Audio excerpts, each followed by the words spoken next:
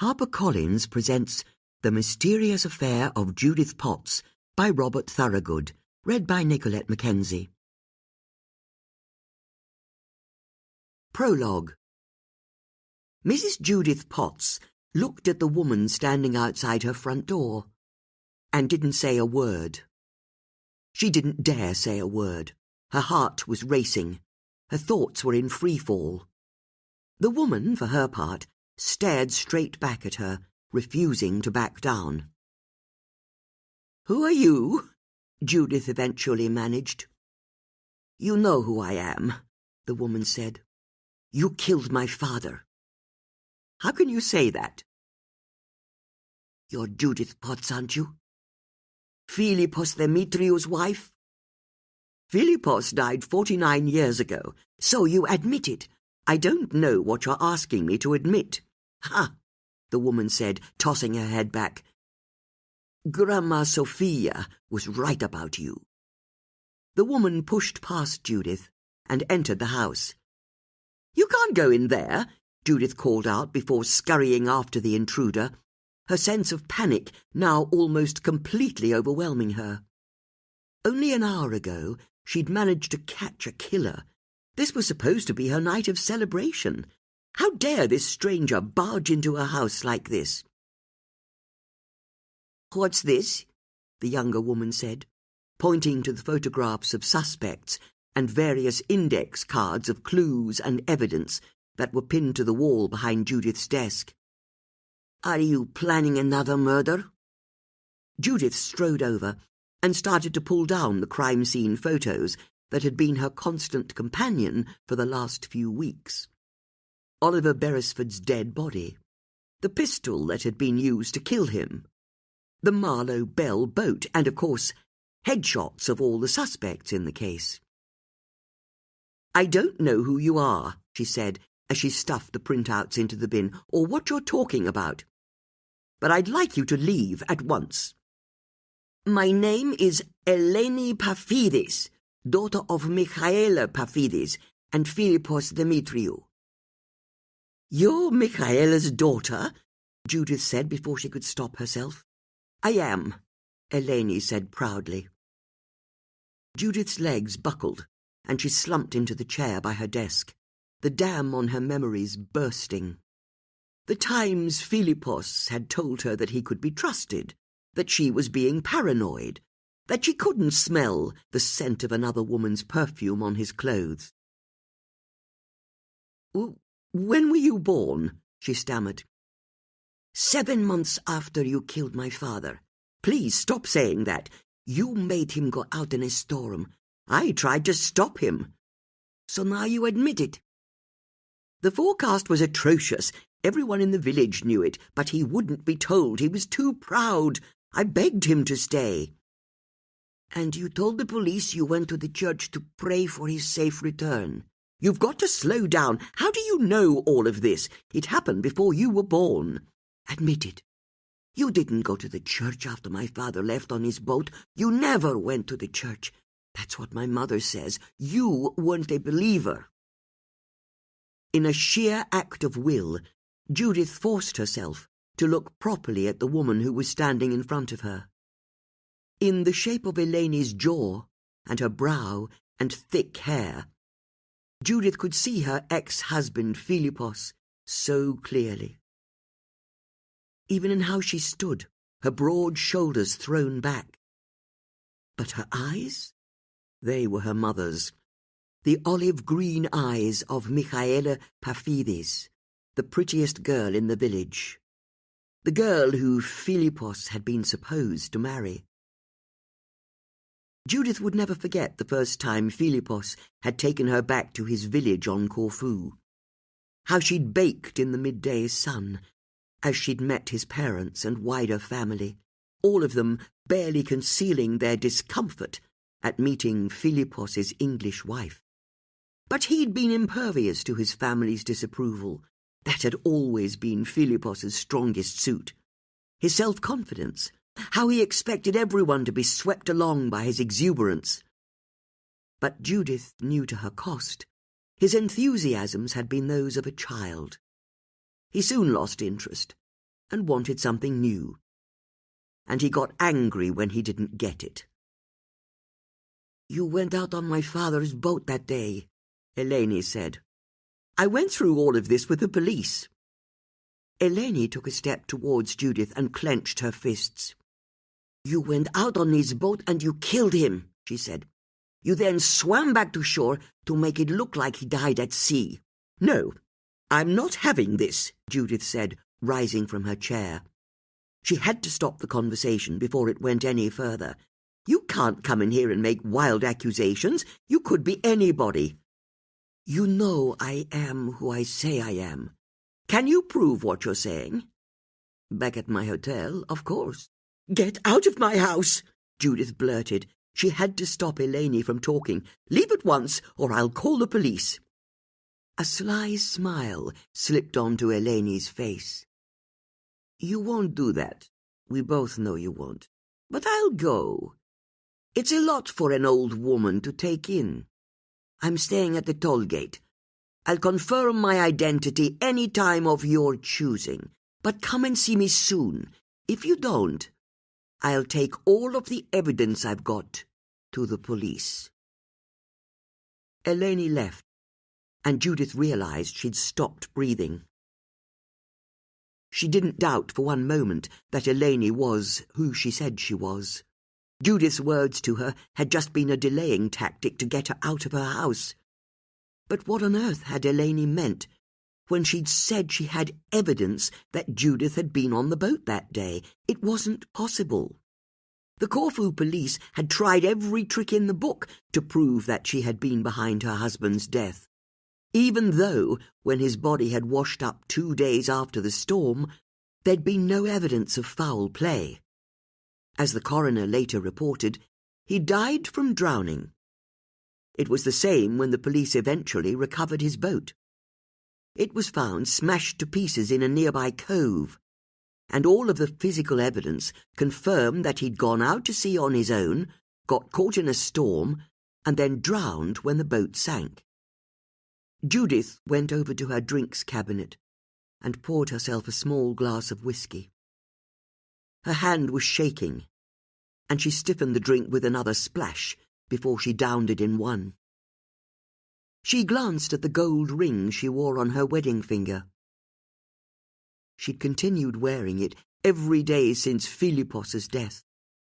It was the symbol of the choice she'd made that day, and she knew she'd never take it off. Chapter 1. Susie Harris was in her kitchen, keeping an eye on the television in the corner of the room, while she put a fresh bowl of dog food down on the floor. "Any second now," she said to her Doberman pincer Emma, who skittered across the linoleum and started to wolf down her breakfast. Susie was a dog walker who had a sideline presenting a phone-in program about pets once a week on the hyper-local radio station Marlow FM. But the night before, along with her friends Judith and Bex, she'd helped catch a killer, and she was convinced it would make the local TV news. It had been so dramatic, so thrilling. As the weather update finished, she turned the volume up on her remote control. "Here we go," she said to Emma, as the picture cut to a fresh-faced news anchor sitting behind a desk. "This morning's top story," the woman said. "In a further development in the Cash for Questions scandal, Lord Harleyford has announced he's giving up his seat in the House of Lords." "What?" Susie asked the screen. This follows days of speculation following accusations in the press that Lord Harleyford has been selling access to government ministers, an accusation he seriously denies. Susie grabbed up her phone and pressed a speed dial number, as the picture on the screen cut to a ruddy-faced man in his 60s standing in front of the Houses of Parliament. "I am an innocent man," the man said in an upper-class drawl that oozed self-confidence, "and I welcome the government inquiry that I know will clear my name. In the meantime, I have to protect my family from the constant intrusion of the press. It is for this reason that I have decided to resign my seat in the House of Lords with immediate effect." "We're not top story," Susie bellowed into her phone when the call was answered. "Good morning, Susie," Bex Darling said with a smile. Bex was the wife of the vicar of Marlow, and she was well used to her friend's passion. "They're leading with that stupid Lord Harleyford story. But he's just resigned, hasn't he?" "So what?" Susie said indignantly. "Who cares what a lord gets up to? Last night we actually caught a real-life killer." "I'm not sure the press will have had time to pick up on our story just yet." "All he's done," Susie said, wafting her hand in the general direction of the TV, "is get involved in corruption, just like happens every day. But how many times have 3 women caught a killer in the middle of a performance of The Importance of Being Earnest?" "I agree it was dramatic," Bex said tolerantly. "Oh, hold on, I've got a text message." In the silence that followed, Susie glared back at the TV screen. Lord Harleyford was still reading from his prepared statement. "Pompous arse," Susie muttered, as her phone chimed loudly in her ear. "Wait up," she said to Bex. "I've got a text as well." "If it's the same as the one I just got," Bex said, "I think you'll like it." At the same time that Bex and Susie were receiving their texts, Judith was sitting in her nightie and dressing gown, by the dying embers of her fire, fast asleep. She'd had a terrible night. She'd drunk a few more whiskies than planned, while having a long bath, but she'd not been able to stop her thoughts from spinning. When she got into bed and turned the lights off, her heart had started pounding again as the darkness of the room engulfed her. So she turned the lights back on and tried breathing exercises to calm herself. She'd not been sure what a breathing exercise was, but she'd figured that slow breaths in and out would probably cover most bases. She'd then become so desperate that she'd even got the tube of magnesium cream that Bex had given her for her birthday and rubbed it into her feet and ankles. It made no difference. And as much as she couldn't stop thinking about Eleni and the past, her thoughts also kept reaching for the little suitcase she kept in the box room. It was something she hadn't dared tell Bex and Susie about when they'd cleared, and then burned her vast archive of old newspapers after they'd caught the mayor of Marlow's killer a few years before. But then, if her collection of old newspapers had been the secret that she'd kept from the outside world, the case in the box room was the secret she kept even from herself. In truth, she hadn't thought about it in years, so deep was the memory buried.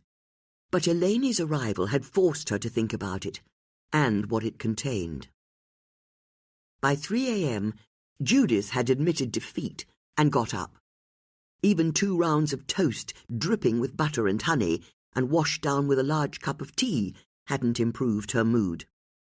So she'd gone to her card table and turned her attention to the 1,000-piece jigsaw of Berg Island in Devon that had been sitting there untouched since the start of the Beresford case.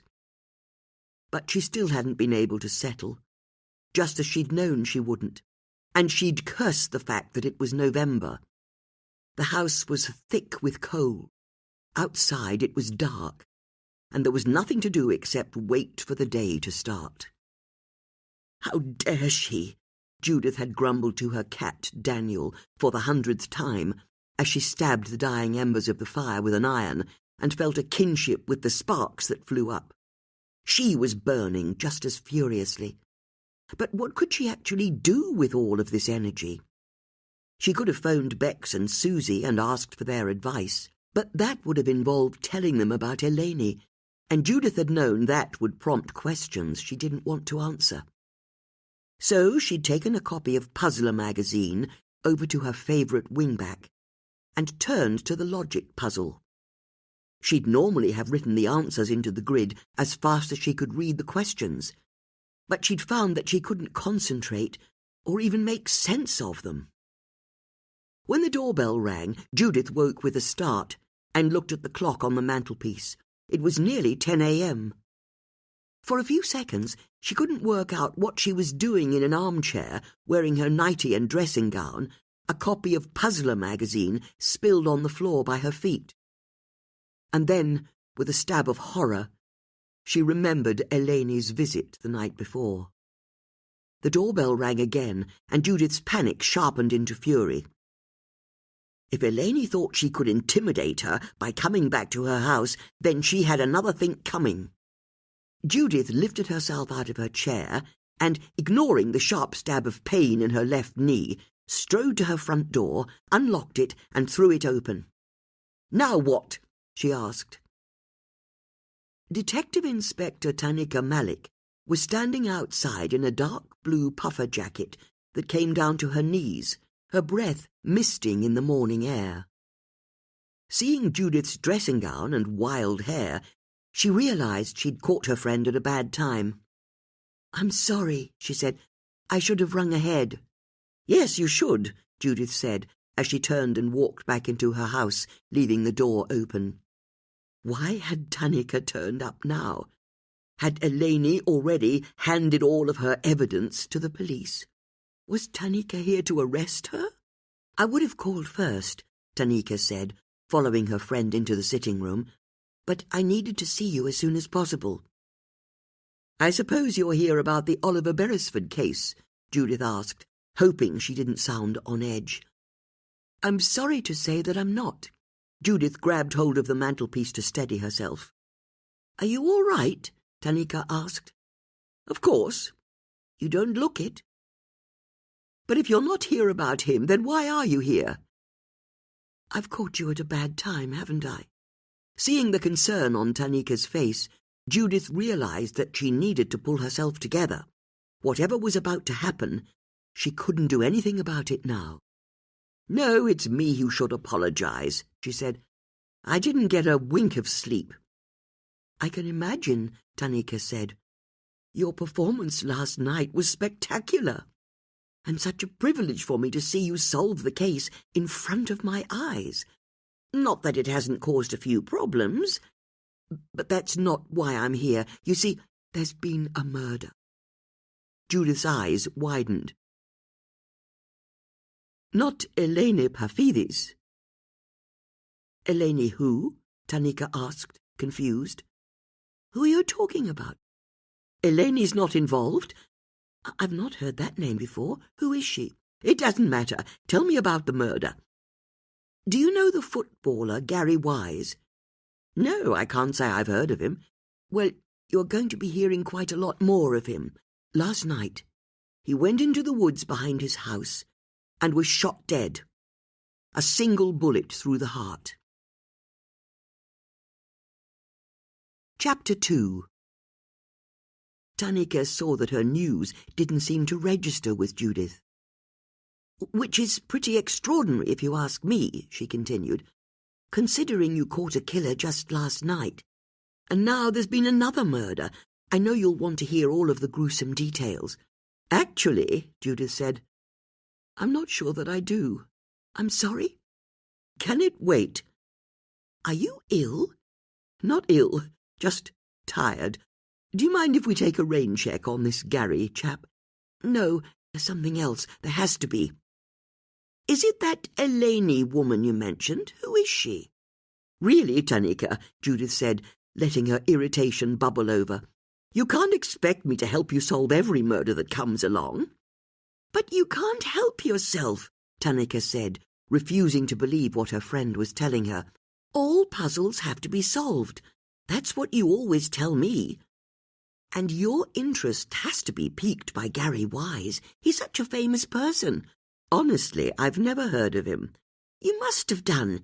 He played for Arsenal and England." "It will perhaps come as no surprise to you that I don't really follow the football. Now, thank you for coming round, but I need to get on with my day, as I'm sure you do." No, I'm not having this. I refuse to believe you're turning your back on a murder." "But that's exactly what I'm doing, turning my back on it." Judith went over to her card table, picked up an unplaced piece of her jigsaw puzzle, and made a great play of trying to find where it should go. "Okay," Tanika said, ignoring her friend's dumb show. "Then how about if I tell you that Mr. Wise was shot just after 11 o'clock last night? Would that interest you?" "All I'm interested in is finding the other wheel of this sea tractor," Judith said, without looking up. "And that the only other person in the house at the time of his death was his wife, Bethany. She's badly shaken up. Which is hardly surprising when you think about it. Someone killing your husband in the woods behind your house? It makes you shudder, no?" Tanika asked to see if she'd caught Judith's attention. She hadn't. "What else?" she mused. "Whoever killed him very possibly took his mobile phone as well. We've not been able to find it. And then, when we were attending the scene this morning, his house phone rang." Judith continued to make a show of checking over her jigsaw pieces instead of listening to Tanika. "Aren't you at least going to ask me who called?" Tanika asked. "No. You're really making this hard for me. You're not the only one who's been up all night. I've only just left the scene and wanted to brief you myself." Hearing the frustration in Tanika's voice, Judith realized that she wasn't being fair. She put her jigsaw piece down and looked at her friend properly. "No, of course," she said. "I'm sorry. I'm just crabby because I'm tired. Don't worry. I'll finish saying my bit, and then I'll get off to the station." The call came in from a journalist at the Daily Mirror. She explained that she covered her paper's crime beat. Yesterday, Mr. Wise rang her out of the blue, said there was something he needed to tell her, something important. That was the word she used. It was important that he tell her something. The journalist, her name is Mary Pert, tried to get him to tell her what it was, but Mr. Wise refused to explain, only saying that he'd speak to her tomorrow, which would have been today, but he was shot last night, although I suppose the whole thing could just be a coincidence. Judith couldn't help but smile at her friend's final, desperate attempt to snag her attention, as they both knew. When it came to murder, Judith didn't believe in coincidences. "Nice try," she said. There was the sound of footsteps in the hallway, and Bex Starling and Susie Harris bustled in, or rather, Bex bustled in, Susie galumphed. "Is it true there's been a murder?" Susie asked. "It's like Piccadilly Circus in here," Judith grumbled. "Oh, good," Tanika said. "You got my texts." "Is it connected to Oliver Beresford?" Bex asked. "I don't think so, seeing as Mr. Beresford's killer made a full confession last night." "Oh, that's brilliant," Bex said. "You see, Judith," Tanika said, "this is what I was expecting. A bit of excitement." "What's up with Judith?" Susie asked. "She's tired." "I can understand," Bex said, going to stand by her friend's side. "Last night would have taken it out of anyone." "That's not why I'm tired," Judith said. "Oh?" Susie asked. "Then why?" Judith realized she'd said too much. "I need to get dressed," she said, and then headed for the oak staircase. As she went upstairs, she heard Tanika tell her friends that the footballer Gary Wise had been shot, and then Susie and Bex deluged her with a series of follow-up questions. Judith was glad to leave them all behind as she entered her bedroom and closed the door behind her. This room had always been her refuge, the place she felt safe. She went over to the mantelpiece and picked up an old letter opener. Turning it over in her hands, she looked back at her four-poster bed and considered what the little knife meant to her. She hoped she wouldn't be forced to use it. But if she was, she knew she'd need some kind of way of communicating with Bex and Susie. They'd need to know what she was doing. She'd have to have a good think about how she could best do that. She put the knife back down on the mantel. While she had her shower and got dressed, Judith tried to formulate a plan for dealing with Eleni. Surely, after 49 years, it was impossible that there could be any actual proof that anything untoward had happened to Philippos on the day he'd died. Eleni hadn't even been alive at the time, for heaven's sake. No, she concluded, for some reason or other, Eleni was trying to stir up trouble. In which case, Judith decided, the best thing would be to ignore her, although it would perhaps be wise to put in place an insurance policy. Having made her decision, Judith felt ready to face the day. She left the bedroom and headed downstairs. Bex and Susie were still in the sitting room. Judith paused before entering and couldn't help but smile. Bex was twittering about, picking up old plates and glasses and tidying them into a stack, while Susie was sitting solidly by the fire, in the eye of Beck's storm, reading an old copy of the Marlowe Free Press. "You could help a bit," Bex said to Susie.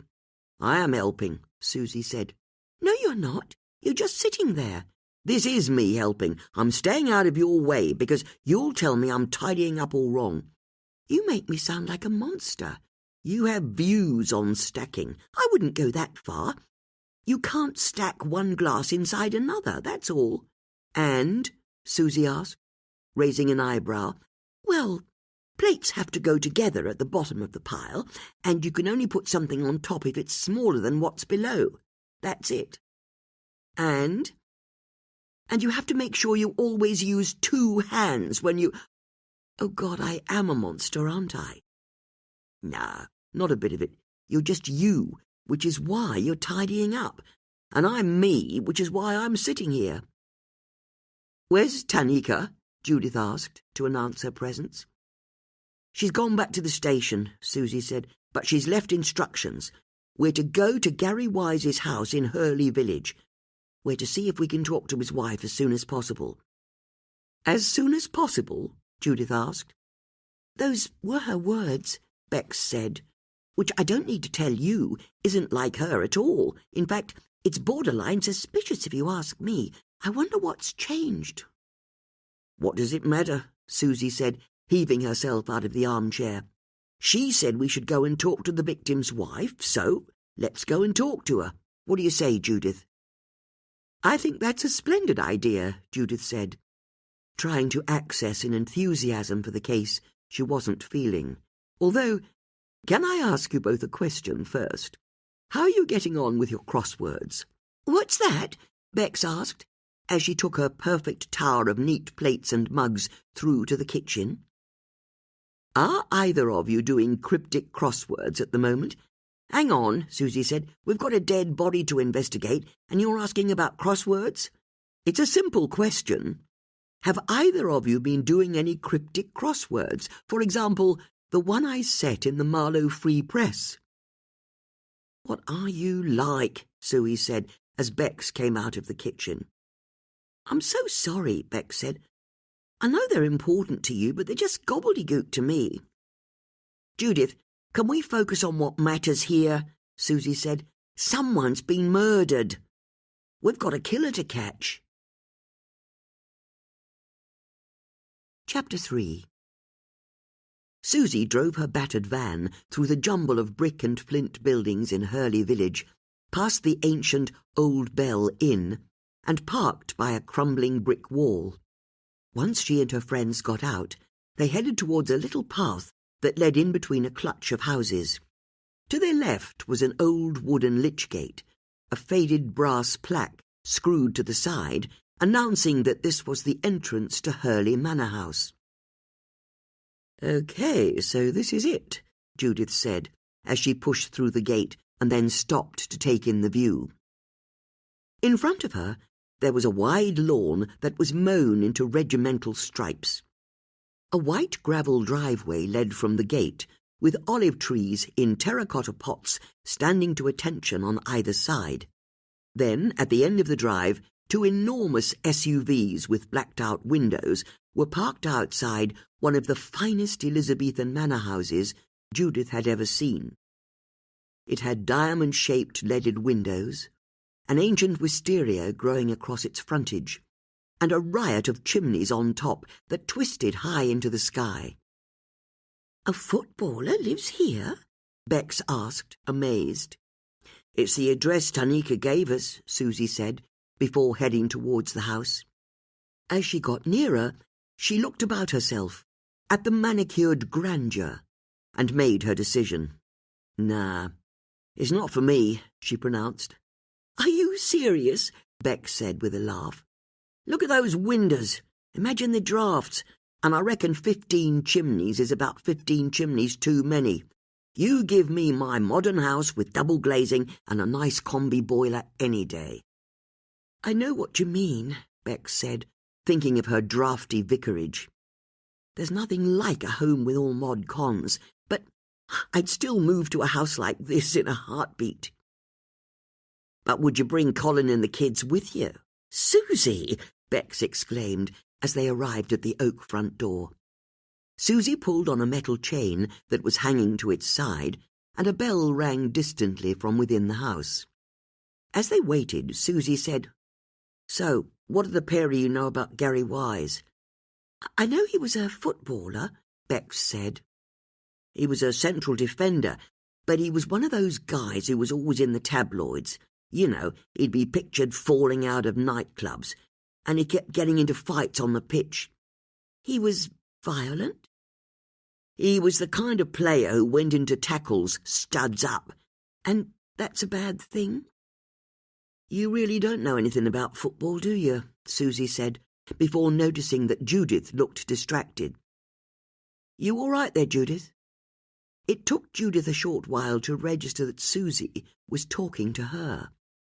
"Me?" she said. "I'm fine. Don't you worry about me." The door creaked open to reveal a man in his 50s wearing a tweed jacket and brown corduroy trousers. His face was angular, his skin was sallow, and his thinning hair was combed over his head to hide his balding pate.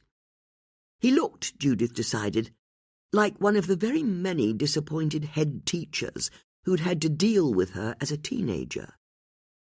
"Can I help you?" the man asked with a condescending tone. Susie pulled her civilian advisor warrant card and lanyard from her bum bag and held it up, making sure that her finger casually rested across the expiry date. "Detective Inspector Tanika Malik sent us," she said. "Are you the family liaison officers?" "Something like that," Susie said. "Is Mrs. Wise in?" "You'd better follow me," the man said, and then turned and led the three friends down a dark, oak-panelled hallway that had oil paintings in gilt frames on either side. He then pushed open a door that led into a modern extension. "Wow," Bex said as she took in the vast room. Every surface seemed to be made of white marble. There was a chandelier hanging over a glass table that could easily have seated 20 people. And behind a huge kitchen island there was a wall of appliances that included, as far as Bex could tell, 4 ovens. The air was thick with the scent of flowers, and Judith counted 3 different vases that were full of beautiful bouquets. The owners of the house liked the finer things in life, she noted. A woman was sitting at the dining table, wearing a white fluffy dressing gown over a pink velour tracksuit. She looked over as the women entered, her eyes red-rimmed. "What is it now?" she asked. "These women have been sent by the police," the man said. We're sorry to intrude," Bex said, going to the woman. "I'm the wife of the Vicar of Marlow," she added, knowing the information would further burnish their credentials. "Bethany," the woman said. "Bethany Wise?" As she said her surname, a sob caught in her throat, and Bex put her hand on Bethany's in support. From the doorway, Judith and Susie could see that Bex had done her thing, and went over and introduced themselves. Once they'd done so, the man, who was still hovering in the doorway, coughed discreetly. "Do you want me to stay any longer?" he asked. Bethany looked over as though she'd completely forgotten he was standing there. "Oh," she said, "no." She added, "I'll be fine. I mean, it's hardly going to get any worse, is it?" "No, I suppose not," the man said. "I promise I'll keep my phone by my side. You ring me at any time. Anything I can do to help, just let me know." With a bob of his head, he turned and left. "He seems nice," Bex said. "He's all right," Bethany conceded. "Is he a relative?" Susie asked, with a smile that she hoped hid the fact that she was getting down to business. "God, no. There's no one with a silver spoon up their arse in my family. That's Gary Asquith. He's been writing Gary's autobiography, you know, coming to the house every day." "He came today?" Susie asked, surprised. "Even after what happened?" "He didn't know what had happened," Bethany said, and then the women saw the moment that her thoughts once again swamped her. "Yes, we're so very sorry for your loss," Bex said. "I still can't believe it," Bethany said. "I'm just numb, you know? Like they've injected me with something." "What happened?" Susie asked. "That's the thing. Nothing. That's what I can't get my head around. We were here on our own, watching the telly. I went to bed about 10 o'clock, maybe a bit after. Gary said he wanted to look at his socials, so I left him downstairs. That's the last time I saw him." The women gave Bethany time to gather herself. "How was he last night?" Bex asked. "That's what the detective inspector wanted to know, but he was normal, you know. And I keep going over what I could have missed, but I can't think of anything." "Are you sure? Did he get any phone calls or texts?" "Not that I saw. And we were sitting together on the sofa. I reckon I would have seen." "It really didn't feel any different to any other evening?" "It was just a normal Tuesday night." "So what happened after you went upstairs?" Susie asked. "I got ready for bed, and I was in my dressing room when I heard this bang. It came from outside, and I sort of knew it was a gunshot straight away. I went to the window and saw a light in the woods. We own the woodland at the back of the property. It looked like a torch, maybe on a phone. Whatever it was, the person who was holding it was moving fast. And the thing is, I knew something bad had happened. I just knew it. It was like a sixth sense. So I went downstairs to tell Gary about it, but I couldn't find him. It was freaking me out. Gary's family are all in Leeds, so I rang Harry to ask him to come over." "The man who was here just now?" Susie asked. "He lives in Marlow. It's one of the reasons we chose him to write Gary's autobiography. He's local." "What time did he get here?" Judith asked. "He didn't answer his phone. It went straight to voicemail. Not that it's a surprise he didn't pick up. It was late." "If the wife of my boss rang me at 11 p.m, I'd answer," Susie said. "The point is, I was on my own, so I rang the police, said I thought I'd heard a gunshot, and that there was an intruder in the woods at the back of the house. Gary's what the police call a high-profile individual.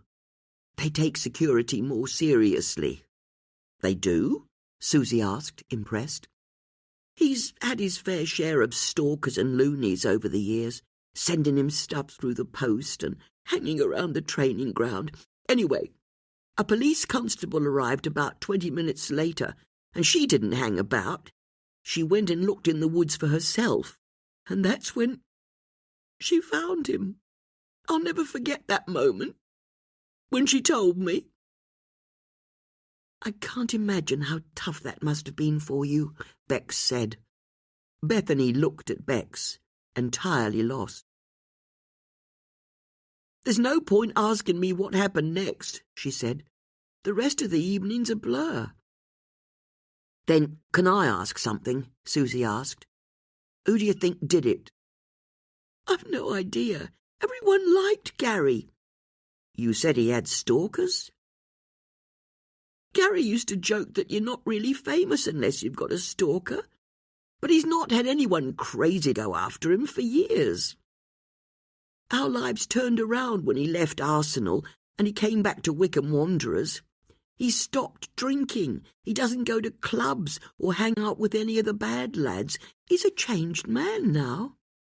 "He is?" Susie asked, raising an eyebrow. "That's not the impression the papers give." "Ermine, that's all the papers are, gutter rats. Always looking for an angle to paint Gary in a bad light, following him around, trying to catch him out, just because he used to be a bit wild back in the day. But that was before he met me." Bethany stared defiantly at the women, daring them to disagree with her. Even Susie got the message and kept quiet. "Then, can I ask you something else?" Bex asked. "Did you or your husband have anything to do with Oliver Beresford or the Marlow Amateur Dramatic Society?" "Who?" Bethany said, surprised by the question, until she realized why Bex had asked it. "That's the guy who died on that Marlow Bell boat, isn't it? The detective inspector asked me that as well. The answer's no. I'll be honest, when you're a professional footballer, you train 24/7 during the season, and the weeks Gary gets off every year, we go somewhere far away and very hot. We don't really know anyone in town. That's partly why we hired Harry Asquith. We thought he'd be able to add local colour to Gary's story." "And how well did he get on with Gary?" Susie asked. "You reckon Harry could be involved?" Bethany asked, unable to take the question seriously. "You saw what he was like with me. And he was the same with Gary. He's one of those guys who'll do whatever you say because you're paying him. Are you really sure you have no idea who did this to your husband?" Bex asked. "I said, didn't I?" Bethany replied, and the women could see that her patience was wearing thin. "All I can think is that it was some crazed football fan who got past all of the security cameras around the wood, and then, for some reason, Gary went out to see them, and then—" "And then," Bex said, finishing the sentence for Bethany, "look, we've taken up enough of your time." "I want whoever did this strung up," Bethany cut in. "I'm sorry?" "I want them in prison, the key thrown away because they don't deserve to live, and you'd better work out who it is before I do, because I'm telling you, if I get to him first, I'm going to tear him limb from limb."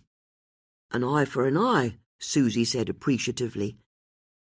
"Thank you so much for helping us," Bex said. "Although, before we go," Susie said, "do you have any questions, Judith?" "What's that?" Judith said, the question catching her by surprise. "I've never known you so quiet. You haven't asked anything." "That's because you were doing such a good job," said Judith with a smile, before she turned to face Bethany. "And I do have a question, actually," she said. "I understand your husband rang a journalist yesterday." "Yeah, that's what the detective inspector told me," Bethany said. "The journalist called the house this morning. Do you know why?" "No idea." "Gary didn't mention anything to you?" Bethany shrugged by way of answer. "But it wasn't just any journalist, was it? It was someone who writes about crime. And your husband told her he had something important he needed to tell her." "Yeah, I didn't understand that bit either," Bethany said. "But Gary wasn't mixed up in anything dodgy, I can promise you that. I'm his wife. I'd know." "I'm sure you're right," Susie said, as a phone on the kitchen counter started ringing. Bethany went over to see who was calling, and Bex said, "Don't worry, we'll let ourselves out." "It's my mum," Bethany said, and then picked up the phone. As the three friends left the kitchen, they heard Bethany greet her mum, and then burst into tears. Her sobs accompanied them all the way to the front door. Chapter 4. As soon as they were outside, Judith, Bex and Susie took a moment to gather themselves. "Okay, what was that about?" Susie asked. Bethany, Bex replied. I think she behaved exactly how I'd expect a grieving widow to. No, I mean you, Judith, Susie said. You didn't say a thing. You just heard me ask a question, Judith said. But only when I told you to. There's something up, isn't there? There really isn't, don't worry. I'll ask as many questions as you like when I have to, but I tend to agree with Bex. I think Bethany came across very plausibly. Seriously? Susie snorted. All that my husband is perfect malarkey. Show me a wife who thinks her husband's perfect, and I'll show you a liar. Never mind her saying that whoever killed Gary must have been some passing random person. If that was the case, why did Gary ring a crime journalist on the day he died? What are the chances? And I suppose we only have Bethany's word that what she says happened last night is actually what happened, Bex said. It was only her and Gary in the house. My point exactly, Susie said. What's stopping her from going into the woods with her husband, shooting him dead, and then making up the story of seeing someone when the police arrived? As the women approached Susie's van, they saw that Harry Asquith was smoking a cigarette by an old blue estate car that was parked around the side of the house. As he saw them, he threw his cigarette into a flower bed and came over. "Hope you don't mind me waiting for you," he said, in a way that suggested he wasn't remotely interested in their answer. "Not at all," Judith said. "In fact, you can perhaps help us. Bethany says that Gary was a reformed character. Not at all how the papers painted him." "Of course," Harry said, as he realized what was behind the question. "You want to know what I thought of him." "If it's not too much to ask," Susie said, as sarcastically as possible. Harry was too superior to even notice.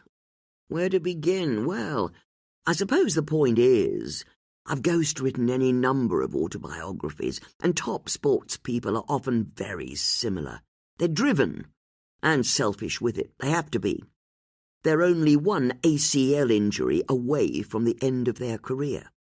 And their greatest fear is that their talent will one day just leave them.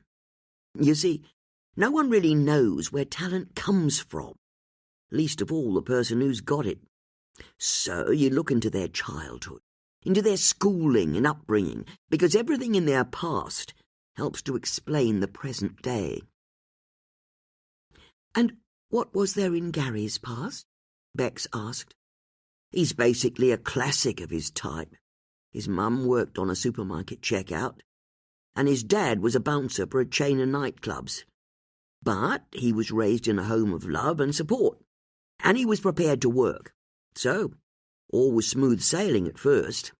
As a local lad, he joined the Leeds United Academy. He was on the fast track to the top. And then, when he was 16, they let him go. Just like that. It nearly crushed him. That's how he told it to me. That feeling of betrayal at such a young age.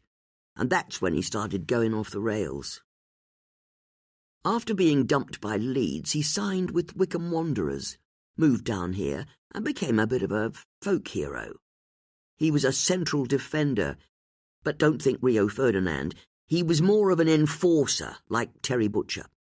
It was no surprise when a big club like Arsenal came knocking, and he was with them for the next 10 years. But that's also when he started to cut loose in London. He got into the papers more and more, and once the tabloids have got you pegged as a wild boy, they'll paint everything you do in that light. So Gary started to play up to it. I've seen it in other famous people." "I see," Judith said, as she wondered if there was a way to speed up Harry's story. "But messing around like that has consequences," Harry said, mistaking Judith's mild impatience for strong interest.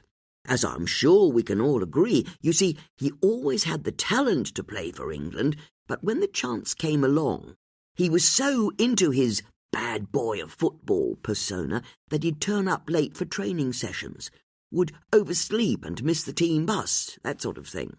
In the end, he only got 3 caps before he was dropped. His talent deserved so much more. The way he told it to me, that rejection, this time at the highest level, put him into a real spiral, and each year he was getting older and drinking more. By the time he was in his early 30s, he wasn't even a guaranteed pick in the Arsenal first team.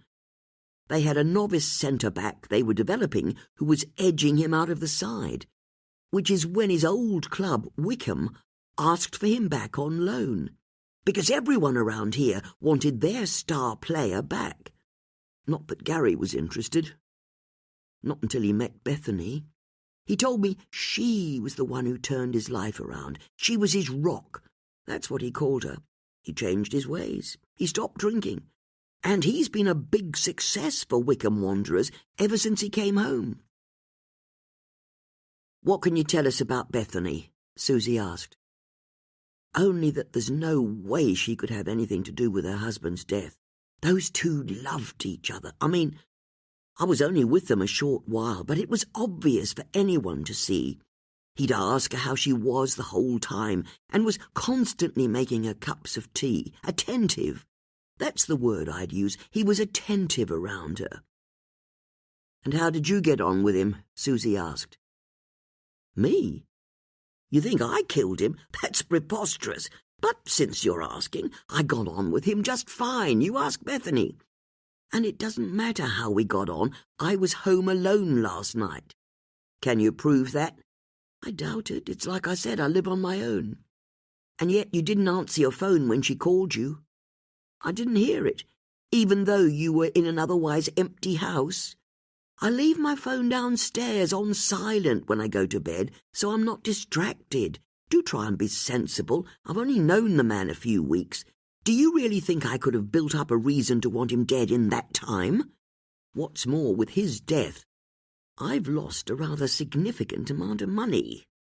You see, I get royalties if we manage to shift enough copies, and his book could have netted me quite a few tens of thousands of pounds. Maybe even more if it had really taken off, so please, don't even think of pinning this on me. Anyway, I want to help. That's why I've been waiting out here. There's something you need to know. Gary asked me yesterday if I had a contact in the press he could get in touch with. Someone who handled crime. It really threw me. There was a look in his eyes as he asked me that I'd only seen in him once before. I gave him the number of an old colleague of mine, a woman called Mary Pert. Did he tell you why he needed to speak to her? I didn't ask. Seriously, you're his autobiographer, and you didn't ask any follow-up questions? You learn in my line of work when you can push and when you have to wait. And I could tell that this was something deeply private to him. I was planning on biding my time before I got whatever it was out of him. You said you'd seen the same look in his eyes once before? Judith asked. That's right. When Gary and I started getting to know each other, we spent a few days chatting about his life, just so I could get a sense of him. Then, as we wound up those first talks, he asked me if I was going to have enough material for the book. I told him that as long as he told me the truth about everything, I'd always have enough. And he said he could be 100% truthful about just about everything. I picked him up on that. What did he mean he could only be truthful about just about everything? All he'd say was that there was only one thing in his life he couldn't tell me about because he'd never told anyone, and if Bethany ever found out about it, she'd kill him. Those were his words? Susie asked, stunned. His precise words, she'd kill him. Do you have any idea what he was referring to? Bex asked. He didn't tell me, and I pushed him hard. I told him that if the book was going to work, he had to be completely honest. So he said he'd tell me some of it as long as I didn't ask any follow-up questions. At that stage, I just wanted to find out what it was, so I agreed. And that's when he told me that after the final match last season, he went out drinking with his teammates, even though he'd promised Bethany he wouldn't touch alcohol again. But the last game of the season, Bender, is a strong tradition in football. And then... And then what? Susie asked. He clammed up. Wouldn't tell me what happened next. No matter how hard I tried to find out what went on that night. He just point-blank refused to say. But that's not what sticks in my mind. It's how he looked when he said he couldn't ever tell me what happened that night. Why? Bex asked. How did he look? He looked haunted, Harry said. Like he'd just seen a ghost. Chapter 5. Told you Gary was up to no good, Susie said, as she drove her van down Marlow High Street. In the summer months, the street always had an air of leisure about it, as people stopped to chat to friends or sat out drinking coffee. But now it was winter, and everyone had their heads turned down against the wind, and their hands thrust deep into their coat pockets as they strode towards wherever they could next get warm. Assuming he was telling the truth, Bex said. You think he lied to us? Judith asked. I've no idea, Bex said, but we only have his word that Gary got up to something on the last day of the football season. I wonder if we can find out what it was, Judith said. Maybe whatever happened made it into the newspapers the next day, Susie said. Then how about we stop in at the vicarage, Bex said. I've a homemade Victoria sponge, and we could have it with a nice cup of tea, while we see what we can find about him online. Good idea, Susie said, as she drove across the mini roundabout at the end of the high street, turned on to the little road that led to the church, and pulled up outside the vicarage. As the women got out, Judith saw a figure standing on the pavement across from them. It was Eleni Perfidis. She was looking directly at her. Judith stepped back behind the body of the van. "Okay, what was that?" Susie asked. "What was what?" "You're hiding behind the van." "I am not." "You are." "Really, Susie, you do talk drivel sometimes." "It's how it looks to me as well," Bex said apologetically. "But why would I do that?" Judith said. "I'm a grown woman. Why would I be hiding behind a van?" "Hello, Judith," a voice said, and Judith spun around to see Eleni standing nearby. "Oh," Bex said. "Hello." "Go inside," Judith said to her friends. "Aren't you going to introduce me to Mrs. Starling?" Eleni asked. "And the famous Susie Harris?" You think I'm famous?" Susie said, delighted. "Please," Judith pleaded, "go inside." Bex and Susie could see how much the other women's arrival was upsetting their friend. "You'll come straight in when you're done?" Bex asked. "I promise," Judith said. "I'll be with you in a few minutes." "We'll be inside if you need us," Bex said, taking Susie by the arm and leading her into the vicarage. Susie kept looking over her shoulder at Eleni the whole way inside, somehow managing to keep her eyes on her up until the moment Bex closed the front door behind them both. "What on earth was that about?" Bex asked, as soon as they were on their own. "I told you she was being weird," Susie said, going into the sitting room so she could look through the window at Judith. "I'll bet it's because of that woman." "We shouldn't spy on her," Bex said. "I'm not spying on her, I'm just looking through the window. Come on, let's go into the kitchen. We need to give her space." "No, I'm staying here," Susie said, "but you're right. I don't want to be caught. Hold on." Susie moved to the side of the window. She then, very slowly, leaned over so that only her head could be seen from the street. "I don't think that's any better," Bex said. "Shh, I'm concentrating." Out on the pavement, Judith was still struggling to cope with Eleni's sudden reappearance. "What are you doing here?" she asked. "I want to find out everything I can about you and the company you keep. You keep my friends out of this. Whatever problem you have with me, my friends have nothing to do with it." "I've upset you," Eleni said, pretending to be saddened by the realization. "You haven't upset me, and if you think you can intimidate me, then you've got another think coming." Oh, I'm not sure I agree. I think I'm intimidating you quite well. You haven't answered my question. What are you doing here? I wanted to see where your friend Mrs. Starling lived. How do you even know she's my friend? You'd be surprised how much I know about you. Is that why you're staying in the Tollgate Hotel? Judith asked, nodding at the old coaching inn a few doors further down the high street.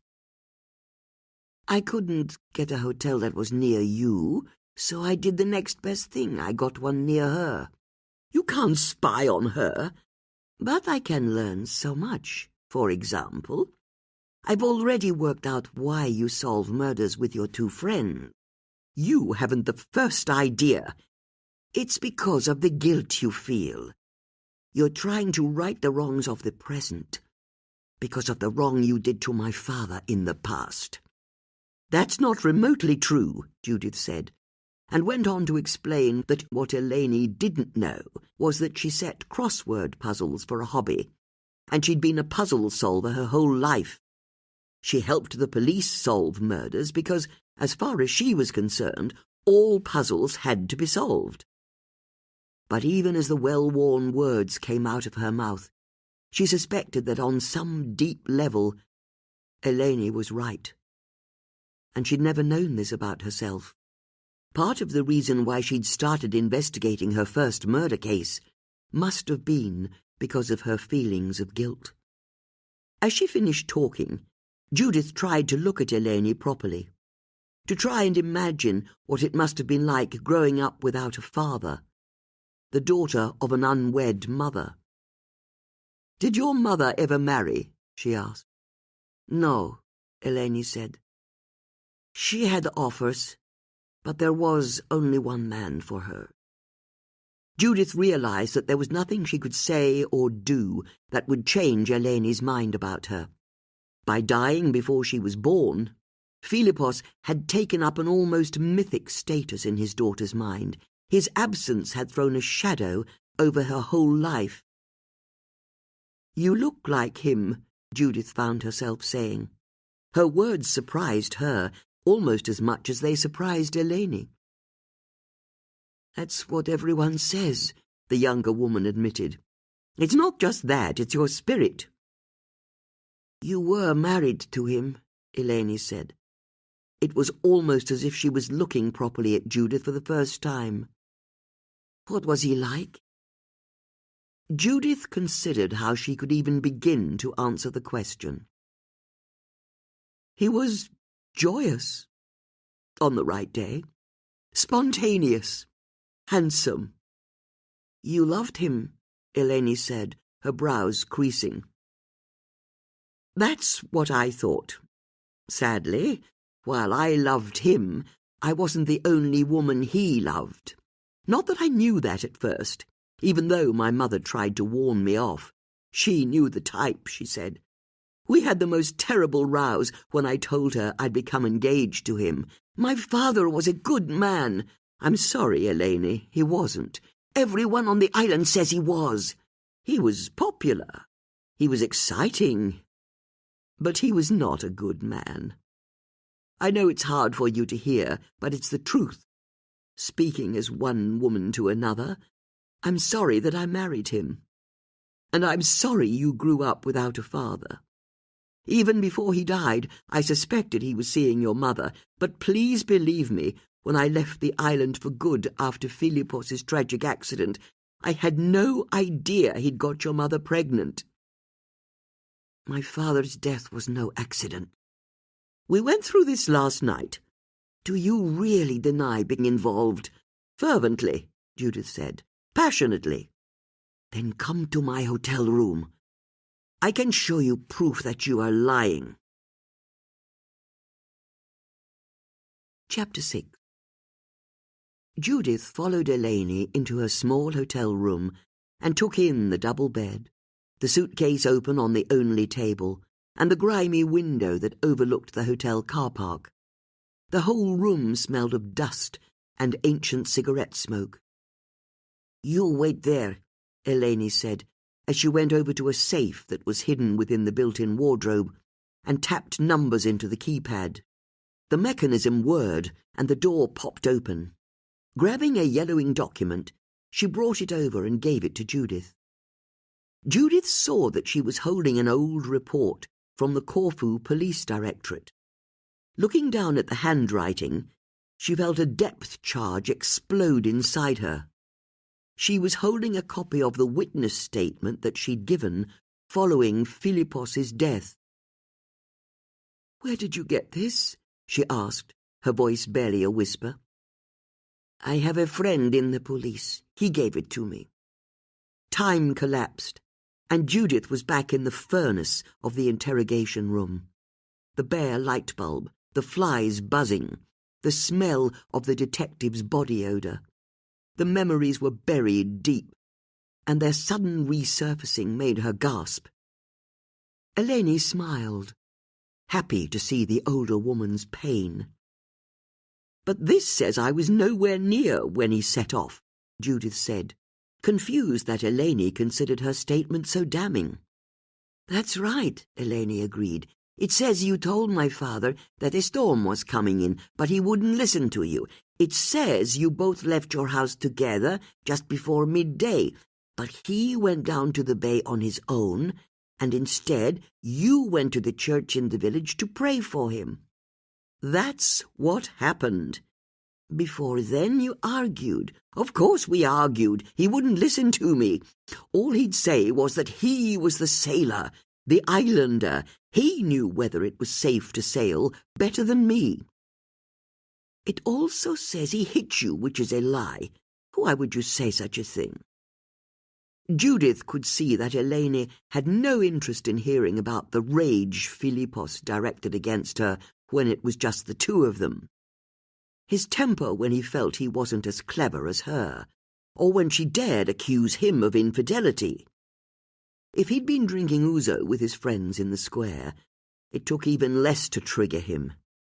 And he'd been drinking on the morning he died. "You see," Eleni said in triumph, "you don't deny it. You can lie to the police, but you can't lie to me." "My statement was true," Judith said. "I was in the village church over a mile away when your father set sail." "A witness saw you on his boat." "He was discredited at the inquiry." "He went to his grave believing he saw you and my father together on his boat." "He was a local farmer. He never liked me. But he never even said it was me he saw. He just said he saw Filippo's boat as it passed the headland, and he thought he saw 2 people on it. And that second person was you, which fits with the statement from the village priest. He said you didn't go to the church that day."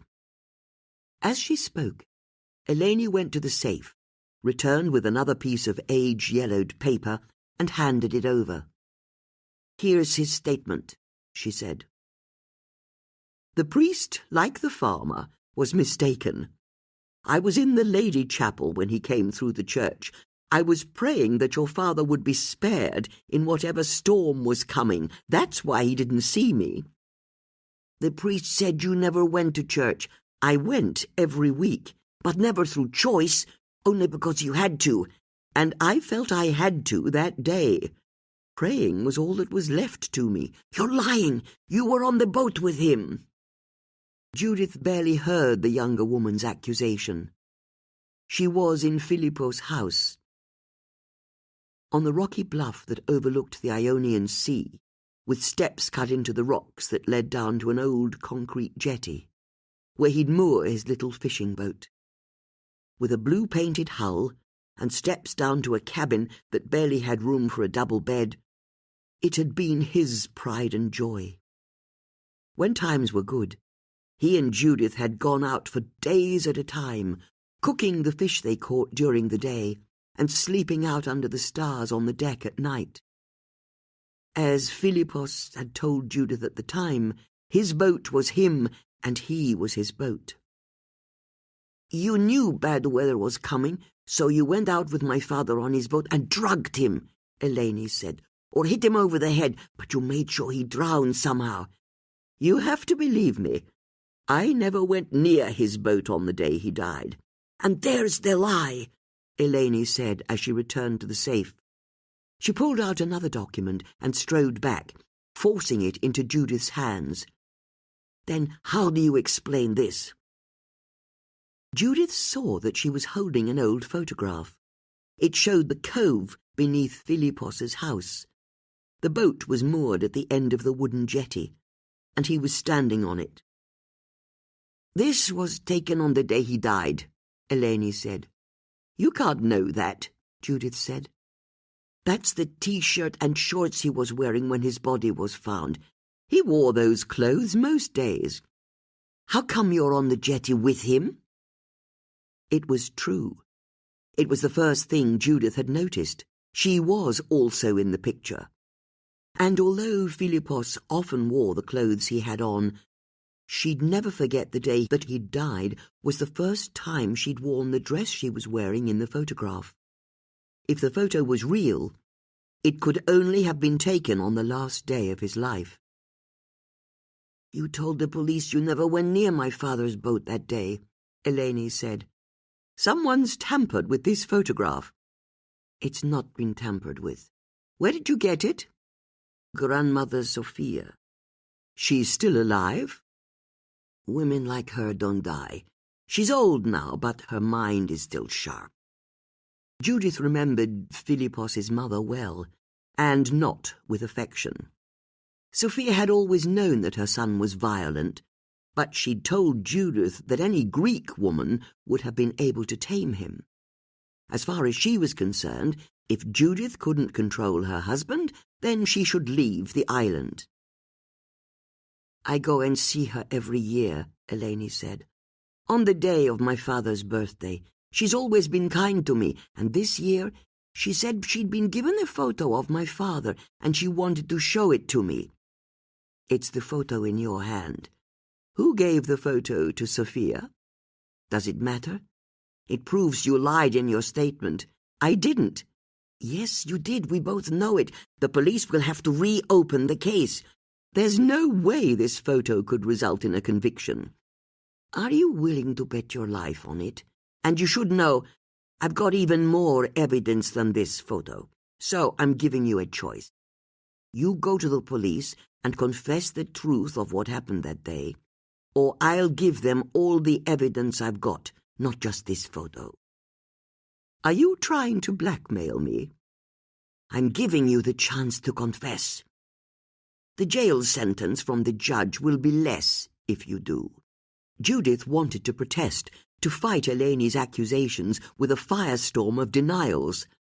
But she couldn't help but be drawn back to the photo in her hand. She didn't doubt for 1 second that it had been taken on the day that Philippos had died, and, just like Eleni said, it seemed to prove that her witness statement to the police had been a lie. But then, as only Judith had known for the last 49 years, it had been a lie. Chapter 7. The following morning, Susie arrived at the vicarage bright and early to find Bex clearing away her family's breakfast things. Bex rinsed the used cups, saucers and plates in the sink before putting them in the dishwasher. "Why do you do that?" Susie asked. "If you don't rinse them off, they don't clean properly in the machine." "Then get a new machine. I don't see the point of having a dishwasher if you're going to wash the dishes beforehand. Next you'll be telling me you clean the house before your cleaner gets here." "Of course I clean the house before Patricia gets here." "Seriously, Bex, you've got your priorities all wrong." "I'd rather we talked about Judith," Bex said. "Tell me about it. It's all I've been able to think about. I mean, she said she'd come to us the moment she finished talking to that woman, but where did she go? You were the one watching her, but it's like I told you. They went off down the street and I lost sight of them." "Who do you think she was, that woman?" "I keep racking my brain and I just keep coming up blank. And we both know what Judith's like. She won't tell us what's going on unless she has to. Oh, hold on, it's the news," Susie said, as an alarm went off on her phone.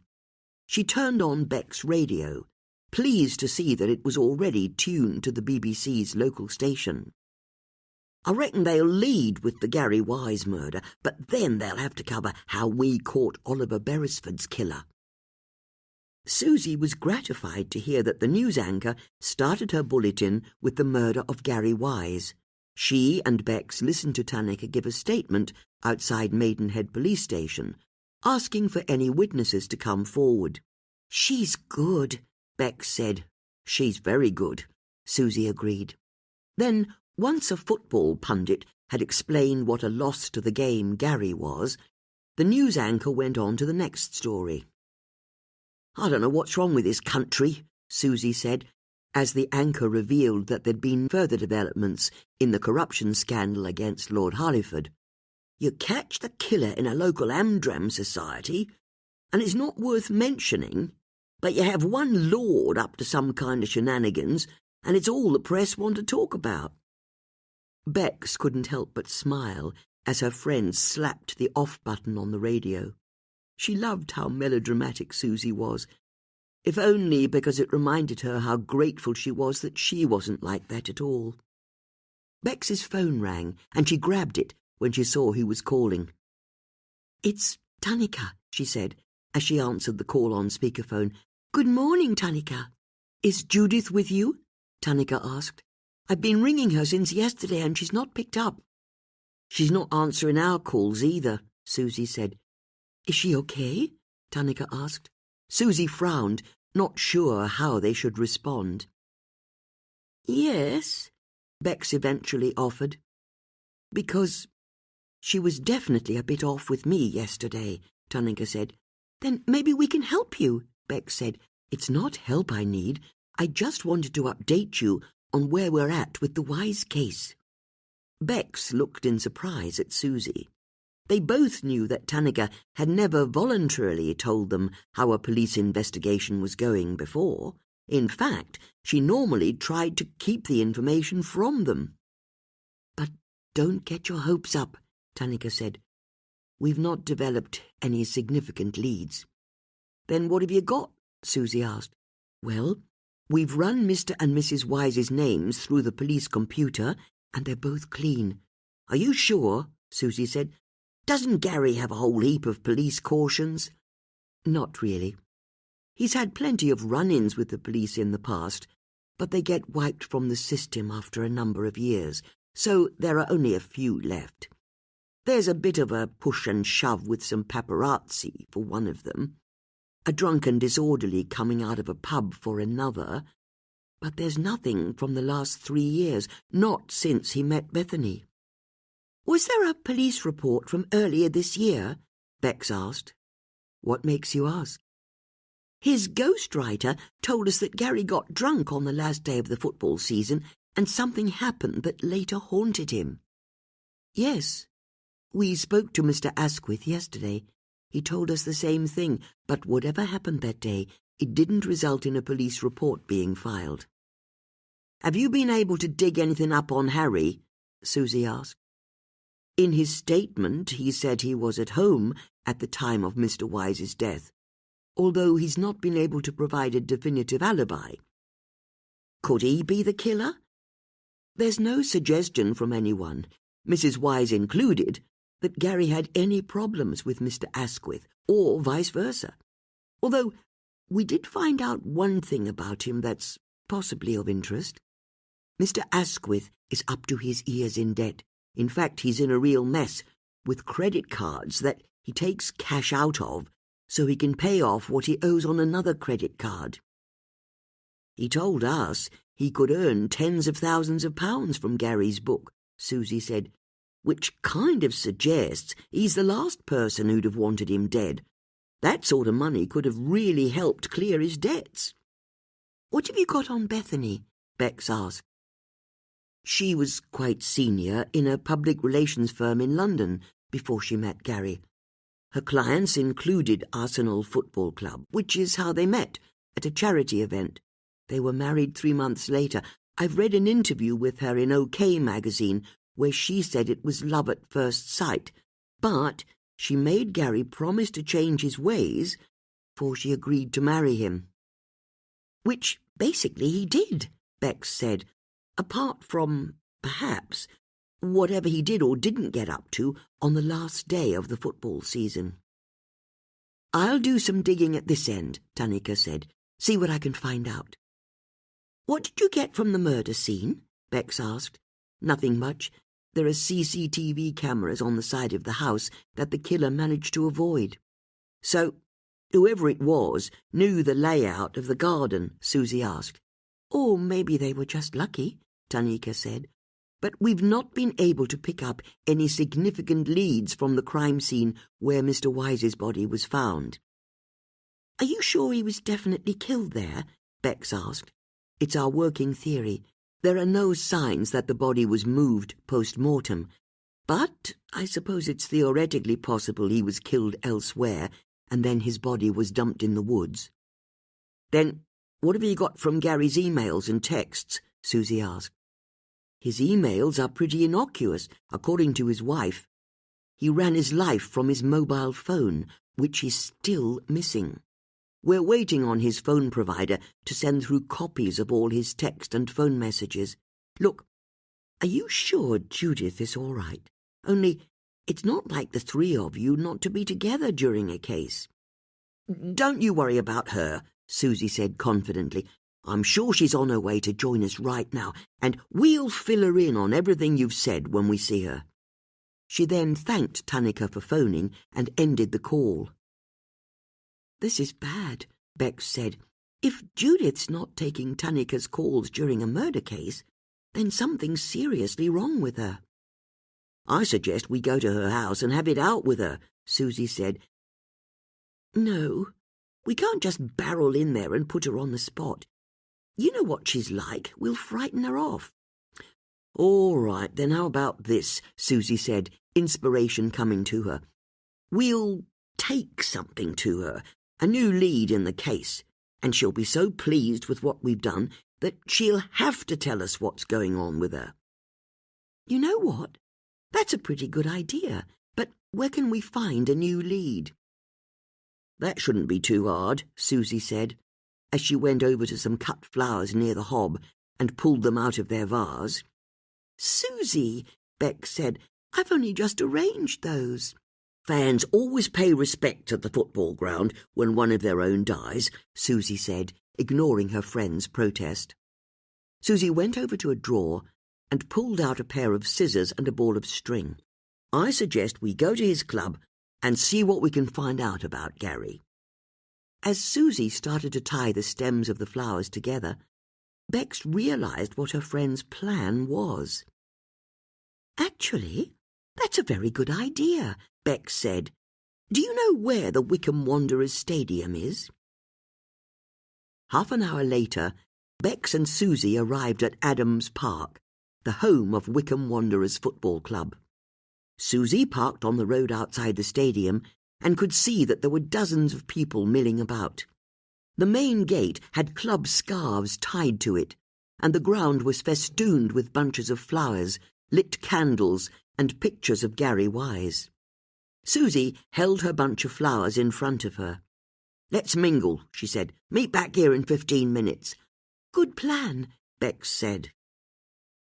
"Bet I can find out more than you," Susie said, then disappeared into the crowd. Bex couldn't help but smile at her friend's self-confidence as she moved off to join the mourners. She soon found herself standing by a middle-aged man who had his arm around the shoulders of his son. The boy looked about 10 years old, and he was dabbing at his eyes with a Wickham Wanderer's scarf. Bex waited for them to become aware of her presence. When they did, it was easy for her to ask them for their memories of Gary Wise. With a smile of sympathy for everyone she met, she then moved among the other people, asking leading questions about Gary and listening to the answers. After 15 minutes, she slipped back to Susie's van, where her friend was already waiting for her. "Well, that was a waste of time," Susie said. "No one would talk to you?" Bex asked, surprised. "The opposite. Everyone just said how great he was." "It was the same for me," Bex said. He looked after the kids who were mascots before each game. He was always the last person to leave the training ground when people were asking for autographs. I'll tell you what the problem is. Everyone here's a fan, aren't they? They only saw Gary when he was out and about in public. We need to speak to someone who knew him when he let his guard down." "You're right," Bex said, realizing the wisdom of her friend's words. "Hold on," Susie said, as she saw a young man in a Wickham Wanderers tracksuit getting out of a car that had parked nearby. "Who's our friend over there?" The women saw the man go to the boot of his car and get out a large kit bag. He then headed towards the main gates of the club. Unfortunately for him, this put him on a direct line towards Bex and Susie. "Excuse me," Susie said as he passed. "Yes," the man said, and it was only as he stopped that the women saw how very toned and tanned he was, and square-jawed, with the clearest blue eyes. "It's such terrible news," Bex said, and the man exhaled in agreement. "He was such a good man, wasn't he?" Bex continued. "The best. Although that's not quite true, is it?" Susie said. "No one's actually that perfect." "Of course not, but he was pretty damn close." "Are you one of his colleagues?" Bex asked. "I'm one of the physios here," the man said. "I just wanted to mingle with the fans, pay my respects before going into work." "What was he like?" Bex asked. "Well, he wasn't anything like the image the press print of him. He always had time for everyone. And he looked after his body, ate the right food, didn't drink, didn't stay out late. He did everything to be the best footballer he could be. Although he got drunk on the final day of the last season," Susie said. "You know about that?" the physio said, surprised. "Why don't you tell us all about it?" Susie said, as she fished out her police lanyard, held it for a split second in front of the man's eyes, and then put it away just as quickly again. "We're with the police." Bex almost felt sorry for the man. He might have been young, tanned and toned, but he was never going to be a match for a Susie Harris in full spate. "Okay," the man said, "but don't say this came from me. The day after the last match of the season, Gary came to see me. He said he'd had a skinful the night before and he'd hurt himself. When I checked him over, I saw that he had contusions across the lateral aspect of his thigh and a fair bit of subcutaneous hemorrhaging and swelling." "In English?" Susie asked. "He had bruises and cuts all down his leg. I patched him up as best I could and sent him on his way." "Did he say how he got injured?" "He didn't want to, but I made him. You can't really mend someone if you don't know how they injured themselves. He told me he'd been in a car crash." "A car crash?" Bex asked. "That's what he said. The point being, the injuries weren't too bad.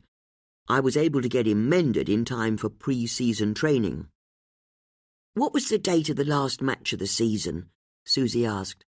The man thought for a few seconds before replying. "April the 7th. "And he said he'd definitely been in a car crash?"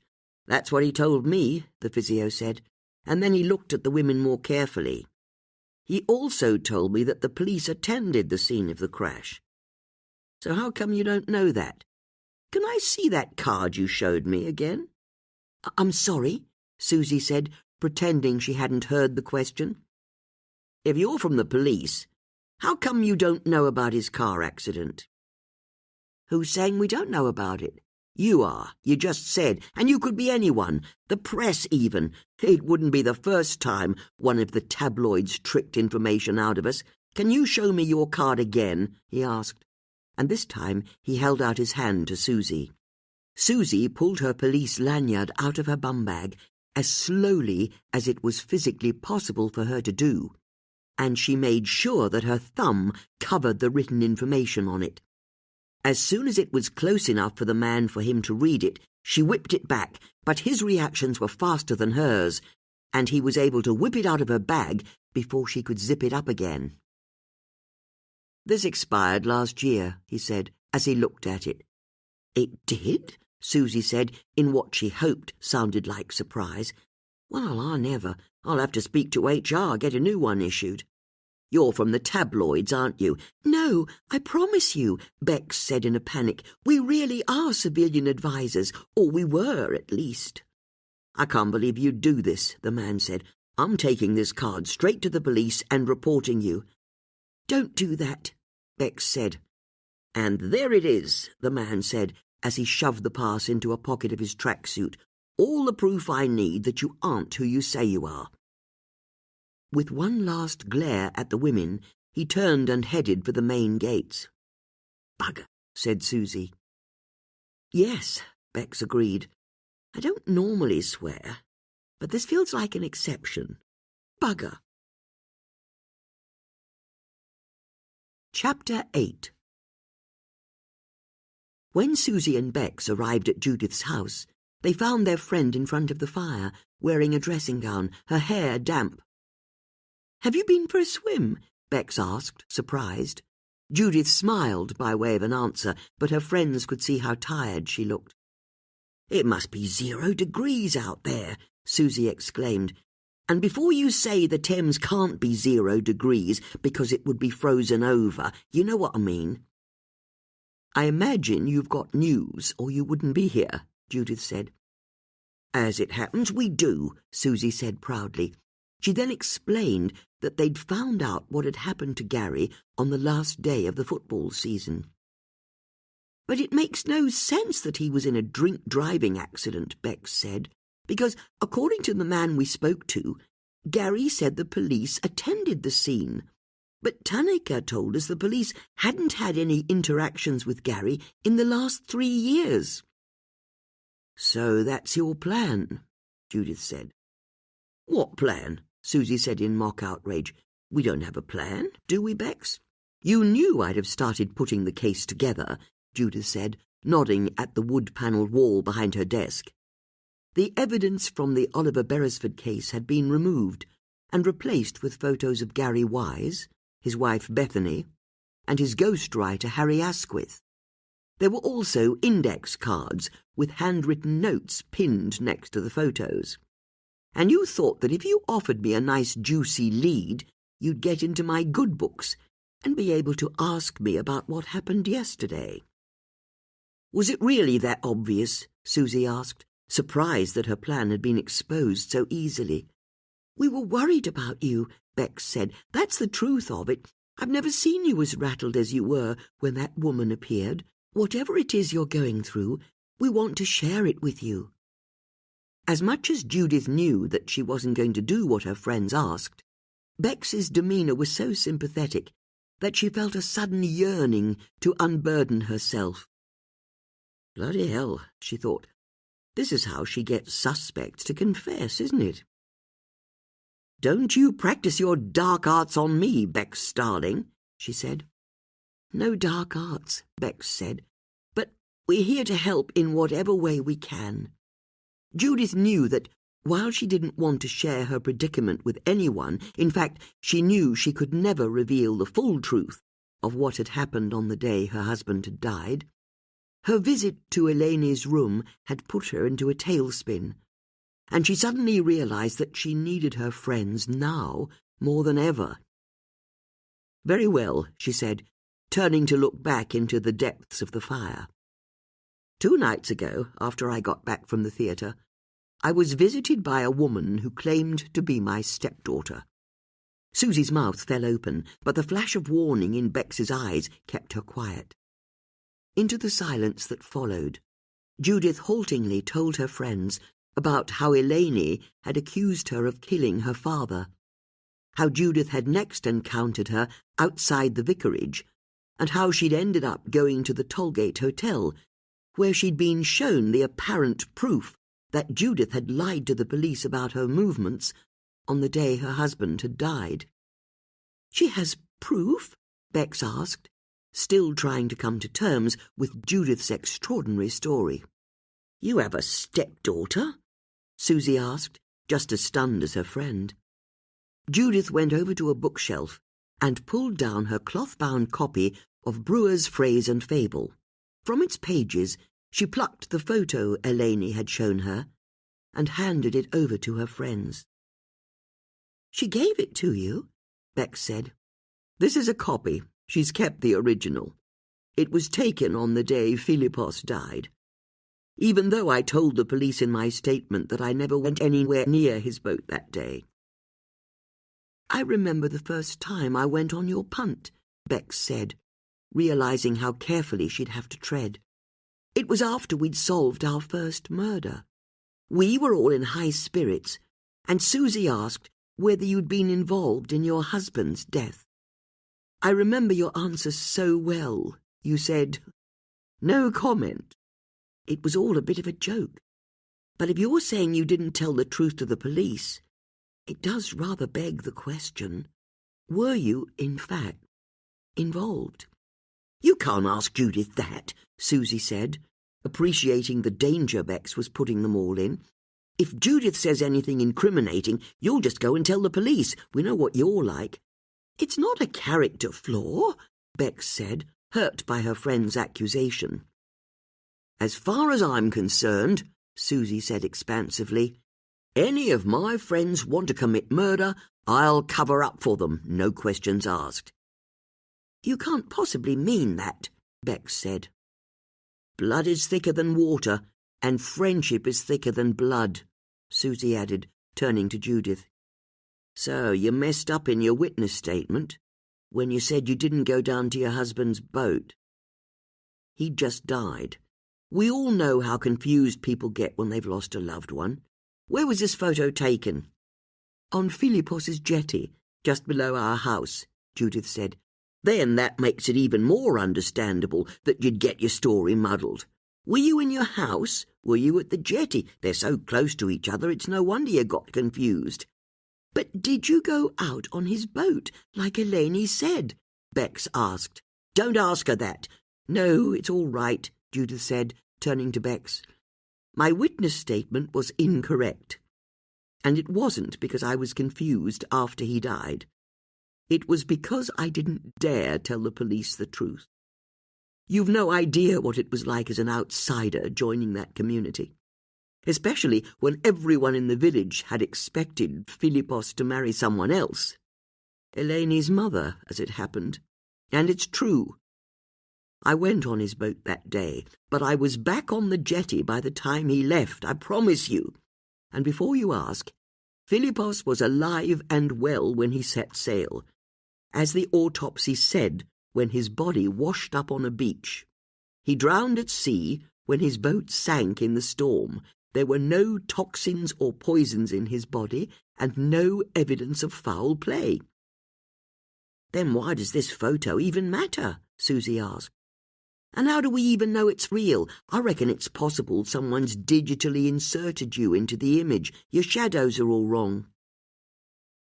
"The shadows were the first thing I looked at," Judith said. "But they're correct for both Philippos and me for the time of day that he set off. The sun is right above us in the sky. I don't think anyone's doctored it." "Then who took it?" Bex asked.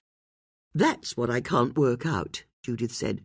"There was no one about that morning, or rather there was someone, a shepherd up on the cliffs, who thought he saw me on the boat after Philippos left.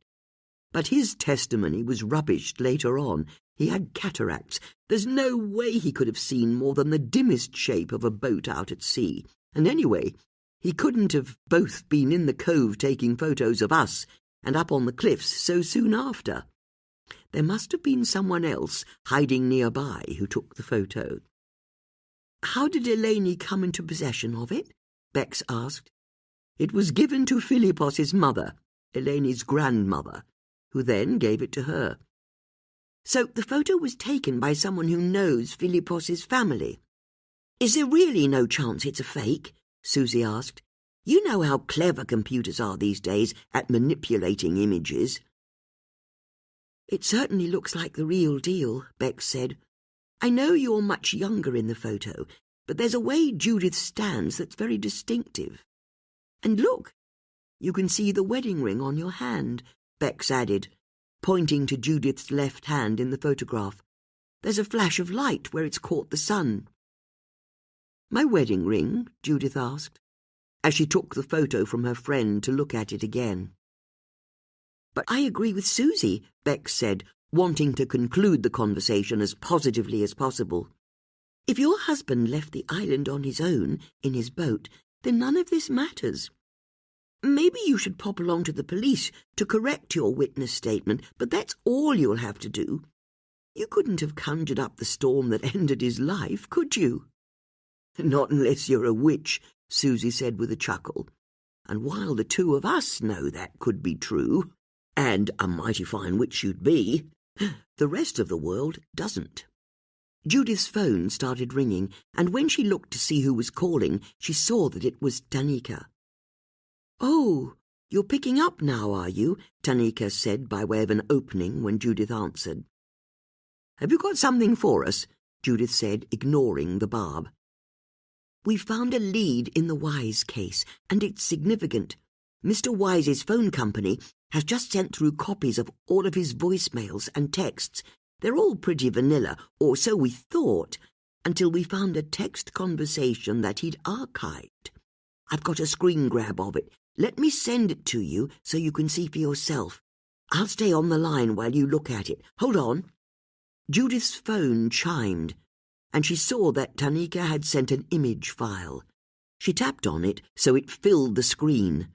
It showed a sequence of text messages that Gary Wise's phone had received throughout the year. 14 April 25, 13:01. 1K, Thursday, woods behind your house, 11 p.m. 3rd June 25, 09:37. 1K, underpass by Gosmore Park, 10:30 p.m. 22nd August 25, 16:23. 1K, Thursday, bin by the Higginson Park Skate Park, 11 p.m. 16 November 25, 10:07. 5K, Tuesday woods behind your house, 11 p.m. 16 November 25, 11:01. That's too much. 16 November 25, 11:33. 5K, Tuesday, woods behind your house. 16 November 25, 11:01. No! 16 November 25, 10:07. You have no choice. 16 November 25, 11:01. I'll go to the press. 16 November 25, 1700. You want to end your career? 5K, Tuesday, woods behind your house, 11 p.m. Someone was extorting money out of him, Susie said. And that last exchange was just before he died, wasn't it? Bex said. The guy who was demanding money from him said they had to meet behind his house at 11 p.m. on Tuesday the 18th, and he died at 11 p.m. behind his house on Tuesday the 18th. And it all fits with him contacting the press the day that he died, doesn't it? Susie said in excitement. In these text messages, Gary threatens to reveal the name of his blackmailer. If only Gary had told the Daily Mirror journalist the name of who was behind this, Judith said, rather than losing his nerve. Maybe he'd still be alive. But this is the person who killed him, isn't it? Bex said. Whoever this blackmailer is, they knew that Gary was about to reveal their identity, so when they met up on the 18th, they killed him to make sure that he never would. We need to speak to Bethany Wise at once, Judith said. We need to know what she has to say about this. No need, Tanika said. Brendan's already talking to her. Brendan? Susie asked. He's a detective sergeant and perfectly capable of running an interview.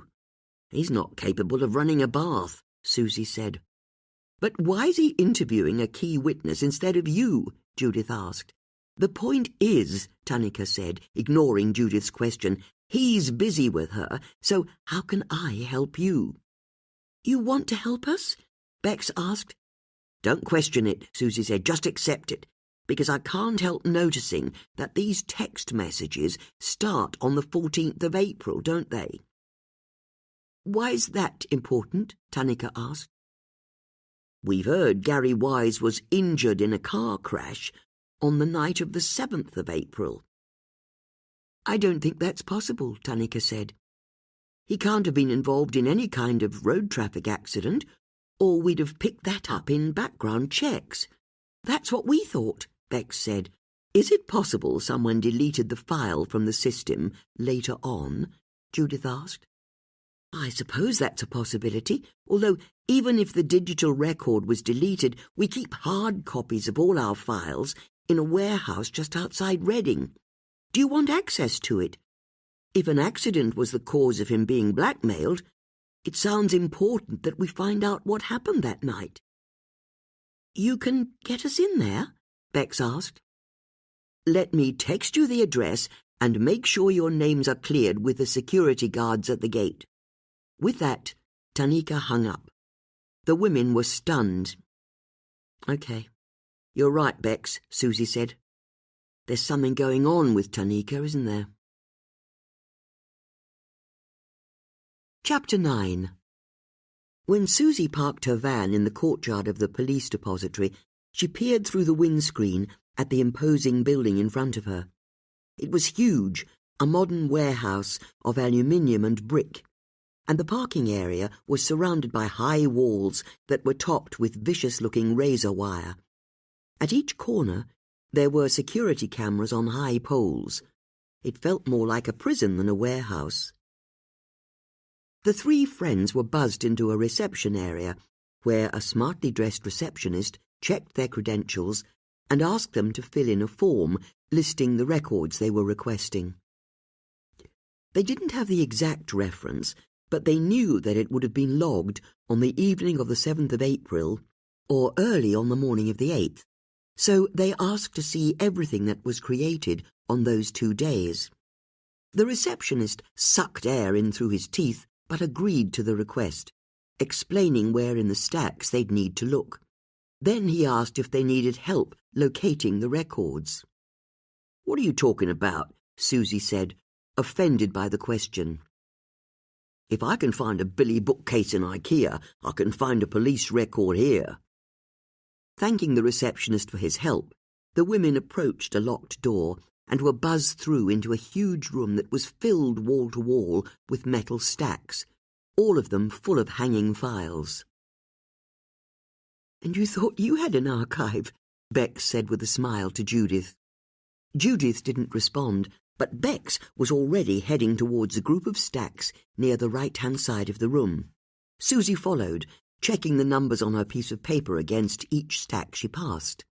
As she caught up with her friends, Bex told her that she'd found the start of the files from 2025. "All of these records begin with the number 25. "Okay," Susie said, consulting her piece of paper again. "So, we need to find section 04, which I suppose refers to April, and then it's the number 7 to represent the 7th. So, we're looking for 25.04.7, Bex said, vanishing behind a stack. "And .8 for the 8th as well," Susie called after her friend, before turning to see where Judith had got to. She couldn't see her. With a shrug, she followed after Bex. As she rounded the corner, Susie saw that she was already moving down a different row. "Right, I think I'm getting there," Bex said. "See," Susie said as she caught up with her friend. "Told you it would be easier than IKEA." "Easier than IKEA, but harder than finding trifle sponges in Waitrose." "Trifle sponges? What are you talking about? You see? No one knows what they are anymore, but you can't make a trifle with those sponge fingers. It's not the same." "You make trifles?" Susie asked. "You don't just buy them and eat them from the tub before you've even got them into the fridge." Bex couldn't help but smile at the image as she inspected the files in front of her. "Okay," she said. "Here's the first file from the 7th of April. How about you start with this one, and I'll go to the last file on the 8th. We can then work towards each other and meet in the middle." "Good plan," Susie said, as she pulled the first hanging file from the rack and opened it up. So, what have we here? A chap called Stephen Thatcher, drunk and disorderly, in charge of a bicycle. So, that's not it. Susie clunked the file back onto its hanger and pulled the next one down. It wasn't what she was looking for either, so she carried on working through the files that were created on the 7th of April, as Bex went and found the last records that had been created on the 8th. "Where's Judith?" Susie asked after a few minutes of silent work. "We could do with her here." "I don't know," Bex said, "but we're nearly there. Let's keep at it." The two women worked on until they were pulling files down from the racks that were only separated from each other by a few numbers. "Bloody typical that his file would be slap bang in the middle," Susie said, as she pulled down another hanging file. "Oh dear. Mr. Christopher Davis here got into a fist fight with a Mr. Graham Pulsford on the 18th hole of the Gerrard's Cross Golf Club. But still no Gary Wise. Hold on. What's this? Have you got something?" "It's the numbering on the files. This record of the fight at the golf club is file 38, but the one next to it is numbered 40. Where's the file that's supposed to be at 39? It's missing." "But this is good," Bex said. "Was number 39 the hard copy of the report on Gary's car crash that night?" "I don't know, but what would that mean? Someone deleted all mention of the crash from the police computer, and then, later on, came down here and removed the physical file as well? We need to speak to Judith. Where is she? Judith!" Susie bellowed. "She hasn't got lost, has she?" Bex asked, once she'd recovered from the sonic boom. "Sorry," Judith said in a fluster as she appeared at the end of the stack. "The two of you disappeared and I couldn't find you."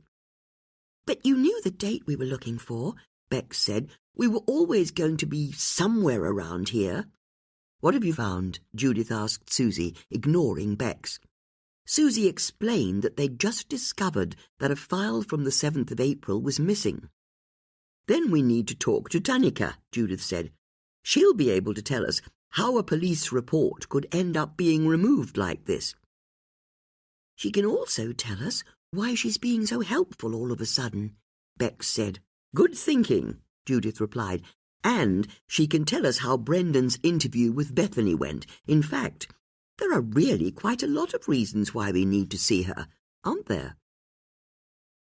The women left the depository, and together they drove up Winter Hill and through Cookham village towards Maidenhead.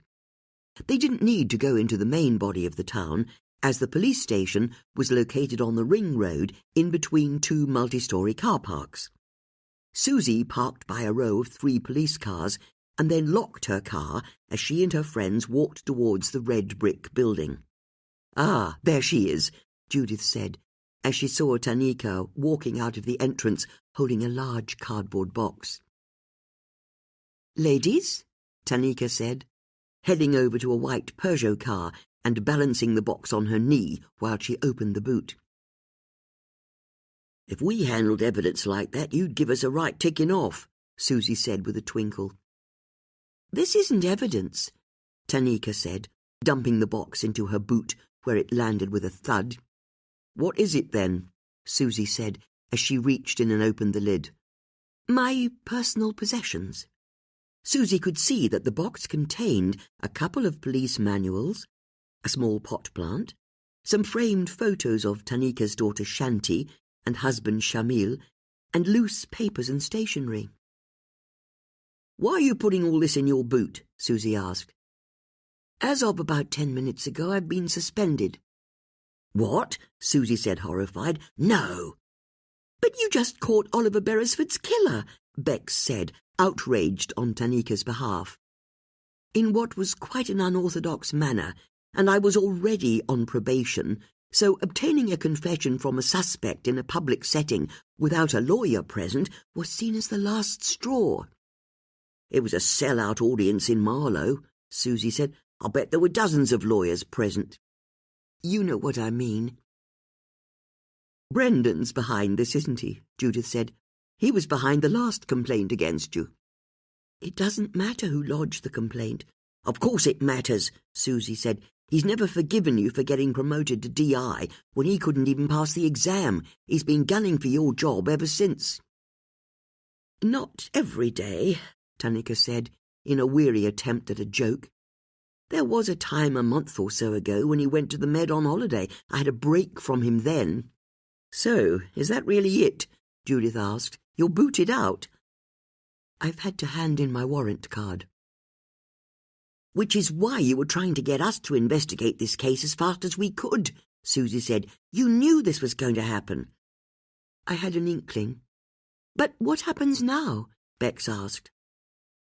"I'm no longer a police officer until the tribunal meets to consider my case. So I go home and wait.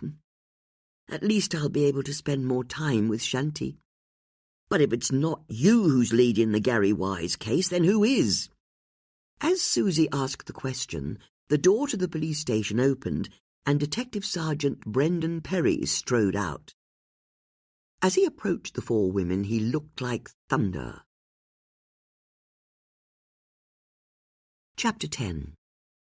Brendan was a heavy man who, to Judith's eyes, always looked as though he'd just finished a large meal and was now suffering from indigestion. "I've just had a complaint from a colleague of Gary Wise's at Wickham Wanderers Football Club," he said to the women. "Hello, Brendan," Judith said, refusing to be intimidated. "Ladies," Tanika said, "while I'm suspended, Brendan's been asked to act up as senior investigating officer on the Wise case." "Is it true you've been investigating using your civil advisor cards even though they're out of date?" he asked. "It's as true a statement as saying that you're threatened by a female boss," Judith said. "What did I tell you?" Brendan said, turning with venom towards Tanika. "If you continue to get this lot involved, it would look even worse for you." "Tanika caught Oliver Beresford's killer," Susie said. "And Tanika didn't get us involved in the Gary Wise case," Bex said. "We've done all that off our own bat." "Bex is right," Judith said. "In fact, Tanika warned us off." "That's not true," Tanika said. "I encouraged them to get involved." "Oh, why would you tell him that?" Susie said before turning back to face Brendan. "We've uncovered important information." "You're not police officers," Brendan snapped. "You have no authority to be talking to anyone." "You're right," Bex said, realizing how much danger they were in. "It's always been a stretch, hasn't it?"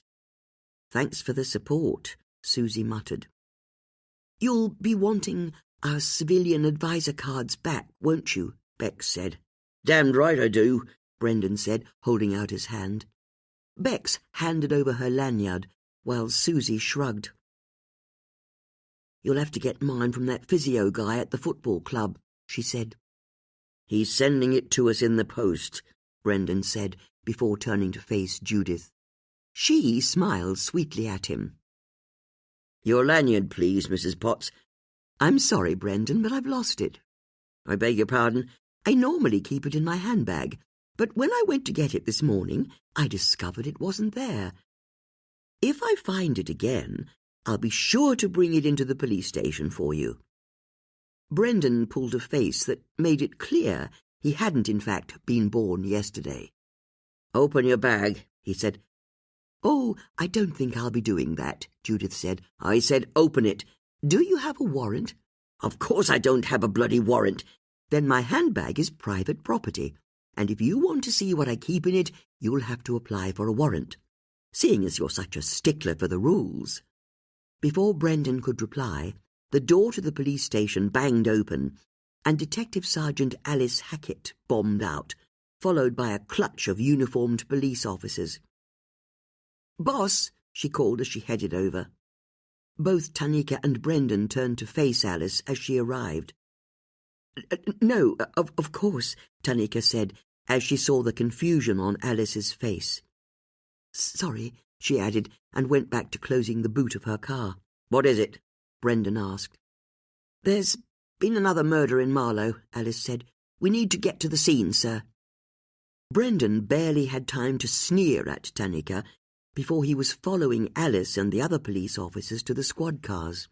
And then, blue lights flashing, they raced onto the gyratory, and the sound of their sirens disappeared into the distance. "Another murder?"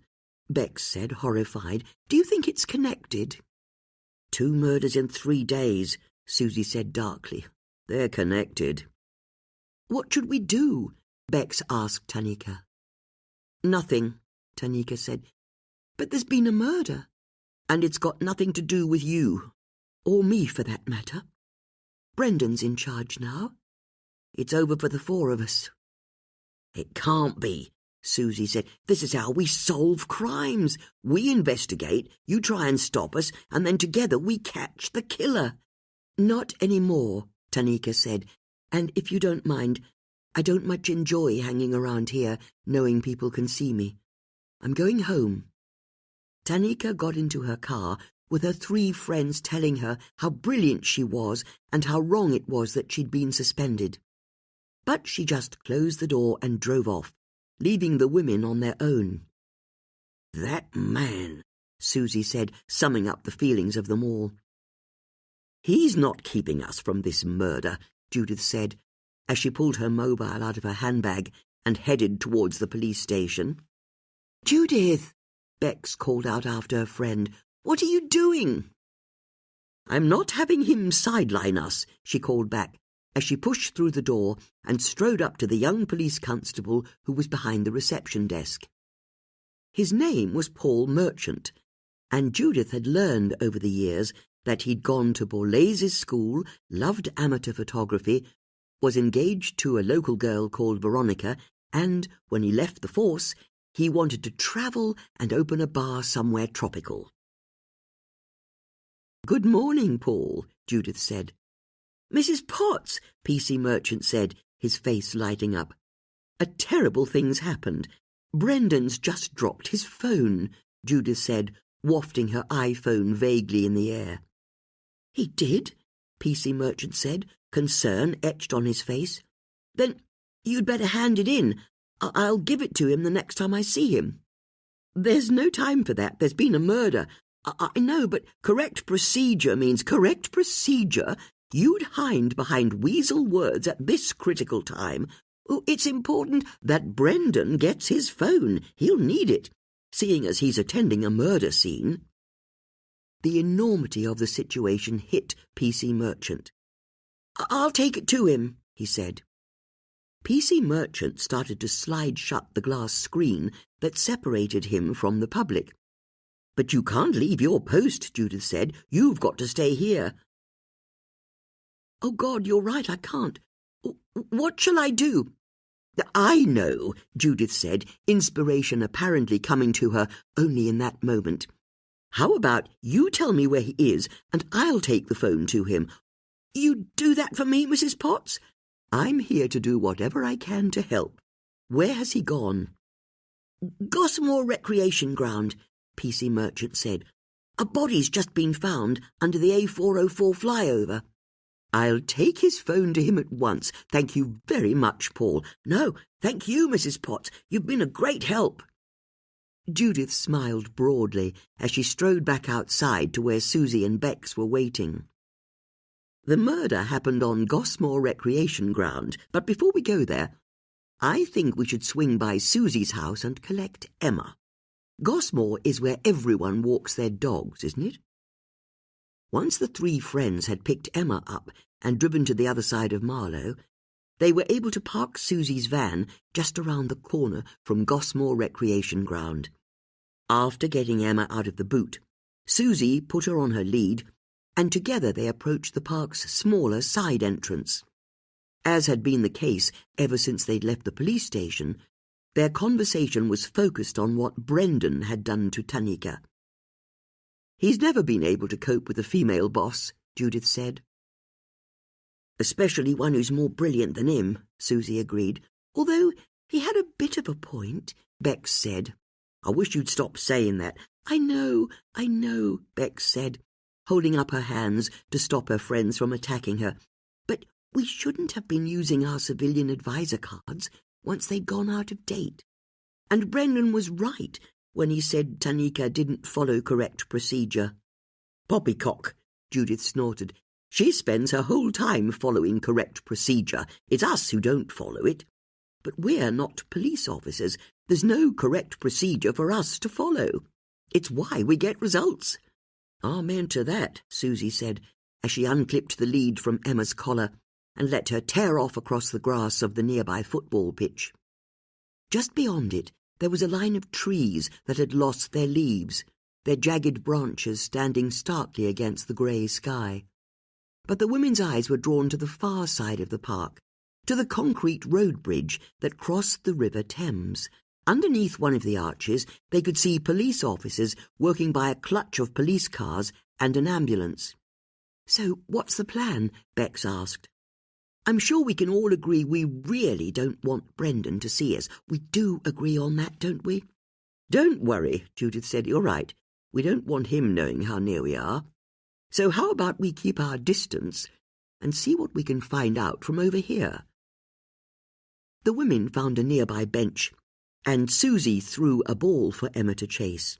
Then, every time a member of the public headed in their direction from the other side of the park, the three friends got up as casually as they could and headed across the grass to home in on their quarry. Then, a few exclamations of surprise from one or other of them at the presence of the police cars would provoke the person they were stalking into revealing what they'd seen as they'd passed the crime scene. After half an hour, Judith and her friends had learned that there was a single body, that the dead person appeared to be a man, and that there was a large trilby hat on the ground by his head. In a lull in the conversation, while they were waiting for their next informant, Judith turned to her friends. "So, what did you think of the crossword in the Marlow Free Press this morning?" she asked. "What's that?" Susie said. "Did either of you do the cryptic crossword this morning?" "Why would we do that?" "Because it's fun." "That's a pretty strange definition of fun, but they're so simple. The key is to realize you shouldn't treat the clues like a real sentence. The key is to realize you shouldn't read them at all. It's just a code that needs breaking," Judith said. "Each clue is always made up of two halves. One of those halves will give you the synonym for the word you're looking for, and the other half is the puzzle that also gives you the same answer. It's why cryptic crosswords are so superior to concise ones. You always know when you've solved a cryptic clue because both halves of the question give the same answer."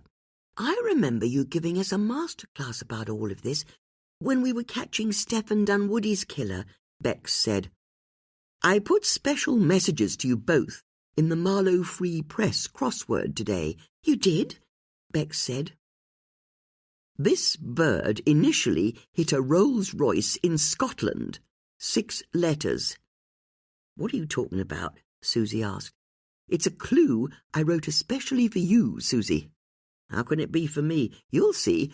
You're looking for a type of bird." "A Scottish bird?" Bex asked. "No, that's the surface meaning, and you need to ignore that. Remember, it's a puzzle, that's all. You need to split the clue in two, with one half of it being the literal definition. In this instance, I can tell you that the word you're looking for is a type of bird." "Then what's all that stuff about a Rolls-Royce in Scotland?" Susie asked. "That's the other half of the clue, the puzzle. So what do you think the answer is to initially hit a Rolls-Royce in Scotland?" "I've no idea," Bex said. "It's easy. Initially just means that you should take the initials of the words that follow. So if you take the first letters of hit a Rolls-Royce in Scotland, you spell Harris, which is your surname." "I know it's my surname," Susie said, "but it's also a type of bird, the Harris hawk." "Both halves of the clue give the same answer," Judith said, now struggling not to sound irritated. "What was your message to me?" Bex said, acting, as ever, as peacemaker. "As it happens, I was rather pleased with yours," Judith said. "It's thrilling when a confused bear takes Essex County Council hostage. 7 letters. Sorry, what? Susie said. What is it with posh cars in Scotland and now bears in Essex? It just sounds harder than it is, Judith said. Let me help by saying that we're looking for something that's thrilling. So am I, Susie said, because I can tell you that this isn't it. But that's the first half of the clue, what we're looking for, meaning that the second half is the cryptic part. And I know it seems like it is nonsense, but you just have to break it down. What do you think Essex County Council stands for? Probably Botox and lip fillers, Susie grumbled. Susie! Bex yelped. It stands for the letters ECC, Judith said, realizing that she was at risk of entirely losing control of the conversation. So, the finished word is a confused bear that takes ECC hostage. In other words, it has ECC within it. Is it an anagram? Bex asked. Exactly, Judith said, delighted. Because confused in crosswords means you need to do an anagram? Bex said, finishing her thought. Meaning what? Judith prompted. Meaning what? My point exactly, Susie said. But her friends could see that she was being so curmudgeonly that she was at risk of cheering herself up. Meaning we're looking for an anagram of bear, Bex said. So, if you create an anagram of bear and put the letters ECC somewhere within it, what answer do you get? And the answer's a synonym for thrilling. Oh, I get it. It's my name, isn't it? Bex said, suddenly excited. An anagram of bears, R-E-B-A, and if you put ECC in there, you get Rebecca, which is a book by Daphne du Maurier. And not just any type of book, Judith said, delighted with her student. It's a thriller, Bex agreed, which makes it thrilling. You know what? I actually quite like that. As Bex spoke, they saw a dark red Bentley drive down the track towards the police cars and stop. A woman with auburn hair got out, and Brendan approached her. Hold on, Judith said. Who's that? The next of kin, Bex offered, if I were guessing. You know what? I think I recognise that car, Susie said. Oh, bloody hell, is that Serena? Oh, God, of course, the Trilby. I think the dead guy's Mike Saxon. You mean the novelist? Bex asked, amazed. The very same. Who's he? Judith asked. You're not serious, are you? Susie asked. Always wears a dark Trilby hat. He's sold about 1 bazillion copies of his books around the world. His main character is an ex-soldier called Fraser Steele. You must have heard of him. I'm sorry, I haven't. So who's that woman? His wife. I used to dog-sit for her every Thursday morning when she went to yoga classes. If I was still there when she got back, we'd sometimes have a cup of tea together. This is the most brilliant news, Judith said, rubbing her hands together. I mean, obviously it's bad news that he's dead, but how lucky that you know the family. What was he like? I only ever met him a few times. He works in an office at the bottom of the garden, but I didn't like him. He's full of himself and treats Serena like staff, which is crazy. They've got so much money from his writing that they actually have staff. But if you know his wife, you're right. We could go and see her. And don't tell me we can't, Bex darling. Don't worry, I'm not going to do that, Bex said. Now that Tanika's off the case, we can't get her into any trouble. As long as we stay out of Brendan's way, we can do what we like. Are you being daring? Susie asked, impressed. Maybe a little, Bex admitted. Solving crossword clues 1 minute and murders the next. I like it, Susie said in appreciation. The women looked over and saw a female police officer accompany the woman to a police car as a second police officer went over to the Bentley. But this is another celebrity, isn't it? Judith said in realization. First, a famous footballer is murdered, and now it's a famous novelist. I suppose it could just be a coincidence, Bex said. It's not a coincidence, Judith pronounced. 2 celebrities have been killed within days of each other. There's going to be a link between them. We just have to find it. Chapter 11. Serena Saxon was in a haze as the family liaison officer drove her back to her house.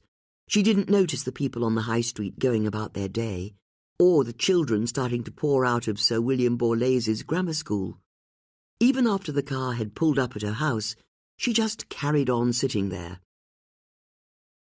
"Mrs. Saxon," the family liaison officer said, and Serena woke from her reverie. "I can take it from here," she replied, pushing at the door handle. "Are you sure you don't want me to come in with you?" "No, I'll be fine," she said, as she felt the crunch of gravel under her feet. Looking at her house, she noticed, as she always did, how very ugly it was. It was a modern brick recreation of a Georgian mansion, even including scalloped pillars to the side of the entrance that looked like they were made from stone, but were in fact painted plywood. She could sell it now. She could get rid of everything that was horrible about her life. She was free.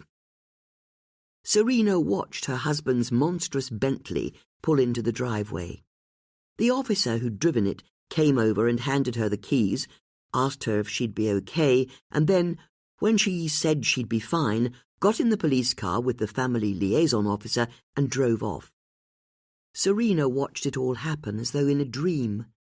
Then she let herself into her house and put her keys on the side table, vaguely wondering why her dog Cosmo hadn't come to greet her. She hated the vast hallway, with its marble staircase that split halfway up so it served both wings of the house. Her heels clicked on the black and white tiles as she headed through into the kitchen. Once there, she was surprised to see that her dog walker, Susie Harris, was fussing Cosmo. "I hope you don't mind," Susie said. "I'll let myself in." Serena saw that there were 2 women with Susie.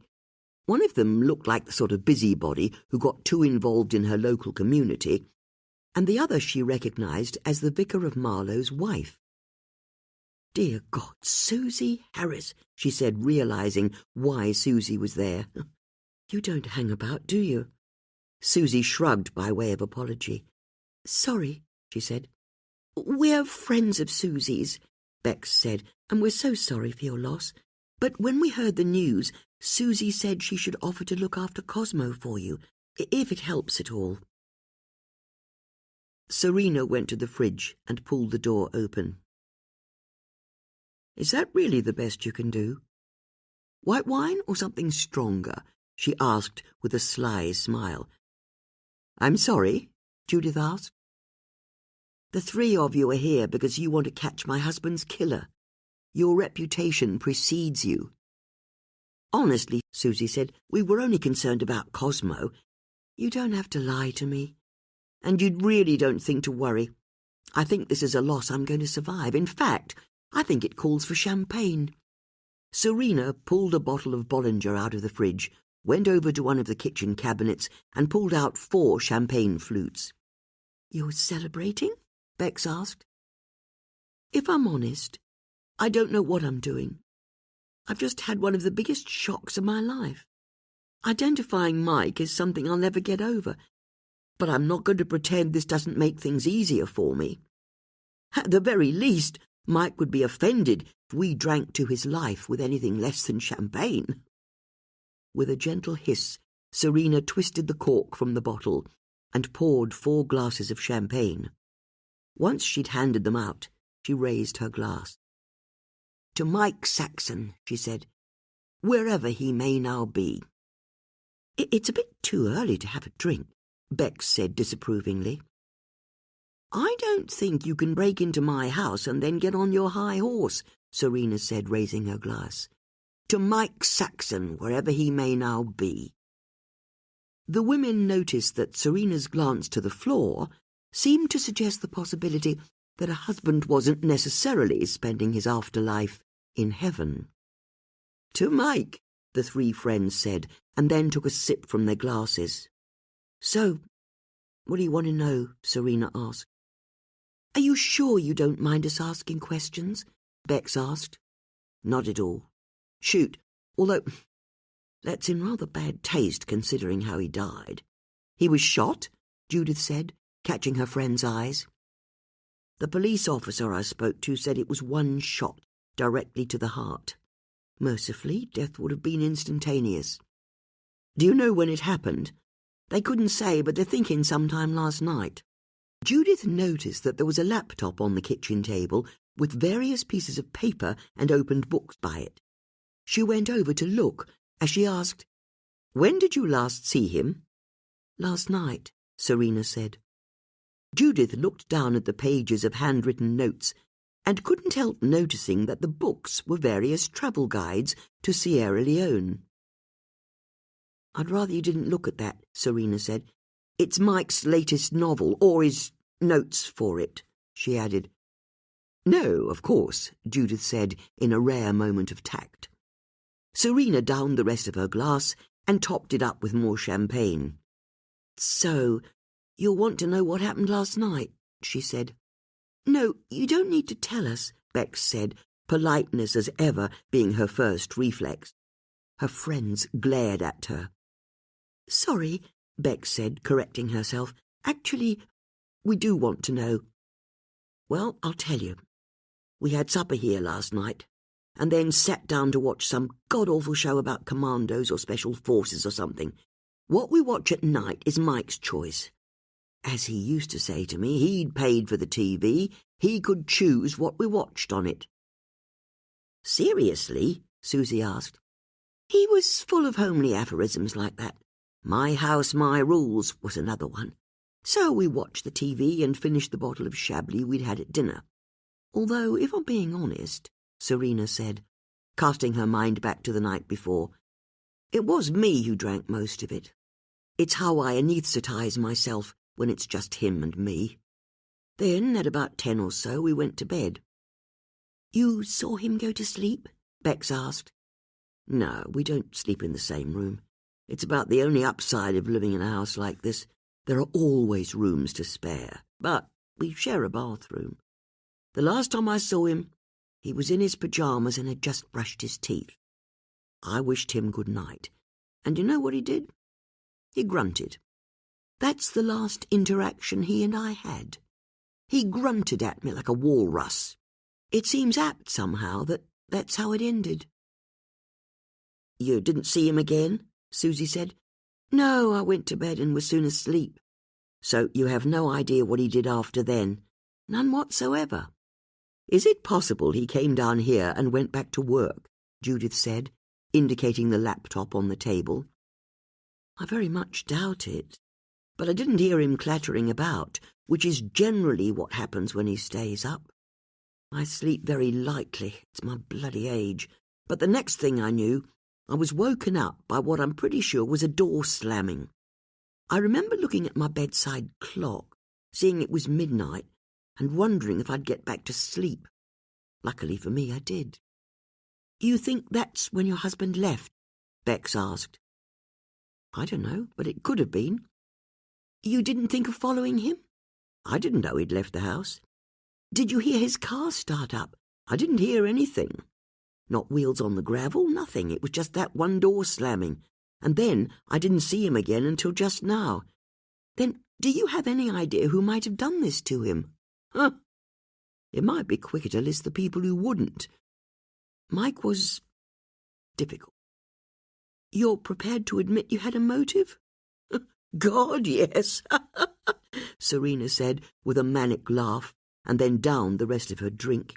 Or at least that's how it would look to an outsider. He was demanding, selfish, full of himself, and a self-important bore. Which is not to say I killed him. I made my peace with my lot years ago. I mean, look at this place.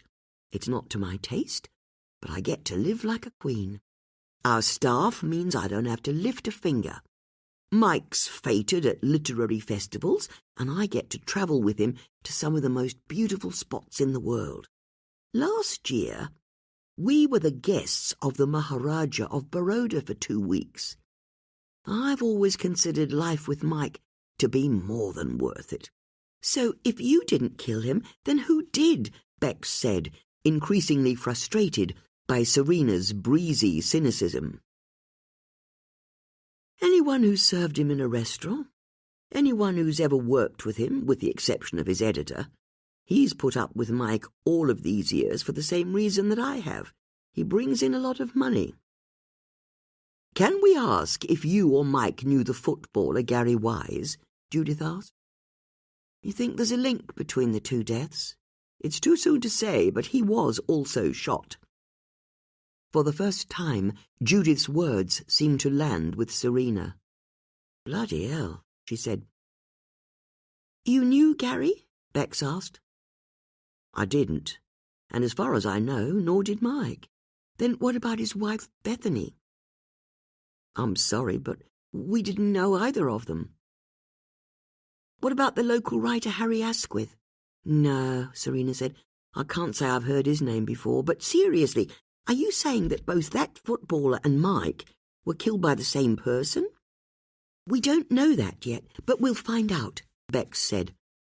"Then how has Mike been recently?" Judith asked, as he seemed worried at all.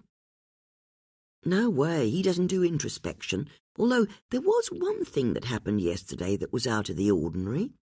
Serena picked up the bottle of champagne and returned it to the fridge. "Mike had a stand-up row with his personal assistant. A woman called Jamila. He ended up sacking her, God knows why. And he all but physically bundled her out of here." "He manhandled her?" "I saw him grab her by the shoulders and march her off the premises. This was down by his office. You can see it from the downstairs windows. Later on, when he was back in the house, I asked him what had happened, but he refused to talk about it. He just said Jamila wouldn't be working for him any longer. As it has nothing to do with me, I left him to stew. If he's going to sack his assistant, that's his business." "Do you have his assistant's address?" Bex asked. "She lives in Marlow. I'm sure I've got her address somewhere." Judith's phone started ringing. She got it out and saw that the number had a +30 dialing code. "It's a Greek number," she said. "It will be Eleni," Susie said, a warning tone to her voice. "But how has she got hold of your number?" Bex asked. "You're right," Susie said. "That's spooky. Did you give it to her?" "Of course not," Judith said, her finger hovering over the green icon to answer the call. "I have no idea how she knows it." Judith pressed the red icon to cancel the call, and then looked at Serena with a smile that she hoped didn't look too forced. "If you could get Jamila's address for us, that would be lovely."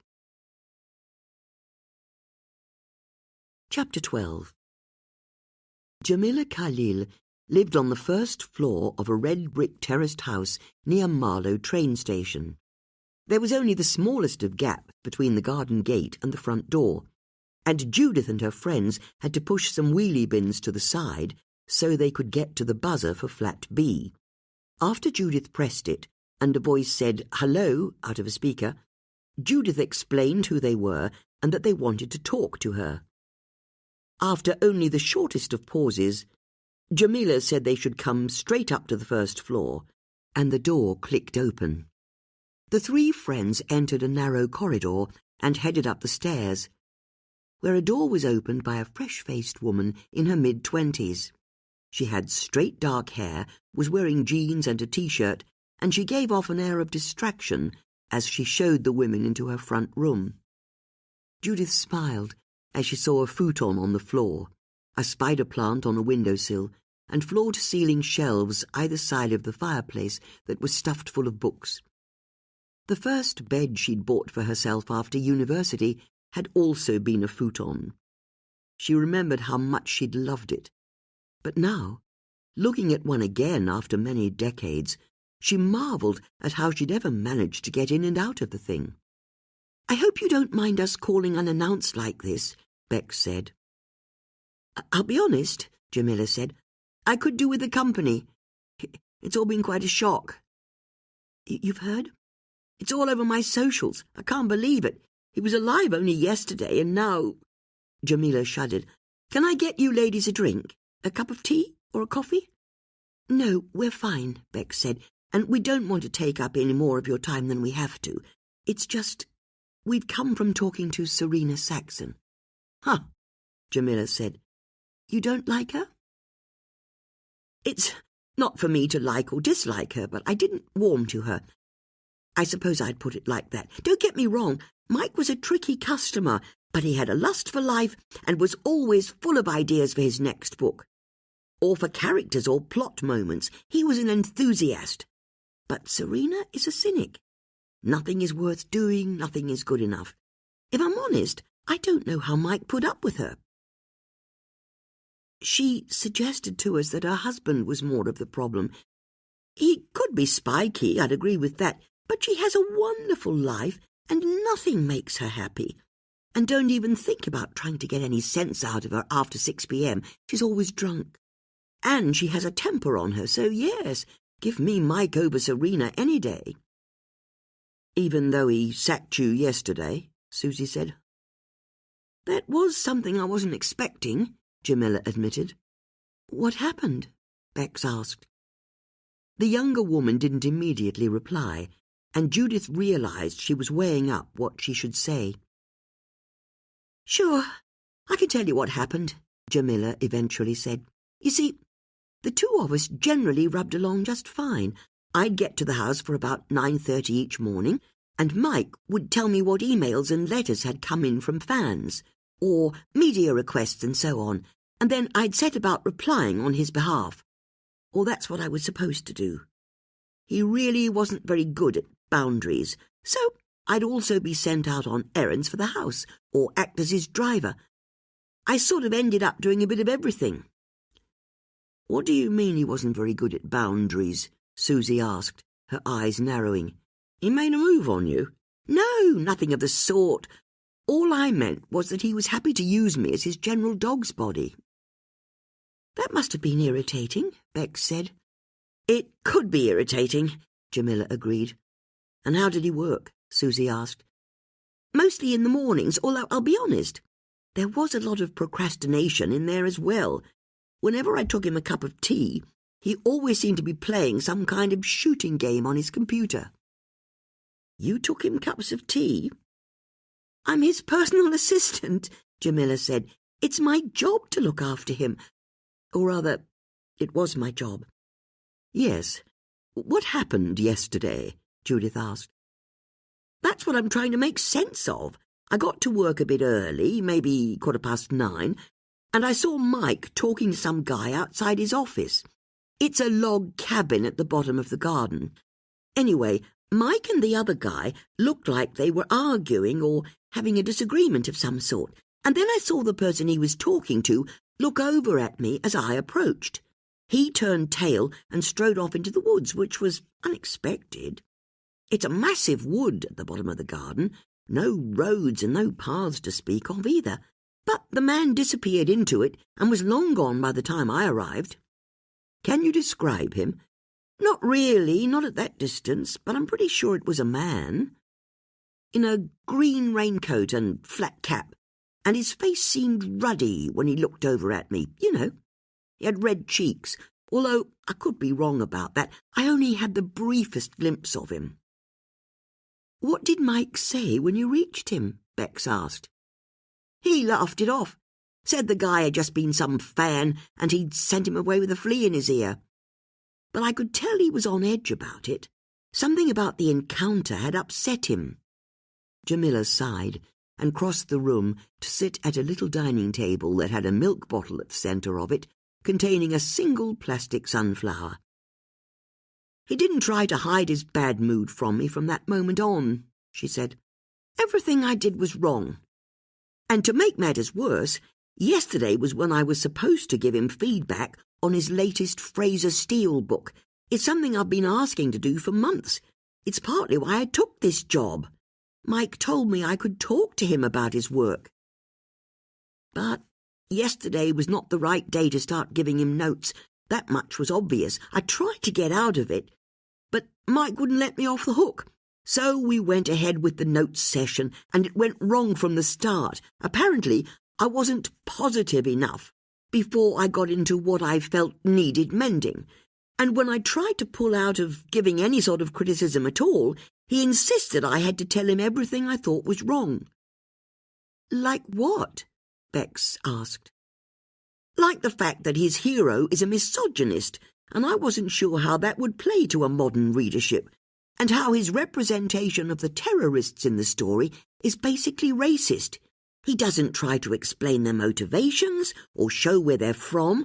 They're just these faceless fanatics." That's when he really lost it and started shouting at me. Jamila drifted off into her memory, and her eyes filled with tears. Bex went and sat down on the chair opposite her. "You don't have to do this if you don't want to," she said. "No, I need to say this," Jamila said. Susie went and got a tissue from a box on the windowsill and offered it to Jamila. She took it and blew her nose. "The truth is that he scared me," she said. "I had no idea where all of his anger was coming from. And then he announced that if I thought I knew better than him, I should try and make it as a writer on my own. He grabbed me and marched me out of his office and back towards my car. Even though I tried to apologize, he just shoved me into my car and slammed the door shut on me. When I got home, I found bruises on my arms from where he'd held me." "He assaulted you," Susie said. "I was shaking when I got back here," Jamila said, not denying it. "When I saw on Insta just now that he died, it hit me like a brick. I couldn't believe it. But I think it maybe explains what happened to me yesterday. Why he was so angry." "Sorry," Bex said. "I don't follow that." "His death is something to do with the guy who visited him in the morning, the man he argued with." "Do you really have no idea who he was?" "I've been trying to think, but I didn't recognize him. I'm sorry. And I'd got to know most of Mike's male friends. It wasn't one of his regular crowd." "Then who could have wanted Mike dead?" Bex asked. "No one." His wife Serena suggested otherwise. "That's so like her, seeing the worst in people. I mean, it's true that he didn't mind who he upset. He sort of liked it when he made other people angry, especially if they were involved in the publishing industry. But it was all pantomime stuff. No one really took him too seriously. He was a cartoon character." "Did he know the footballer Gary Wise or his wife Bethany?" Bex asked. "You think the two deaths are connected?" Jamila asked. "He never mentioned either of them to me, and I don't think I remember seeing those names in his emails or contacts either. Mike hated football, and would tell anyone who asked that he thought it was for proletarians. That was his word, not mine." "Then what about Harry Asquith?" Bex asked.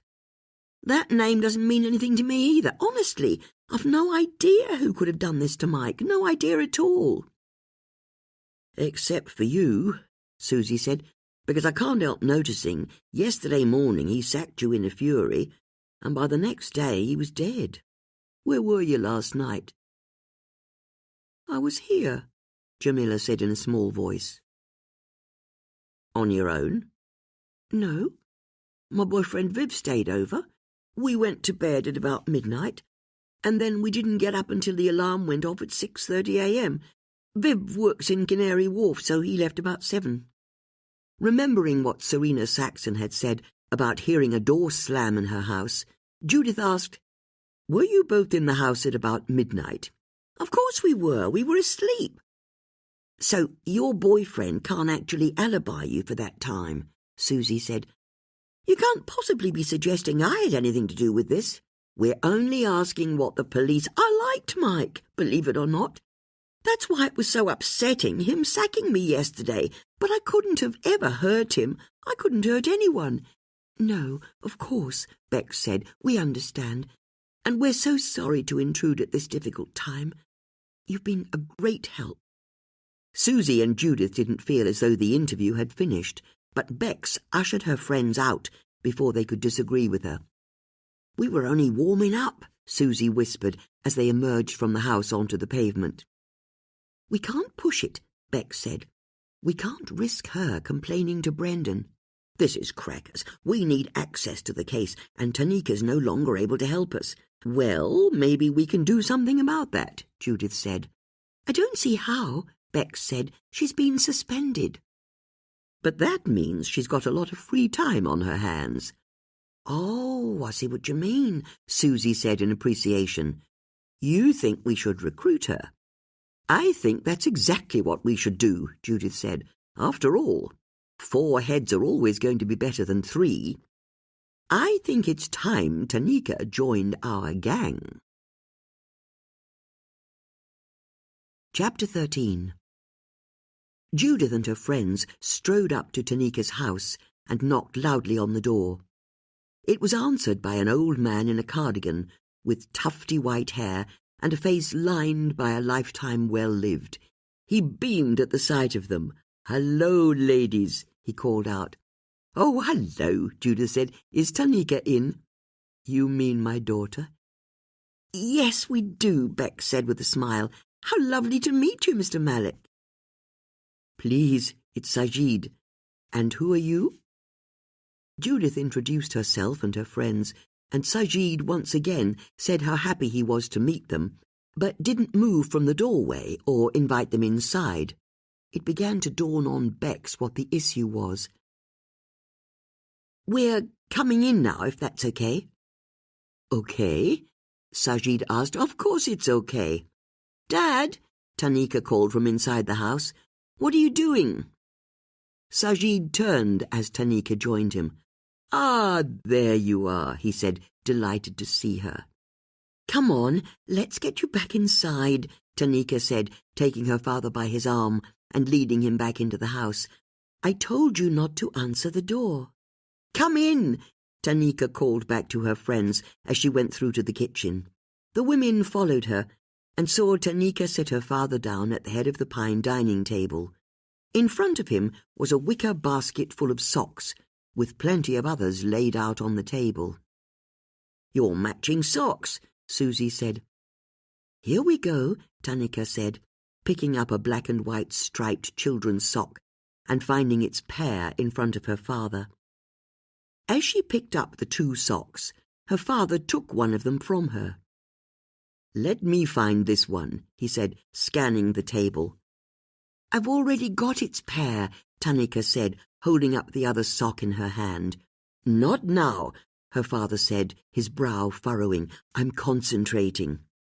"It's here," Tanika said with a smile, although her friends could see the tiredness behind her eyes. Sajid Malik looked at his daughter, and his eyes lit up as he saw the sock in her hand. "You've got it," he said, thrilled. "You always were my best daughter," he added with a chuckle, taking the sock and matching it to the one in his hand. "I'm his only daughter," Tanika said with a smile. "That's not his dementia. He's always done that joke."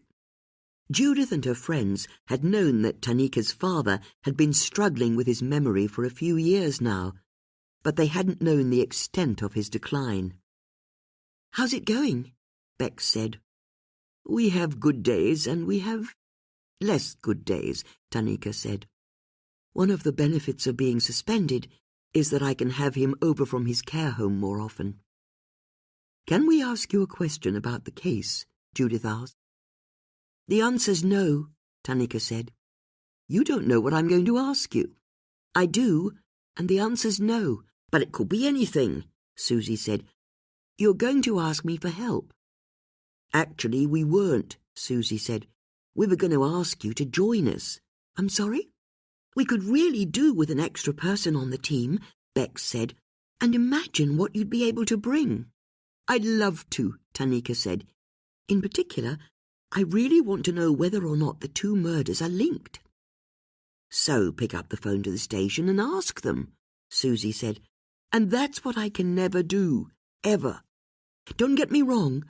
My career's not the most important thing in my life," Tanika said with a nod at her father.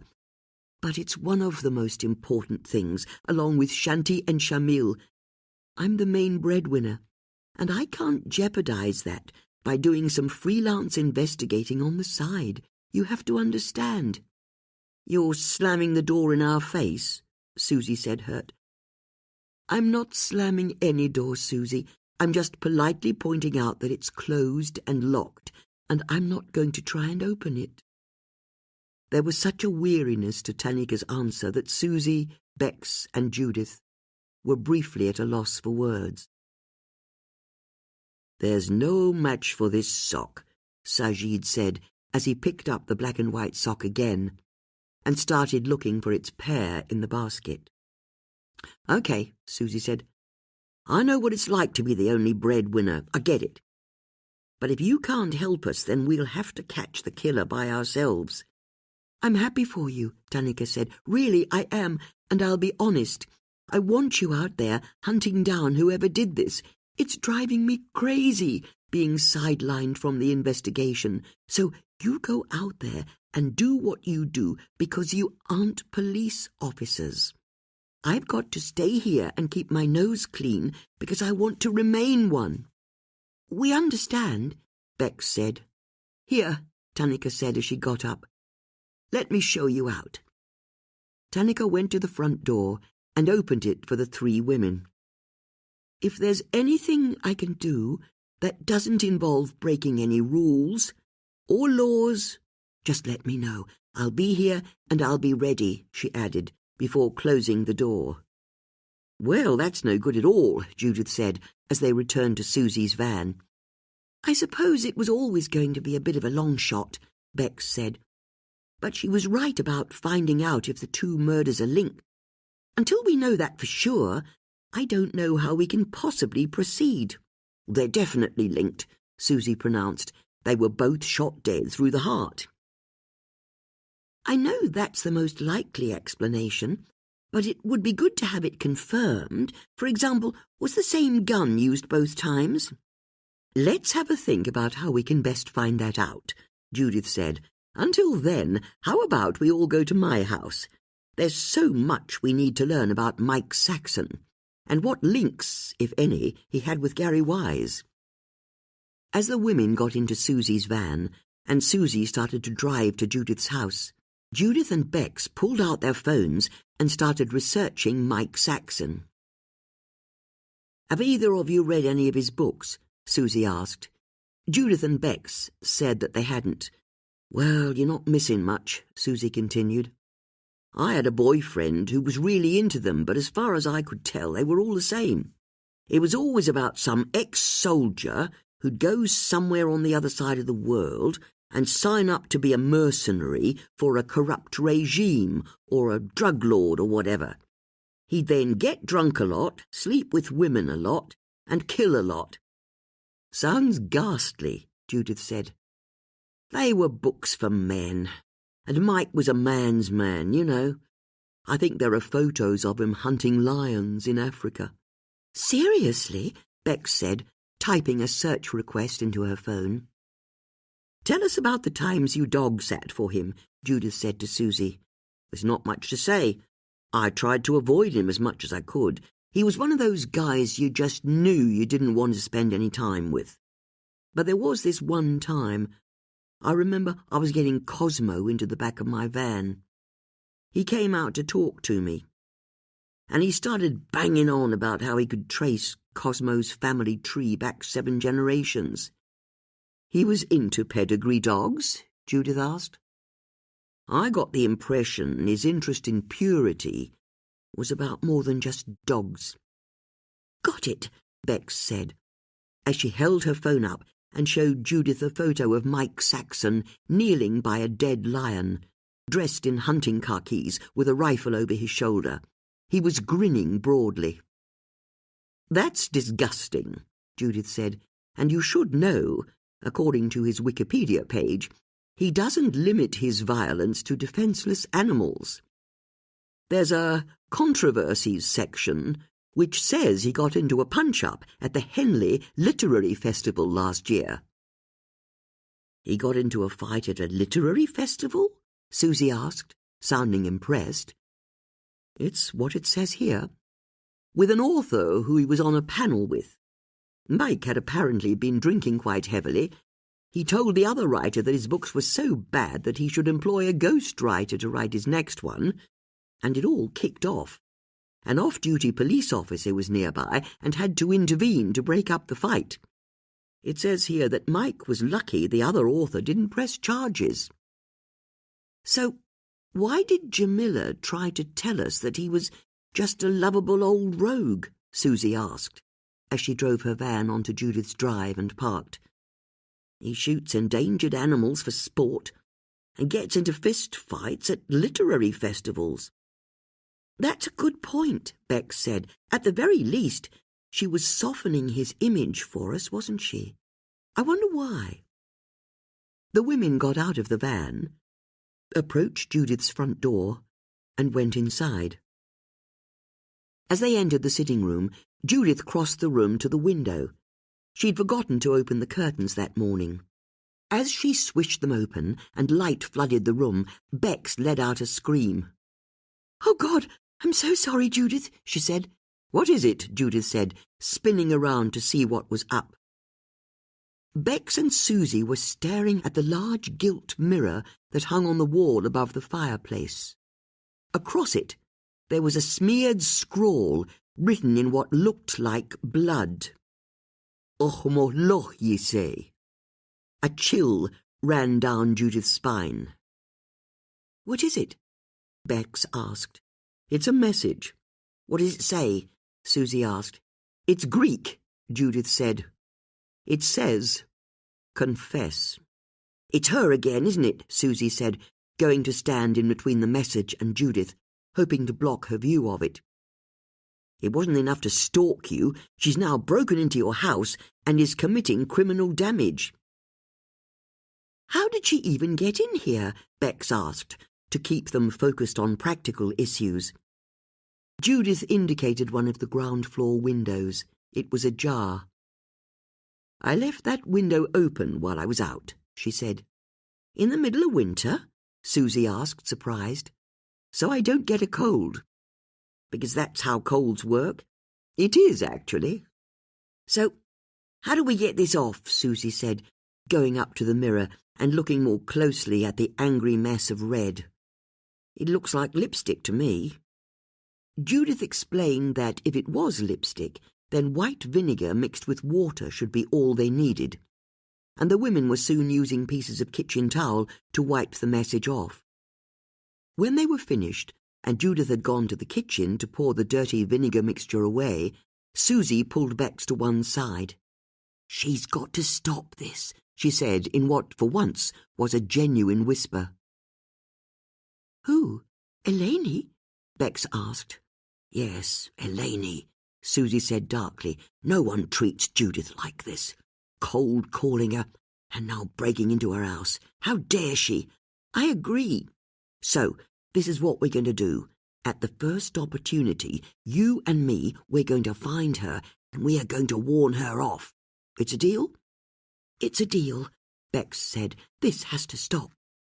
Judith's phone rang on the coffee table, and Judith returned to the room, announcing to her friends, "If it's her again, I think I might answer this time. Give her a piece of my mind." "You do that," Susie said. "Oh," Judith said, surprised as she saw the caller display on her phone's screen. "It's Maidenhead Police Station." She answered the call and put it on speakerphone. "Hello?" she said. "Is that you, Mrs. Potts? This is D.S. Perry."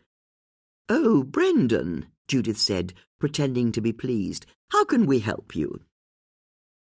"One of my officers just told me he saw you and your two friends at Gosmore Recreation Ground today while we were processing a crime scene. Would you care to comment?" Chapter 14. "Gosmore Recreation Ground?" Judith said, pretending to be surprised by the accusation. "No, I've not been there for weeks." "Nor have I," said Bex, before realizing she maybe should have kept quiet. "Oh, you're all together, are you?" Brendan asked. "Not a bit of it," Susie said, before clapping her hands over her mouth and grimacing. "Because you need to know, I won't tolerate the three of you getting in the way of the investigation like D.I. Malik did." "How interesting," Judith said. "You're saying it's investigations singular rather than investigations plural." "What are you talking about?"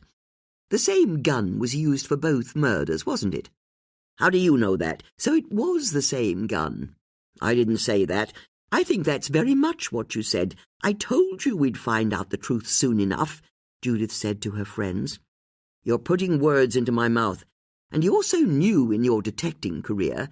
I'm sure you wouldn't want it getting out that you've just revealed such a key piece of information to mere civilians."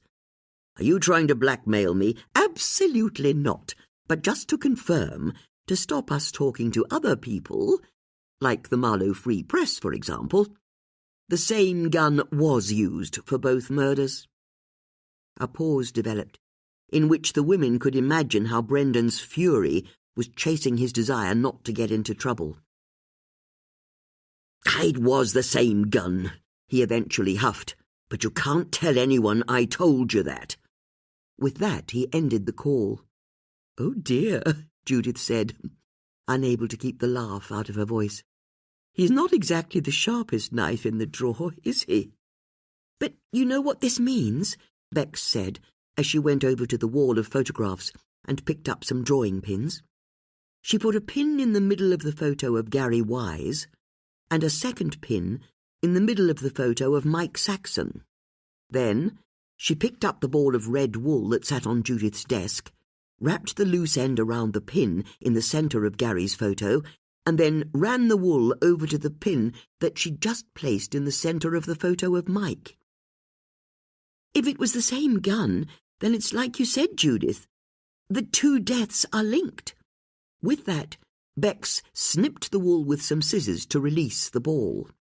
"Although it doesn't necessarily mean it was the same person behind each shooting," Susie said, remembering the first murder case they'd solved together.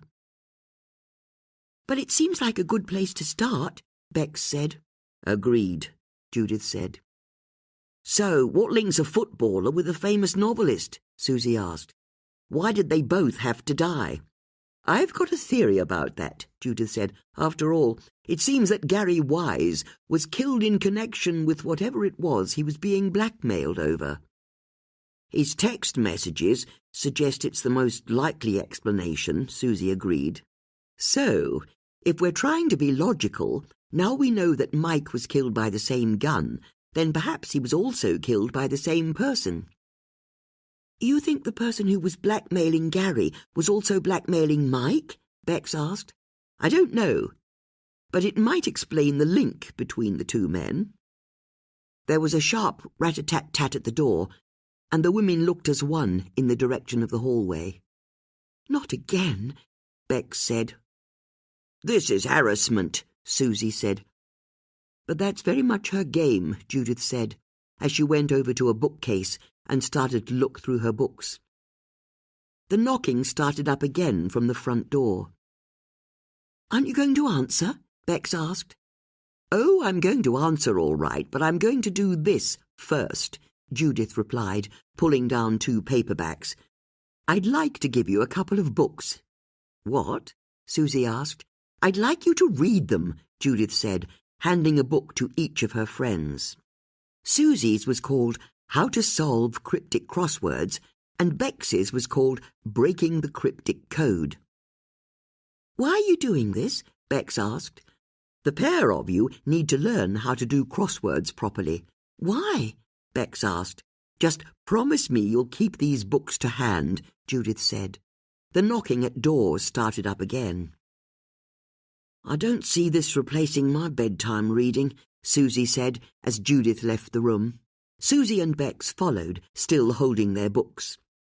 At the front door, Judith put her hand on the doorknob, then paused. "Good luck," Bex said quietly. Judith looked at her friend. "I'm not the one who's going to need good luck." Judith threw the door open, but was surprised to see that it wasn't Eleni standing outside. Instead, it was a woman in her 60s with a wild mane of frizzy grey hair that was barely contained by a maroon velvet cap. She was wearing bright red lipstick, heavy fake eyelashes, blue eyeshadow, bright orange dungarees, black DM boots, and had finished the whole ensemble off with a purple woolen cape with gold brocade woven into it.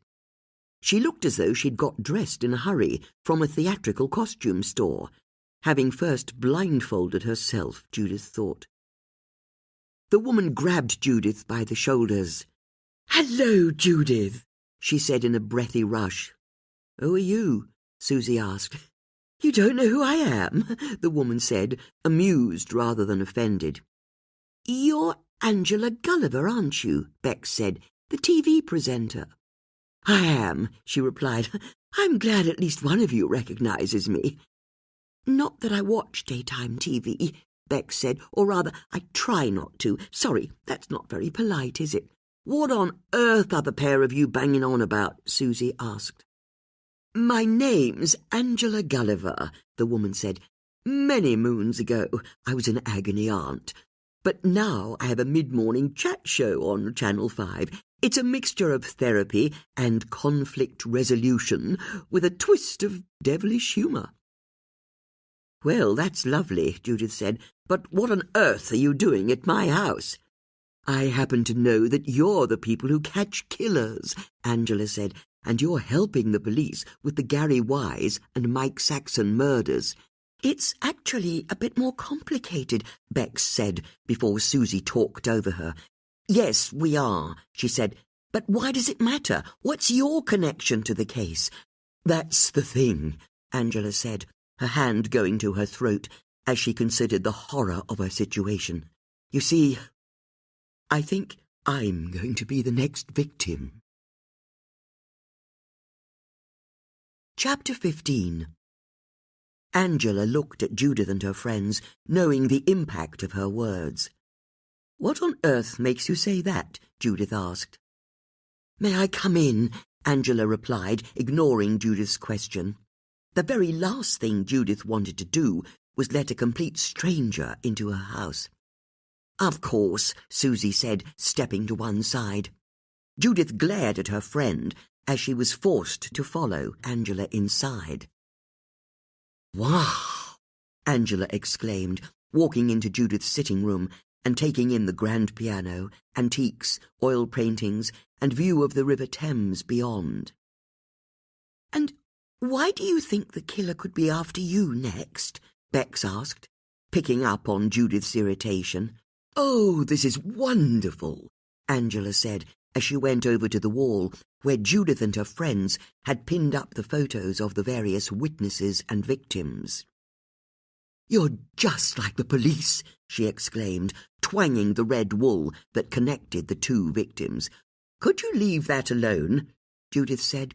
"You see, I was right." Angela turned back to face the women.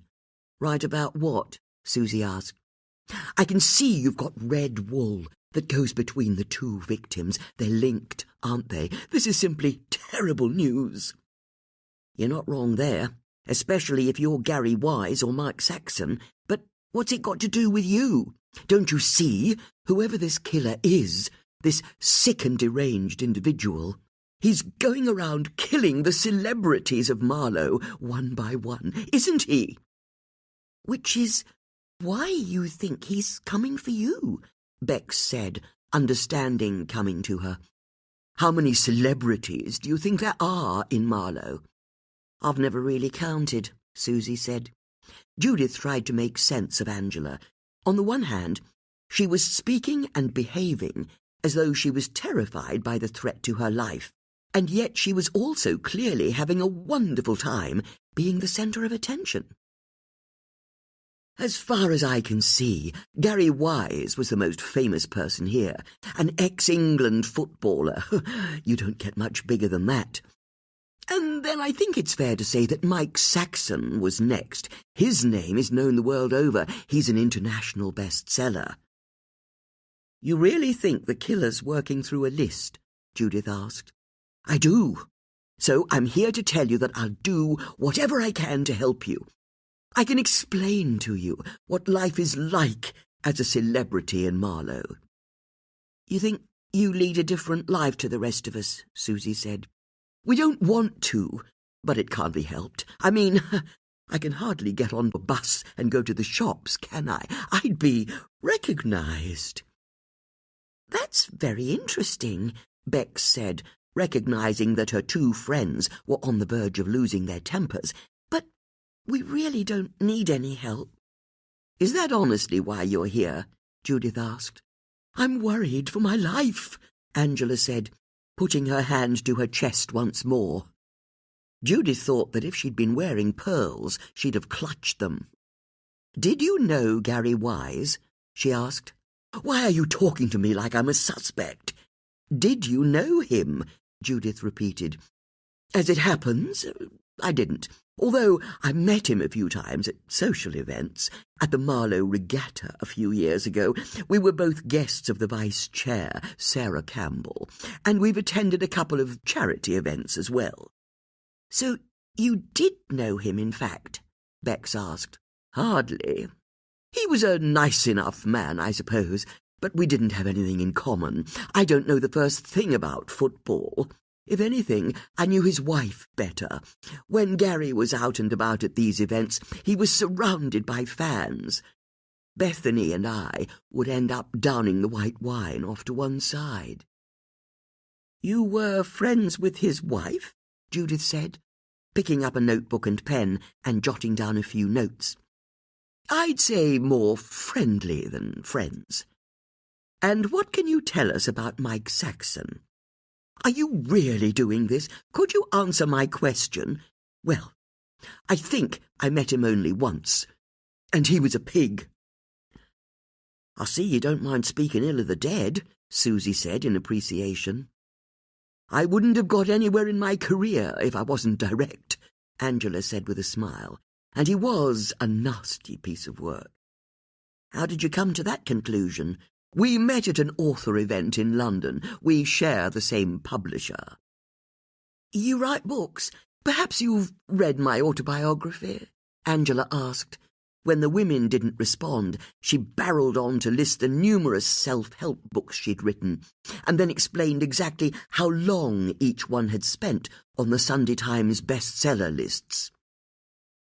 "What happened when you met Mike?" Bex asked, to stop the litany of self-congratulation. "If you must know, he made a move on me. It was our publisher's summer party last year. They hire out the Natural History Museum, and it's a massive shindig. Lots of lovely authors to talk to, lots of champagne to drink. I was admiring the skeleton of the blue whale in the main hall when I felt a hand brush my bottom and found Mike Saxon standing next to me. I think his opening line to me was, 'What are you doing later?' I was so surprised that I didn't immediately do anything, when what I should have done was throw my champagne straight in his face. Instead, I asked him what on earth he meant, and that's when he came out with it. He was staying in a suite at the Ritz that night. He thought I looked game, and did I want a tumble with him? I was still on the back foot. It's how men like that operate, isn't it? So I don't quite remember what I said, but it was something along the lines of asking what on earth made him think I'd want to sleep with him. And he just laughed. Can you believe it? He laughed and said I wasn't to take offence. He was just working on the 10% rule." "What's that?" Bex asked. I asked the same question, and I wish I hadn't. He said that if he asked 10 women to sleep with him, then 1 would say yes. The 10% rule. "He honestly said that to you?" Susie asked. "He did, and he really wasn't bothered in the slightest when I told him I wasn't going to be one of his 10%. In fact, he looked so smug that I'm sorry to say I laid into him a bit. I said I was sure that being made love to by him would be like being jumped on by a very old and very ugly toad." "Good for you," Bex said. That finally got under his skin, which was the effect I was going for. And he said something like, if he was so ugly, how come he'd always had a woman on the go? And he really leaned into me to tell me this. I could smell his terrible breath. It was repulsive. So I just turned and walked away from him. He ruined my evening, if you must know, and I left soon after." "He said he always had a woman on the go?" Judith asked. "Can you believe it? The arrogance!" "It is horrible," Bex agreed. "But if he was having affairs, that could give his wife a motive to kill him. Or maybe he was killed by one of the girlfriends he'd discarded," Susie offered. "But I don't think his death has got anything to do with his girlfriends," Angela said. "Mike was killed because he was famous, plain and simple. There's someone out there who's got a grudge against famous people.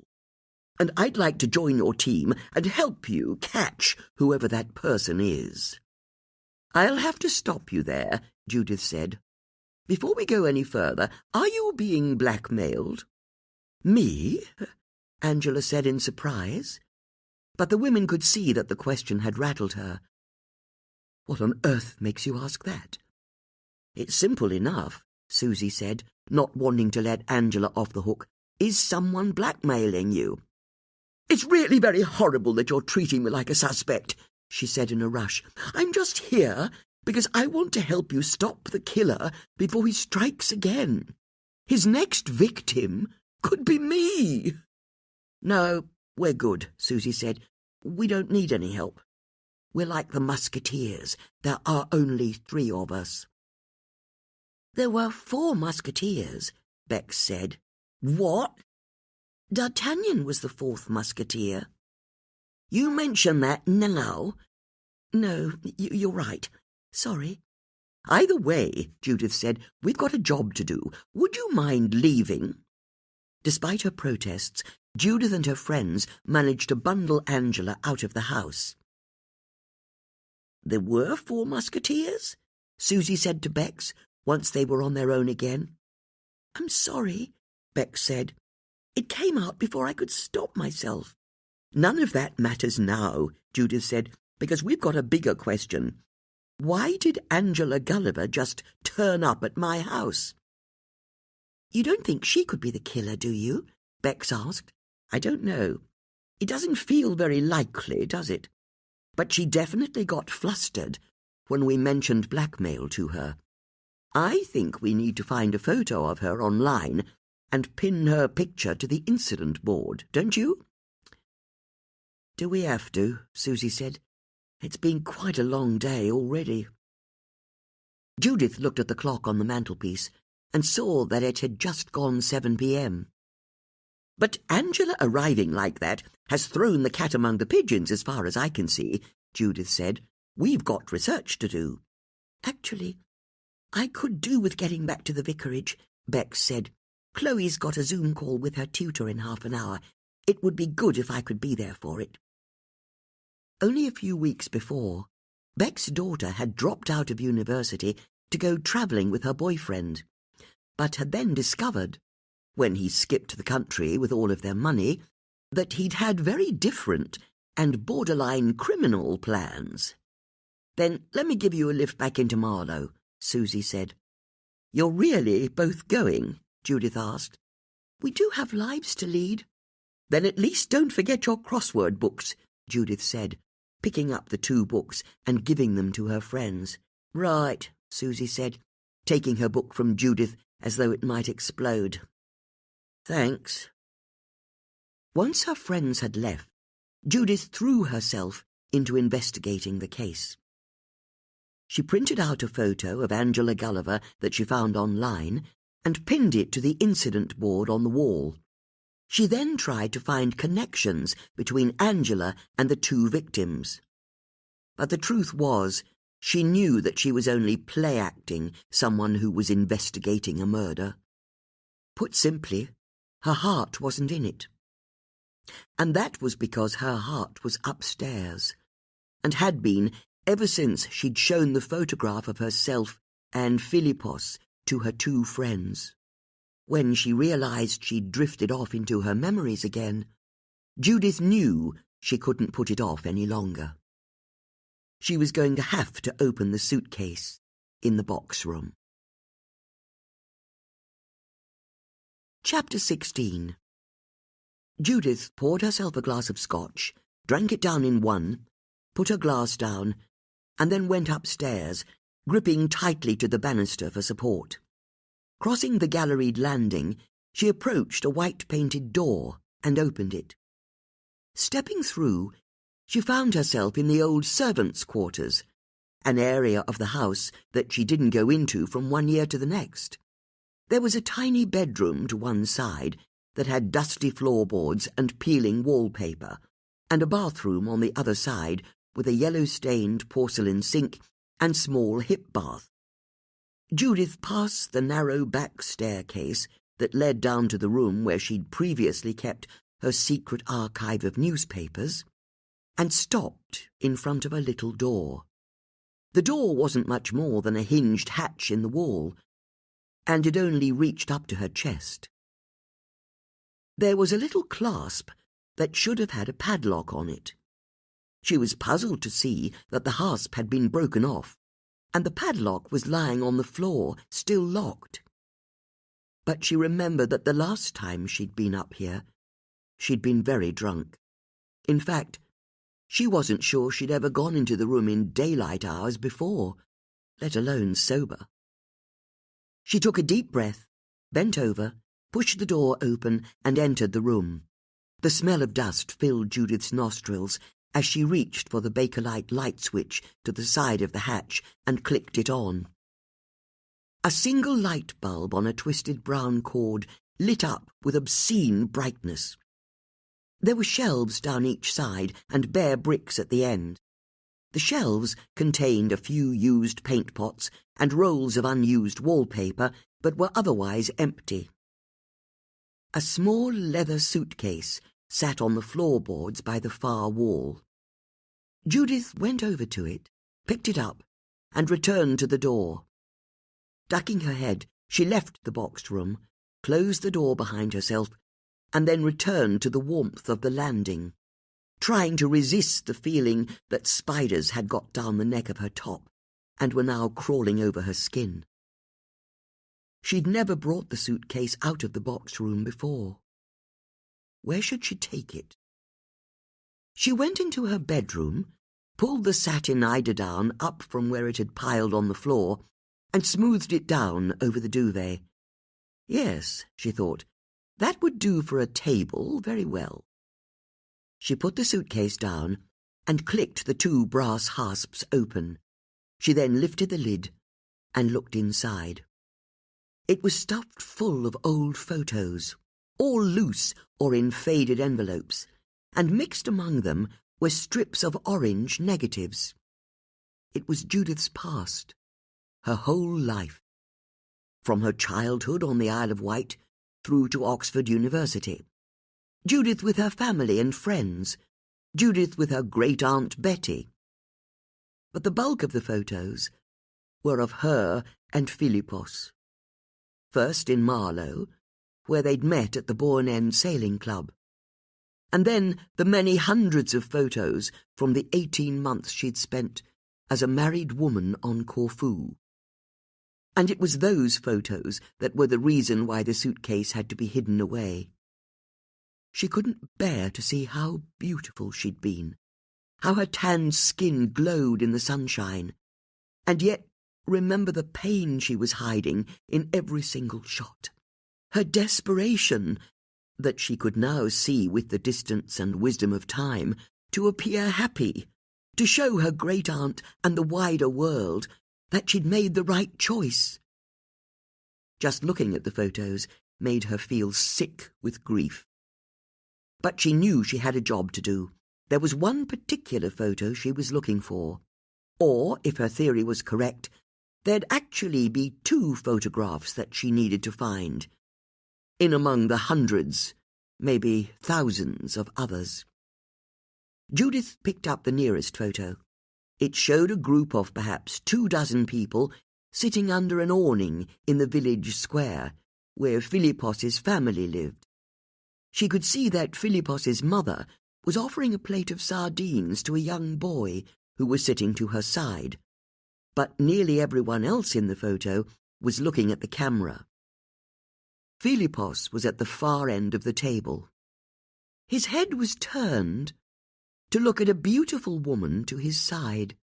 Even from the distance of decades, Judith recognized the woman instantly. She was Elene's mother, Michaela. It had always been obvious what was going on. If only she'd known to look. Judith put the photograph to one side. She still had all the others to work through, and she settled herself on the bed.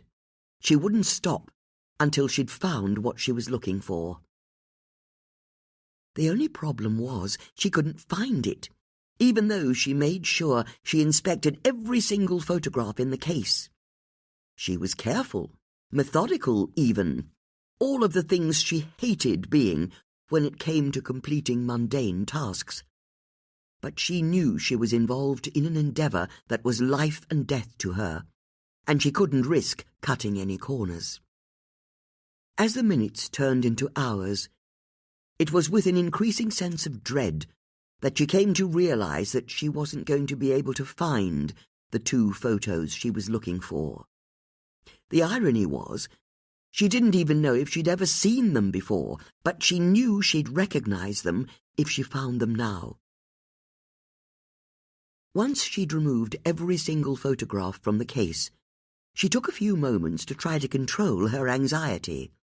It had been ratcheting up as the hours had passed. If she were being logical, the fact that she couldn't find 2 photos she didn't even know existed didn't necessarily mean what she feared it meant. But there was possibly a way of proving it. As she'd sorted through all of the photos, she'd also been making a pile of all the loose negatives for the photos, little slips of dark orange plastic, their perforated edges showing how much they belonged in a bygone age. Judith picked up her bedside lamp, placed it on the flat surface of the suitcase, and removed the frilly green shade. The bare bulb was an assault on her eyes, but she knew she'd need a strong light source for her next task. She picked up the first strip. Holding it up to the light and peering carefully, she was just able to see that all of the 6 negatives were of her and her friends in a formal hall at Somerville College. She put the strip down, reached back into the pile, picked up the next piece of celluloid, and, as she did so, made herself a promise. She wouldn't stop until she'd found what she was looking for, or not found it, which was what worried her far more. The following morning, as soon as it was light enough to see, Judith strode through the wet grass of her garden, wearing only a floppy hat, a silk dressing gown, and an old pair of Wellington boots. She entered her boathouse, kicked off her wellies, slipped out of her dressing gown, and put it and her hat on a hook. She then walked down the slipway and entered the freezing water of the Thames until it was up to her shoulders. She grabbed her nose with her finger and thumb and plunged herself down into the water, completely submerging herself. As the current tugged at her hair, Judith told herself that she was no longer the fox who knew many things from the ancient poem by Archilochos. From now on, she was going to be the hedgehog who knew only one big thing. And, as she kept her eyes scrunched shut against the ice-cold water, she knew that the one big thing she'd learned the previous night was that she was now in mortal danger. Judith's head burst through the surface, and she let out a roar of freezing breath as she shook the river out of her hair. Whatever Eleni threw at her, she'd be equal to it. No one got the better of Judith Potts. Chapter 17. While Judith was having her baptism in the Thames, Bex was busy in the vicarage. Following her Zoom call with her tutor the night before, Chloe had decided to head back to Exeter Uni and was upstairs packing a bag. Bex could hear her daughter singing, which was always a sign that she was happy. As for her husband, the Reverend Colin Starling, He was away on the last day of a retreat, but he'd just emailed to say that he had some dry cleaning that he needed picking up from the high street. Bex decided that it would wait. First, she and Susie had a job to do. As the grandfather clock in the hallway chimed for 9 o'clock, Bex removed her apron and hung it up. It was time to go into battle.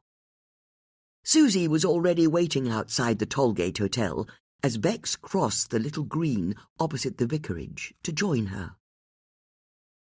"You look as though you're ready to commit murder," Bex said, arriving at her friend's side.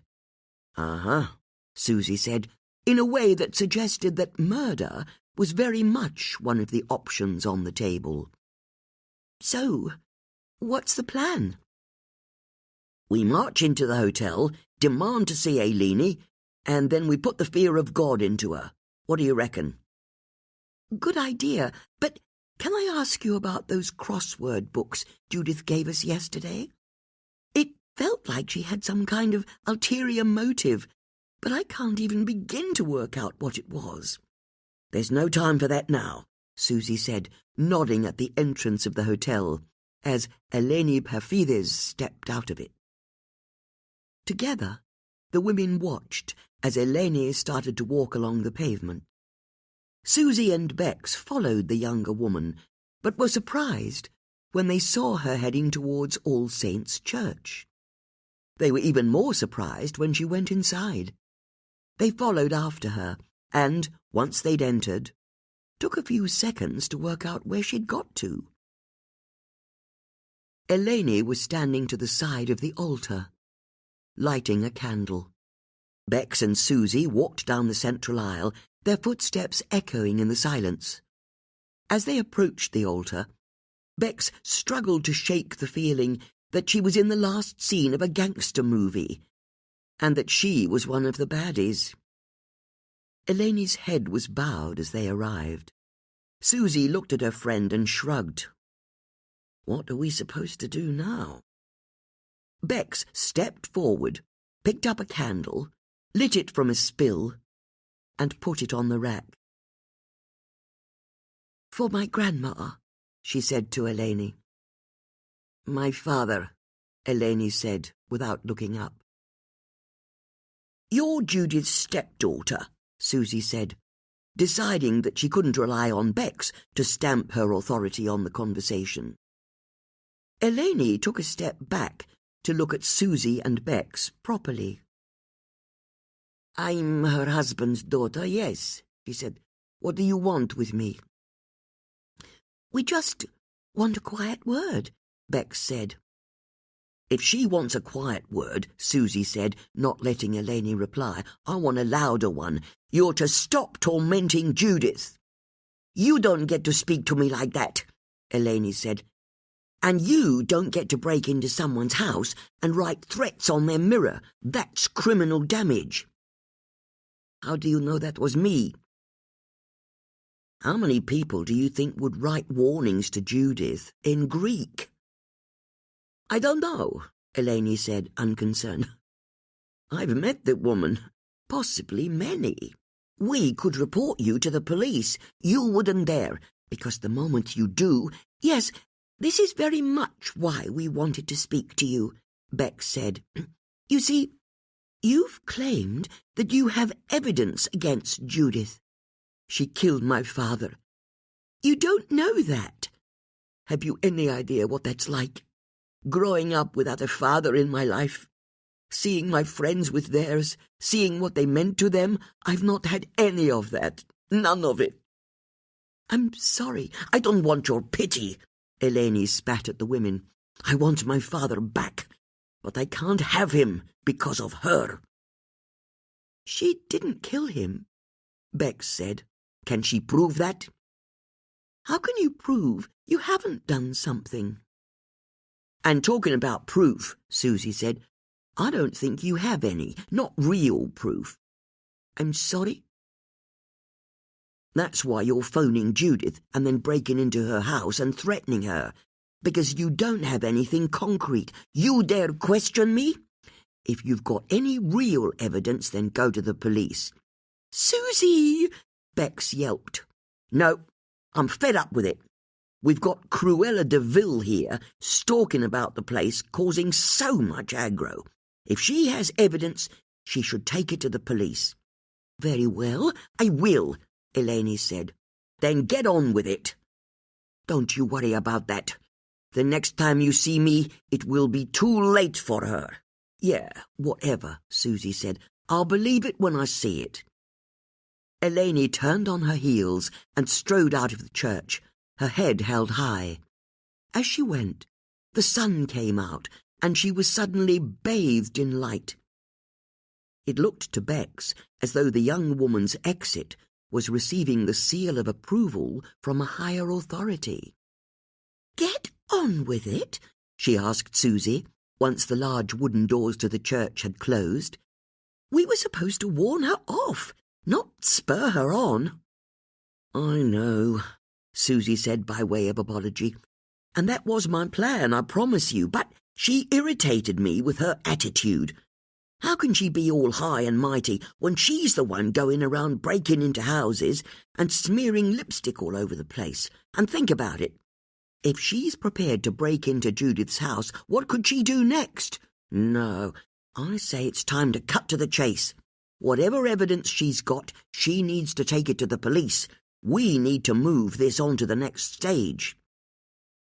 Bex considered her friend's words and realized that there was a warped logic to what she was saying.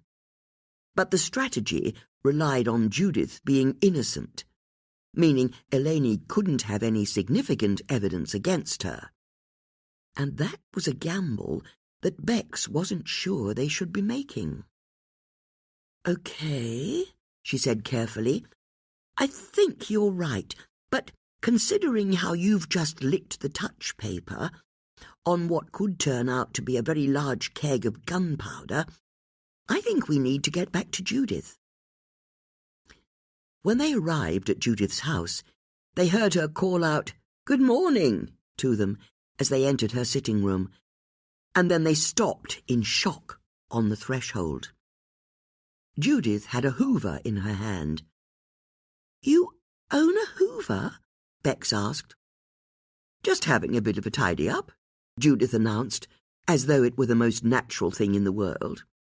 "I've also found a bit of time to look into Angela Gulliver's life, and I couldn't find any suggestion that she was up to anything criminal, or had any links to either of our victims. About the only thing I discovered was a small diary piece in the London Evening Standard. It said that the viewing figures for her TV show have recently fallen off a cliff. Apparently, the whole show's at risk of being cancelled." "Forget that," Bex said, interrupting her friend. "You're tidying up?" "I am," Judith said proudly.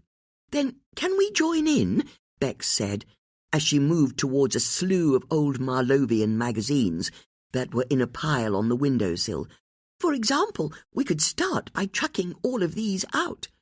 "Don't throw them away. They may be useful," Judith said, "but you're welcome to tidy them a bit." Bex realized that the deal she was being offered was one she was prepared to accept. She started to restack the magazines. "This is how you're responding to Eleni," Susie said in appreciation. "You're getting your house in order." "I thought I'd have a quick tidy-up until the pair of you got here," Judith said, "because I've been thinking about what Angela told us, and there's someone we need to talk to." "How about we continue tidying for another half-hour?" Bex said, more in hope than expectation, "and then we can go." "Stuff that," Susie said. "Let's do it right now. Who do we need to talk to?" As she rushed down the stairs, opened her front door, and left her house, Jamila Khalil knew she only had a few minutes to catch the train to London. But after locking the door behind herself, she saw 3 women approaching along the pavement. She slipped her keys into her handbag as fast as she could, and tried to get to the pavement before them. But the biggest of the women pulled the gate closed, and then held it in place so she couldn't open it. "What are you doing?" Jamila asked, checking her watch. Susie, Bex and Judith could see that Jamila was dressed smartly, as though she were going to an office job. "Mike Saxon made a pass at you," Judith said. "What are you talking about?"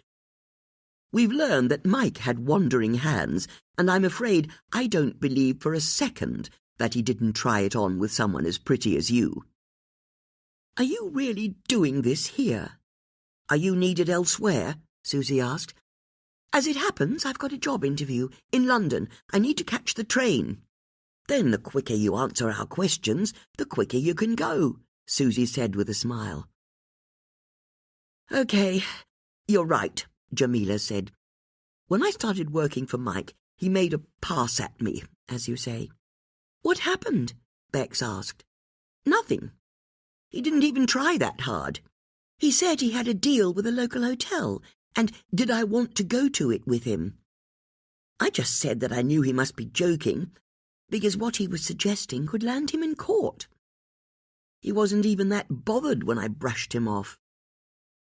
"It's his 10% rule," Susie said. "Well, I don't know about that, but he went back to being a normal boss after that, or as normal as he could be.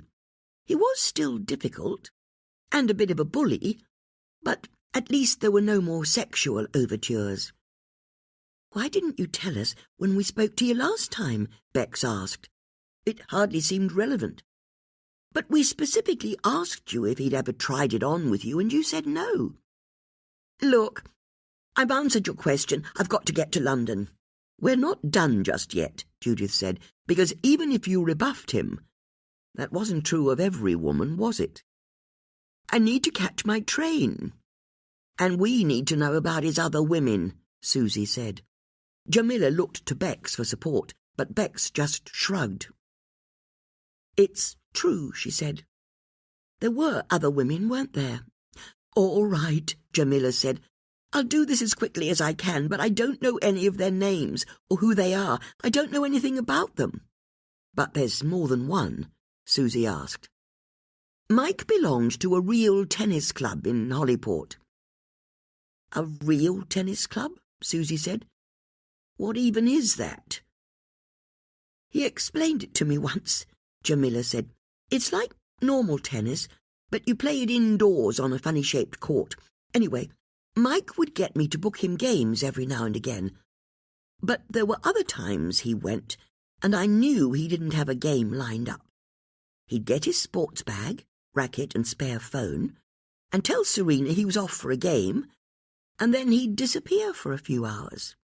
Once, after he came back, I asked him what was going on, and he winked at me and said there was more than one type of sport you could play in Hollyport, which cleared up another mystery for me, because I had to pay various invoices for Mike as well, and he kept getting bills for hundreds of pounds from the Hollyport Hotel." "Oh, I see," Susie said. "So he'd go to his tennis club, get changed into new clothes, go and see his fancy woman across the road in a hotel room, and get her lipstick all over his collar, before going back to the club, having a shower, and getting back into the clothes he'd arrived in," Jamila said in agreement. "That's kind of smart," Susie said. "Not that I approve, of course." "Did you say he had a spare phone?" Judith asked. "It's the one he used for his women," Jamila said with a shudder. "He kept it in his sports bag." "He had a second phone?" Susie said, stunned. "Do the police know about it?" "I've no idea. I've not told them about it. They didn't ask." "Do you know where it is?" Judith asked. "It's probably in his sports bag. He normally keeps it in his office, but it wasn't there the last time I was there. It must be in his locker at the club." "Do you know how to get into his locker?" "I've no idea. I think he had a key for it on his key ring." "Do you know where his keys are?" "I guess Serena has them. Or the police." "Then you've been very helpful. Thank you for your time," Judith said, nodding to Susie to let go of the gate. Susie lifted her hand, and Jamila pulled the gate open and rushed past the women on her way to the train station. "He had a burner phone," Bex said, as she watched the younger woman go. "And if he used it for his women," Judith said, "I wonder what else he used it for." "What do you mean?" Bex asked. "Gary's blackmailer contacted him by phone." "Oh, I get it," Susie exclaimed. "What if the proof that Mike was also being blackmailed is on his secret phone?" "It would make sense," Judith said, "seeing as he's already using it for his secret affairs." "We need to tell the police about it," Bex said, "at once." Judith and Susie looked at their friend in disappointment. "I mean, obviously we've got to tell them," Bex said before she realized the truth of the situation. "We're not going to tell them, are we?" "Do you really think Brendan's capable of catching the killer?" Susie asked. Bex knew her answer to that question. "So, what do you think we should do?" she asked. "Simple," Susie replied. "We should break into the real tennis club, get hold of the master key to the lockers, slip into the men's changing room without anyone seeing us, get into Mike's locker and recover his phone for ourselves. And, once we've had a good look at it, then we can hand it in to the police." Bex's heart sank. The idea was so preposterous, so inherently foolish, that she knew Judith would only have one response. "I love it," Judith said with glee. Chapter 18. It was only a 15-minute drive to Hollyport Village, and when the women arrived, Susie slowed her van to a stop outside the Hollyport Hotel. It had originally been a row of white stucco Georgian houses that had since been knocked through and converted into a small hotel. But the three friends could see that the paint on the walls was peeling, and there was a brownish-green stain under the eaves where a gutter had broken. "So, this is where Mike took his women," Susie said with a grimace. "Classy." "Where's his real tennis club?" Bex asked. "It's just behind here," Susie said, checking her sat-nav. "But can I ask, what even is real tennis?" "I think it was originally French," Judith said, "which is why it's called real. It's the French word for royal. It became popular in medieval times." "It's that old?" Susie said, impressed. "I'm sure Bex will find out during her lesson." "You really think this will work?" Bex asked. "No idea," Susie said breezily. "But you've got the easiest part, so stop complaining. Come on," she added as she drove off again. Her van was soon bouncing down a potholed driveway that opened out into a large grassy area leading to the enormous red-brick building of the Hollyport Real Tennis Club. With its row of vertical windows and gabled lead roof, it had the look of a 19th-century chapel. "Okay, it's impressive," Susie conceded as she parked her van next to a brand-new MG car. As the women got out, Susie and Judith stopped to admire Bex. "Wow," Susie said in appreciation. Bex was wearing white trainers and socks, her shortest tennis skirt, and tightest white top. "Is it too much?" Bex asked. "You know what men are like. Too much is never too much." "You look sensational," Judith said. "Lead on." Bex squared her shoulders and headed as confidently as she could for the club's entrance. "Still got it, girl," Susie said as they fell in behind her. "Mind you," she added in a stage whisper, "she looks like that poster from the 70s of the woman who's not wearing any knickers." "I heard that," Bex said, but Judith and Susie could only smile at their friend's self-confidence. It was wonderful to see. As they approached the building, the door opened, and a man came out wearing cream flannel trousers and cricket shirt. He was holding a canvas sports bag in his hand. It was Harry Asquith. "Oh," he said, his eyes widening as he saw Bex in her tennis outfit. before he noticed that Judith and Susie were with her. "Harry," Bex said in lieu of knowing what else to say. "How lovely to see you. Are you a member here?" "As it happens, I am," he replied. "So you knew Mike Saxon?" Judith asked sweetly. And Harry went very still. "What's that?" "He's also a member here, isn't he? Or rather, was. I suppose you've heard the terrible news." "I saw it in the papers. Why are you asking?" "No reason at all, but it's interesting, isn't it? We've struggled to find anyone who knew Gary Wise and Mike Saxon, and here you are. You knew both men. What was Mike like?" "Mike?" Harry said, recovering. "I hardly knew him, if you must know, but whenever I met him he seemed nice enough, you know, friendly and up for a bit of a chat. Now, if you'll excuse me, I need to get to my car." "Hold on," Judith said, grabbing Harry by the arm. "What are you doing?" he asked. "Are you saying that that's your car next to Susie's van?" "It is," Harry said, a note of pride in his voice. "But the first time we met you, you were driving an old estate car, and now, only a few short days later, you've got a brand-new MG." "That's none of your business," Harry said, yanking his arm out of Judith's hand. "But it is. You see, D.S. Malik told us that you're up to your ears in debt. You even have to use the cash you take out on one credit card to pay off debts on others. So where did you get this new car from?"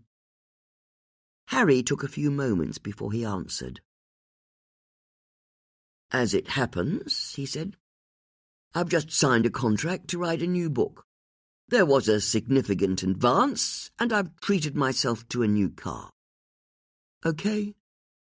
"That's quick work," Susie said. "I had to move fast because you're right. I've had a few money problems over the years." "Why?" Bex asked. "If you must know, I've always had a weakness for the GGs." "Me too," Susie said, "although their teeth always make me laugh."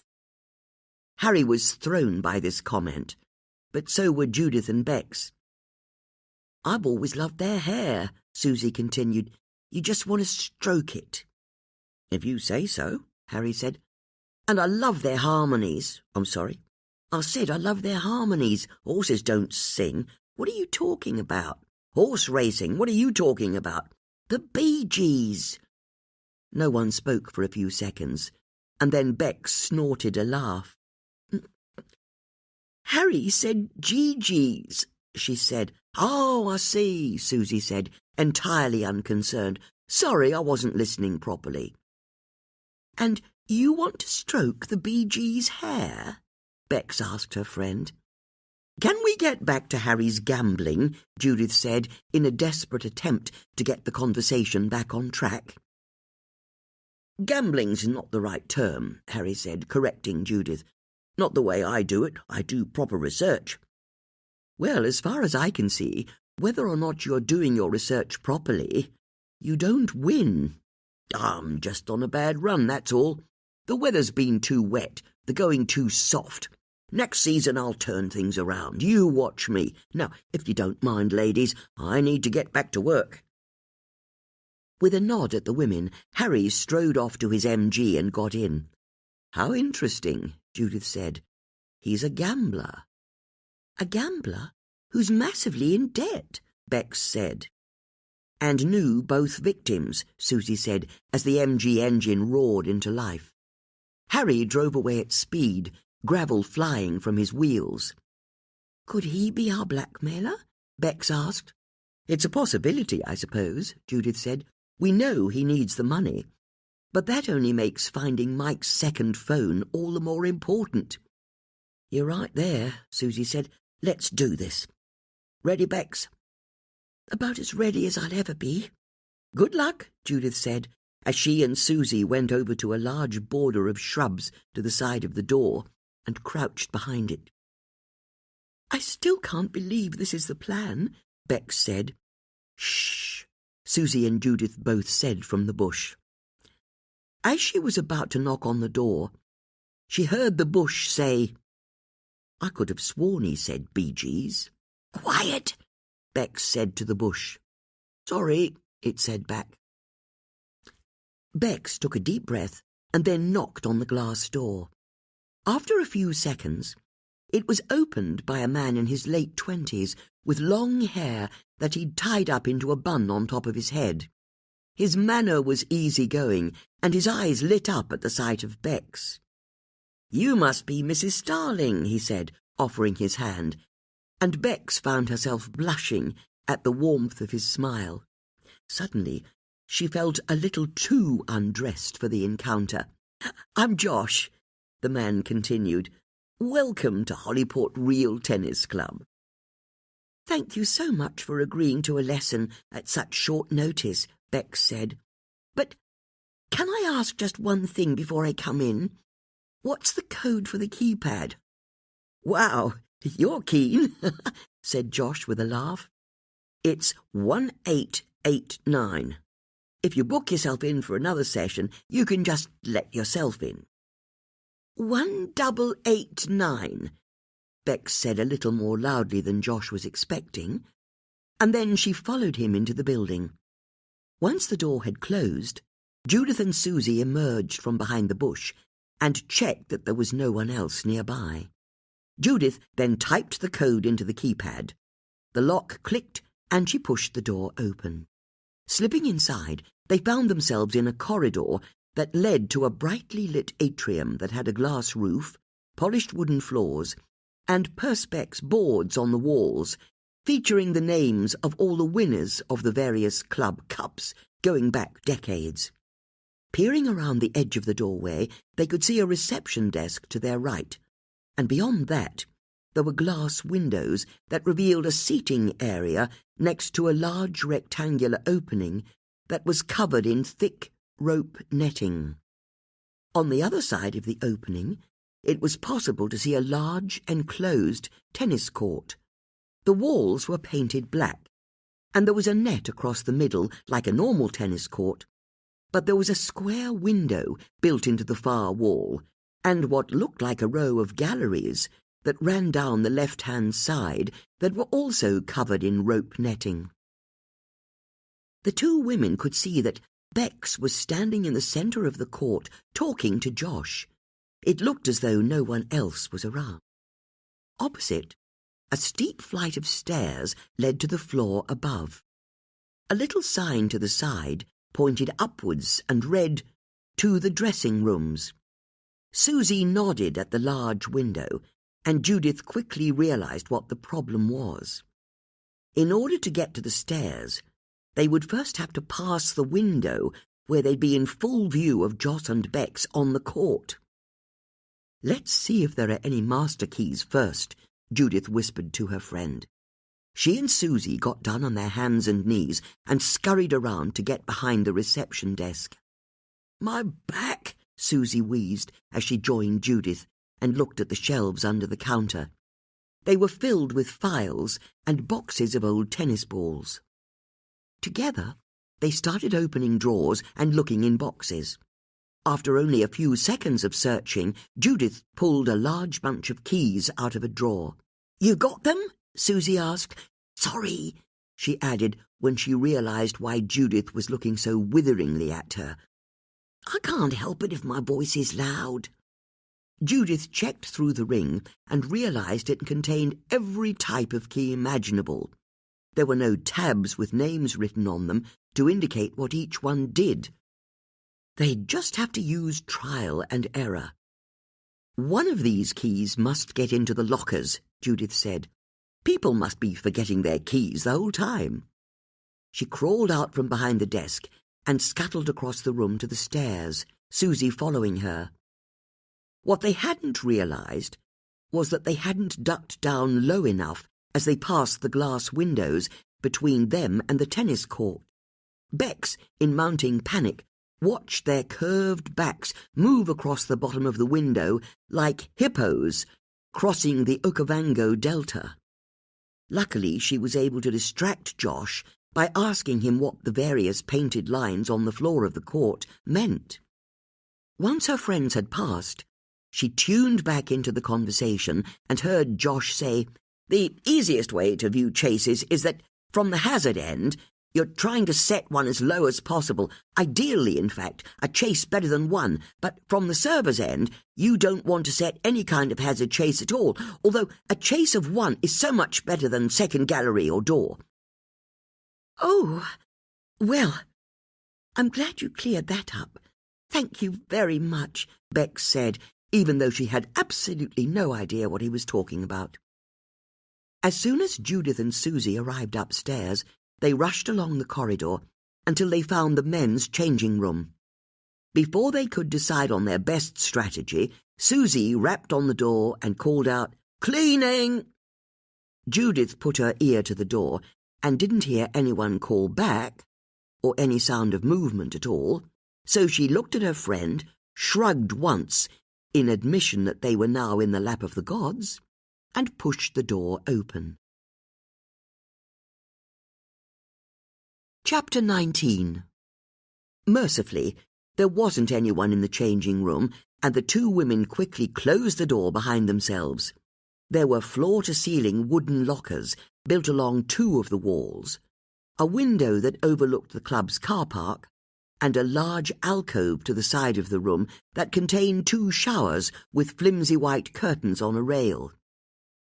"Okay, let's find Mike Saxon's locker," Judith said, starting to inspect the slips of paper that had been slotted into little brass holders in the centre of each locker, "although there doesn't seem to be any order to the names," she said, as she moved from locker to locker.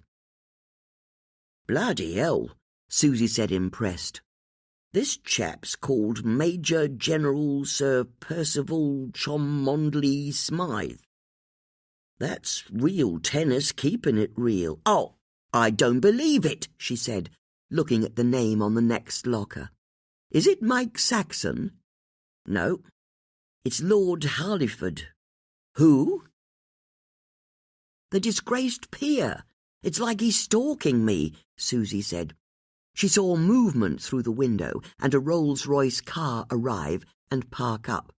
"What on earth are you talking about? We need to find Mike Saxon's name. Ah, here he is," Judith added as she looked at a locker. The name on it read, M. Saxon, Esquire. "Uh-oh," Susie said, as she peered through the window and saw a portly man in his 60s heave a sports bag out of the back of the Rolls and start walking towards the building. "There's a man coming this way, and he's got his sports kit with him. Then we'll just have to get into Mike's locker as fast as possible." Judith held up the bunch of keys, chose one at random, and tried it in the lock. It didn't work. She tried another. It didn't work either. As she tried key after key, Judith found it almost impossible to keep track of the ones she'd used and the ones she hadn't, and it didn't help that she had no idea what shape of key the lock took. "He's entered the building," Susie said, while Judith rotated the bunch of keys and tried another in the lock. "How about this one?" Judith said. "I don't think I've tried this one before." "You have," Susie said, as Judith tried and failed to insert the key into the keyhole. "Oh, okay," Judith said, holding up a little key with two prongs that made it look like a tiny trident. "This one's new." Judith put the key into the keyhole and was gratified to hear a click as the lock engaged. "Hold on," Susie said. "Footsteps." They both heard the sound of someone approaching outside in the corridor. As Judith twisted the lock and popped the door open, Susie turned around, desperately trying to see where they could hide. Then, as the door to the changing room began to open, she grabbed Judith by the shoulders and bundled her into one of the two shower cubicles, yanking the plastic curtain across to hide them as the man from the Rolls-Royce entered. Judith stood stock still, trying to control her breathing, her blood pumping so loudly in her ears that she couldn't believe the man wouldn't hear. As the seconds passed, Judith realized that the man had no idea that she and Susie were hiding in the shower cubicle. Maybe he'd just leave his sports bag and head straight out again. all wasn't necessarily lost. But then the man started whistling to himself, and Judith heard him sit down heavily on a bench and start to kick his shoes off. Judith caught Susie's eye, the pair of them thinking the same thing. They were two women hiding in a changing room as a man took his clothes off. The absurdity of the situation hit them both at the same time, and Judith's hand went to her mouth to stifle a giggle. Then, as they heard the man slip out of his clothes, she had to crunch her face up to stop herself from guffawing. To make matters worse, the plastic sheeting they were hiding behind didn't block out all of the light, so while they remained hidden in the gloom of the shower cubicle, the man was getting undressed in the well-lit changing room. They could dimly see his figure as he took off his clothes. "Right then," man said to himself. "Time for a shower." Susie and Judith froze. There were only 2 showers for the man to choose from, and they were hiding in one of them. There was a 50-50 chance that a completely naked man was about to whisk the curtain back and reveal himself to them. They looked at each other as the shadow of the man approached. What could they do? The man's hand went to the edge of their curtain. He'd chosen their shower, which was when Susie spun the tap and the shower burst into life, drenching them both in an instant. "Sorry, old chap," the man said. "Didn't know anyone was here." Ignoring the fact that Judith was now giving her a look that could have sliced through steel, Susie cleared her throat and made a few spluttering noises that she felt represented the sort of older home counties gentleman who could be in the shower. "No, of course," the man said. "I'll use the other cubicle." Judith and Susie continued to stand under the streaming shower as the shadow of the man moved away. Then a car alarm pierced the air, and they heard the man move over to the window, mumble, "Bloody hell," and scramble back into his clothes as fast as he could before dashing from the room. Throughout, the car alarm kept blaring. The moment the door opened and closed, Susie hurried to turn the water off. Judith glowered at her friend. "Sorry," Susie said, swishing the curtain open and hanging back while Judith squelched across the dressing room to Mike's locker. The door was still open, so she looked inside and was relieved to see a leather sports bag. Pulling it out and unzipping it, she saw that it contained some women's lingerie in among a change of men's clothes, a pair of brown brogues, and a wash bag. But there was also an interior pocket to the bag. She unzipped it and pulled out an old Samsung mobile phone. "Gotcha," she said. The sound of the car alarm stopped, and the women went over to the window. Outside, they could see the plump man remonstrating with Bex, who was standing by his car. Had Bex set off the car alarm? "Let's go to the women's changing room," Judith said. "See if we can dry ourselves while that man comes back. When we hear him start his shower, we can slip away." Judith picked up Mike's bag, and she and Susie went into the women's changing room next door. There wasn't much they could do about their wet clothes, but there were fresh towels and hairdryers, so they were able to make sure they looked slightly less like drowned rats when they left 10 minutes later. As they passed the men's changing room, they could hear the sound of running water, and when they got to the bottom of the stairs, they could see that Bex was back on the real tennis court with Josh. Doubling over, they crossed to the reception desk, opened the drawer, put the keys back, and then crouched their way out of the main doors. Once outside, the women straightened up. "Now what?" Susie asked. "I think we need to get dry before we try and get into Mike's phone," Judith said. "I suggest we go back to mine. We can wait for Bex there." The women got into Susie's van and then drove to Judith's house, the fan heaters on full blast, pointed at their damp clothes. Chapter 20. As Bex finished her coaching session with Josh, she smiled sweetly at the owner of the Rolls-Royce when he came to take her place on court. Seeing as he believed that she'd somehow tampered with his precious car, he didn't smile back. Once outside, Bex saw that Susie's van was nowhere to be seen, so she checked the messages on her phone and saw that her friends had retrieved Mike's bag and phone and had gone to Judith's house to wait for her. "Yes!" Bex called out to the skies and couldn't stop smiling to herself as she used her phone to order a taxi. The version of her who'd first moved to Marlow would never have got herself mixed up with such free spirits as Judith and Susie. She was still smiling to herself when she arrived at Judith's house and found Susie standing in front of a roaring fire wearing a thick dressing gown over her clothes as Judith poured cups of tea for them both. "Ah, there you are," Judith called out and started to pour tea into a third cup. "Why are you in a dressing gown?" Bex asked. "We had to go undercover," Susie said. "More like underwater," Judith said. "Very funny," Susie said with a laugh. "But we were going to be discovered until that car alarm went off. You were behind that, Bex, weren't you?" "I was," Bex said in pride.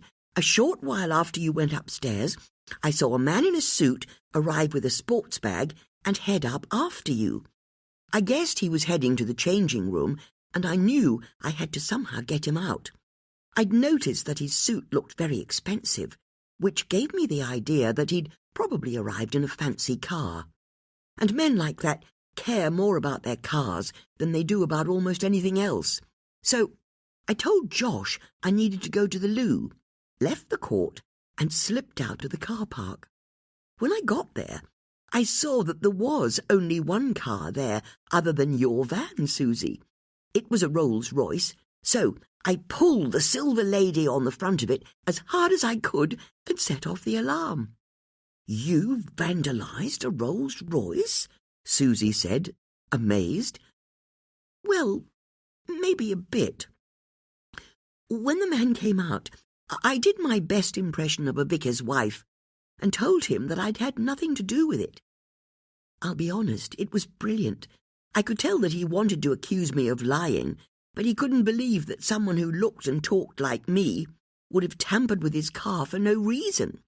So I went back to the lesson, hoping it had given you time to extricate yourselves." "It did," Judith said. "What amazing quick thinking." "And we got everything we needed," Susie said, before going to a side table, retrieving Mike's sports bag and pulling out his Samsung phone.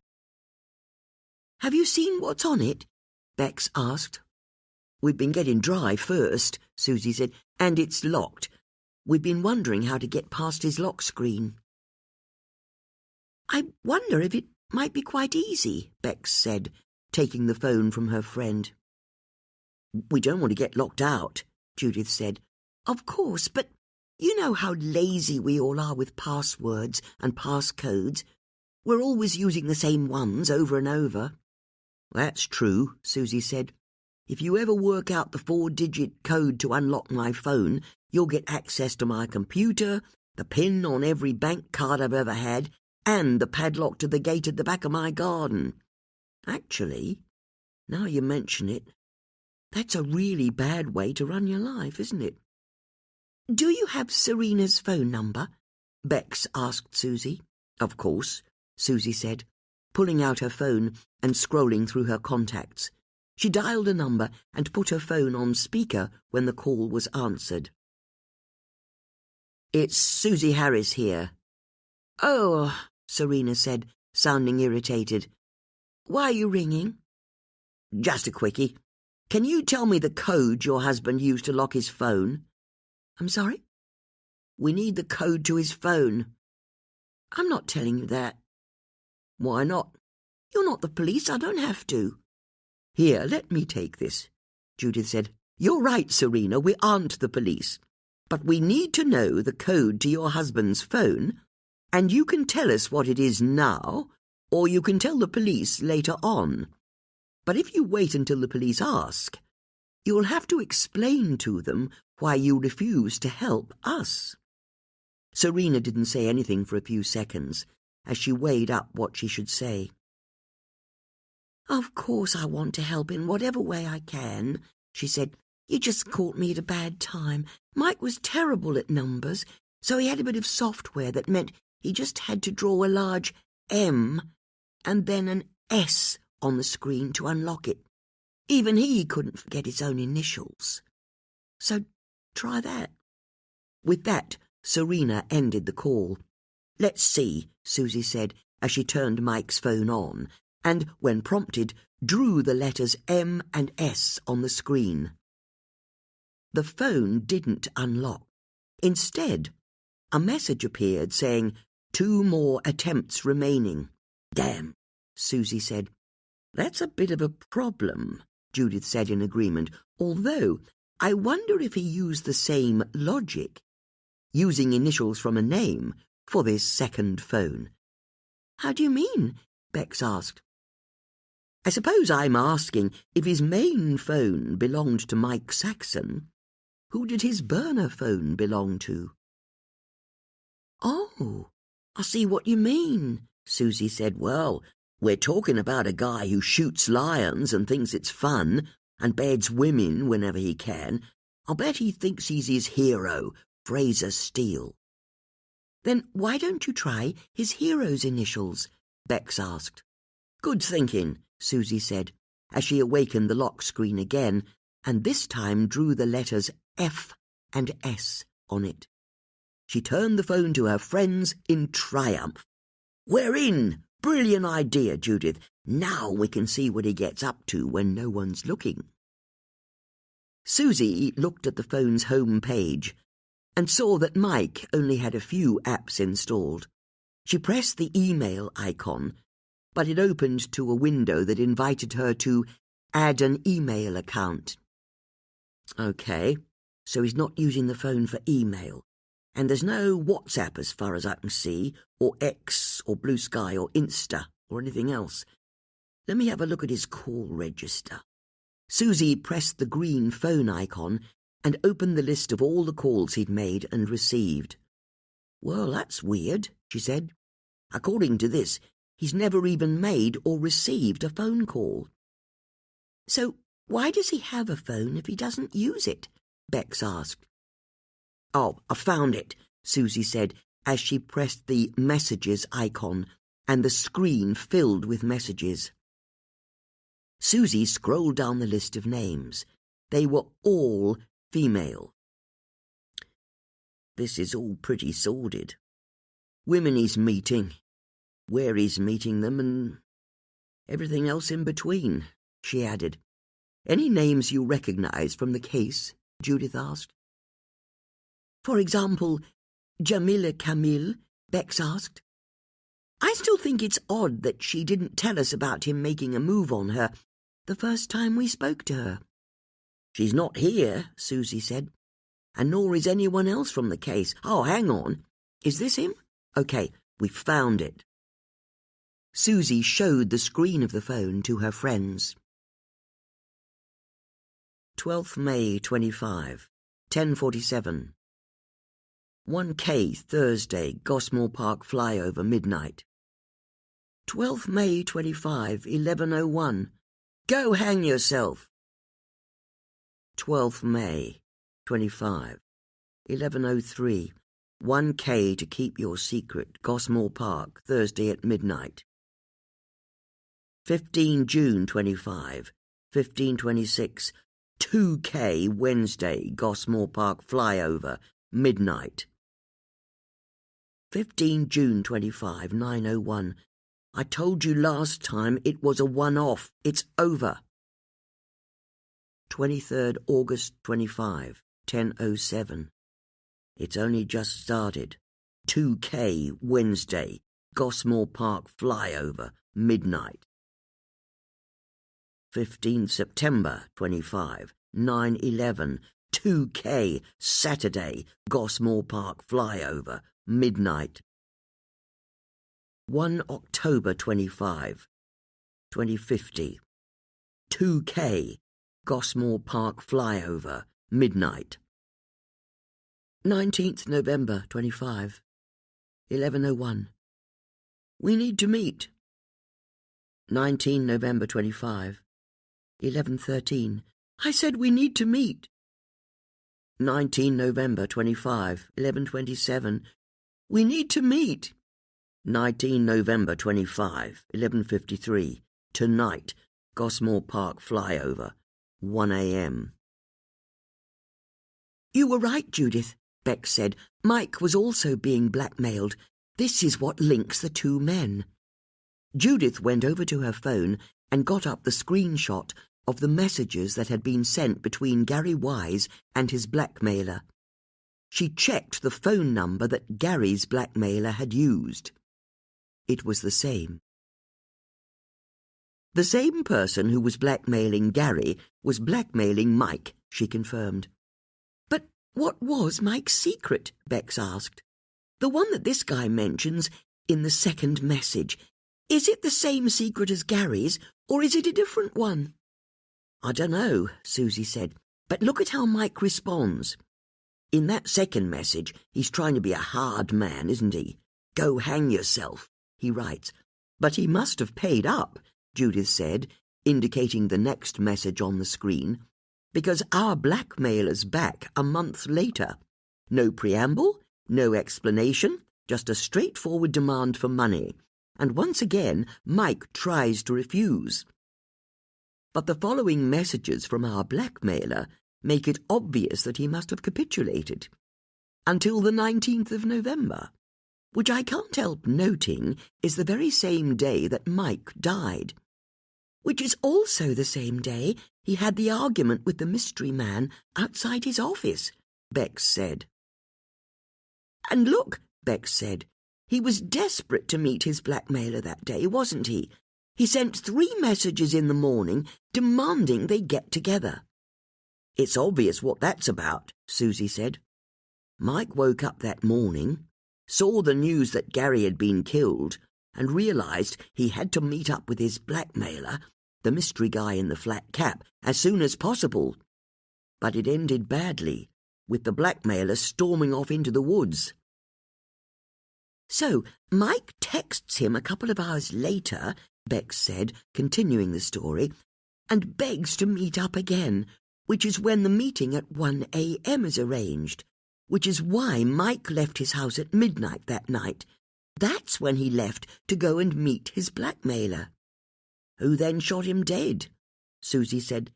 But why, Judith said, why was he being blackmailed? As she spoke, Judith went to her incident board and looked at the index card that had Gary had car crash on April 7th written on it.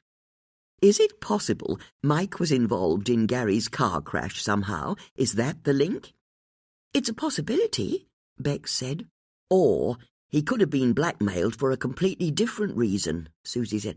After all, you take any 2 people, and it's unlikely you'd be able to blackmail both of them for the same reason. That's also true, Bex said.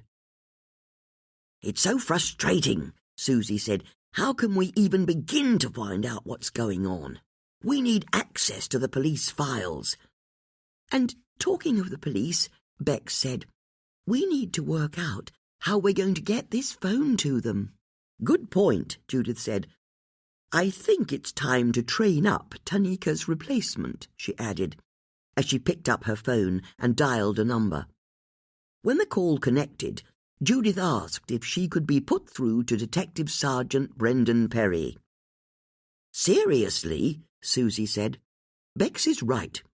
We were always going to have to hand in the phone eventually. Ah, Detective Sergeant Perry, Judith said, as Brendan came on the line. Judith Potts here. I suggest you drop whatever you're doing and come to my house. I'm sorry. You're telling me what to do? I'm not telling you to do anything. I'm merely suggesting you come to my house, as it's a matter of life and death. For who? For you. As far as your career goes, at least. You see, We've just found out that Mike Saxon was being blackmailed by the same person who was blackmailing Gary Wise. I'd highly recommend you come to my house to find out more. I live just outside Marlow on Ferry Lane." "I know where you live," Brendan said, and the line went dead. "What a rude man," Judith said to her friends. "Do you think he'll come?" Bex asked. "If his desire to prove that he's better than Tanika is as strong as I think it is, I'd say he's got no choice.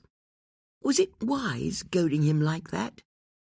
I honestly didn't mean to, but he does rather have the manner of a goadee. Now, before he gets here, I suggest that you and I, Susie, make sure we're presentable." Judith went upstairs to get into fresh clothes, while Susie announced that the fire and the dressing gown she was wearing had dried her clothes just fine. It wasn't long after that they all heard a man's voice announce, "Mrs. Potts," from the front hallway. "Come on in," Judith called out as she came down the stairs and looked at her two friends. Susie exhaled and Bex grimaced, both of them knowing how high the stakes were about to get. Detective Sergeant Brendan Perry walked into the room. Chapter 21. Brendan stopped in surprise when he saw the evidence photos that were pinned to the wall behind Judith's desk. "That looks suspiciously like an incident board to me," he said, and crossed the room to inspect it. "As eagle-eyed as ever," Judith said, as Brendan unpinned the photo of Angela Gulliver from the wall so he could look at it more closely. "Why have you got a photo of a TV agony aunt here?" "Don't you have one on yours?" Judith said, trying to make a joke of it, as she took the photo from Brendan and pinned it back onto the wall. "This isn't legal," Brendan said. "It's perfectly legal," Judith said. "Amateurs," he scoffed. "Amateurs with a track record of catching killers," Judith said, irritated by Brendan's belief in his superiority. "And you're going to need our help if you want to catch Gary and Mike's killer." "That's where you're wrong." "There's no shame in admitting how ambitious you are. The way you finally managed to sideline Tanika is testament to that. You're desperate to prove to your superiors they were wrong to choose Tanika over you. It's my bet that your desire to solve this case is a smidgen greater than your desire to have nothing to do with us." "You say the same person who was blackmailing Gary Wise was blackmailing Mike Saxon?" "That's right," Susie said, "because he is." "How could you possibly know that?" "We've got Mike's burner phone," Bex said. "No way." "You don't believe we have it?" Judith asked. No, it's not that. It's just I can't believe Mike Saxon had a burner phone. It's just like in one of his books." "You're a fan, are you?" Susie asked, amused. "As it happens, I am." "Really?" Judith said, surprised. "I didn't have you down as a reader." "Actually, I read quite widely. I even went to a few of his author events." "Of course you did," Susie said with a laugh. "All of those stories about macho guys running around the place, bedding women and shooting baddies, that was always going to appeal to a man like you." "His books are about more than that," Brendan said defensively. "He also writes about the environment. That's a big theme in his work, how we have to protect the planet." "That doesn't sound very like him," Judith said. "But are you serious? Mike had a burner phone." "I can't wait to tell you all about it. But first, I'd love it if you updated us on where you've got to with the investigation." "Then I'll have to disappoint you, because I'm not doing that." "Even though we'll let you take all the credit for this breakthrough?" Brendan didn't reply, but the women could see that he was considering what he should say. "We're not the enemy," Bex said. "I know you think we are, but we're just as keen as you are to catch the killer. We can help you to the best of our ability. and you can take all of the credit. It's the advantage of us being unofficial. No one ever needs to know about us." "And if it all goes arse over tit," Susie said, "you can throw the book at us. It's kind of the deal we had with Tunica." Brendan went and sat down in Judith's favourite armchair. The women exchanged glances. What on earth was he doing? He picked up a fire-iron and prodded the ash in the grate. "You don't know how hard it was for me to get here," he said. "You know, to make detective sergeant." He pushed the ash around while he considered what to do. Quite a few seconds passed. "Okay, I agree," he eventually said. "I want this killer caught as much as you do, more so. This is my job. What I do." "Of course," Judith agreed, "but it can't be in any way official. And if I see you anywhere near our investigation, I'll have to report you, or even arrest you." "I'd expect no less." "And you'd seriously accept these terms, even you, Mrs. Starling? As a vicar's wife, you've got a lot to lose." "Please, it's Bex. And it doesn't matter what I might or might not lose. All that matters is that we catch the person who killed Gary Wise and Mike Saxon." "That much I can agree with." Brendan looked at the women as though for the first time. He nodded to himself, seeming to realize that he only had one choice. "All right, but you won't be happy with what I have to say," he said. "We've got just about nowhere with both murders. We looked through Gary Wise's life and found nothing that could explain why anyone would have wanted him dead, let alone why he would be being blackmailed. He's not in debt. He's got savings and investments worth millions.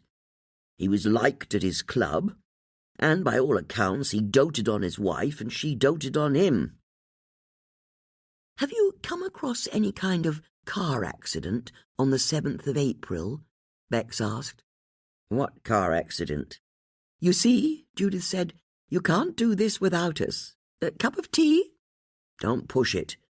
You reckon he was in a car crash?" "Harry Asquith said it was the only thing Gary wouldn't talk about for his autobiography." "So that's why you three went to the depository in Reading. You were looking for the report on the incident." "But it's now missing, or so it appears, which is a bit of a worry because it suggests that Gary, or someone who knew Gary, was able to put pressure on a police officer to pull the file." Brendan frowned. "Does that happen often?" Bex asked. "Almost never," Brendan said. "But there's always going to be the odd bad apple. Someone who'll let their head be turned if they're offered enough money. Normally it's some dodgy journalist who gets their claws into them."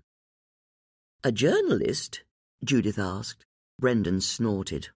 "They're the worst, with their fingers in every bloody pie. Yes, it could easily have been a journalist who put the pressure on a copper to pull the file.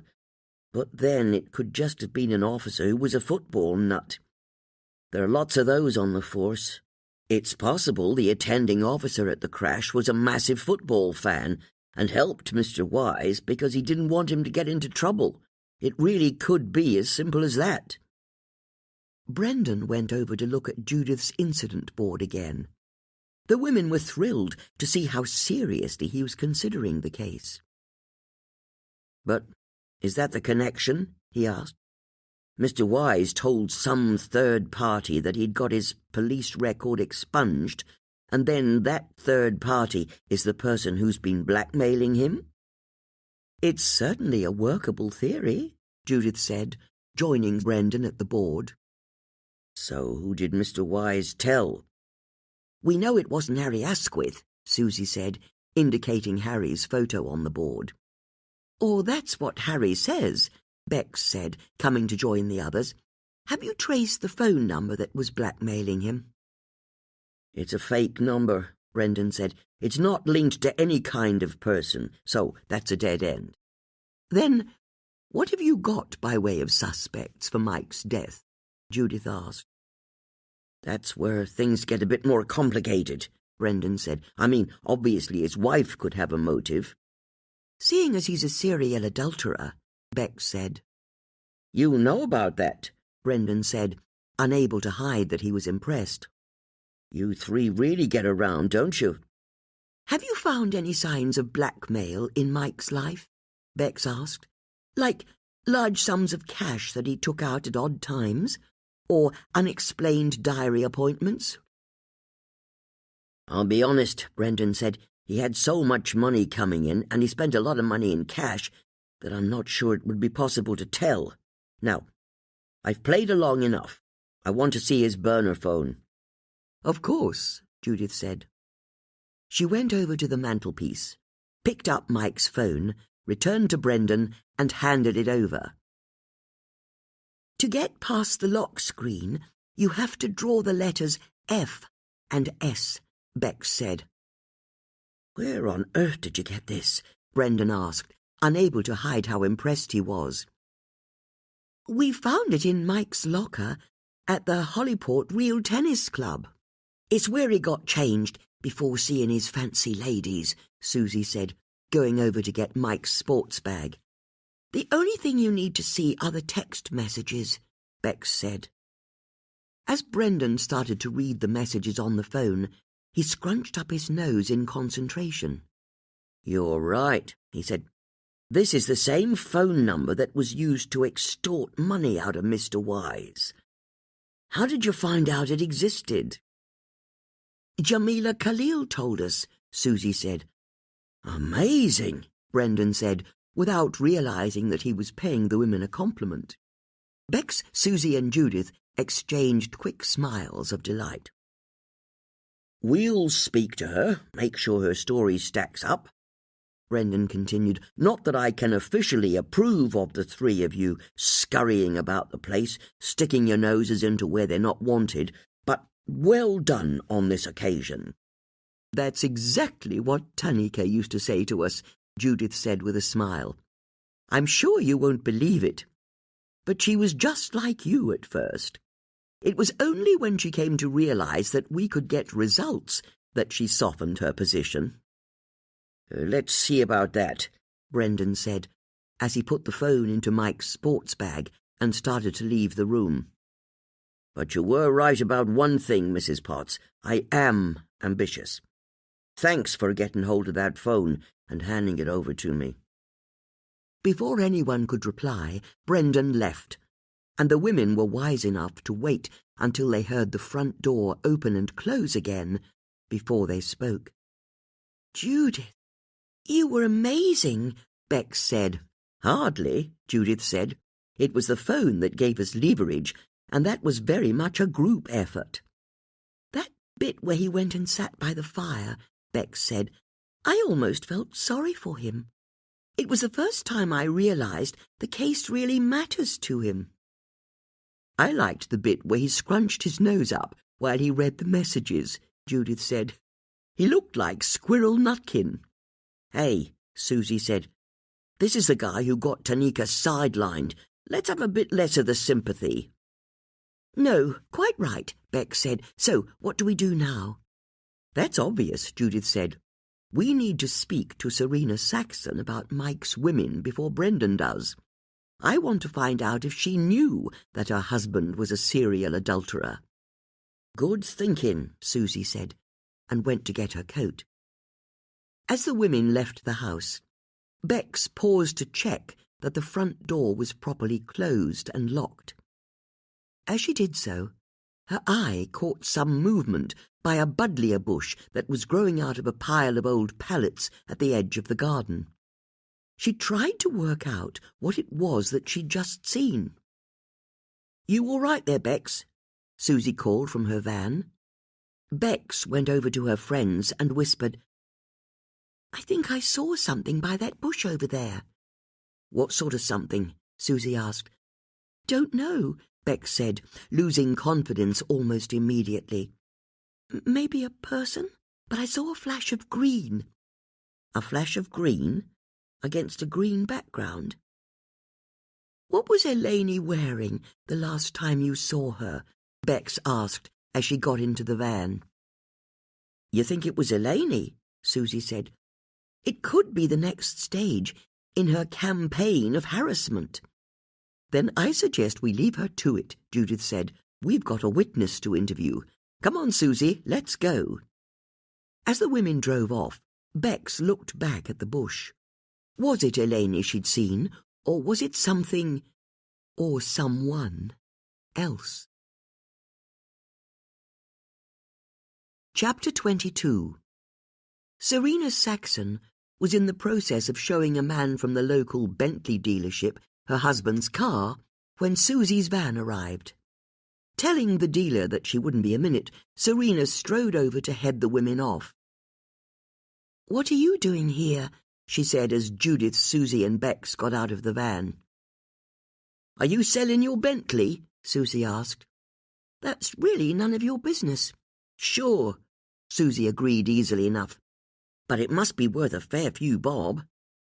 "I bloody hope so. I just want shot of everything that reminds me of that man. I can finally get an electric car. Mike never let us have one when he was alive. Worse, he loved winding me up with how much petrol he used." "You care about the environment," Judith said. Something about this new piece of information was piquing her interest, but she couldn't quite put her finger on what it was. "Of course. Don't you?" "Absolutely. I don't even own a car." "She's not wrong there," Susie said. "She uses me as her taxi service." "It's why I'm selling that gas guzzler over there," Serena said, indicating the Bentley. "But I'm sure you didn't come here to find out about my green credentials." "No," Bex agreed. "We're actually here on a bit of a ticklish matter." Bex didn't quite know what to say next, so Susie decided to step into the breach. "We were wondering how faithful your husband was." "I beg your pardon?" "As I say," Bex said, "it's a ticklish question." "Is this connected with the password you wanted to access Mike's phone?" "It is. Then I don't want to know about it. I'm not interested. I decided a long time ago that there are some things it's better a wife doesn't know." As Serena was speaking, the man who'd been standing by the Bentley came over with his clipboard and held it out for Serena. "I've finished my visual inspection, Mrs. Saxon," he said efficiently. "I'm happy to take the vehicle into the dealership. Just as you say, it's in top condition. If you could just sign at the bottom of the document." "Of course," Serena said, pretending that everything was fine as he handed the clipboard over. Judith couldn't stop herself from peering at the form to see what it said, but most of it had been handwritten, and she couldn't read it very easily, not without her reading glasses on. It was as she was trying to decode the writing that it struck her that she'd seen it before. "Well, blow me down," she said, stunned, as the facts slotted into place for her. "What is it?" Bex asked. "Not now," Judith said, testing her new theories and realizing she was almost certainly correct. "Thank you very much," Serena said to the man as she handed the clipboard back to him. "In fact," she continued, "let me walk you back to the car. These women are just leaving." "We're not going anywhere," Judith said. "I beg your pardon?" "Mrs. Saxon would like to thank you for your help," Judith said to the dealer, "but you can go now." The man looked at Serena for confirmation. She nodded that he should do as Judith was suggesting, and he returned to the Bentley. "What is it?" Serena asked, when he was a safe distance away. "I think you killed your husband," Judith said. "Because it's you who writes his books, isn't it?" "What are you talking about?" "You write Mike's books, not him." Serena's eyes narrowed. "What makes you say that?" she asked. "The first time we spoke to you, I saw all of your husband's notes for his new book on the kitchen table, and you ushered me away. I thought it was slightly odd at the time. After all, your husband had just died. Why did it matter if I or anyone else saw what he'd been working on?"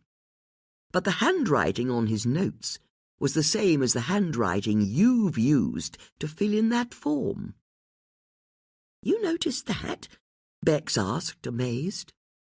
"It was such a spiky style it caught my eye," Judith said, by way of explanation. "And it also explains why Jamila said that every time she went in to see Mike, he seemed to be playing shooting games on his computer. He was only pretending to work, wasn't he?" "That must have been tough for you," Bex said, picking the baton up from her friend. "Being married to someone who was lionized the world over, but it was actually you who was doing all of the work." "And that's why Brendan told us your husband's books are so pro the environment," Judith added, realizing why Serena's comment about electric cars had registered with her. "You're the environmentalist in the family, not Mike." "It was about the only thing I could slip past him," Serena said bitterly. "Every other attempt I made to bring his characters and stories into the 21st century, he resisted. In Mike's books, the men had to be men, and the women had to be things the men looked at." "No, this is crazy," Susie said. "You did all of the work." "He wrote them originally, when he was younger, but they'd been waning in popularity when I met him. Not that he told me. It was only after we were married that he dropped the bombshell that his publisher had decided to ditch him. Hell, I wasn't having that. So I wrote the most Mike Saxon book that I could, took it to his publisher, and they agreed to publish it under his name. The rest is history. And it's rather gratifying, actually. These late career books outsell all the books he wrote before he met me." "That must have irritated him," Bex said. "It drove him mad, but what could he do? He had to keep the secret if he was going to continue to collect all of his royalties." "And you didn't mind that no one knew the truth?" Susie asked. "Don't worry. A few people in the publishing world know who was behind the Mike Saxon books. It was just a secret to the wider world." "And all you asked in return was for him to stop philandering," Judith said. "Which he never did." "Okay, fine. He had other women, I'll admit it. He's always had other women. But it's my own bloody fault. I was Mike's third wife. We got together when he cheated on his second. And I was stupid enough to think he'd be faithful. I thought I was better than the others, that this time it would be different. And when he went to book festivals and stayed over in a hotel when he could just as easily have come home, I told myself it was because he had to press hands and make connections in the industry." "He didn't hide his affairs?" Bex asked. "He did everything in his power to hide them, but I could always see through his lies." "And there you are doing all of the work while he gets all of the acclaim," Susie said. "Using the fame that you were creating for him to sleep with any number of women," Bex added. "Until the day that you snapped," Susie said, "and decided enough was enough. Judith's right. You killed him." "Don't you get it?" Serena said witheringly. "With him dead, I won't be able to continue writing his books. He can hardly publish them from beyond the grave, can he? And hateful though they are, they earn piles of cash. I don't mind telling you, I love the money more than I hated my husband." "But it wouldn't necessarily have been the end of your lifestyle," Bex said. "Whenever someone famous dies, there's always a rush to buy their records or films or whatever it is they made." "Are you suggesting I killed my husband to boost sales?" "I'm saying that maybe there'd have been a financial upside to offset the downside, especially if you're saying that you want to spend what you earn on greener choices. You can do that now." "No, I'm not having this. The three of you can leave right now." "You're throwing us off your property?" Susie asked, offended. You just accused me of killing my husband. Yes, I'm throwing you off my property." With that, Serena turned and strode back to talk to the man from the Bentley dealership. "Wow, that escalated fast," Susie said, "and just so you know, I don't buy her story. I reckon he betrayed her one too many times, so it was kaput for him."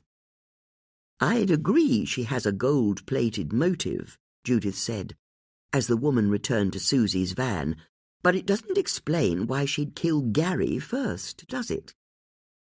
And it also doesn't explain who was blackmailing both men," Bex said. "You're right," Susie said. "I don't see Serena grubbing around for a few £1,000 here and there. If we're looking for a blackmailer, my money's on Harry Asquith. He's the one person in all of this who's got money problems. Although we still don't know for sure that both men were killed by their blackmailer," Bex said. "I suppose, in theory at least, it's possible that both Gary and Mike were killed for reasons that had nothing to do with them being blackmailed. Hold on. There it is again." "What are you talking about?" Susie asked. "I think I just saw Eleni again," she said quietly, "over by Mike's office. Although, how does she know how to get to Mike's office?" "Will that woman never leave us alone?" Susie said. "Do you really think it was her?" "I didn't see for sure, but it was very definitely a person." "Then I think it's time we flush her out into the open," Judith said, as she got into Susie's van and waited for her friends to join her. "What's the plan?" Susie asked, putting the van in gear and driving off. "Whether or not it's Eleni, if they were at my house spying on me and then managed to get here, then that suggests to me that they must have a mode of transport, in which case they'll no doubt be following us again when we leave. So how about we let them do just that? But to a location of our choosing." As Judith spoke, Susie turned the van onto the main road that led to Marlow. "Then it's good news we're in my van," Susie said. "Whoever it is won't have any difficulty following us. But where should we go?" "We need somewhere where there's a proper dead end," Judith said, "so we can trap them." "Then how about Gosmore Wreck?" Bex suggested. "There's a small car park, and only the one lane that leads down to it." "That's exactly what we're looking for," Susie said. "Good thinking." As Susie spoke, she drove over the suspension bridge that crossed the Thames and entered the bustling town of Marlow. People were wrapped up in long coats and thick scarves against the winter chill, and the shop windows were glowing golden from the lights inside. Susie turned right at the mini roundabout so she could head to the Riverside Park. Then, as she turned off the road onto the asphalt track that led down to the car park, she stopped so Judith and Bex could get out. "Quick, you hide in the bushes here," she said to her friends. "I'll make sure I park up in a place where the van can be seen from the road." Susie drove down the track until she arrived at the car park and pulled up. Then she got out of the van, pulled out her phone, and pretended to be on a call. Back at the park's entrance, Judith and Bex were hiding in a bush as a red car pulled up in the street. Then it started up again and headed for the track that led down to the car park. As it passed Judith and Bex, they rushed out of the bush, Bex blocking passage of the car, while Judith yanked the door open on the driver's side of the car to reveal the person inside. It wasn't Elena Pathides. It was Angela Gulliver. Chapter 23. Angela's face flushed bright red with embarrassment as she looked at Bex and Judith. "What on earth are you doing?" she asked. "I think we could ask you the same question," Judith said. "I have no idea what you're talking about." "You were spying on us from the bushes when we were at Judith's," Bex said. "Then you followed us to Serena Saxon's house and hid behind Mike's office, although I've no idea how you got there, seeing as we didn't see any car parked nearby. But now you've followed us for a third time. You can't possibly believe that. It's not a question of belief. We saw you. Angela looked from Bex to Judith, desperately hoping to see a shred of mercy, but found none. "Oh, God," she said, and lowered her head to the steering wheel in dismay. As she did so, Susie's van arrived. Susie got out and strode over. "It was you?" she said. Angela looked up at the women pleadingly. "I'm innocent. You have to believe me," she said. "And why would we believe anything you say?" Susie asked, "seeing as you lied to us when you tried to trick your way into our investigation, and now we've caught you spying on us. You're connected to the murders, aren't you?" "I'm not, but you're right about one thing. I know what the link between the two murders is. I've always known. I know it sounds bad that I haven't told you, but—" "Sounds bad," Susie said, interrupting Angela's flow. "Sounds to me like you're the killer." "I'm not. You can't say that, but I think I know who it might be." "Now this I'd like to hear." "Although, could we do this somewhere else?" Angela said, indicating that she was trapped in her car. "Maybe somewhere indoors. A bit of privacy wouldn't go amiss." Bex suggested that they go to the vicarage, which was just a short drive from the park. Judith offered to keep Angela company on the way and climbed into the passenger seat of her car. She and Angela both knew that Judith was really making sure that Angela didn't do a runner, but they arrived at the vicarage without incident, and Bex put the kettle on for them all once they were in the kitchen. "This is so pretty," Angela said, taking in the room. "Save it for another time," Susie said. "Just tell us who the killer is." "Oh, you have to believe me. I don't know anything about what happened or why Gary and Mike were killed, but I know who did it." "And you think this person could be after you next?" Bex asked. "That's it exactly," Angela said. "I think it's best if we all sit down and you tell us what you know," Bex said, as she brought over a tray that was piled high with a big pot of tea, cups and saucers, and a plate of biscuits. "Thank you," Angela said. "You're too kind, Mrs. Starling." As Bex poured 4 cups of tea and added splashes of milk, Judith realized there was something she wanted to ask Angela. "How's your TV show doing?" she asked. "Oh, what sort of question is that?" Angela replied defensively. "I read in the newspaper that viewers have stopped watching. Viewing figures in telly are down for everyone. The heady days of millions of people watching the daytime schedule have been over for some time. Do you have any other TV shows on at the moment? Not currently. Or newspaper columns? Or book deals? I want to tell you who killed Gary Wise and Mike Saxon. How well or not my career's going has nothing to do with any of this." "Very well," Susie said, snapping a bourbon biscuit in half and then popping one of the pieces into her mouth. "Name the killer." "That's why I'm here," Angela said, and took a sip of tea to steady her nerves. "Do any of you know Lord Harliford?" "What?" Susie said in amazement. "Have you heard of him?" "Heard of him? I feel like I'm being stalked by him."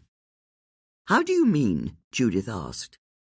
"Susie thinks he's been getting too much publicity for his crimes," Bex said quickly, not wanting the conversation to get sidetracked. "Well, you're right about his crimes," Angela said. "No one was less surprised than me when he was suddenly all over the papers. You see, it's my belief that he killed Gary Wise and Mike Saxon." "I thought he was just in trouble for selling access to government ministers," Judith said. "Sell access one day," Susie said, as though repeating a well-worn aphorism. "Kill a footballer and a novelist the next." "I think there might be something in that," Angela said. "Not that I know how you get from the first part to the second." "So, what do you know about him?" Judith asked. "Well, he lives just outside Marlow, on the road up to High Wycombe, in a huge mansion that's on an even larger estate. And he contacted my production company a few months ago. I get approached by lots of individuals, even some rather grand ones, so it didn't seem all that out of the blue. He just said he was a local landowner, and seeing as I also lived in Marlow, did I want to visit his house for afternoon tea? Of course, I said yes. A free cup of tea is a free cup of tea, Angela acknowledged, as she held up the cup Bex had poured for her. Anyway, our assistants found a time that suited us both, and I went to visit his house. It's quite something. I think I know it, Judith said. It's not that far from me, not that I've ever been invited around for tea. Anyway, Lord Harleyford, or William, as he wanted me to call him, was kind of off with me right from the start. Don't get me wrong, he was friendly enough, but I could see he was on edge. I'm extremely intuitive like that. In my line of work, you have to be. So we talked about the weather and how long I'd lived in Marlow and my TV show. It turned out William hadn't ever watched it, which made the whole encounter even more peculiar. After a while, I realized he was building up to saying something. You know how it is, you can just tell when someone's delaying what they really want to say. But the thing is, he still hadn't said what was on his mind as we finished tea, so I asked him directly. I just came out with it. What's the real reason you invited me here? And that's when he asked me if I knew the author, Mike Saxon. It was such a left-field question. I said I'd met him at a party once, but that hardly constituted knowing him. Is he a good man? William asked. Can he be trusted? What did you say? I didn't tell him about Mike hitting on me, but I said that I was pretty sure that he couldn't be trusted, to which William asked if I thought Mike would ever break the law. The question flummoxed me, but he kept pressing me. Was Mike dodgy in any way? Was it possible someone could use leverage against him? He was trying to find out if Mike could be blackmailed? Judith asked. That's how it sounded to me, but I can't say my memory's all that clear. His questions were so startling, I didn't know what to think. Which is why you got flustered when we mentioned blackmail to you the first time we met, Bex said. It sent me into a bit of a spin, I can tell you. What's he like, Lord Harleyford? Judith asked. He was exactly how I expected him to be, maybe 70 years old. He looks like he spent his life eating red meat and drinking red wine. Self-satisfied, that's how he came across. Someone who's used to getting his own way. Until he started asking about Mike, and then he seemed in a bit of a panic. You know, like he was desperate to hear what I had to say, and then, out of nowhere, he started firing questions at me about Gary Wise. But it's like I told you last time. I don't think I've ever exchanged more than 2 words with Gary. I didn't have anything to tell him. What did he want to know about Gary? Susie asked. It was the same sorts of questions that he'd asked about Mike, about whether I thought there was anything that would make Gary susceptible to blackmail. Could he be up to no good? That sort of thing. I was able to deal with his questions easily enough, but things got really strange when I started to leave. He started asking me if I had any skeletons in my closet. And there was this look in his eyes as he asked me. It was like I was talking to a madman. I made my excuses and tried to get out of there, but he kept badgering me, telling me that I'd have to be careful in case any of my adoring public found out about my secrets. It could end my career. He was threatening you? Bex asked. That's what it felt like, and I fled that place as fast as I could. If I'm honest, I was reeling a bit. But it's why I've been sniffing around the case and trying to find out what you thought was going on. You see, William only mentioned 3 celebrities to me that day. 2 of them are now dead, and the 3rd one's me. When did all this happen? Judith asked. At the beginning of the summer. Did you contact Gary Wise or Mike Saxon afterwards? No, it didn't occur to me to. I didn't want to have anything to do with either of them. In which case, Susie said, we come to the million-dollar question.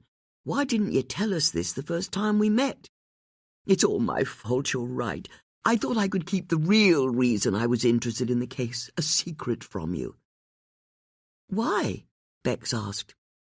"I didn't want to have to tell you that Lord Harleyford accused me of being up to something or other that was dodgy."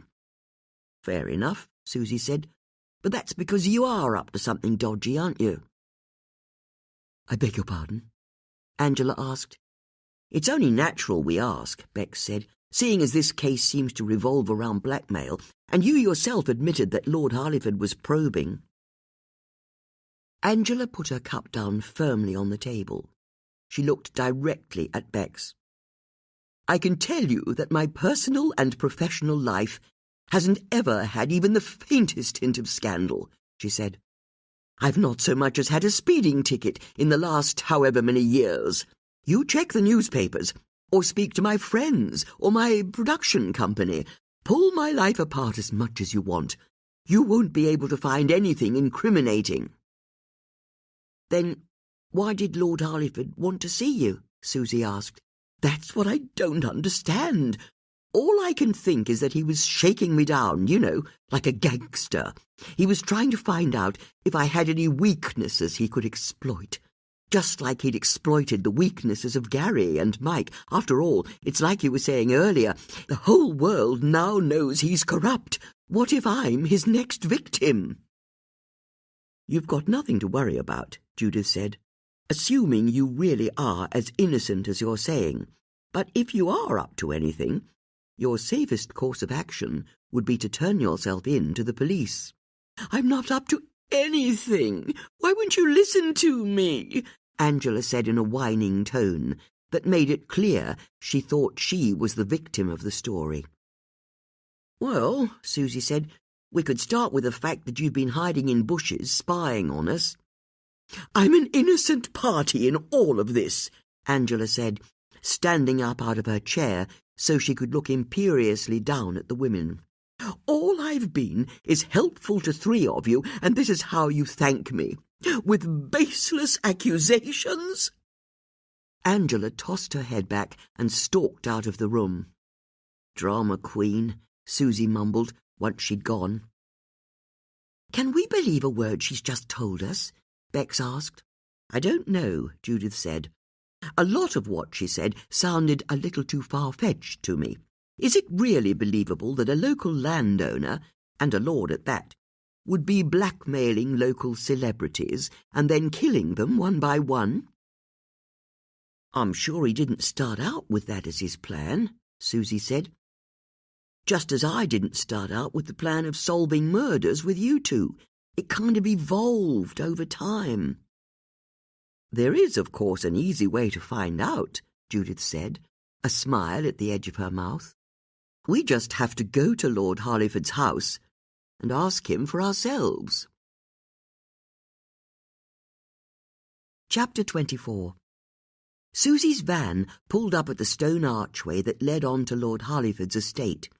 The black and gold ironwork gates were wide open, and a wooden board to the side announced that visiting hours for the Harleyford estate were between 11 a.m. and 3 p.m., and that the tea room in the orangery was open every day until 4 p.m. "Do you think he'll mind us turning up unannounced?" Bex asked. "Let's hope not," Susie said, as she drove through the arch. The women found themselves on a gravel driveway that swept down through grass fields dotted with individual oak trees spread across the view at aesthetically pleasing intervals. As they passed a large lake with a fountain that threw water high into the air, they saw a herd of deer standing on the brow of a hill in the distance. And then the driveway rose up again to reveal Lord Harleyford's mansion. It stood starkly grey against the dark winter sky. Like a house in a horror movie, Judith thought. As they got closer, they could see various trucks, lorries, and what looked like a cherry picker parked up outside the house, while people milled about. Susie's van reached a wooden barrier that had an arrow pointing to the right and the words "Car Park" written on it. She turned onto a dirt track that sloped down past a thick wood, following the signs until she parked just beyond an old stable block. Once the women had climbed out of the van, they saw a sign on a wooden post that pointed to the ornamental gardens in one direction and to the orangery in another. "What's the plan?" Bex asked. "I suggest we see if his lordship is receiving," Judith said. They headed between two buildings and followed the curve of a track that led back up the slope and through the wood. At this time of year, the leaves had fallen from the branches, so they could still see the imposing house further up the hill. After a while, the path split in two, with a sign pointing towards the formal gardens. The other path had a little chain strung across it, with a sign on it that said, "Private." "It's like they're not even trying," Judith said, stepping over the chain and starting to head through the woods towards the house. "What if we get caught?" Bex asked, as she and Susie hopped over the chain and caught up with their friend. "We can just say we're lost," Susie said. After another couple of minutes of tramping uphill, they emerged onto a large gravelled area in front of Lord Harleyford's house. Now they were closer, they could see that a dozen or so workmen were gathered around a truck and lifting what looked like a wire-framed sleigh out of the back. There were already 2 wire-framed reindeer standing nearby. Another worker was in the cherry-picker, attaching a vast white bow to an upstairs window. All of the other windows were similarly festooned. Other people were also buzzing around, some with trolleys of gold-painted chairs, others with swathes of bright fabric. It was all being overseen by a woman who was checking items off on a clipboard. "I just put up a Christmas tree," Susie said huffily. "Are we really just going to walk in there bold as brass?" Bex asked, as Judith started to crunch across the gravel towards the front door. "Yes," Judith said, as she reached into her handbag and pulled out her civilian advisor card. "And this is where you can thank me for not handing over my lanyard to Brendan." "I really don't think you should use that," Bex said. "What if we get caught?" "Don't worry, we've got a secret weapon this time." "Oh, good. What is it?" "We're going to smile." "Good day," Judith called out to the first work as she passed. Bex and Susie caught up with her, both grinning as confidently as they could. The women were soon at the enormous oak front door. It was hundreds of years old and had black iron studs patterned across the wood. It was already open as the workers came and went, so they slipped inside and found themselves in a baronial hall, the walls covered in dark wood panels with crossed swords on them.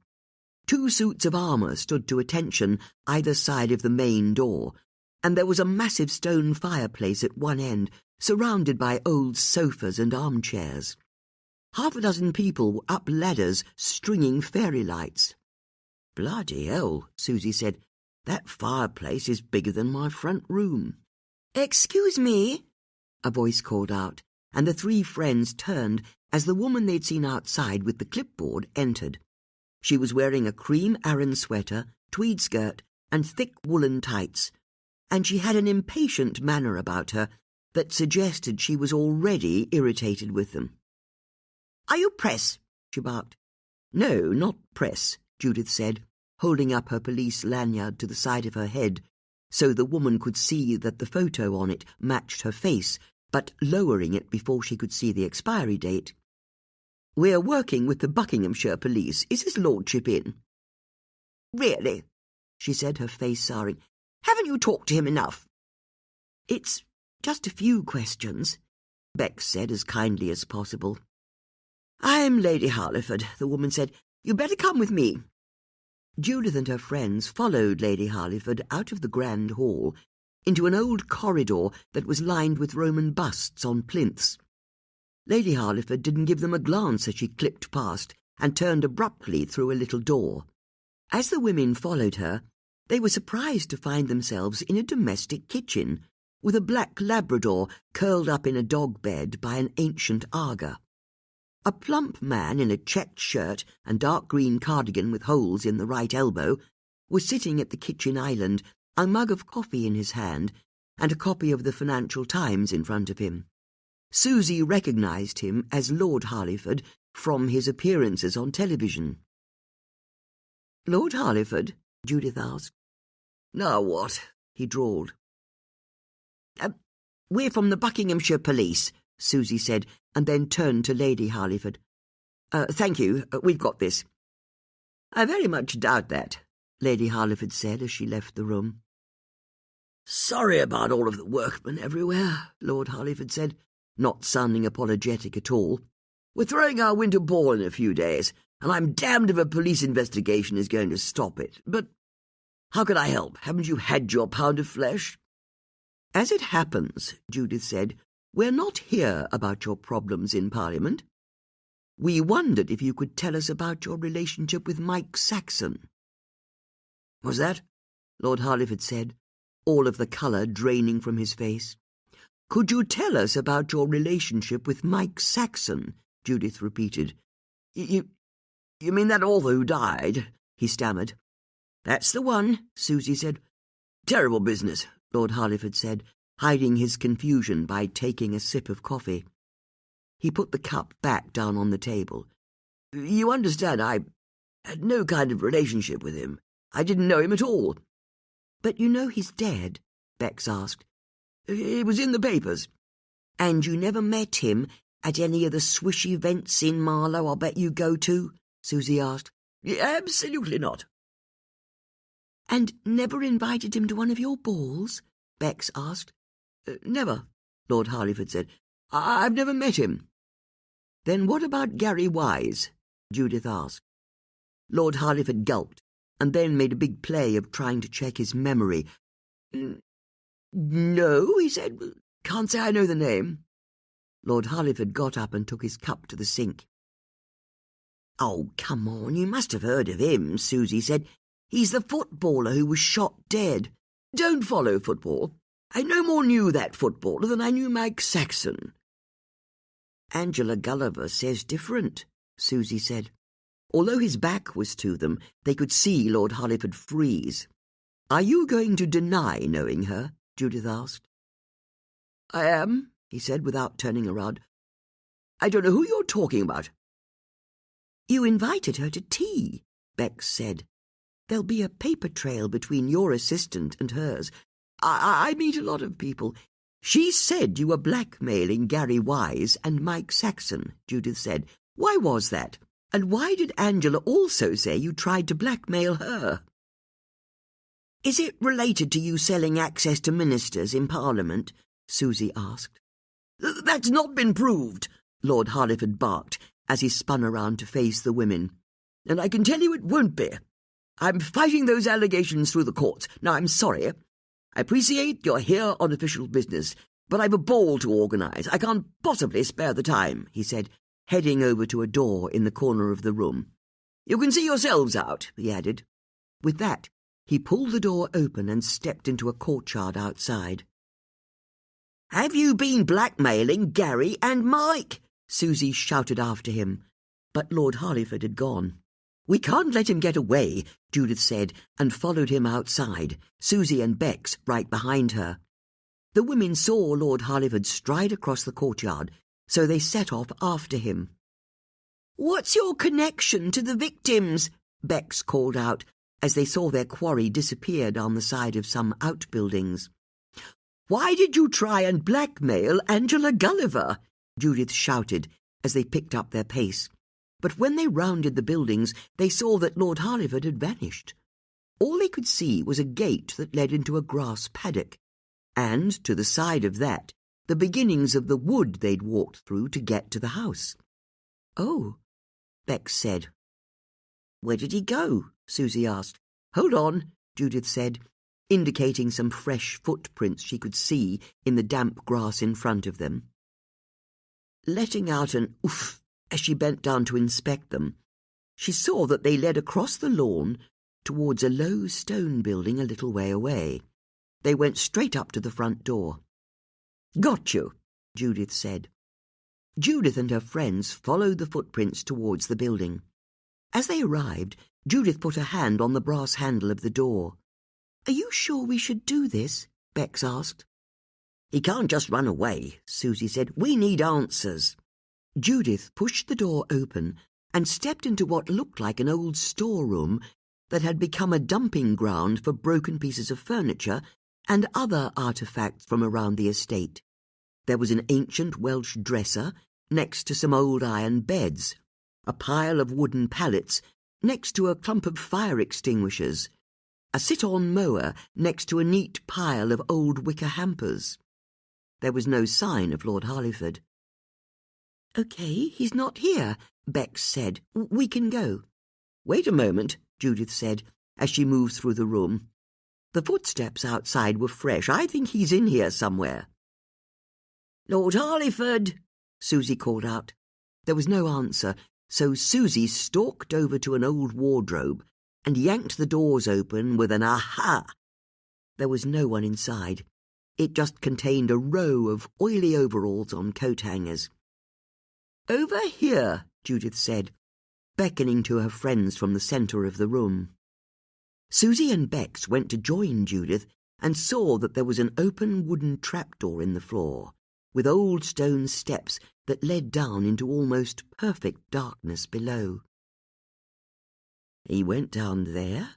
Susie asked, trying not to sound too tremulous. "He's not up here," Judith said. "Phone's out, ladies." Judith reached into her purse, pulled out her phone, and turned on the torch feature. Bex and Susie did the same. "Really?" Bex asked.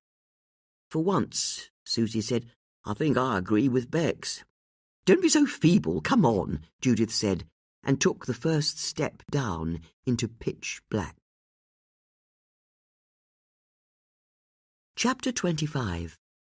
The stairs were made of worn stone, and Judith had to throw her phone's light directly onto the next step down just to see her way.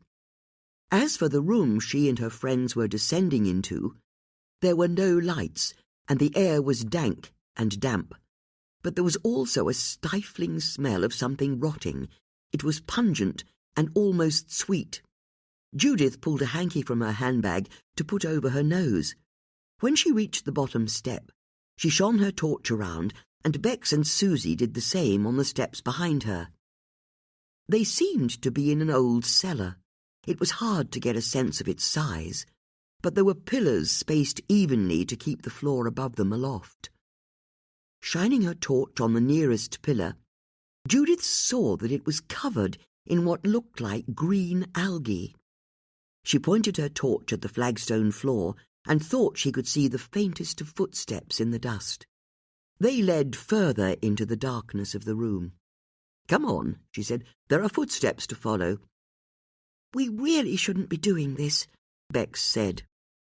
"If a lord of the realm can do it, I think we can too. It's one step at a time." "I'll stay back here," Susie said with a knowing nod. "Make sure you both can find your way back to the stairs." "If you want to stay here on your own?" Judith asked. "No, you're right," Susie said in a rush. "I'll come with you. Just make sure you don't think about what else could be down here beyond our lights, and you should be fine." "Oh, great. Now that's what I'm doing," Susie said, but she got in line behind Bex and Judith, and together they headed into the darkness. From nowhere, a squeaking shadow flapped past their heads, and the women froze. "What was that?" Bex asked. "I think," Judith said, "it was a bat." Her two friends inhaled sharply. "Don't worry," she continued. "It's going to be more frightened of you than you are of it." "I wouldn't bet on it," Bex said. "Heavens, there are going to be mice down here, aren't there?" "Don't tell me you're afraid of mice," Judith asked. I know, it's such a stereotype, the scared housewife, but I'm terrified of them getting up my legs." "Oh, God," Susie said. "What if there's a nest of rats?" "Ladies," Judith snapped, "let's show a bit of mettle. Follow me." Judith carried on into the darkness, her two friends keeping up with her, if only to make sure they weren't left behind. "Oh," Judith said after a while, "it's the end of the room. Hang on, what's this?" Judith lifted her phone and used the torch to light the wall. They could all see a faded mural. The paint was peeling, but it was possible to see 3 life-sized women dressed in togas and dancing in a forest setting. One of the women was holding an amphora, another a lyre, and the third was playing a panpipe. "Okay, that's creepy," Susie said. "Was there a painting down here?" "I don't know," Judith said, as she held the torch up to look closer. "It's been painted onto old wood panelling." "Look at this," Bex said, throwing her light on the floor. The footsteps in the dust they'd been following went up to the wall and then stopped. "Where did he go?" "I know," Susie said. "He's a vampire, and he turned himself into that bat that flew past us." "Susie," Bex admonished.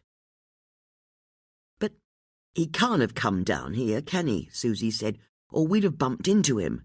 These must be old footprints. There's no one about." "Do you know what I'm noticing?" Judith said.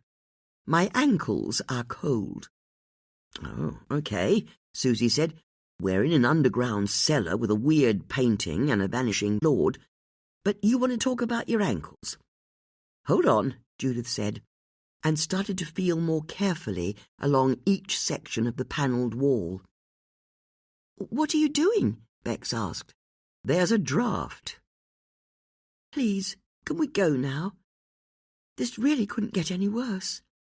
Judith put her palms to the wall and pushed. A section of panelling hinged open, revealing a door. On the other side, there was a rough, rocky tunnel that sloped downwards. "It got worse," Bex said. "We can't go down there," Susie said. "It could lead anywhere." "It's where Lord Harliford went," Judith said, indicating the footsteps in the dust that stopped at the open door. It wasn't possible to see any footprints in the rock of the tunnel. The footsteps go right up to this door. "What if he turned around and left because he was, terrified?" "He went down this tunnel," Judith said, trying not to sound exasperated. "We just have to follow him." Judith stepped into the tunnel and started to head downwards. The air became even colder as she moved away from her friends. She could see her breath in the spilled light from her phone. Bex looked at Susie, gulped once, and then followed Judith, with Susie bringing up the rear. "This is the bit in the film where we have to agree we aren't going to split up," Susie whispered. "Shh," Judith called back. "Just trying to keep my spirits up. Then can you do it more quietly?" The corridor was dark and oppressive, and it was taking all of Judith's courage to pretend to her friends that she wasn't just as scared as they were. There were tons of cold rock above her, and it took a real force of will to lift up her feet and put them down one in front of the other, especially when it looked as though the corridor was heading towards a dead end. But when she reached it, she saw that there was an arch to her left that seemed to open into a larger chamber. As she stepped through, lights came on, and she was stunned by what she saw. The room was broadly circular, had a large fire pit in the middle of it, and the rest of space was taken up with armchairs, sofas, and occasional tables with lamps on them. It was these lamps that had lit up as she'd entered. And now she was looking more closely, there was a kitchen area off to one side, with a double-height wine fridge and a washing-up area with what looked like a dishwasher next to it. "Wow," Bex said as she entered behind Judith. "You can say that again," Susie agreed as she arrived last. "How did you get the lights to turn on?" "They came on automatically," Judith said, walking to the centre of the room. "What is this place?" Bex asked. "It looks like an old cave," Susie said, looking up at the rough ceiling, "that someone's dug a tunnel to." "Aye, aye," she added, as she saw a 4-poster bed in a recessed alcove, with overnight facilities. Judith noticed that there were 2 further tunnels leading off from the cave. One, she could see, led downwards quite sharply. She went over to it and saw that a table to the side of its entrance had battery-powered torches on it. "I'm not sure I ever want to know where this tunnel goes," she said. "It just heads downwards into darkness." Instead, she licked her forefinger, held her hand up, and felt the chill of the thinnest breeze on her fingertip. It was coming from the direction of the other archway. "This place gives me the creeps," Bex said. "Where did Lord Hollyford go?" "If I were to guess, I think that tunnel on the other side of the room leads out of here," Judith said. "But I agree, this place is creepy. Come on." Judith went over to the other arch, and, once Bex and Susie had joined her in the tunnel, the lights behind them turned off, and they were once again plunged into darkness. "Huh," Susie said, impressed. "That's a neat trick. Come on. Let's see where we go next. Maybe it'll be the gift shop." Susie pushed past Judith, the light on her phone shining brightly as she led them further along the passage. After a minute, there was a bend in the tunnel, and they found themselves on another straight stretch that ended in another turn. They took it, all three women increasingly struggling with their feelings of claustrophobia. After rounding yet another corner, they found themselves at the base of a rickety wooden staircase that led upwards. There was a shimmer of light at the top. "Okay," Susie said. "I think we know how Lord Hollyford got out." Susie mounted the stairs first. The old wood creaked, and climbed upwards until she found herself looking at an old metal door surrounded by stone. She turned the little handle. The staircase was suddenly flooded with light as she pushed the door open and stepped out into the fresh air. Blinking so that her eyes could get accustomed to the daylight, she looked about and saw that she was deep in the woods they'd walked through to get to the house. Making room for Judith and Bex's exit, she turned to look at where they'd come from and saw that the metal door was set directly into a rocky outcrop covered in little bushes.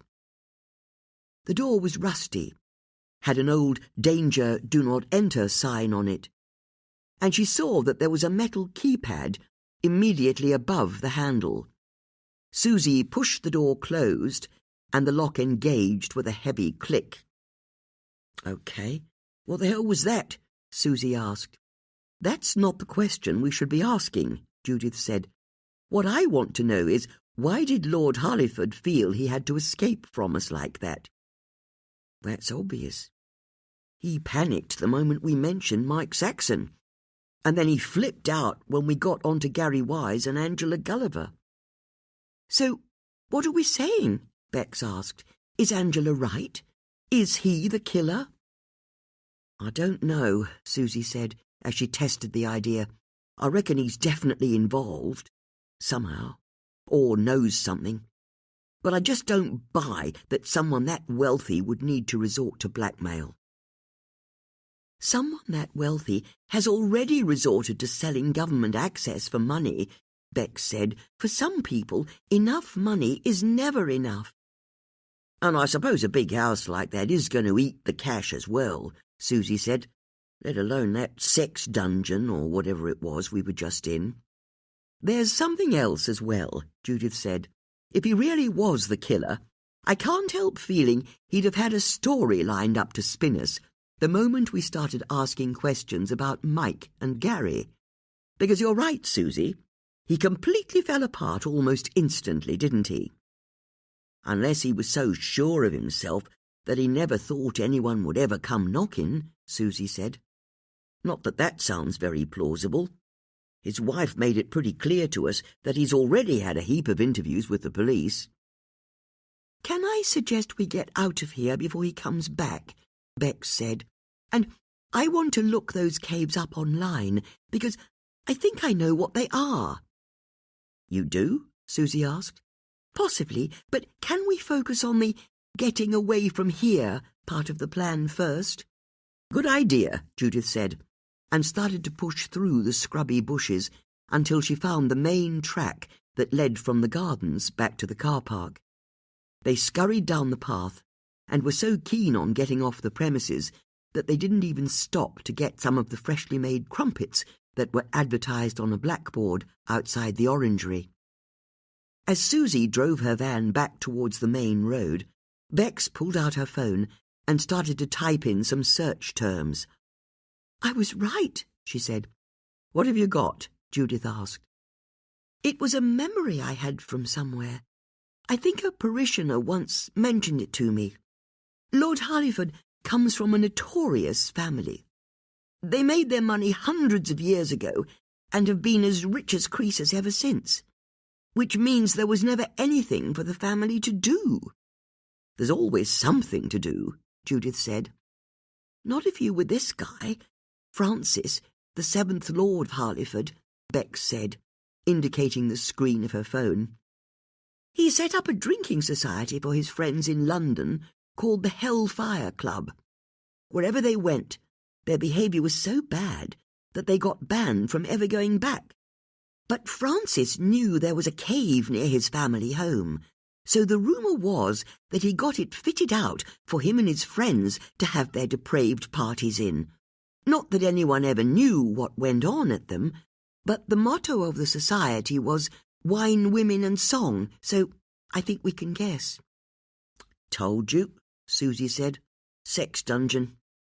"It does sound rather grim," Judith agreed. "There were stories that they'd try and summon spirits," Bex said, looking down at her phone, "or raise the dead. The whole club was shrouded in the occult, and the caves became known as the Hellfire Caves.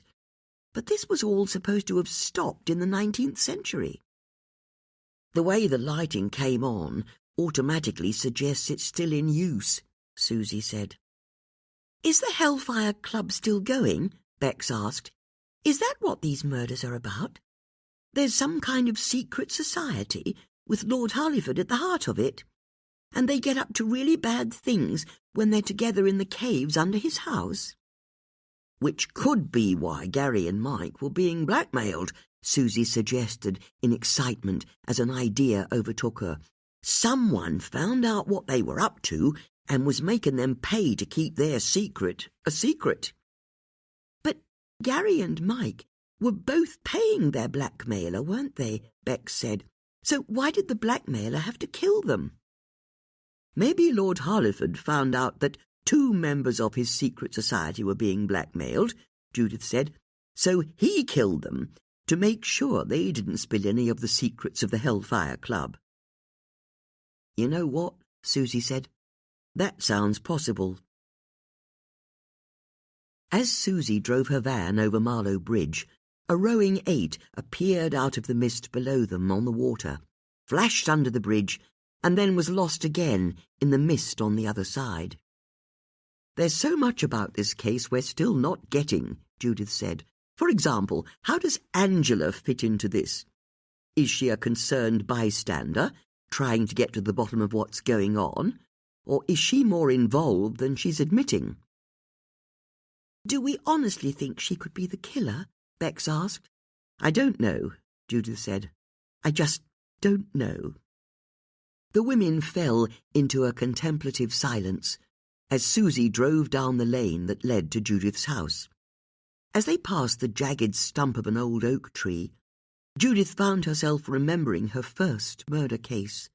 The huge oak had come down in a terrible storm which had messed with her plans to catch her neighbour's killer. She'd nearly ended up with a bullet in her head because of it. She shuddered at the memory. Susie spun the wheel to her van and drove onto Judith's driveway. There was a cream Fiat 500 car parked by her door. "Who's that?" Susie asked. "I don't know," Judith said, as Susie parked up and they all got out. Approaching the car, Judith called out, "Hello? Can I help you?" The driver's door of the Fiat opened, and Eleni Perfides got out. She was dressed in a long black coat and black gloves. Judith stopped in her tracks, Susie and Bex stopping with her. Together, they watched Eleni approach like an avenging angel. "How dare you return to the scene of your crime?" Judith said, before Eleni could speak. "I beg your pardon. I know it was you who wrote that message on my mirror, but you need to know that you can't intimidate me. I refuse to play your game." "I've given all of my evidence to the police," Eleni said. The news caught Judith by surprise. "I'm sorry?" she asked. "Just like your friend suggested," Eleni said, looking at Susie. "Whoa," Susie said, as she realized how this sounded. "You did what?" Judith asked her friend. "It's possible we had a quiet word with Eleni," Bex said. "We wanted her to stop threatening you, and we sort of ended up agreeing that Eleni should perhaps take her evidence to the police." "Are you serious?" Judith said in mounting fury. "We've got a killer to catch. I don't have time to deal with the police poking around in my life as well." "That's not my problem," Eleni said.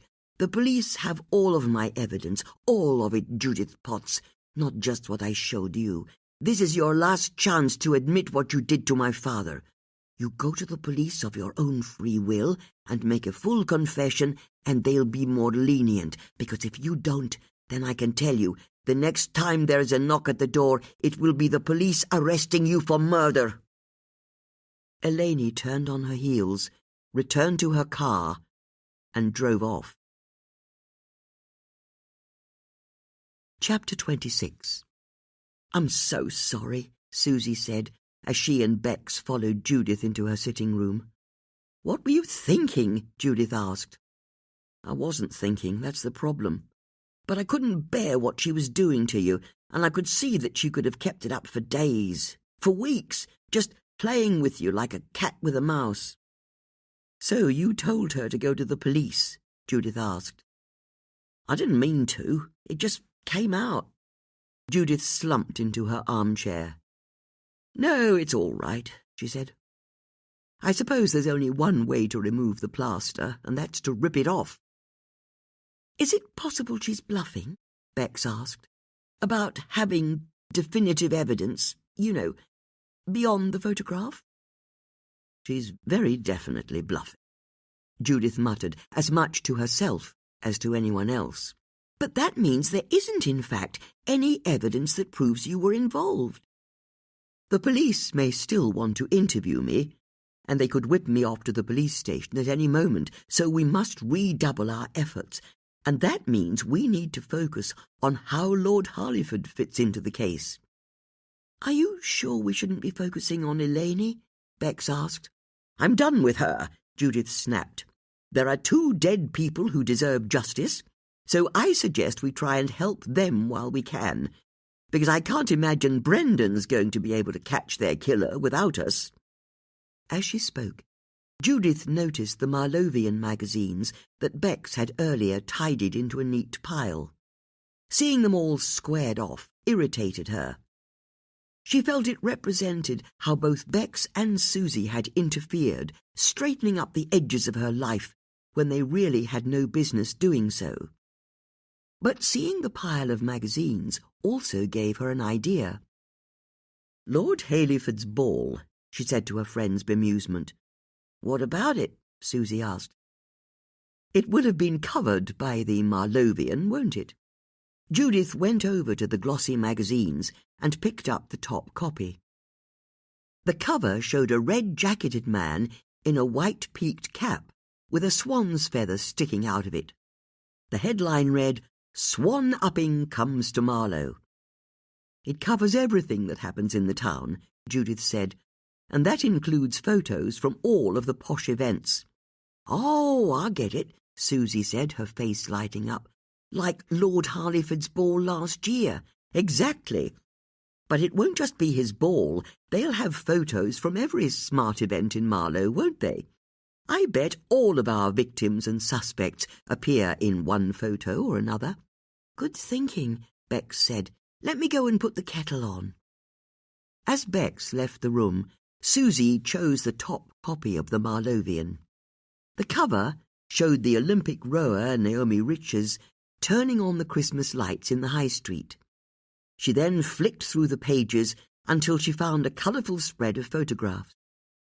"Oh, God, these captions," she said, indicating a photo that showed a woman wearing an enormous hat. "The High Sheriff of Buckinghamshire, Lady Samara Wash.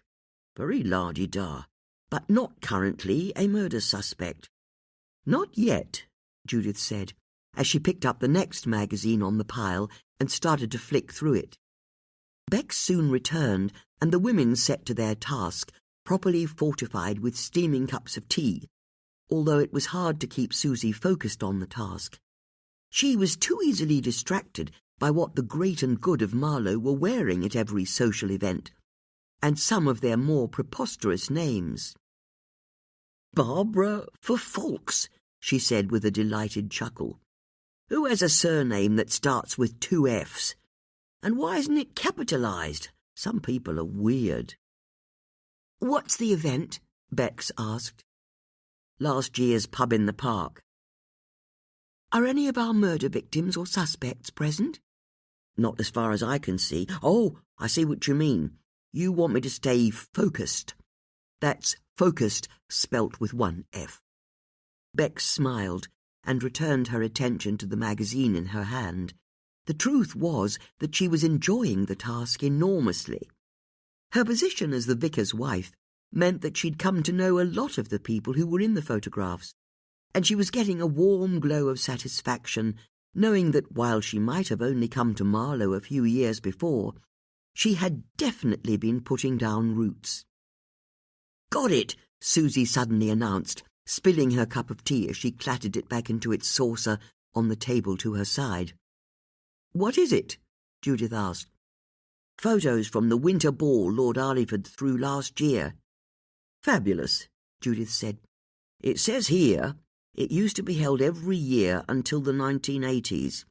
Lord Harleyford decided to revive it a few years ago. And look, it's grand as hell," Susie said, indicating the photos that showed guests in black tie and ball gowns in front of braziers outside the house, fire-eaters performing, waiters serving champagne, and dozens of photos of a ceilidh band in the main ballroom of the house, the 100 or so guests all dancing.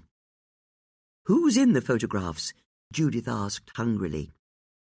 "I've seen Lord and Lady Harleyford," Susie said, as she turned her attention back to the beginning of the sequence. "But no one from either of the murders is jumping out to me. Oh, hold on, yes they are," she added, pointing to a photo on the other side of the page. It must have been taken later in the evening, as it showed Lord Harleyford with his bow tie loose around his neck, the top button of his dress shirt undone.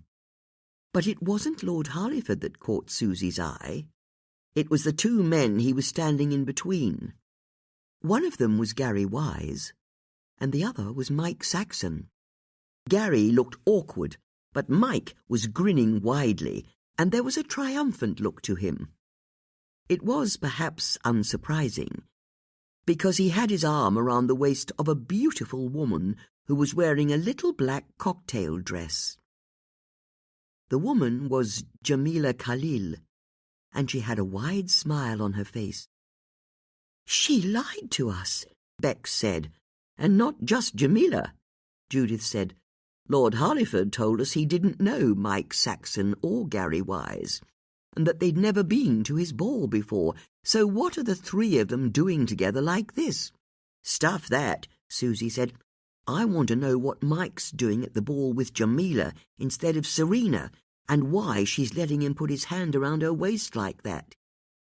"She's one of his women, isn't she?" Bex said. "Of course she is," Susie said, slapping her forehead in a pantomime of comprehension. "Why on earth did we believe her when she said she wasn't? We all said at the time that there was more to her and Mike than she was letting on. Although," Bex said, looking at the photo carefully, "he's so much older than her. Do we really believe she was his date? Why else would she be there? What if Mike received his invitation and told her he wanted her to accompany him as his assistant? I'm not sure she'd have been able to turn him down. She's having way too much fun in the photo for that to be an official engagement. But you know what? There's an easy way of finding out if Jamila and Mike were ever an item, isn't there? We just have to ask her." "But she'll just lie to us again," Bex said. "You're right," Judith said, "although there's still a way we may be able to find out the truth. Because we now know that if she and Mike were ever an item, he'll have taken her to the Hollyport Hotel." She went to her coat rack, plucked down her cape, swished it over her shoulders. "I think we need to make a few inquiries," she added, and then left. Susie and Bex joined Judith outside, and the three women drove in Susie's van to Hollyport, where they parked up outside the run-down hotel. As they walked into the building, they found themselves in a draughty reception area. Susie rubbed her hands together to get a bit of warmth into them, and then the three friends headed over to an antique desk, where an old man was sitting wearing a green waistcoat with a name badge on it. "Hello," Judith said, holding up her warrant card before smartly returning it to her handbag. "We're with the Buckinghamshire police and have a few questions." The man coughed, a wet, phlegmy expectoration that he swallowed before smiling in a way that bared his nicotine-stained teeth. "I'll do whatever I can to help," he said. "Thank you," Judith said, trying not to show her distaste. "It's about the murder of Mike Saxon." The receptionist's eyes lit up at the name. "It is it?" he said. "Did you know him?" Susie asked. "You could say that."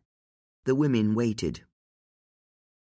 "Then could you say?" Judith asked, unable to keep the irritation out of her voice. "He was one of those men who book a room, but never for the night, if you know what I mean. It was strictly by the hour." "That's a thing, is it?" Bex asked, surprised. "If we're not running at full capacity. It's better to hire out a bedroom for a few hours than not at all." "You make this place sound like a knocking shop," Susie said. "Aren't all hotels basically knocking shops?" the man asked with a laugh that became a wet cough. He got out an old handkerchief and wiped at his lips. Judith had a sudden desire to be anywhere but where she was, so she got her copy of the Marlovian out of her handbag and showed the photo of Lord Harleyford, Gary Wise, Mike Saxon, and Jamila Khalil to the man.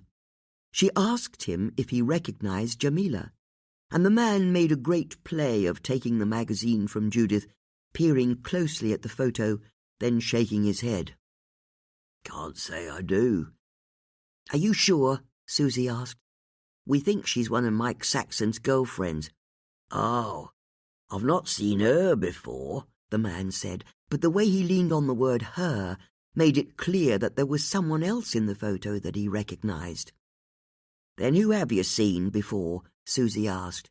"Well, that would be telling, wouldn't it?" "And it would be a great help if you did just that," Bex said. "I'm more than happy to," the man said, and then sat back in his seat and looked at the women with a leer. "Oh," Judith said, as she realized what was going on. "You expect us to pay you for the information?" "No, we don't need to do that," Susie said, stepping in front of Judith so she could look directly at the man.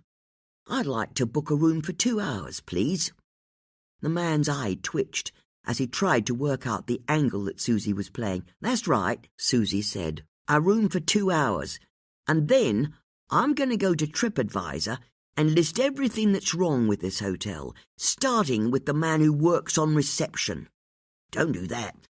I found the receptionist rude, dismissive, and he kept coughing into a hanky. It was disgusting." "It's this woman," the man said, jabbing his finger down on a photo on the other side of the page to the one that had Jamila on it. "Mike Saxon's been here dozens of times, each time with a different woman, but I recognise this woman here. She came with him to the hotel about 6 months ago. and it was one of the times he booked a room for 2 hours in the middle of the afternoon. I remember seeing them together drinking champagne in the bar. I'm sure of it." Judith, Susie and Bex crowded around the magazine and saw that the photos showed a group of revellers who were raising their glasses in a toast to the camera. The receptionist's finger was pointing at the person in the centre of the group. It was Gary Wise's wife, Bethany. Chapter 27. When Judith, Susie and Bex arrived at Bethany's mansion in Hurley, they discovered that the lich gate had a large padlock and chain on it. "Oh," Susie said, "we're locked out." "Stuff that for a game of soldiers," Judith said. "We know there's a path through the woods to the back of Gary's house. Let's see if we can find it." Judith strode off by the flint and brick wall that marked the edge of Gary and Bethany's property, and Bex and Susie followed. They kept the wall on their right-hand side as they walked up the track, a thick wood on the other side. "It's creepy to think this is how the killer got in," Bex said. "Assuming it wasn't Bethany who killed Gary and she just pretended there was someone in the woods," Susie said. "Do we really believe she killed her own husband?" Bex asked. "Depends," Susie said. "If she was having an affair with Mike Saxon, who knows what she might have done? Gary's a rich man. Divorce him, and you get half of what he had. Kill him, and you get it all. And I definitely got the impression the last time we were here that Bethany's a woman who likes the finer things in life." Judith found herself remembering the various vases of freshly cut flowers that were on display when they'd first met, and the 4 ovens. "Let's not get ahead of ourselves," Bex said. "First, we need to find out why she was at the Hollyport Hotel with Mike. Maybe there's an innocent explanation." As they walked, the woods on their left got thicker, and the wall on their right remained impregnable. "Bloody hell, their garden's big," Susie complained. After a few more minutes, the wall turned sharply to the right, and the women realized that they'd reached the furthest corner of the property. Beyond it, the woods thickened out on both sides of the track. "Okay, so there's no way into their house this way," Susie said. "There must be," Judith said, and carried on down the track. After 20 yards or so, the path took a turn to the right and headed deeper into the woods, but it soon ended in a clearing that contained a large pile of stacked logs. "Right, so the house is somewhere in that direction," Judith said, pointing back through the woods. "For the police to have believed the intruder got in this way, there has to be a route to the garden." Judith pulled back the branches of a tree, ducked down, and started to push into the wood.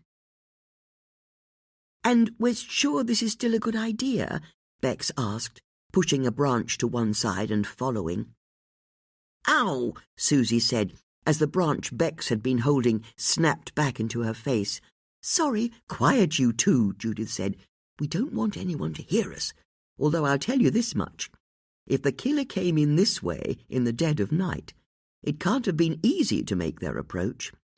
"You can say that again," Susie grumbled. "I can see the house," Bex said, and pointed ahead of them. It was true. The trees were thinning out, and it was possible to see the outline of Gary and Bethany's house. The women made better progress as they entered a clearing and could finally see across the lawn to the Tudor mansion. "Do you think this is where he was killed?" Susie asked, looking at the open ground around them. "There's a clear line of sight to the upstairs windows of the house," Bex said, and then shivered. "This could be where it happened. The killer came through the woods, and Gary came from the house and met him here." "Hey!" a voice shouted from the direction of the house, and they looked over to see Bethany approaching. "We've been rumbled," Susie said. "How on earth did she know we were here?" Judith asked. "What's the plan?" Bex asked. "We style it out," Susie said, and then strode off to meet Bethany. She called out a confident, "Hello!" and then with her next step dropped like a stone out of view. "Susie!" Bex shouted, and she and Judith ran over to see what had happened to their friend. There was a deep ditch that separated the garden from the wood, and Susie had fallen straight into it. "Oh," Judith said, "ha-ha." "It's not funny," Susie said, as she got heavily back onto her feet and began to climb out. "I know it's not funny," Judith said, "but it is a ha-ha. I swear to God—" "No, the ditch is called a ha-ha," Judith said, unable to stifle a laugh. "It allows a garden to be separated from agricultural land without a big hedge getting in the way." "So why is it called a ha-ha?" Susie asked, as she held out her hand and Bex helped pull her out.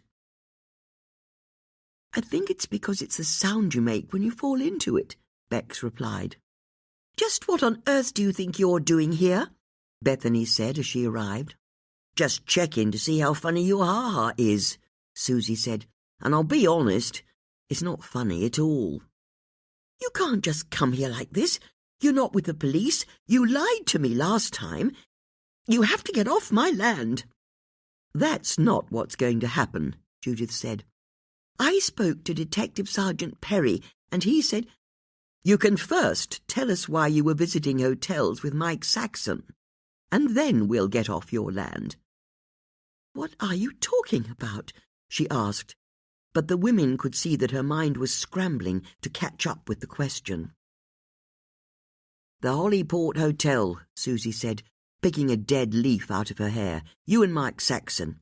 The receptionist remembers seeing you both together drinking champagne on an afternoon when Mike had booked his room by the hour." "I don't have to explain anything to you." "You don't," Judith conceded, "but you will have to explain it to the police when we tell them." "You're just interfering busybodies," Bethany said angrily. "I knew it the first time you turned up here." "You were having an affair with Mike Saxon, weren't you?" Susie said. "So perhaps you can tell us where you got the gun from that you used to kill him, and before that, your husband."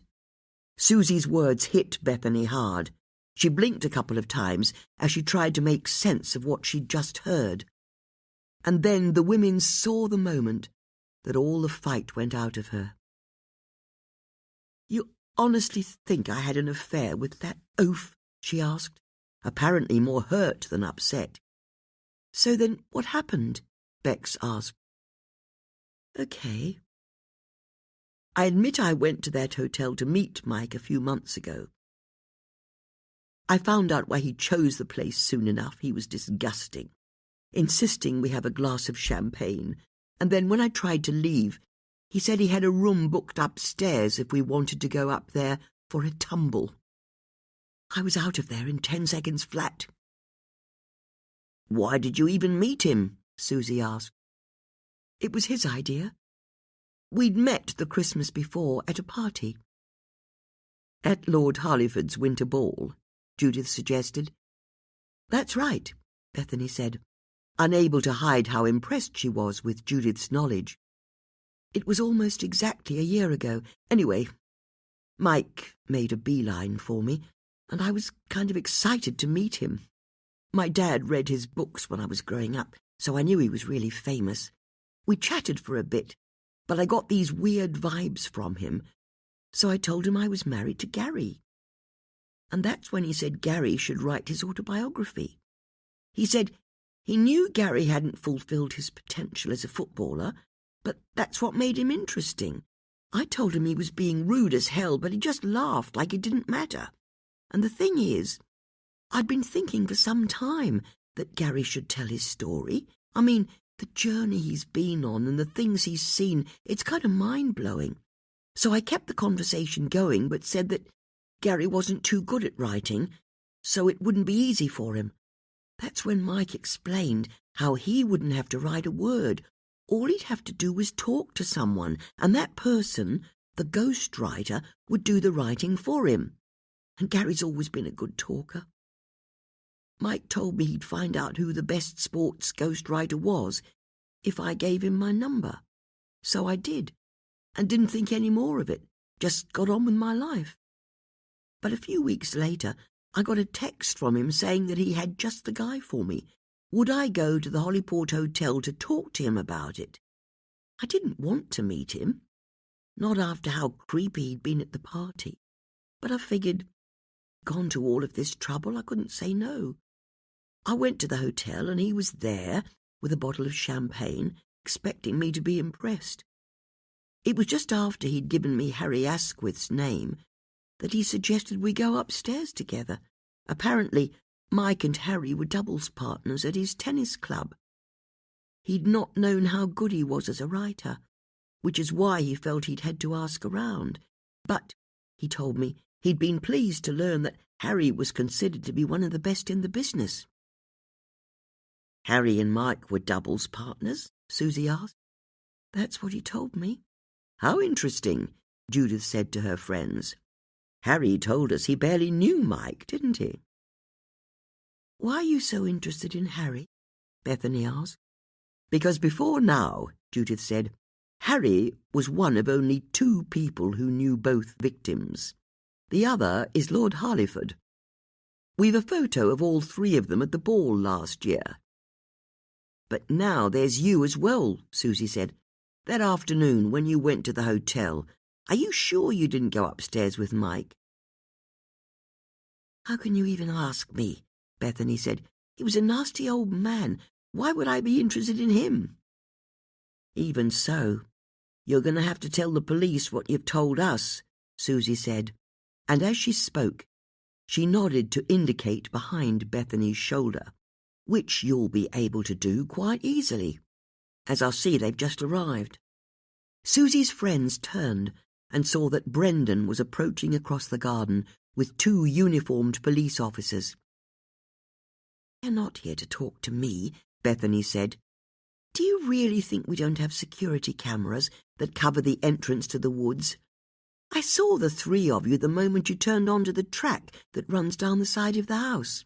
But the police said there wasn't any CCTV footage of the killer approaching the woods on the night your husband was killed, Bex said.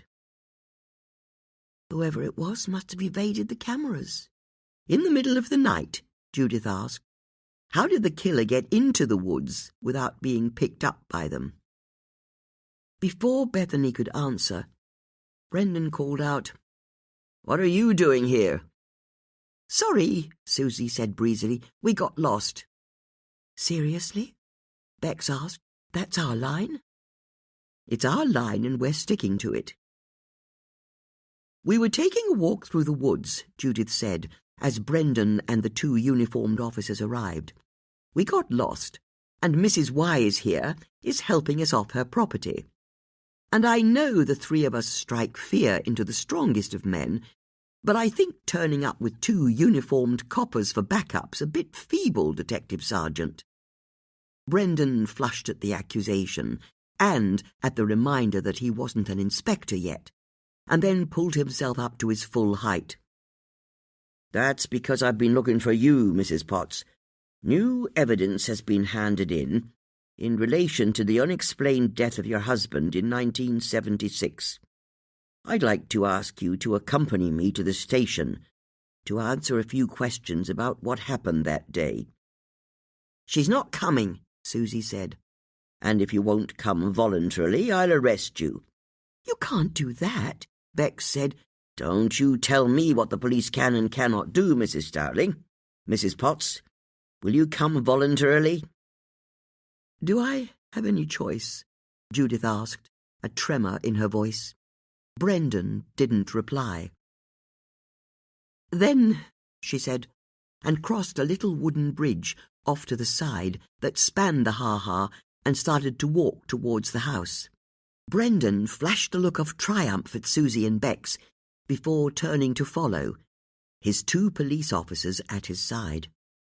Bex and Susie watched their friend being marched off the premises and were utterly dumbstruck.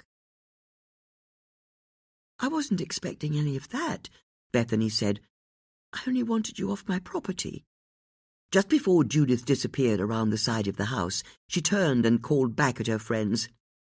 The man had red cheeks. And then she was gone. The man had red cheeks, Bex said. Why had Judith just shouted that at them? Chapter 28. On the drive to the police station, Judith decided she wasn't, in fact, in a police car, and she most certainly wasn't being driven to a police interview. She'd been there before, and she wasn't going to go there again. When she arrived at Maidenhead police station, she only dimly heard the police officer ask her to follow him. Then, once inside the building, she barely heard the answers she gave to the questions she was asked as she was signed in. Only one question cut through. "Do you wish to have a lawyer present for your interview?" "No," she said. Judith knew that her best hope was to get her ordeal over and done with as quickly as possible. She hadn't been arrested. She hadn't been charged. She was a voluntary witness, and she knew how the process worked. She just had to dead-bat their questions. They didn't have any evidence. They couldn't have any evidence. And then they'd have to let her go. The officer led her down a corridor into a small interview room. There was a camera set into the ceiling that pointed down at the metal table and chairs. Judith sat down in the chair that the man indicated and folded her hands onto her lap. She was good at waiting. 5 minutes passed, but it felt like half an hour. 10 minutes passed. The door opened, and Brendan entered with a manila folder in his hands. He sat down opposite Judith with a tight smile. Judith smiled back. She wasn't going to give him the satisfaction of knowing how scared she was. As Brendan started the recording device and asked her to confirm that she didn't want a lawyer present, her mind flew back to the first time she'd been in a police interview room, on the day her husband's body had been found. Brendan opened his folder and then leaned back and considered his witness. "On the 3rd of July, 1976, he said, "your husband died in suspicious circumstances in the Ionian Sea, just off the coast of Corfu." "It was dealt with by the Corfu authorities at the time," Judith said. "New evidence has come to light." "Evidence I dispute." "Of course you do. It puts your testimony in doubt. But first, I'd like you to tell me what you did with your police record." "I'm sorry?" "You were interviewed under caution by the UK police when you returned from Greece on—" Brendan looked down to his notes to check what he'd written. "The 15th of July, 1976. The Corfu police also sent over a hard copy of their file. As you're aware, all of those files were then stored by the Buckinghamshire Constabulary in a repository just outside Maidenhead, where you were last week. Why's that of interest?" "When I went to reference them before I brought you in, I discovered that they're now missing." "Are you accusing me of stealing my file?" "I'd like you to tell me what happened while you were there." "My friends and I were signed into the building, and then we went to the stack where the report on Gary Wise's car crash should have been, but we couldn't find it." "You went straight there?" "All three of us went straight there." "How curious," Brendan said, turning to another page in his notes. "Because I've just spoken to Rebecca Starling and Susie Harris, and they told me, separately, that while they went to the stack together, you disappeared for at least 5 minutes. A cold fist clutched at Judith's heart. "They said that, did they?" she asked in a quiet voice. "They couldn't wait to help the police," Brendan said with a smile. "After I pointed out what would happen to them if they didn't, that is. They didn't have much of an explanation as to what you got up to in that time. So, what did you do?" Yes, I remember now. For a short while, I was lost. You, Mrs. Potts? I was confused. Do you deny taking your old police files from the repository? Why would you doubt me? Because you killed your husband. I didn't. You were on his boat that day. I've got photographic proof. I was on the jetty. I'll admit that much. But I didn't get on his boat. So you're already changing your story from your official statement at the time. Would you change your story about the repository if I told you there's CCTV footage from the stacks that I've requested? Stop trying to throw me off balance, Judith snapped. Stop trying to buy yourself time. Then no, I wouldn't change my story about where I went in the repository. Even though you lied about being with your husband on his boat just before he left? I was upset when the police interviewed me. I was confused. Just as you lied about going to the church. You never went anywhere near it that day, did you? My husband had just died. I didn't know what was going on. Have some pity. Your husband hit you. Judith froze, overwhelmed by the sudden spike of hatred she felt towards Brendan.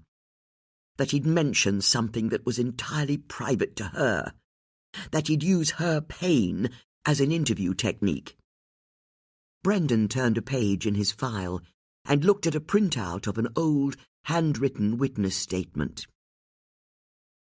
My Greek counterparts digitized all of their records in the early 2000s, he said. Even though a physical copy's no longer in our possession, they were happy to give me access to their copy of your file.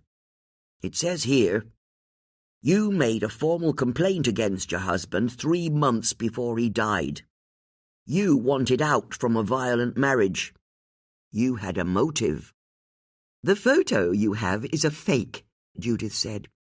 It was given to you by Eleni Perfides. She's the illegitimate daughter of my husband. She's not a reliable witness. The photo's not a fake. It's so easy to manipulate images these days. Have you checked the paper it's printed on? It will be modern paper. It was the first thing I did, Brendan said, looking squarely at Judith. I gave the photo to forensics, and their report says the paper it's printed on is at least 30 years old. The photo is authentic. Judith's heart started to pound, adrenaline coursing through her. But you don't have the negative it came from, do you? She asked, unable to keep a note of desperation out of her voice. I'm not going to divulge to you what evidence we may or may not have.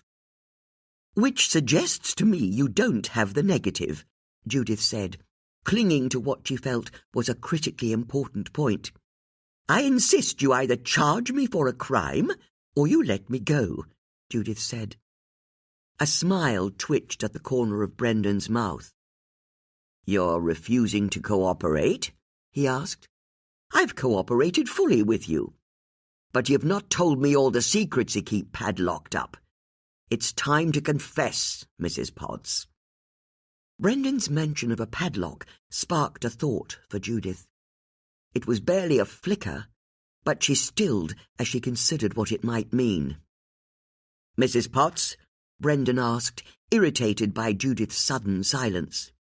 Not now, Brendan, Judith said, her mind lassoing loose thought after loose thought, and corralling them into order.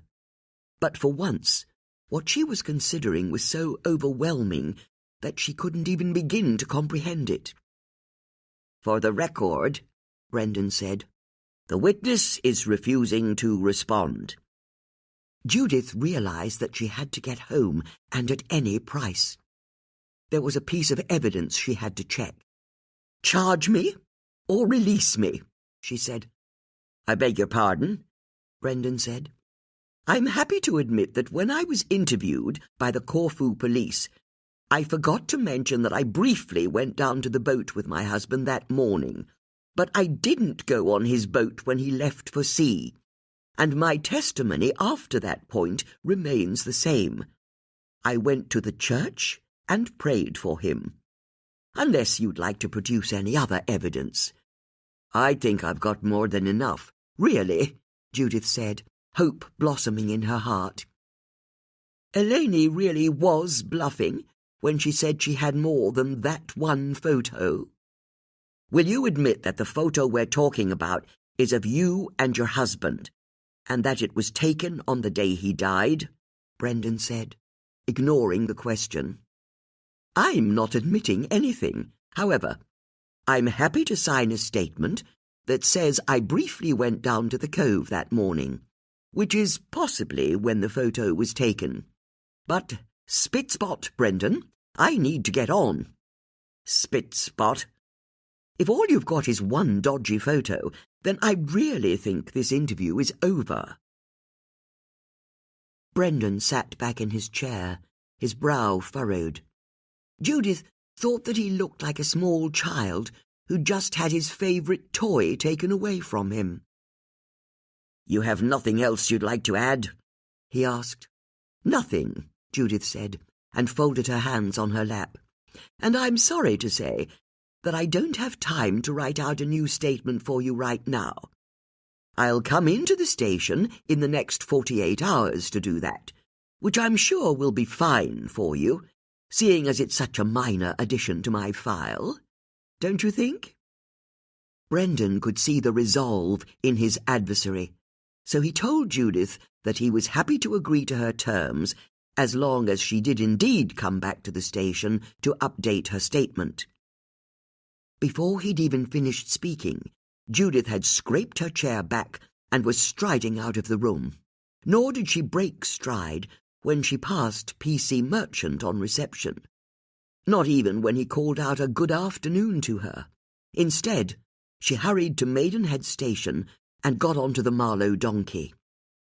As the train clattered towards Marlow, the Thames shining like a silver ribbon, she found herself thinking of all the times she'd taken walks along the river's banks, the picnics she'd had on her own, the dozes she'd had under the weeping willows. This stretch of the river represented peace and tranquillity for her. But now she knew that she was hurtling towards chaos. It felt no less to her than that she was going into battle, and it wasn't long before she was banging the front door to her house open and marching inside, removing her grey cap and throwing it onto a sofa as she headed for the staircase. Going upstairs, she entered her bedroom, went over to the mantelpiece above the little fireplace, and picked up the letter opener she'd put there years ago solely for this purpose. Then she went over to her four-poster bed and got down on her knees. Lifting the edge of the duvet, she ignored the thick layer of dust on the floor and instead used her hands to feel to the third floorboard along. It had been loose when she'd first moved in, and she'd told the builders who'd helped her fix the house up not to mend it. Using her fingers to find the edge of the board, she inserted the letter opener into the gap and tried to prise it open. It resisted, but then the board popped, and she was able to lever it up until she could remove it with her hands. She reached into the void and pulled out an old manila folder. It contained the Corfu police files on the investigation into her husband's death that she'd stolen from the police repository, just as Brendan had surmised. Flicking through the old dried pages, the sellotape that was holding some of it together now dark amber with age, she found the witness statements that had been taken from the other village members at the time. Before she got too engrossed, she closed the file and put it to one side. She reached into the cavity again and felt around until her hand found a thick piece of ribbon. She grabbed at it and pulled out a fabric-wrapped package. The material was one of her great-aunt's old Hermes scarves, and the design of nautical knots and flags had always made Judith smile. Not on this occasion. She undid the ribbon that was holding the package together and let the scarf fall away. A mobile phone, 3 bundles of money, and a maroon passport were revealed. The bundles of money were in euros, dollars, and pounds, and amounted to about £6,000 in total. As for the passport, it had been issued by the government of Malta. She opened it and looked at the photo of herself that stared back. That version of Judith, 8 years younger, had known that one day she might need a passport that the British government didn't know about. Judith reflected that she was eternally grateful to her younger self for her foresight. She creaked back to her feet, dusted down her knees, and carried the money, phone, passport and files back down the stairs to her sitting room.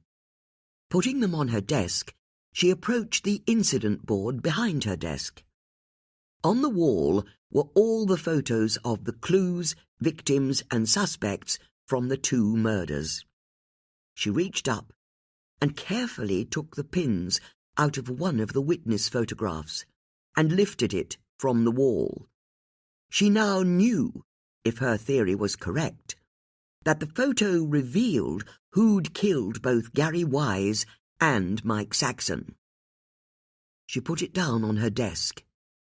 It was of Angela Gulliver. Chapter 29. The following day, Bex and Susie were in a tizzy, or rather, Bex was in a tizzy. Susie was in a blind panic. They'd not seen Judith since she'd left with Brendan, and they'd been phoning her ever since. Their calls were going straight through to voicemail. But they didn't manage to get hold of her at any point that day. The next morning, Bex went to Susie's for an emergency meeting. "She's still being held by the police, isn't she?" Bex said as she paced up and down Susie's sitting room. "She's been charged with something, put in the cells, and they've thrown away the key." Susie was sitting in her armchair, rolling herself a cigarette. Emma had picked up on her distress and was sitting to her side, her head on Susie's lap. Having rolled the cigarette, Susie put it behind her ear for later, not realizing that it was joining 3 others she'd already rolled and forgotten about. "And what did she mean, the man had red cheeks?" Susie asked for the 100th time. "What sort of comment is that?" "It's a crossword clue, isn't it?" "But how can it be? She said crossword clues have to have 2 halves, with one half being the basic clue." "That's the man, meaning we're looking for a man. She's telling us the identity of the killer. I'm sure of it." "But what did she mean, had red cheeks? How can that be the cryptic part of the clue? I don't think it means there should be an anagram, or that the answer's hidden within the words, or any of the other tricks crosswords use." "But it must be a crossword clue," Bex said, as Susie picked up her phone and speed-dialed Judith's number. "Or why did she go to all the effort of giving us those crossword books? You know what Judith's like. Everything she does is for a reason." Once again, the call went straight through to voicemail. "Where are you?" Susie called out in frustration and slapped the phone down. As she did so, Emma lifted her head and looked out of the window, suddenly alert. "What is it, Emma? Is it Judith?"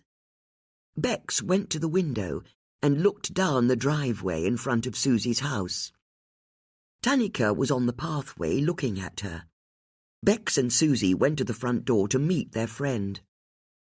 "You've got news on Judith?" Bex asked. "I do," Tanika said.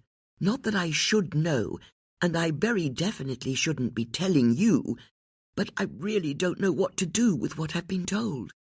"What's happened?" Susie asked. "I got a call from a friend at the station. Apparently, Brendan interviewed Judith the day before yesterday about her ex-husband." "Has she been charged with anything?" Susie asked. "I don't believe so, but when she was released, she was asked to stay in the country. It's standard procedure. You put the witness's name on a watch list." Why are you telling us this? Susie asked. That evening, Judith got on the last ferry to France. Have you any idea why? France, Susie said, utterly nonplussed. Has there been any sight of her since? Bex asked. According to Alice, I mean my contact, Tanika added hurriedly, as soon as she arrived in Calais, she vanished. She's not used any bank card to buy anything in the last 48 hours, or used her passport to hire a car or any other form of transport. She's stuck in Calais? Bex asked. If I know Judith, I very much doubt that, Tanika said. No, wait, Susie said, holding up her hands as though about to stop a charging bull. Are you saying she's skipped the country? It's how it's looking. No, this is impossible, Susie said, going back into her house and fetching a coat. Not that she'd skipped the country, she added, but that she wouldn't have told me and Bex. I refuse to believe that. Come on, she said, as she closed her front door behind herself and pushed past her two friends. Where are we going? Bex asked. The answer to Beck's question was Judith's house, and when she, Susie, and Tanika arrived, they got out of their vehicles and approached the front door. I can't let you break in, Tanika warned Susie. Don't worry, Susie said. We know where the spare key is. Susie reached up above the porch and felt along the gutter. After a few attempts, where she only pulled out wet leaves, she finally grabbed hold of a couple of rusting keys that were held together with a bit of string. She used them to open the front door and pushed it open. Don't worry, she said to Tanika as she entered. Judith doesn't have an alarm. What are we doing here? Tanika asked. There's no way Judith bolted without leaving us a message, Susie said, as she entered the sitting room and started to look along the mantelpiece. There'll be a letter or note to us somewhere, telling us where she's gone and why. We just have to find it. You're right, Bex said, going over to Judith's card table to see if there was anything left on it by the finished jigsaw of Berg Island. Tanika was drawn to the incident board behind Judith's desk and paused as she looked down at the surface. There was an open tin of travel sweets. The lid to it was placed to the side. Look, she said to the others. She didn't even put the lid back on her sweets. It suggests she left in a rush. Or maybe she just forgot to put the lid back on, Bex said, as she and Susie started to search through the loose papers on the desktop and hunt through the drawers. As they did so, Tanika turned back to study the board. As ever, she was impressed with all of the information the amateur sleuths had been able to collate. And also, as ever, she didn't want to inquire too closely about where they'd got their information. There's nothing here, Susie said in frustration, and moved over to start checking the bureau to the side of the room. Bex went over to the bookcases. Maybe she left a note here, she said, as she started to look from shelf to shelf. There's something missing, Tanika said, tracing a red piece of wool that went from a location on the map of Marlow to a red pin with nothing attached to it. Look, she said to Susie and Bex as they approached. All of the red wool goes from locations on the map, or from one of the index cards she's put up on the wall, to a piece of evidence, always. But this piece of wool just goes from the centre of Marlow and then finishes out here on the wall. There was something pinned to the wall here, wasn't there? Hold on, Bex said, looking at the gap on the wall. This is where Angela Gulliver's photo is supposed to be. You're right, Susie said. Judith had a photo of Angela Gulliver at the end of that piece of wall. Where's the photo now? Bex said, looking around. I've not seen it, Susie said. Is Angela Gulliver a suspect? Tanika asked. Possibly, Bex said. She arrived here in pretty suspicious circumstances, and she gave us a tip-off about Lord Harleyford.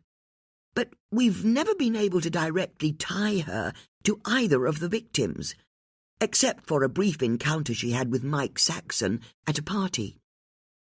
"It doesn't matter why she took the photo down," Susie said, heading for the stairs. "We aren't going to be able to work anything out until we find Judith's note. I'm checking upstairs."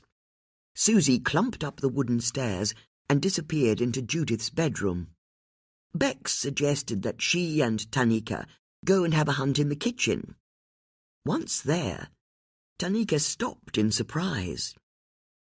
"She definitely left in a hurry," she said, pointing at the heaped pile of unwashed plates, mugs, and cutlery in the sink. "No," Bex said with a smile. "It always looks like this. If anything, it's possible she had a good clear-up before she left, seeing as it's all in the sink. Let's see if there's a note for us anywhere." "So, why the mention of Lord Harleyford?" Tanika asked, as she started to open drawers. "Isn't he the government minister who's just had to resign?" "He is, and he seems to be at the heart of these murders somehow. Him and the secret caves he has under his house." "There are secret caves?" "There are, and it's possible he's the person who's been blackmailing Gary Wise and Mike Saxon, or, if not that, he maybe killed them because they were being blackmailed and he didn't want them spilling the secret. Whatever it is, it could be connected to a secret drinking society that he runs." Bex opened the fridge and gasped. "You found something?" Tanika asked eagerly. Bex closed the door to the fridge, her eyes glazed over in horror. "You don't ever want to look in there." "It's bad." Bex nodded slowly, and then she moved over to a dresser that was up against the wall opposite the fridge. "Then what have you got on the other suspects?" Tanika asked. "Okay," Bex said, as she started to search through a pile of cookbooks. "Gary Wise's wife, Bethany, seems to be your typical grieving widow, but there's a question mark over her relationship with Mike Saxon. She was seen going to a hotel where he takes his lovers, but she says it was because he was recommending that Harry Asquith ghostwrite Gary's autobiography." "The recommendation came from Mike Saxon?" "It did, and he, Harry Asquith, and Lord Harleyford all belong to the same real tennis club. But this being Marlowe, that could just be a coincidence.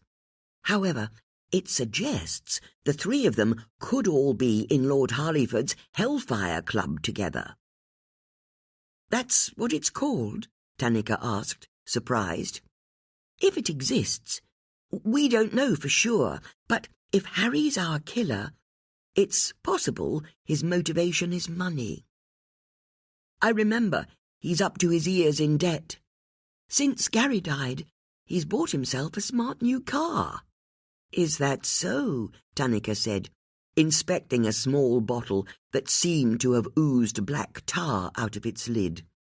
Reading the faded label, she asked, "What's gravy browning?" "Actually, I don't want to know," she said, and put the ancient artifact back on the shelf with a grimace. She moved on to another cupboard. "Were you ever able to find the police report on Gary's car accident?" she asked. "No," Bex said. "We've not found any record of what happened that night. Maybe it was pulled. Maybe it never existed. We just don't know. There's quite a lot we don't know." "What about Mike Saxon?" "We've only talked to two people close to him, his wife, Serena, who is happy to admit she hated him, not least because he was a terrible philanderer. But we also discovered that it's been her writing his books for however many years, so she loses out on being able to make money now he's gone. After all, he can't very well publish from beyond the grave. Although, if she'd already got enough money..." The same thought occurred to us.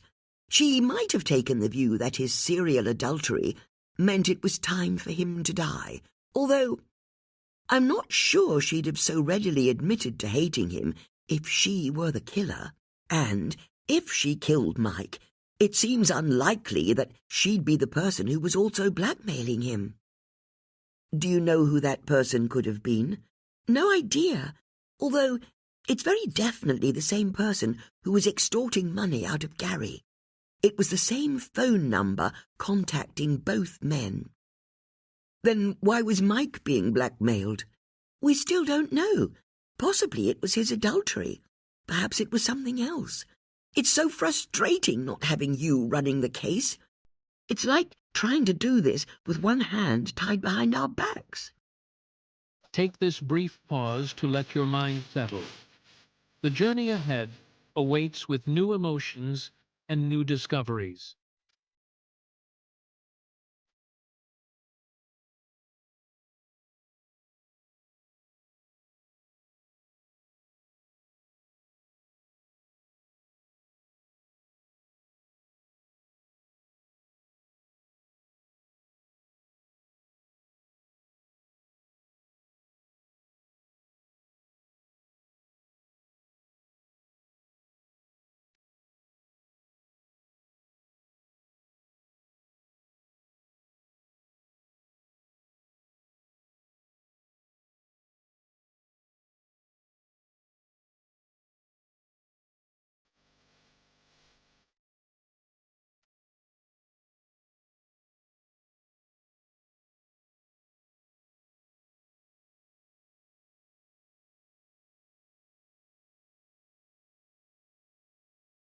Tanika smiled sadly.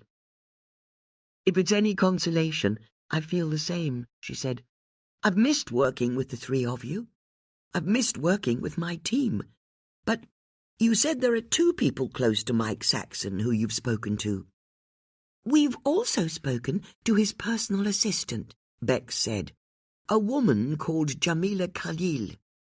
She told us she wasn't in any kind of relationship with Mike, but we've seen a photo of the 2 of them together at Lord Harleyford's winter ball last year. It could mean something. It could mean nothing. But it brings us once again back to Lord Harleyford. He's at the centre of all this. He has to be. But we just don't know how. You also mentioned Angela Gulliver.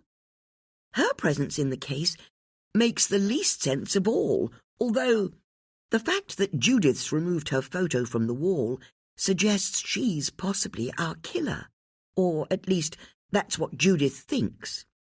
Judith's never wrong. I agree, but I can't see why she'd be blackmailing either man, or why she'd want to kill them. If only Judith were here. Bex put down the last recipe book and looked about herself. She and Tanika had run out of locations to search. Are you sure Judith would have left you a message? Tanika asked. The 3 of us are a team, Bex said. She wouldn't run away like this without telling us why.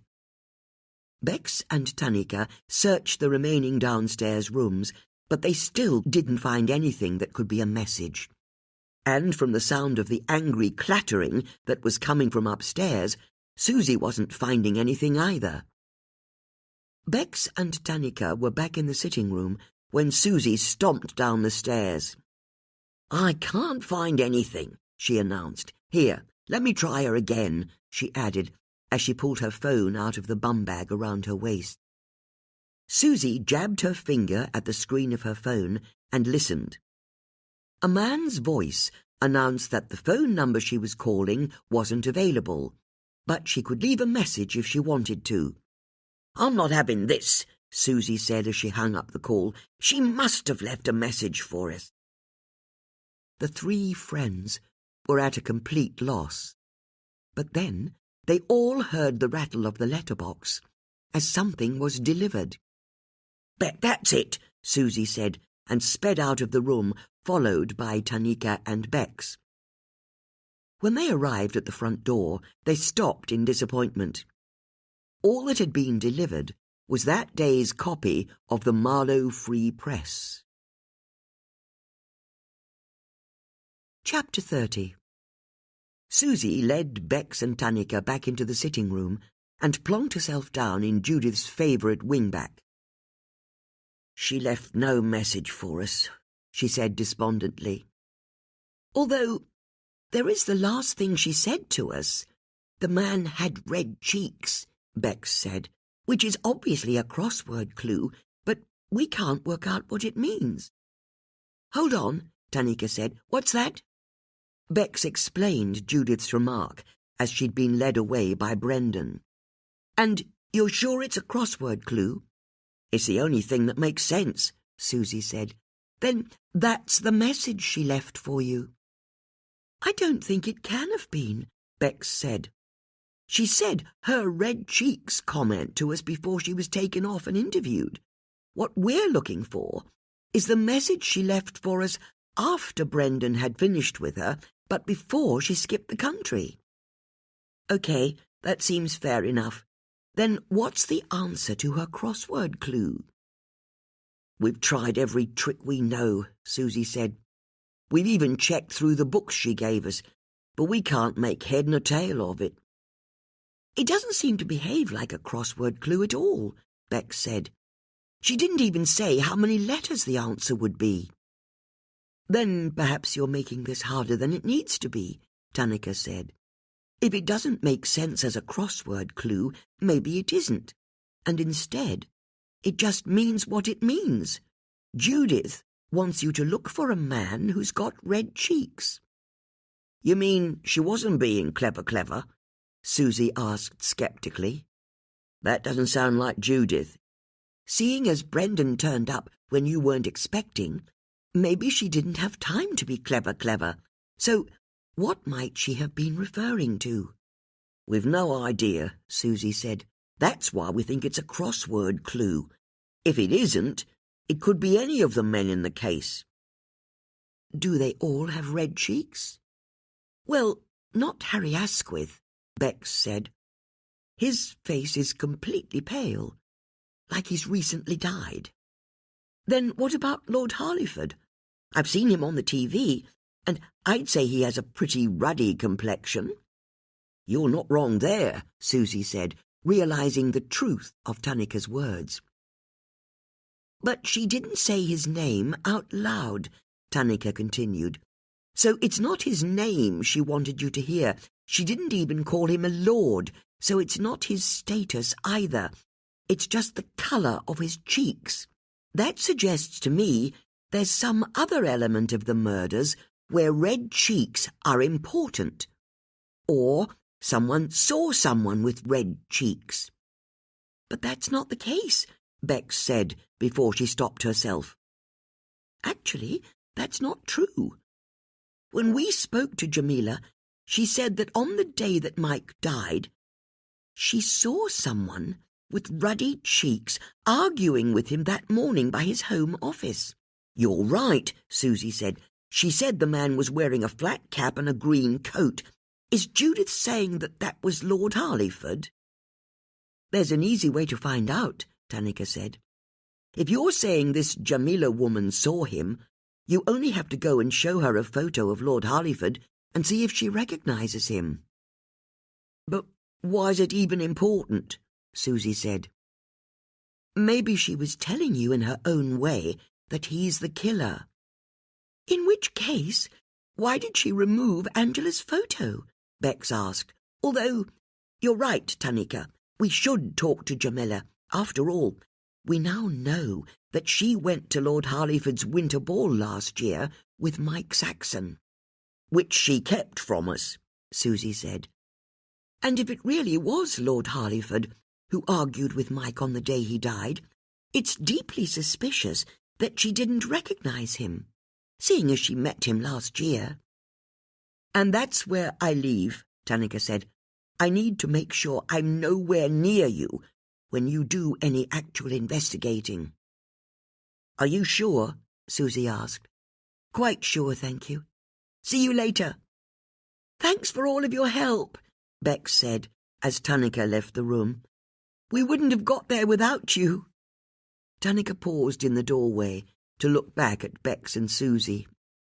"Yes, you would," she said, and then she was gone. "How long do we give it before we can leave without it looking like we were together?" Susie whispered to Bex. "I'd give it 5 minutes," Danica called back from the front door. "Oh," Susie said, surprised. "She heard me." "Yes, she heard you," Bex said with a smile. "But I'm still not sure we've decoded Judith's message right." "I know what you mean. It's weird that she'd go on about crosswords so much, and then, when she gives us a clue, it isn't a crossword." "I think we may have to conclude that her giving us those crossword books has ended up having nothing to do with the case. It was just Judith being eccentric." Susie frowned as she considered whether Bex was right, but she couldn't see any reason to disagree with her. As soon as 5 minutes was up, the women left Judith's and drove to Jamila's house. When they rang the doorbell and asked if they could come up, Jamila buzzed them in without a word. When they arrived at the top of the staircase, Jamila opened the door in a fluster. "Now is not a good time," she said. "Did you get your job?" Bex asked. "As it happens, I did," Jamila said. "But how can I help you?" "It's a quick question. We just want you to look at a photograph and tell us if it is the person you saw outside Mike's office on the morning he died. Okay, as long as it's just that." "Hold on," Bex said, as she fished out her phone and got up Lord Harleyford's Wikipedia page. She zoomed in on his photo before showing it to Jamila. "Do you recognize this man?" Susie asked, hoping that Jamila didn't realize the trap that she was setting for her. "I'm not sure. I didn't get a good look at the man's face, I'll be honest. I'm not even sure it was a man. It could have been a woman in trousers and wearing a flat cap." "Hold on," Susie said, taking Bex's phone and doing a quick internet search for Lord Harleyford. She chose a different image of him. "How about this photo of him?" she said, as she enlarged the image. It showed Lord Harleyford at a local shoot, with a shotgun under his arm, surrounded by other men with guns. He was wearing a flat cap, a green Barber coat, brown corduroy trousers, and green wellies. "No, sorry, I still don't recognize him." "It's Lord Harleyford, but you know that because you went to his ball last year." At the mention of the ball, Jamila flashed a glance at the mantelpiece above her fireplace. "And don't think about denying it," Susie continued. "We've seen a photo of you there with him and Mike Saxon." While Susie was speaking, Bex drifted over to the mantelpiece to see what had made Jamila look in that direction, and saw a stiff invitation to Lord Harleyford's winter ball. Jamila's name was handwritten in the top left-hand corner in blue ink. "And you're going again this year, aren't you?" Bex said, as she picked up the card and handed it to Susie. "I think it's time you told us what's going on," Susie said. "I know how this is looking," Jamila said, "but I've not done anything wrong." "How about you tell us what you've done, and we can be the judge of that?" "How did you find out I was there?" Jamila asked, before realizing the answer to her question. "You've seen the photos in the Marlovian, haven't you? I should have known better than hoping you wouldn't come across them. But there's actually not much to say. Mike told me he had an invite for 2 to the ball last year, and that his wife was refusing to go with him. So would I like to go as his +1? I obviously didn't want to, but it was such a fancy ball I was tempted. I told him I'd be happy to go as long as he didn't think it was a date. He always liked it when people were blunt with him, and he said he'd honour my wishes. It would be strictly platonic." "The photo didn't look platonic," Susie said. "You're right. The moment we arrived, he wanted to dance with me and show me off to his friends. I'd escape from him for a few minutes, realize I didn't know anybody, and then he'd find me and offer me another drink. I think he thought that if I got drunk enough, I'd let my guard down. As for that photo, you go back and look at it again. I'm not smiling in it, that's a grimace. I was in a hostage situation. Why didn't you tell us about this when we first talked to you? Bex asked. Because, believe it or not, I want his killer caught, and I know I didn't have anything to do with his death, so I didn't want you wasting your time. You could have told us that you recognized Lord Harleyford when you saw him arguing with Mike on the day he died. But that's the thing. I didn't recognize him. Honestly, I just saw a man with red-faced cheeks. It could have been anyone as far as I was concerned. And remember, I only met Lord Harleyford once, and that was last year. On the day Mike died, I saw the person's rough body shape, the colour of their face, and the fact that they were wearing a flat cap. As I said before, it could even have been a woman. I don't buy it, Susie said. If you don't know Lord Harleyford, how come he's invited you to his ball again? I've no idea, Jamila said. The invitation only arrived this morning. But it's such a grand event, and I didn't want last year's experience of it to be my only memory of it. I figured that with Mike no longer here, if I went again, I'd be safe to enjoy myself, make some happier memories. Hang on, Susie said, taking in the details on the card. The ball's tomorrow night. That's why I'm in such a rush. I'm trying to work out if I've got an outfit, and I've got to get my hair and nails done, or at least that's what I thought. Are you saying he could be the person who killed Mike? It's definitely a possibility, Bex said. Jamila shuddered. Then there's no way I'm going, she said, taking the invitation from Susie and going over to the corner of her room, where she put it in the bin. That's made my day a lot easier. Thank you so much for coming round. Yeah, sure, Susie said. And I'm sorry about not telling you the full story about me and Mike. But I've told you everything now. It really was just that one time that I went to an event with him. It was over a year ago, and it never happened again. I only didn't tell you about it because I didn't think it had anything to do with his death. I promise you.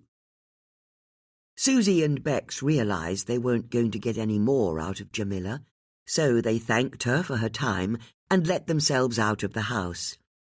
That woman, Bex announced, as soon as they were on the street outside. Who? Susie asked. Jamila. She never tells us the truth until she's forced to. Forget about her, Susie said. Lord Harleyford's the killer, isn't he? That's what Judith was telling us with her comment about red cheeks. It was he who argued with Mike Saxon on the day he died, and he's the person who killed him later on. Come on, it's always felt like it had to be him after all. It was he who pressed Angela about blackmailing Mike and Gary 6 months ago. He's our man. I just don't know, Bex said. We're basing a lot of this on Jamila's testimony, and I'm not sure we can trust her. And there's something else as well. If Lord Harleyford's the killer, why did Judith take the photo of Angela Gulliver with her rather than his? Susie scoffed at her friend's question and suggested they go to her house, as it was just around the corner. They needed to try and work out the meaning of everything they'd just learned. When they arrived, Susie unlocked her front door and pushed it open to reveal that that day's post had arrived while she'd been out. She picked it up as she led Bex into her kitchen. It's just retirement home flyers, she said, dumping the post on the countertop and putting the kettle on. I remember the days when my junk mail was for credit cards and fancy holidays. Now it's all hearing aids and funeral homes. It's so depressing. What's this? Bex asked, as she picked up a thick cream envelope with Susie's name and address handwritten on it in blue ink. Let me see, Susie said, tearing open the envelope. She pulled out a stiff invitation that proclaimed, "The Harleyford Winter Ball," in raised black ink. In the top left-hand corner, the name Susie Harris had been handwritten in blue. "Oh, good," Susie said, and showed the invitation to Bex. "I've been invited as well. What the hell is going on?" Chapter 31. "Hold on," Bex said, as she fished her phone out of her pocket. Before Susie could ask her what she was doing, she speed-dialed a number. When the call connected, she said, "Hi, Colin. Are you home? Can I ask a favour? Today's post should have arrived. Can you get it and see if there's a cream envelope with my name and address written on it in blue ink? Thank you." Bex waited a few seconds in silence. Susie, realising what her friend was checking, didn't say anything either. "Oh, I see," Bex said. "Yes, thank you. No, there's no need to open it. Thanks. I'll be home later on." Bex hung up. "I've got a cream envelope as well," she said to her friend. "I've also been invited to the ball." "OK, this is now seriously weird," Susie said. "What's Lord Harleyford playing at? What's so important about the ball that means we've got to be there? And Jamila as well, for that matter." "I suppose there's only one way to find out. We could go to the ball, couldn't we?" "I want to know if someone else has been invited." "Who?" Bex asked, and Susie explained that they should see if Judith had received the same invitation. When they arrived at Judith's house and let themselves in with the spare key, they picked up her post and saw that there wasn't a heavy cream envelope with her name and address on it. "That makes no sense," Susie said. "You and I got invitations, but Judith didn't." "Maybe Lord Harleyford knows she's out of the country." "How can he possibly know that?" "But what do you think we should do? Go to the ball?" "What would Judith do?" "Go to the ball." "Then let's go to the ball." "But is that the right thing to do?" "And since we're here," Bex added, looking about herself to check they definitely were on their own, "maybe we need to address the elephant in the room. What if she really was involved in her husband's death? You know, really quite actively involved." "Oh," Susie said, "that elephant in the room." "Because I'm sure she didn't do it, of course not. But if she did do it, if she did, as I say, she'd behave pretty much like she has done. As soon as the police started to move in, she'd drop everything and flee the country." Susie didn't speak for a few seconds as she considered her friend's words. "It's what I'd do," she admitted. "If I knew I was about to be arrested, I'd feel I had no choice." "So, is that what we're saying? She's guilty?" "It doesn't feel right, not Judith, although I wouldn't mind too much." "You wouldn't mind her committing murder?" "Sure. We know her husband was a wrong 'un. If Judith did him in, it's because the world's better without him in it. That doesn't bother me. But I draw the line at her leaving the country without telling us where she's gone."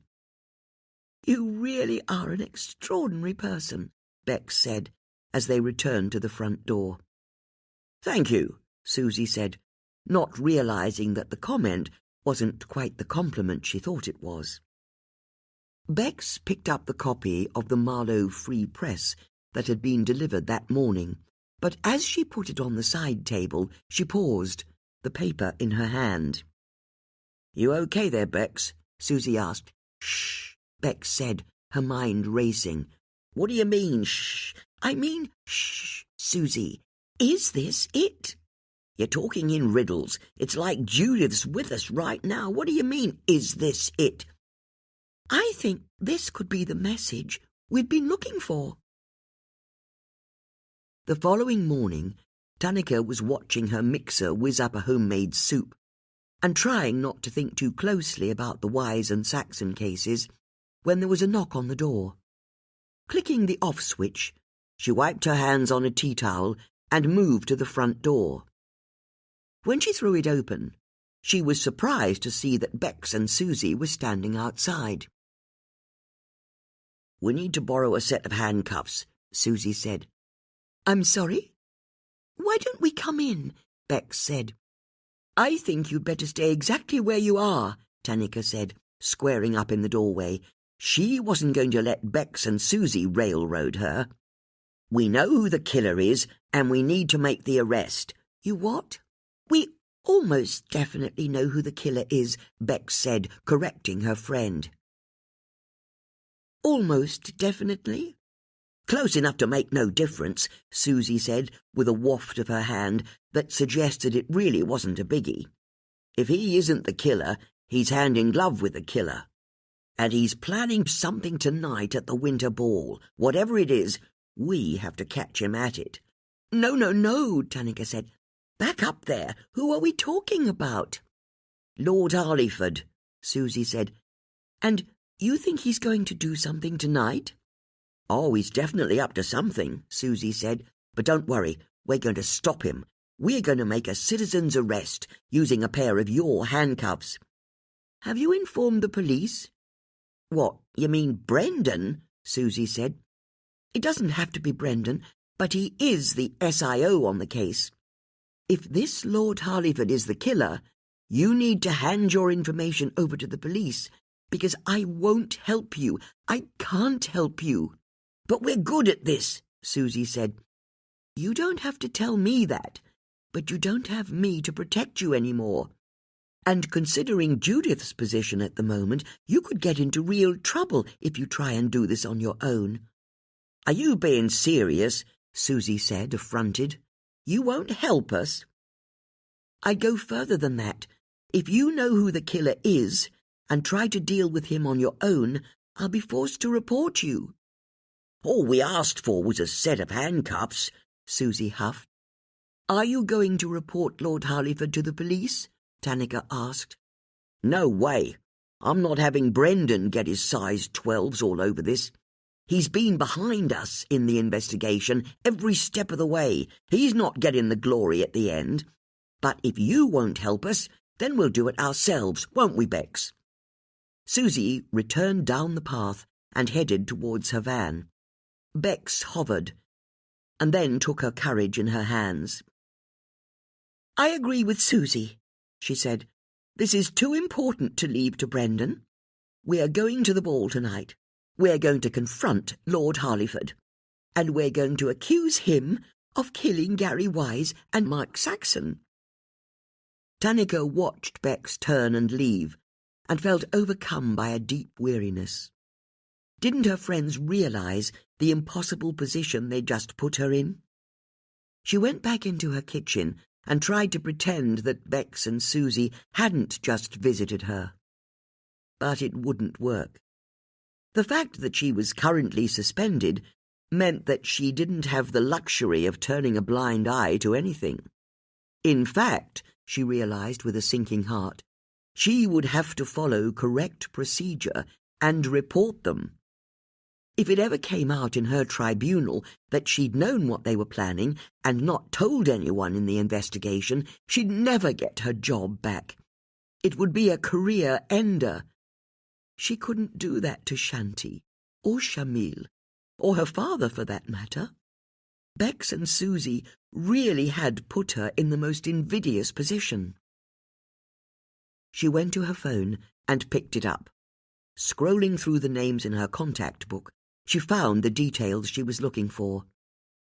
For the briefest moment, her finger hovered over the screen, knowing the terrible consequences of what she was about to do. But she had no choice, she told herself. She stabbed her finger down on the screen, her decision made. The call connected and started ringing. "What do you want?" a man's voice barked as he answered. "Brendan, it's Tanika here," Tanika said before she changed her mind. I need to tell you that Bex Starling and Susie Harris are planning to take the law into their own hands tonight at a ball in Marlow. I need you to stop them. Chapter 32. Brendan gritted his teeth as a teenager in a high-vis jacket directed him to park in a field just beyond Lord Harleyford's stables. He found a spot in among the BMWs and Audis, and what's that he could see? A Rolls-Royce, if he wasn't much mistaken. He slammed the door on his Ford Mondeo, blipped the lock shut, and then headed up the torchlit path towards the mansion. To his eyes, the house was offensively large. As far as he was concerned, the overlit statues above each window wouldn't have looked out of place in a shopping centre. He all but snarled at the security team, who asked to see his invitation before they let him proceed. Brendan got out his warrant card. "Detective Sergeant Brendan Perry," he snapped. "I'm here on official business." "Of course, sorry, sir," the guard said, and stepped aside to let him pass. As Brendan approached the house, he only had one resolution. He was going to find Susie and Bex, and he was going to arrest them for interfering in a live murder case. He didn't see why it shouldn't end in a custodial sentence for them both, especially if it could be proved that they'd helped Judith skip the country. Either way, he'd make sure their lives in Marlow were ruined. Susie wouldn't be able to run a dog-walking business with a criminal record, and it would be even worse for Bex. Her husband wouldn't be able to continue as the town's vicar with a criminal for a wife. But first, he had to find them. At the same time that Brendan was arriving at the house, a hooded figure was scurrying through the woods near the house, heading towards the secret entrance to the tunnels of the Hellfire Caves. The house glowed just beyond, shafts of darkness stabbing through the woods where the trees broke up the blazing light. The hooded figure stopped and looked around, their breath frosting in the cold night air, their heart racing. Had they just heard a branch snap nearby? It was so hard to tell over the noise of the party. The figure left the path, pushed through the bracken, and reached the secret door that led into the caves. Their black-gloved hand pressed a sequence of 5 numbers on the keypad, twisted the knob sharply, and then pulled the door open. They looked about themselves one last time to check that no one could see them, and then stepped into the darkness. The door closed with a heavy click as the lock reset. They were inside. Only a few minutes later, Susie turned her van onto the driveway of Lord Harleyford's estate and almost immediately saw a young woman wearing a high-vis jacket who directed her to the parking area by the stables. Susie wound her window down to say thank you, then drove into the field and allowed another teenager to point her to the spot where she should go. Susie smiled a thank you and made sure she parked as carefully as possible. Her van seemed almost to be dwarfed by the 2 Porsche 4x4s she parked in between. In fact, as she got out, she couldn't help noticing that all of the cars she could see were extremely expensive. Although she smiled as she saw an old Ford Mondeo parked nearby. At least there was one other person at the party who drove a normal car. "How do I look?" Bex asked, straightening her midnight blue velvet jumpsuit. $1 million, Susie said with a smile. "Thank you," Bex said. "So do you." "I look like a barn door in nice shoes. You're too kind, Bex, darling." Before Bex could disagree, Susie barreled on. "So what do you reckon? Shall we go and catch ourselves a killer?" The women joined a stream of black-tied partygoers as they walked towards the house along a path that was lit by flaming torches.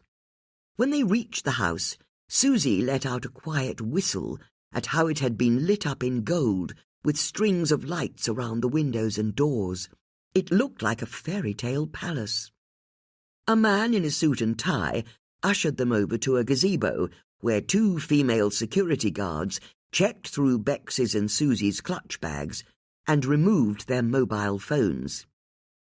"Can't we take them in with us?" Susie asked. "I'm sorry," the woman said, as she put each phone in a little Ziploc bag. "His lordship wants his guests to enjoy themselves without feeling they're going to appear online. You can get your phones back when you leave." The woman handed over 2 tickets so Bex and Susie could recover their phones later on, and then she turned and placed the bags into a large metal locker behind her. "But we need our phones," Bex said. "If you want them, you can't attend the party," the woman said, hardening her smile. "You choose." "No, of course," Bex said before turning to Susie. "We'll just have to do this without them." "Is that wise?" Susie asked. "Is any of this wise?" Bex replied. "No, good point," Susie conceded. The 2 friends approached the main door, and Susie was quick to pluck 2 glasses of champagne from a waiter in a dark green tailcoat and bow tie. Knowing that Susie always liked to have 1 drink on the go at social events and another as backup, Bex also took a glass of champagne for herself. They went through the front door and stepped into what felt like a winter wonderland. Silver-sprayed branches were tied up in bundles. The ancestral portraits on the walls had white fabric swags draped across them like snow, and everywhere was covered in candles, the flames guttering in the draughts of the ancient hall. There must have been 200 people milling about, while a string quartet on a raised dais played an arrangement of "In the Bleak Midwinter." Bex stopped dead in her tracks as she looked across the room. "Brendan's here," she whispered to Susie, and then turned her back so she wasn't facing him. "Seriously?" Susie said, before also turning her back on the room. "Tanika must have tipped him off, just like you said she would. We can't let him see us. Not yet. We need to blend in with the crowd." "That could be difficult," Bex said, nodding at an approaching figure. "I think we've been spotted." Lord Harleyford approached. He looked uncomfortable, as though he'd been forced into a dinner suit a few sizes too small for him, which, the women noticed, was very much the case. There was a sheen of sweat on his top lip. "You came," he said by way of an opening. "You invited us," Susie said, "and thanks," she added, raising one of her champagne glasses in a toast, "because it gives me the chance to ask where you vanished to the last time we were here." "I didn't vanish anywhere," Lord Harleyford said. "You did. And then you invited us to your party at the last minute. What's going on?" "I suppose the late invitation needs a bit of an explanation," Lord Harleyford said, with a smile that just managed to make him look even more anxious. "The party's for the great and good of the county. The pair of you are very definitely that, so I'm pleased to have you here." "I don't doubt that Bex and I are both great and good," Susie said, "but why did we only get the invite yesterday?" "No, good question. The truth is, I only recently thought of inviting you." "And what made you have that thought?"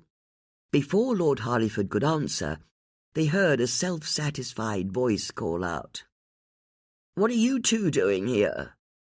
The women turned and saw Harry Asquith approaching. "Do you know Harry Asquith?" Lord Harleyford asked, relieved at the interruption. "Top chap."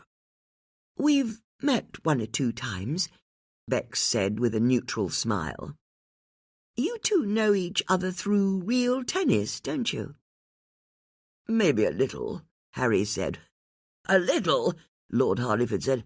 "Harry was at school with my son, all the way through from prep onwards. I've watched him grow up. It's why I'm asking him to write my autobiography. I need someone I can trust to tell my side of the story. Now, if you'll excuse me, I see that Mayor Muriel has just arrived." Lord Harliford moved off, but the women kept their eyes on Harry. "What?" he asked. "You've known Lord Harliford your whole life?" Susie asked, raising an eyebrow. "So what?" Harry said, trying not to sound defensive. "And now you're writing his autobiography?" "It's like I said the last time we met. I have to eat. And after Gary died, I was in a mess. I'm happy to admit it. I needed the money from that book, if only to pay off some of my debts. But then I was playing tennis at the club, and I realized William was the answer I was looking for. I could use his problems to solve mine. So I suggested to him that the best way of dealing with his recent difficulties was to get his story out there first, before the police charge him with selling access to ministers." "And you came up with this plan after Gary died?" Susie asked. "I just said, didn't I?" "And it was Lord Harliford's money that allowed you to buy a new car?" Bex asked. "That's none of your business." "We'll take that as a yes. What do you know about the Hellfire Caves?" "God, people are obsessed with that place. It's just where William and a few of his friends go for drinks. You have a chance to unwind, knowing you're among like-minded individuals." "So you're admitting you're part of that crowd, are you?" Bex asked. "I wouldn't call it a crowd, and before you ask, I've never seen Mike Saxon or Gary Wise down there. Really, it's all quite innocuous. Just men complaining about how the world's gone to hell in a handcart." "Then why is there a 4-poster bed down there?" Susie said. "No idea, but don't think for a second that it gets used. It's no more or less than a gentleman's club, or private drinking club, that's all. Now, talking of drinks, I'm going to get a top-up," Harry said, lifting his empty glass to show the women. "Before you go," Bex said, "can I ask one last question? In the caves under the house, there's a third tunnel that leads away from the main chamber, isn't there? The one that has some torches on a table next to it. Where does it go?" "Nowhere," Harry said, thrown by the question. "It just heads downwards to a little cave that's even deeper underground. Really, the pair of you ask the most irrelevant questions," Harry added, and then melted back into the party. "Wow," Susie said. "That was clever of you, Bex. It's good to get that confirmed." "Thank you," Bex said. "I guessed we'd be able to ask someone." "Good grief, look who it is," Susie said, pointing at a woman at the edge of the room who was wearing a dark green ball gown. It was Serena Saxon. Bex and Susie manoeuvred through the crowd. As they crossed the room, Susie downed one of her glasses of champagne and swapped it out for a fresh glass from a tray that was being held by a waiter. "Serena, what are you doing here?" Bex asked, as she and Susie reached her. "Is that any of your business?" "No, of course not. It's just odd." "If you must know, I'm slaying some ghosts. Mike was invited last year, but told me he didn't have a +1, so I didn't come. This year, now he's dead, I saw the invite on the mantelpiece and decided to come on my own, seeing as I hadn't made the cut last time." Bex could see an undercurrent of anger swirling through Serena's words and realized she could guess what was really driving her. "You know he brought Jamila last year, don't you?" she said. Serena took a sip of her champagne and then finished it in one. "Congratulations," she said to the women bitterly. "You win a prize. You're right. My husband was bedding his beautiful personal assistant." Bex could see that Susie was about to say that they hadn't known for sure that that was what had been going on, so she dug an elbow into her side to keep her quiet. "How did you find out?" Bex asked. "I was at the dentist of all places, idly flicking through a copy of the Marlovian when I saw him with her, bold as brass, the pair of them together. him with his arms around her, and her grinning like the cat who'd got the cream. That's when I realized what had been going on, the reason why, every time Mike went to a book festival last year, I was no longer invited. Jamila went with him instead, didn't she? And I'd known she'd been interested in him from the start. She had a way of looking at him I recognized. But I genuinely believed he wouldn't make a move on her. Not if there was a chance I'd find out. But you did find out, Susie said, as you've just admitted to us, so tell us. What did you do? I did. Nothing, Serena said, her voice full of self-reproach. I kept telling myself I'd confront him, but I just let it slide. He continued to lead his life, and I continued to lead mine. Two separate people rattling around that huge house, hating each other and not saying anything, the English way. "Were you ever going to tell him you knew?" Bex asked. "I genuinely don't know." You liked your lifestyle too much, didn't you? Susie said. That was the problem. I was a coward, you're right. I didn't want to lose what I had. And believe it or not, I enjoyed writing Mike's books. I know they're male fantasy claptrap, but I loved doing the research, and there's still an art in putting together a good plot. I knew that if I confronted him, Mike would leave me for her, and I could hardly carry on writing his books if I became wife number 3 or 4. "You really think he'd have married Jamila?" Bex asked. "That was always her endgame. It's like I said, I recognized the type. The only mistake I made was that I didn't realize just how cunning she was." "I have to confess," Bex said, "she's been running rings around us as well." "But why didn't you tell us any of this before?" Susie asked. "And admit that I'd been discarded for a younger model." "Didn't you ever want to catch your husband's killer?" "Not really. It would have been one of his exes who did this to him. And I really don't want to know about it. You mark my words. It will have been a floozy of his who he dumped when he took up with his new assistant." "Is it possible he ever dumped Jamila?" Bex asked. Serena looked at Bex carefully before she replied. "What makes you say that?" "It's just, I can't help noticing we only have her word for why he sacked her on the day he died. She told us it was because he didn't like the notes she gave him on his latest book." "A book we now know you wrote," Susie interjected. "But who's to say their bust-up wasn't for a far more personal reason than that?" Bex continued. "After all, he manhandled her that day. That suggests there was more going on than literary criticism." "Oh, God! Why won't she leave me alone?" Serena said, a sob catching in her throat as she looked across the room. "What's she doing here?" Serena then turned and disappeared into the crowd, and Susie and Bex peered across the room to see what had caused her so much distress. "Bloody hell," Susie said, as she realized what she'd seen. Jamila Khalil was standing on the other side of the room, looking directly at Susie and Bex. She raised her glass of champagne in a silent toast to them. "Little minx," Susie said. "Come on, Bex."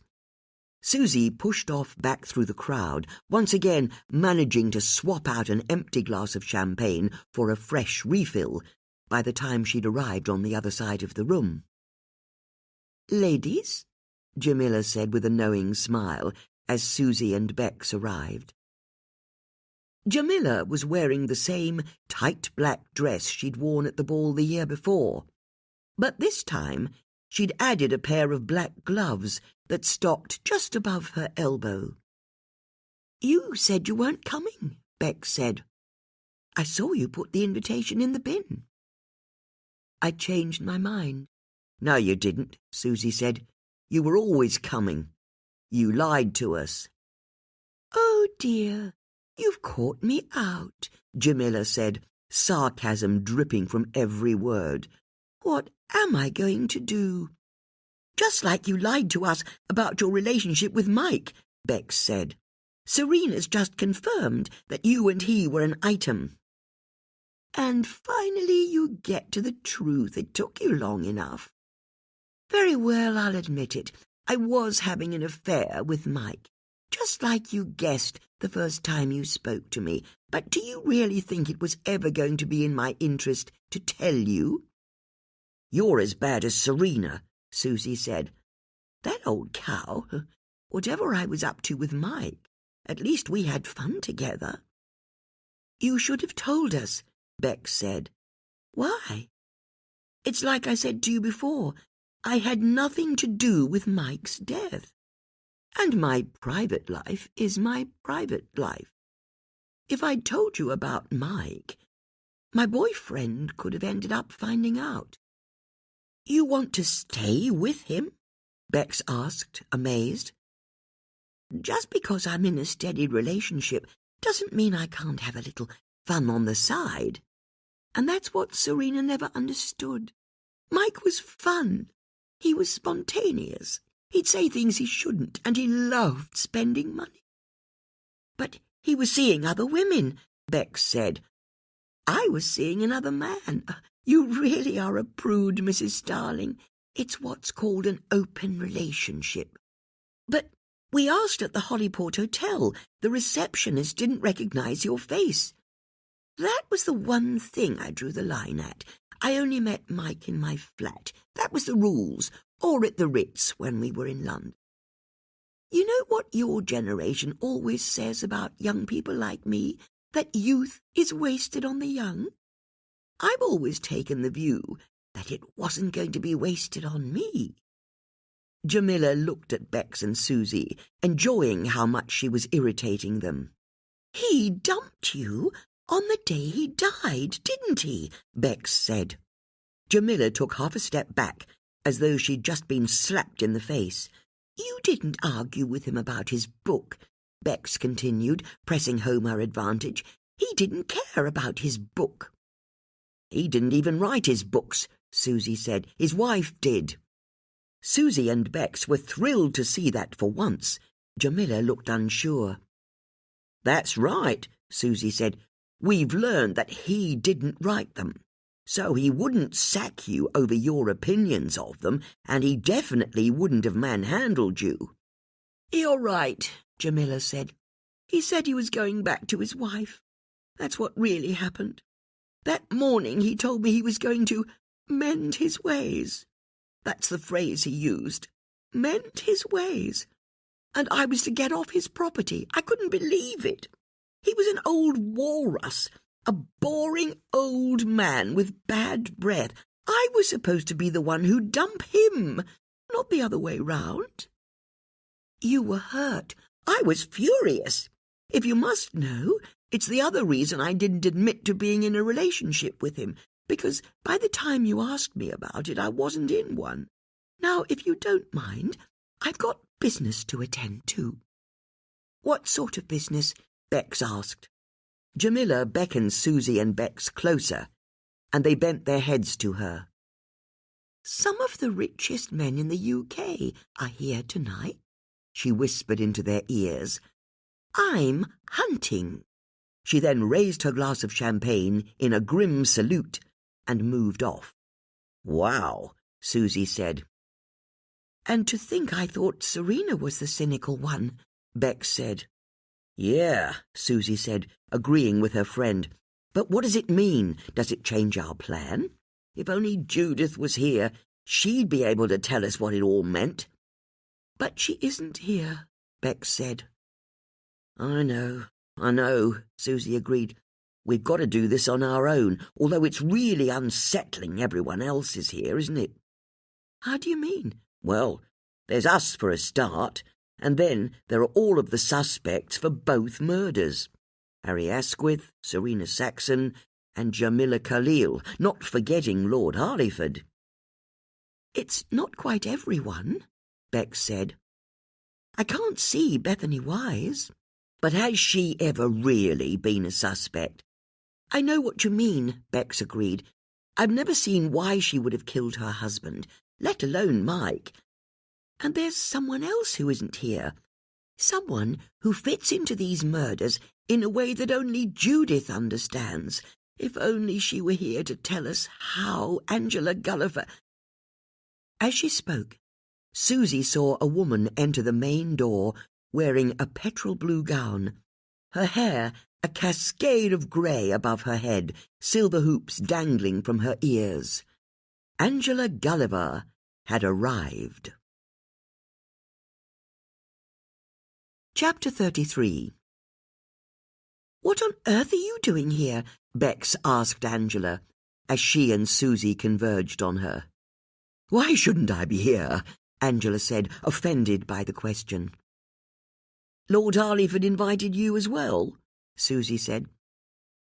"As it happens, my invitation arrived this morning, but better late than never, I say. This is, after all, the party of the season. It wouldn't be complete without me. But tell me," she added conspiratorially, "did you manage to speak to Lord Harleyford after I tipped you off about him?" "We did," Susie said, "but he ran away from us." "Into the Hellfire Caves," Bex said, "and we lost him." "You know about the caves, do you?" Angela said, impressed. "If you ask me, I think they could be the key to unlocking the whole case. In fact, if you pushed me, I would say that I think Lord Harleyford is the ringleader of some sort of cult, like his forebears. I think it all started out innocently enough as a male drinking club. I can't be the only one who's noticed it's only men who've died so far. But put men with power and money in a secret society, and what do you think they'd get up to? It's probably best if you don't answer that question." "But isn't this just some fun escapade?" Bex said, stung by the gossipy tone in Angela's voice. "Of course not. It's deadly serious." "Are you trying to save your show? Is that what this is about?" Susie asked. "I beg your pardon?" "The last time we talked you admitted that your TV show was in trouble." "And that you've not got much else going on professionally," Bex added, picking up on her friend's point. "It would be front-page news if you solved these murders, which would really boost your TV show." "Basically," Susie said, summing up the situation as she saw it, "if your show got cancelled, you'd stop being famous, and I think that would kill you. You really think I'm that shallow, do you?" "Yes," Bex and Susie both said at the same time. "How could you?" Angela said, hurt by the accusation. "The next thing you'll be suggesting is that I kill those two men just so I could then be seen to catch their killer." "You said that," Susie said, "not us." "You know what I think," Angela said with a sniff. "I think that you're one Judith Potts short of a crime-fighting trio." "Excuse me?" "I know you're having to do all of this without her, and I have to say, I can see that the two of you are way out of your depth." "How can you possibly know that we're doing this on our own?" Bex asked. "You're not the only one with contacts in the police," Angela said, with a sweet smile that was utterly deadly. Having issued her put-down, she sashayed off into the crowd. "Well," Bex said. "I know," Susie agreed, "but that means you're right. Apart from Bethany, that's a full house of suspects here. And I can well believe that any of them are capable of murder. They're not the nicest of people, are they?" "I think it's why Bethany's the only one of them who's stayed away. She's the only one of them who doesn't have her head turned by an invite to a fancy ball." As she spoke, an alarm went off on Beck's wristwatch. "It's time?" Susie asked, downing the remainder of her champagne. "It's time," Beck said, and then she took a deep breath to steady herself. "Can you see him?" "He's over by the string quartet," Susie said. "I've kept him in view ever since we got here." "And Brendan?" "He's on the other side of the party. I don't think he's seen us yet." "I can tell you that he hasn't, because if he had, he'd have confronted us." which means we're all systems go. Let's do this. Susie led Bex over to the string quartet. When she arrived, she stepped in front of Lord Harleyford. "You're both looking very serious," Lord Harleyford said. "That's very much part of the plan," Susie said, "because we're done with pussyfooting around. We know that you're the person behind the blackmail, and that means it's you who killed Gary Wise, and Mike Saxon as well." "I beg your pardon," Lord Harleyford said, his ruddy face turning an even deeper shade of red. "And it all came about because Gary Wise contacted an investigative journalist, didn't it? That's what set off this terrible sequence of events." "I didn't kill anyone," Lord Harleyford said, barely containing his rage. A few nearby guests turned their heads at the sound of raised voices. "You've lived a life of privilege, but inheriting a fancy title and house has never been enough for you, which is why you've been selling access to ministers for cash." "That won't be proved," Lord Harleyford spat at the women, but they could see fear mixed in with his fury. "I think it will. And in the meantime, Bex and I are making a citizen's arrest. We've got an audio recording of your last encounter with Mike Saxon," Susie said. "What? You heard me. It's not true." "Want to bet? Basically, you'd better come quietly, because if you don't, we can do this noisily." Before Lord Harleyford could answer, Susie grabbed a glass of champagne from a passing waiter and banged her forearm against the tray he was holding so that it fell to the floor, where it rang out like a cymbal. Everyone at the party turned to see what had caused the commotion, and the string quartet stopped playing. "Oh," Susie said. "Butterfingers." Bex reached into her little evening bag and pulled out a USB memory stick. "This is a recording of your conversation with Mike on the morning he died, which is full of choice revelations and would put you in prison for a long time." "You want to keep all of this?" Susie said, indicating the finery of the great hall. "Then you should make a full confession before we take proof of your wrongdoing to the police."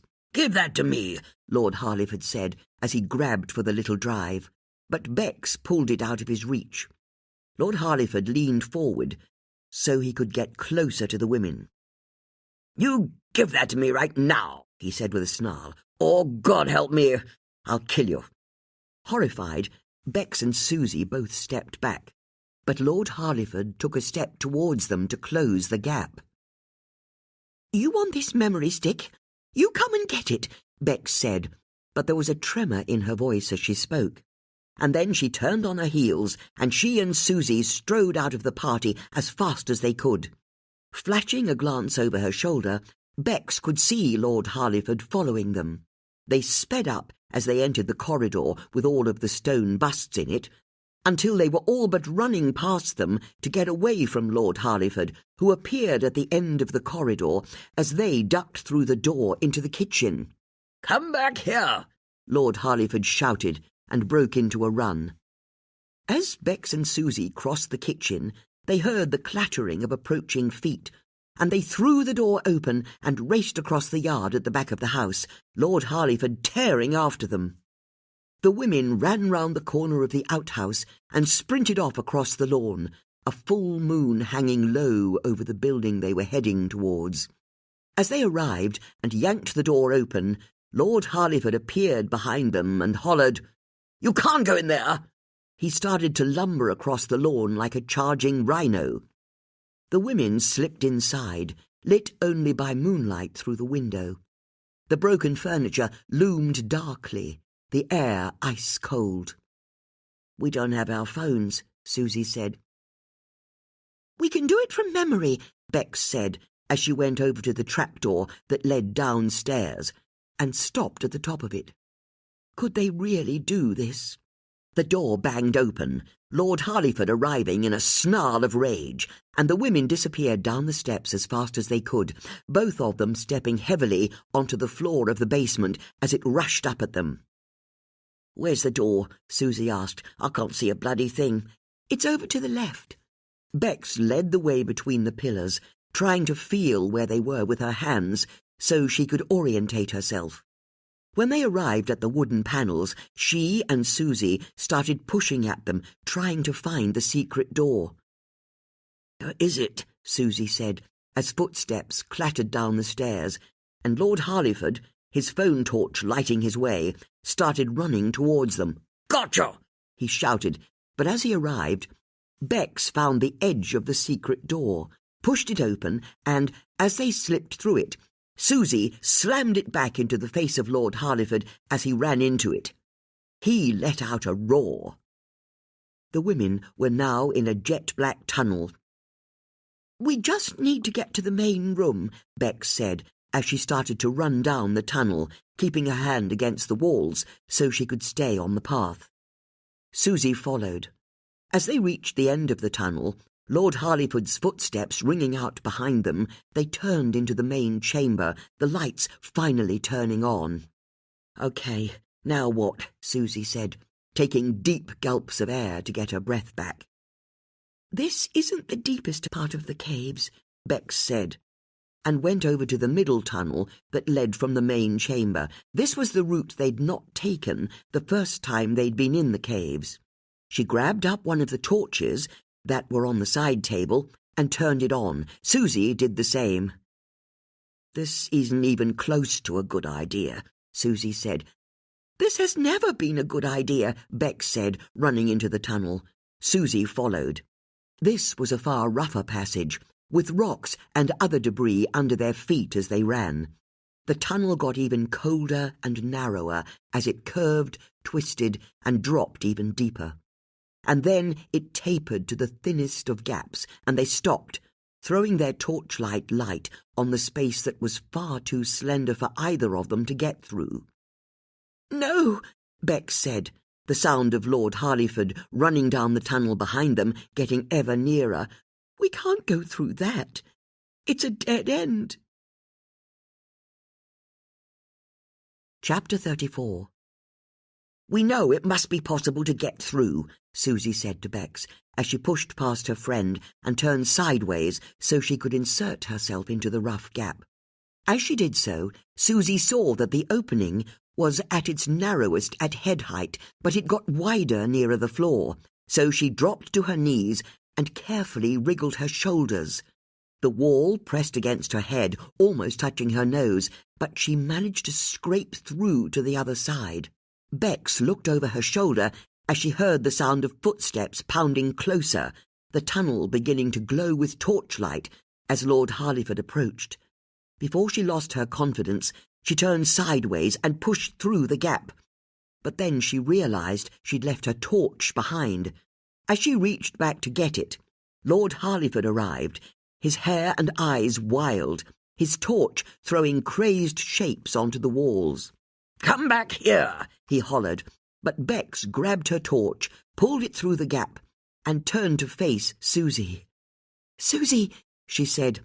"Stick to the plan," Susie said, as she turned and strode down the tunnel. "We have to get to the lowest point of the tunnel." Bex used her light to look at the bloody graze she'd given her knuckles, and then she followed. Susie only walked now, and Bex fell in behind her. They knew that they must be near the end, and they were still just ahead of Lord Harleyford. As they carried on, the tunnel widened until it became a little chamber that contained rocky outcrops and loose boulders. This time, it really was a dead end. The only way out of the chamber was the way they'd come in. They turned as they heard Lord Harleyford enter the chamber from the tunnel, breathing hard. There was a cut to his forehead, blood slicking down his face and making him look like a terrifying ghoul. "You're trapped," he said, as he regathered his breath. "Give me that USB." "We know you're not the killer," Susie said. This brought Lord Harleyford up short. "What?" "We know you're not the killer," Susie repeated. "Then why the hell did you tell me I was?" "We needed you to follow us." "Why?" "Because we knew that the real killer would follow you. I was serious. This was all a set-up." I'm afraid it was, Bex said. A shot rang out, whip-crack, and Lord Harleyford spun sharply and dropped to the floor with a sickening thump. "No!" Bex shouted, and went to Lord Harleyford, falling to her knees as she saw blood start to pool on his white shirt front from a bullet wound just below his left shoulder. "No, no, no, this wasn't supposed to happen," she said, as she looked up and saw the dim outline of a figure standing by the entrance of the chamber. Smoke curled from the muzzle of a pistol. "He was innocent!" Susie called out, dropping to her knees to inspect Lord Harleyford. His eyes were closed, and it didn't look as though he was breathing. Was he dead? Bex looked at Susie, both of them terrified, and both of them knowing they had to try and stall for time. It was the only option they had. "You might as well step into the light," Susie said. "We know who you are." The figure didn't move, their gun hand rock steady as it pointed in the direction of the two women. Bex's whole body was shaking, but she refused to be intimidated. She pushed up from her knees and rose to her full height. "Didn't you hear?" she said. "We know who you are." Susie got to her feet at her friend's side, reached for her hand and took it firmly in hers. They would face the killer together. "Bex is right," she said, red-hot fury in her voice. "And you don't need to worry about us recording this encounter or anything. We had to hand in our phones at security. It's just us two and you, Brendan." The figure didn't move. "That's right," Bex said. "We know it's you, Detective Sergeant. It was you who killed Gary Wise, and who then killed Mike Saxon." "And Lord Harleyford," Susie added. The figure stepped forward. It was Detective Sergeant Brendan Perry. His eyes were wild, and his jaw clenched and unclenched as he desperately tried to work out what options he had. "You're next," he said. "Don't you want to know how we worked it out?" Susie asked. Brendan banged the palm of his left hand against the rock wall in frustration, but his gun hand barely wavered as it pointed at the women. "You've got to be curious," Bex suggested, "although it wasn't us who worked it out. It was Judith, of course. She realized you were behind the killings before she left the country, and then she left us a message telling us." "Shut up about that woman," Brendan shouted. "If it wasn't for her, I wouldn't have had to do any of this. It's all her fault." "You're going to blame Gary's murder on her?"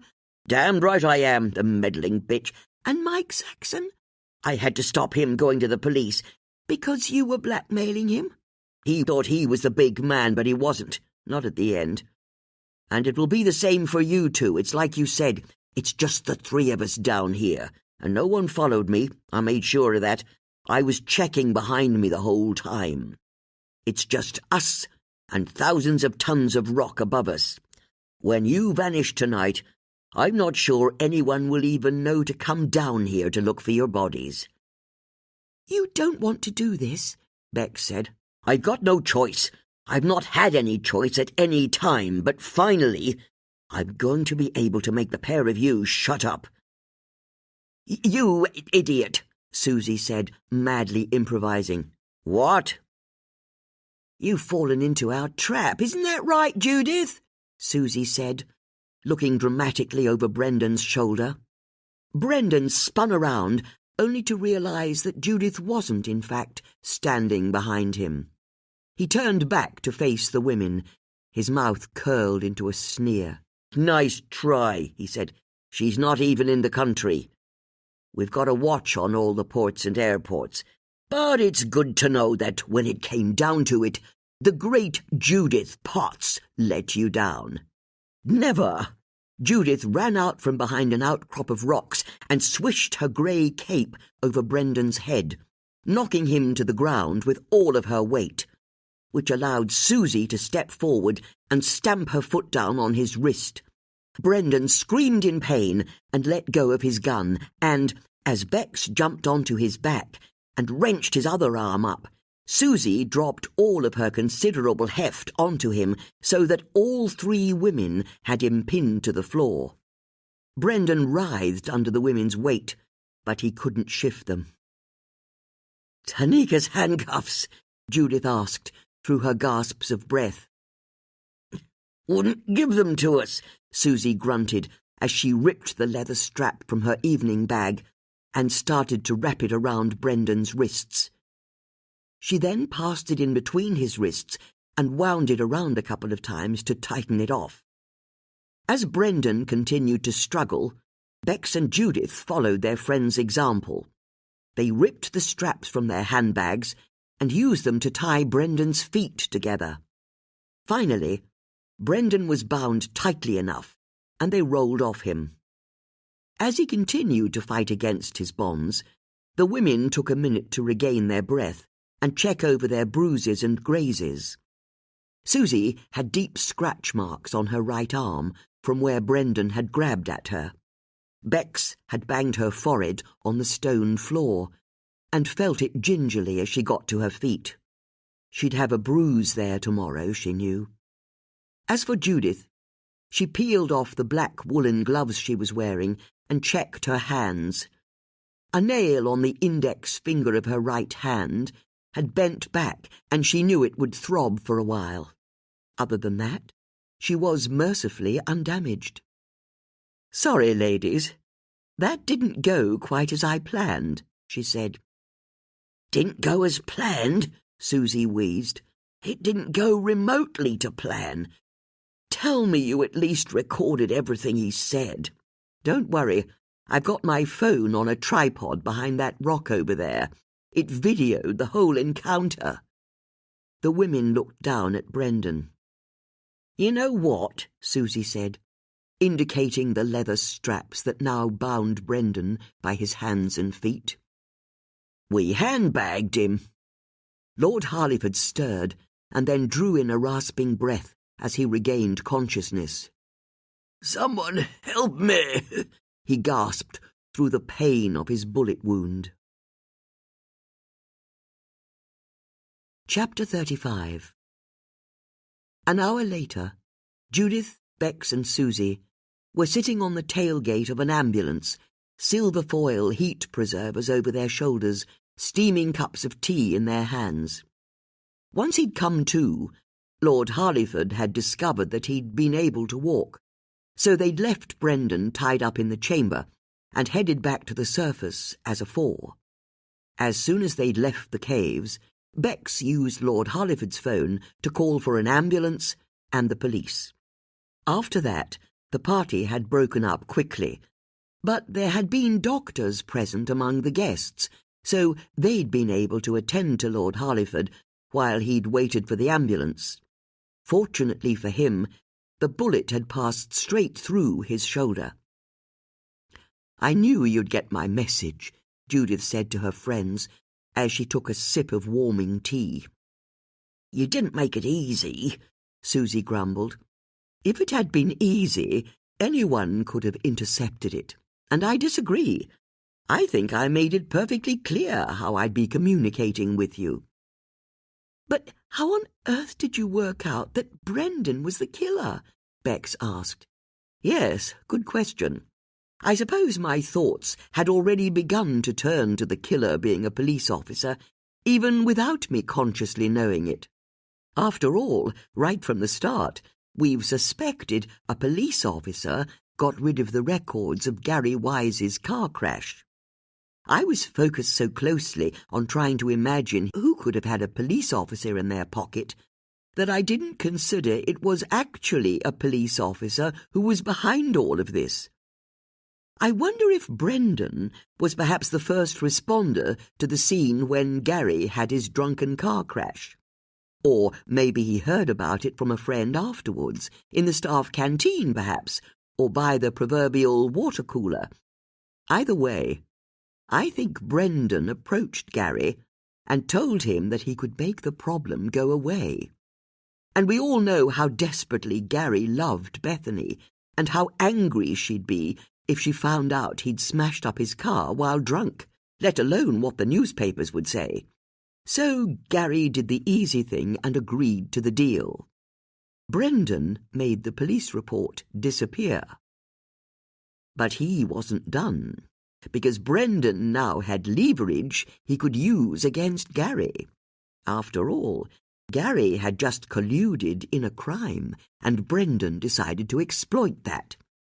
He started to demand money from Gary to keep quiet. And Gary paid up. As Brendan had guessed, the sums were significant to him, but hardly too taxing for someone on a footballer's wages. But for my theory to be correct, I also had to then find a link between Brendan and Mike Saxon, seeing as how he was also a victim of the same blackmailer. And that's when I remembered a comment that Brendan made on the one occasion he came to my house. He let slip that he was a big fan of Mike Saxon's writing, and had even been to a few of the talks that he'd given. Which reminded me that quite early in our research, we discovered that Mike had got into a punch-up with a fellow author at the Henley Literary Festival. A fracas, we learned, that had only been resolved when an off-duty police officer stepped in. I began to wonder if that off-duty police officer had been Brendan. After all, Henley is the nearest literary festival to Marlow. If Brendan went to any talks that Mike had given, it would make sense that he'd have been at that one. And I remembered that Mike's Wikipedia page said that the fight broke out when he told another author that he should get a ghostwriter to write his books for him. Which was quite a risky statement to make when you think about it, considering how Mike's books were ghost-written by Serena. Then let's add one other piece of information to this. The fact that Serena told us that some people in the publishing industry knew that she wrote Mike's books for him. All we have to do is imagine that the author Mike attacked that night knew that Mike didn't write his own books, and we can see how insulted that writer would have been. It certainly doesn't feel impossible to imagine that this writer would have hit back by saying that while he didn't employ a ghostwriter, he knew that Mike did. If Brendan was the person who broke up the fight that night, he could have overheard the author saying that Mike used a secret ghostwriter for his books, his wife. Which is why he blackmailed Mike Saxon next, Bex said. It wasn't anything to do with the women he was sleeping with. Not even his affair with Jamila, Susie said.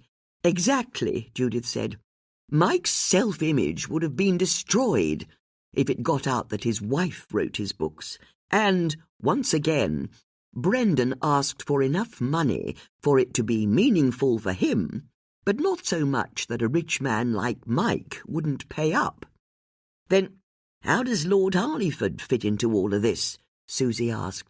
Well, Judith said, we've known for some time what his crime is. He's been selling access to government ministers to the highest bidder. He's claiming he's innocent, Bex said. Nonsense, Susie said. He's guilty as charged. That's why he resigned his seat in the House of Lords. Quite, Judith said. And while I don't know how Brendan managed to find out Lord Harleyford's secret, we know his modus operandi now. He offers to keep your dirty secrets out of the press in return for regular payments. So you think that's what happened? I don't just think it, I know it. You see, before I left the country, I came here to see Lord Harleyford. I explained that I knew he was being blackmailed by Brendan and offered him a deal.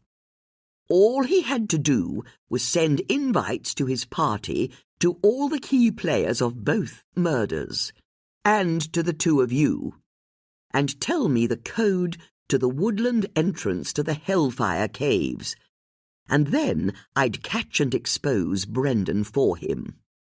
Why did you want the other witnesses here? Susie asked.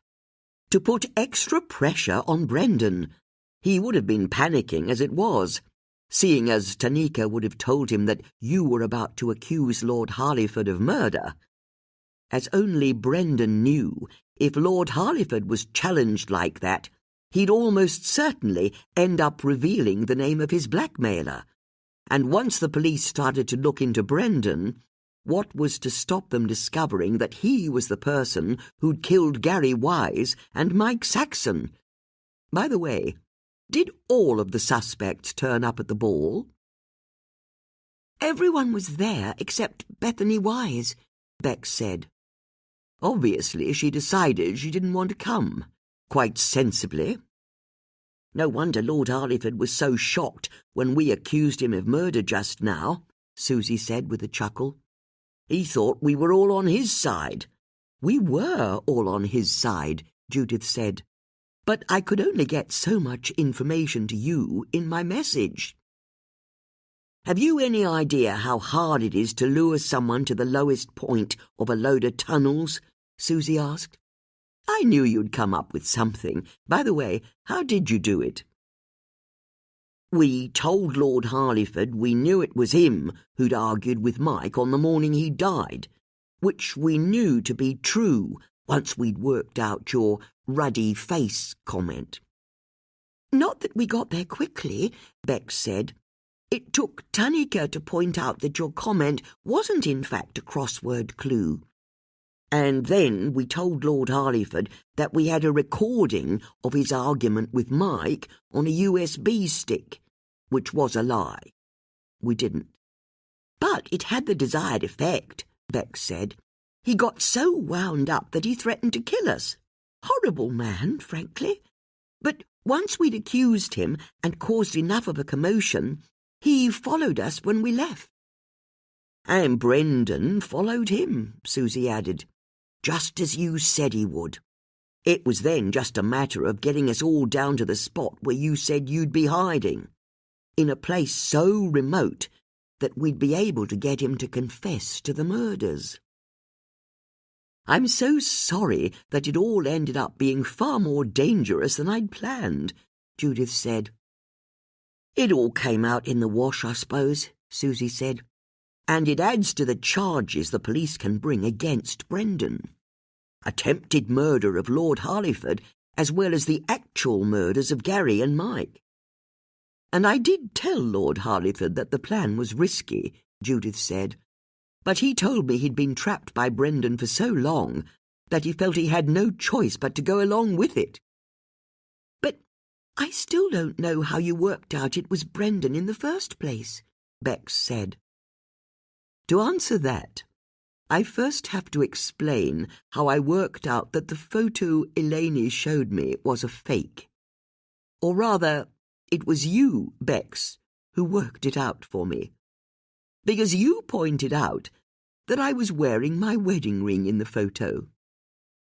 As Judith spoke, she held up her left hand to show off the gold band that she wore on her wedding finger. Of course you were, Bex said. You'd been married for some time when the photo was taken. And yet, something only I know is I only started wearing this ring after Philippos died. You didn't wear a wedding ring when you were married? Susie asked. Philippos wouldn't wear one, so I didn't either. Then why did you start wearing one afterwards? Bex asked. That's a story for another time. The fact that I was wearing a wedding ring in the photo meant that it must have been taken after Philippos's death. But he was in the same photo as me, so how could that even be possible? And that's when I had the creeping feeling I'd seen the photo before. To be more precise, I had a memory of having seen that photo of Philippos on the jetty before. Not with me standing near him wearing my wedding ring, of course. That was still impossible. But I had a memory that it was me who'd taken the picture of him. So I got out my old photos and started looking through them for all the pictures I had of Philippos on the jetty. And the thing is, I couldn't find a single one, which was surprising. Philippos went down to his boat every day. I remember taking quite a few photos of him there. They were all missing. It was peculiar, to say the least. But then I realized I still had all the negatives of the photos. I started going through the hundreds of strips of negatives I owned. It was extremely demanding, holding each negative up to a bare bulb so I could see it properly. But I eventually found it, the original negative of the photo that Eleni had given me. It showed Philippos standing on his jetty, the boat in the water and the sun in the sky in exactly the same position. I was stunned, but I refused to think what it could possibly mean until I'd finished hunting through all of my negatives. The existence of the first negative implied the existence of a second negative. And I eventually found it. A photo of you on your own on the jetty wearing your wedding ring, Susie said. Exactly so, Judith said. As I say, it must have been taken after his death, seeing as I was wearing my wedding ring. And that's when I remembered.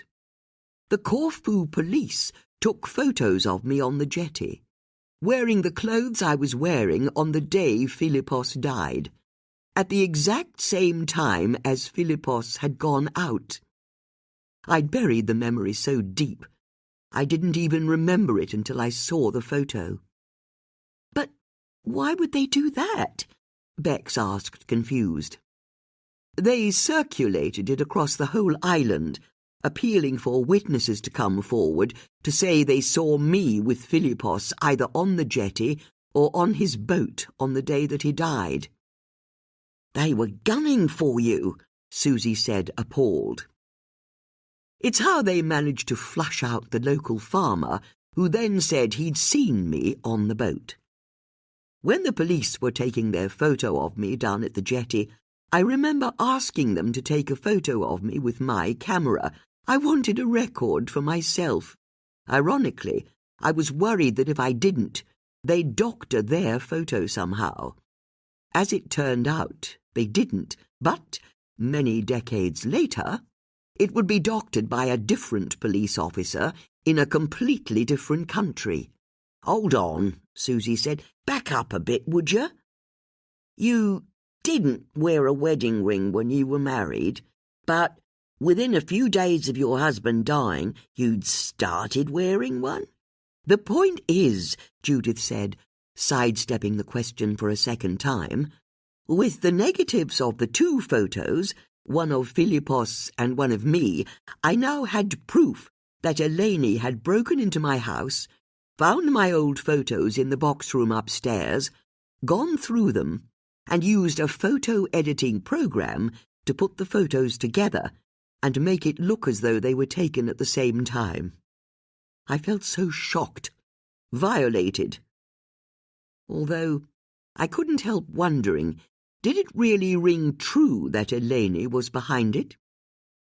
This remained a fair question, even when I later found out that the fake photo had been printed onto photographic paper that was at least 30 years old. After all, if there's a place in the world where you're going to be able to find unused photographic paper from decades ago, it will be an island like Corfu. The place has always been full of the most ancient shops down the dustiest back streets. But I'd met Eleni a few times by this point, and she'd struck me as fiery and passionate rather than cold and calculating. The way those photos had been chosen and put together demonstrated a level of planning that I didn't naturally equate with her, and also an understanding of how forensics worked. Getting the new photo developed onto old paper was really very clever, really, and one that I felt was beyond her. So, the question of whether she'd in fact been behind the original theft was one I hadn't entirely resolved, even though I had no idea who could have done it if it wasn't her. And then we come to Brendan's interview of me. During it, He referred to me keeping my secrets padlocked away, which struck me as an odd phrase, linguistically. I'd have expected him to say, I kept secrets locked away. That's what you do with secrets. You lock them away. So, why the sudden mention of a padlock? And that's when I asked myself the simple question. What if it had been Brendan who'd broken into my house? You see, when I'd first gone to get my photos out of my box room, I'd noticed that the padlock on the door had been forced and left on the floor. I presumed it had been me who'd broken it the last time I'd looked at the photos, as I knew I'd been a little under the influence, as one might say. But what if it wasn't me who'd forced the padlock? What if it had been Brendan? It was an impossible thought, but I couldn't escape the feeling that the theory of Occam's razor, that the simplest solution should always be considered first, was suggesting to me that Brendan was behind the break-in. And the thing was, I realized there was a way I could prove it. I ended my interview with him as fast as I could, went home, and I took the photo of Angela Gulliver down from the incident wall in my sitting room. Which now makes even less sense than it did before, Bex said. It made us think Angela was the killer. Yes, I suppose it would have done. But I knew it possibly proved that Brendan was the killer. Don't you remember? When he came to my house, he took the photo of Angela from the wall, meaning it was covered in his fingerprints. Just as I hoped the broken padlock upstairs also had his fingerprints on it. So, I went upstairs and brought the padlock down to my study. I blew icing sugar onto it and revealed that there were 4 clean fingerprints. It was then a relatively easy matter to lift the prints with sellotape and put them on black paper. Using a magnifying glass, I discovered that 3 of the fingerprints belonged to me, but the 4th one didn't. When I then compared it to the prints of Brendan's that I'd lifted from the photo of Angela, I found a match. He has a rather distinctive scar on the forefinger of his right hand, and with the discovery of Brendan's fingerprint on the padlock, there was only one conclusion. It was Brendan who'd broken it. Logically, then, he was the person who'd taken the 2 photos that were now missing. He was also, therefore, the person who'd mocked up the composite photo of me and Philippos on the jetty, and also the person who'd got it printed onto old paper and into the hands of Philippos's mother so that she could show it to Eleni the next time she visited. How could he have done all that? Bex said. I wasn't sure at first, but then I remembered there was a time we were talking to Tunica about Brendan.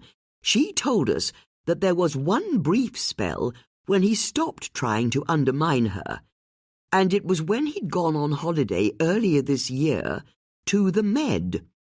I think that that's when he went to Corfu and won the confidence of Sophia.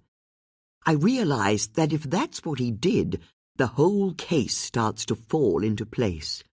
That feeling I'd had bubbling under the surface, that perhaps it had been a police officer who'd been involved, became a certainty. Detective Sergeant Brendan Perry was the blackmailer and the killer, and he was also trying to set me up.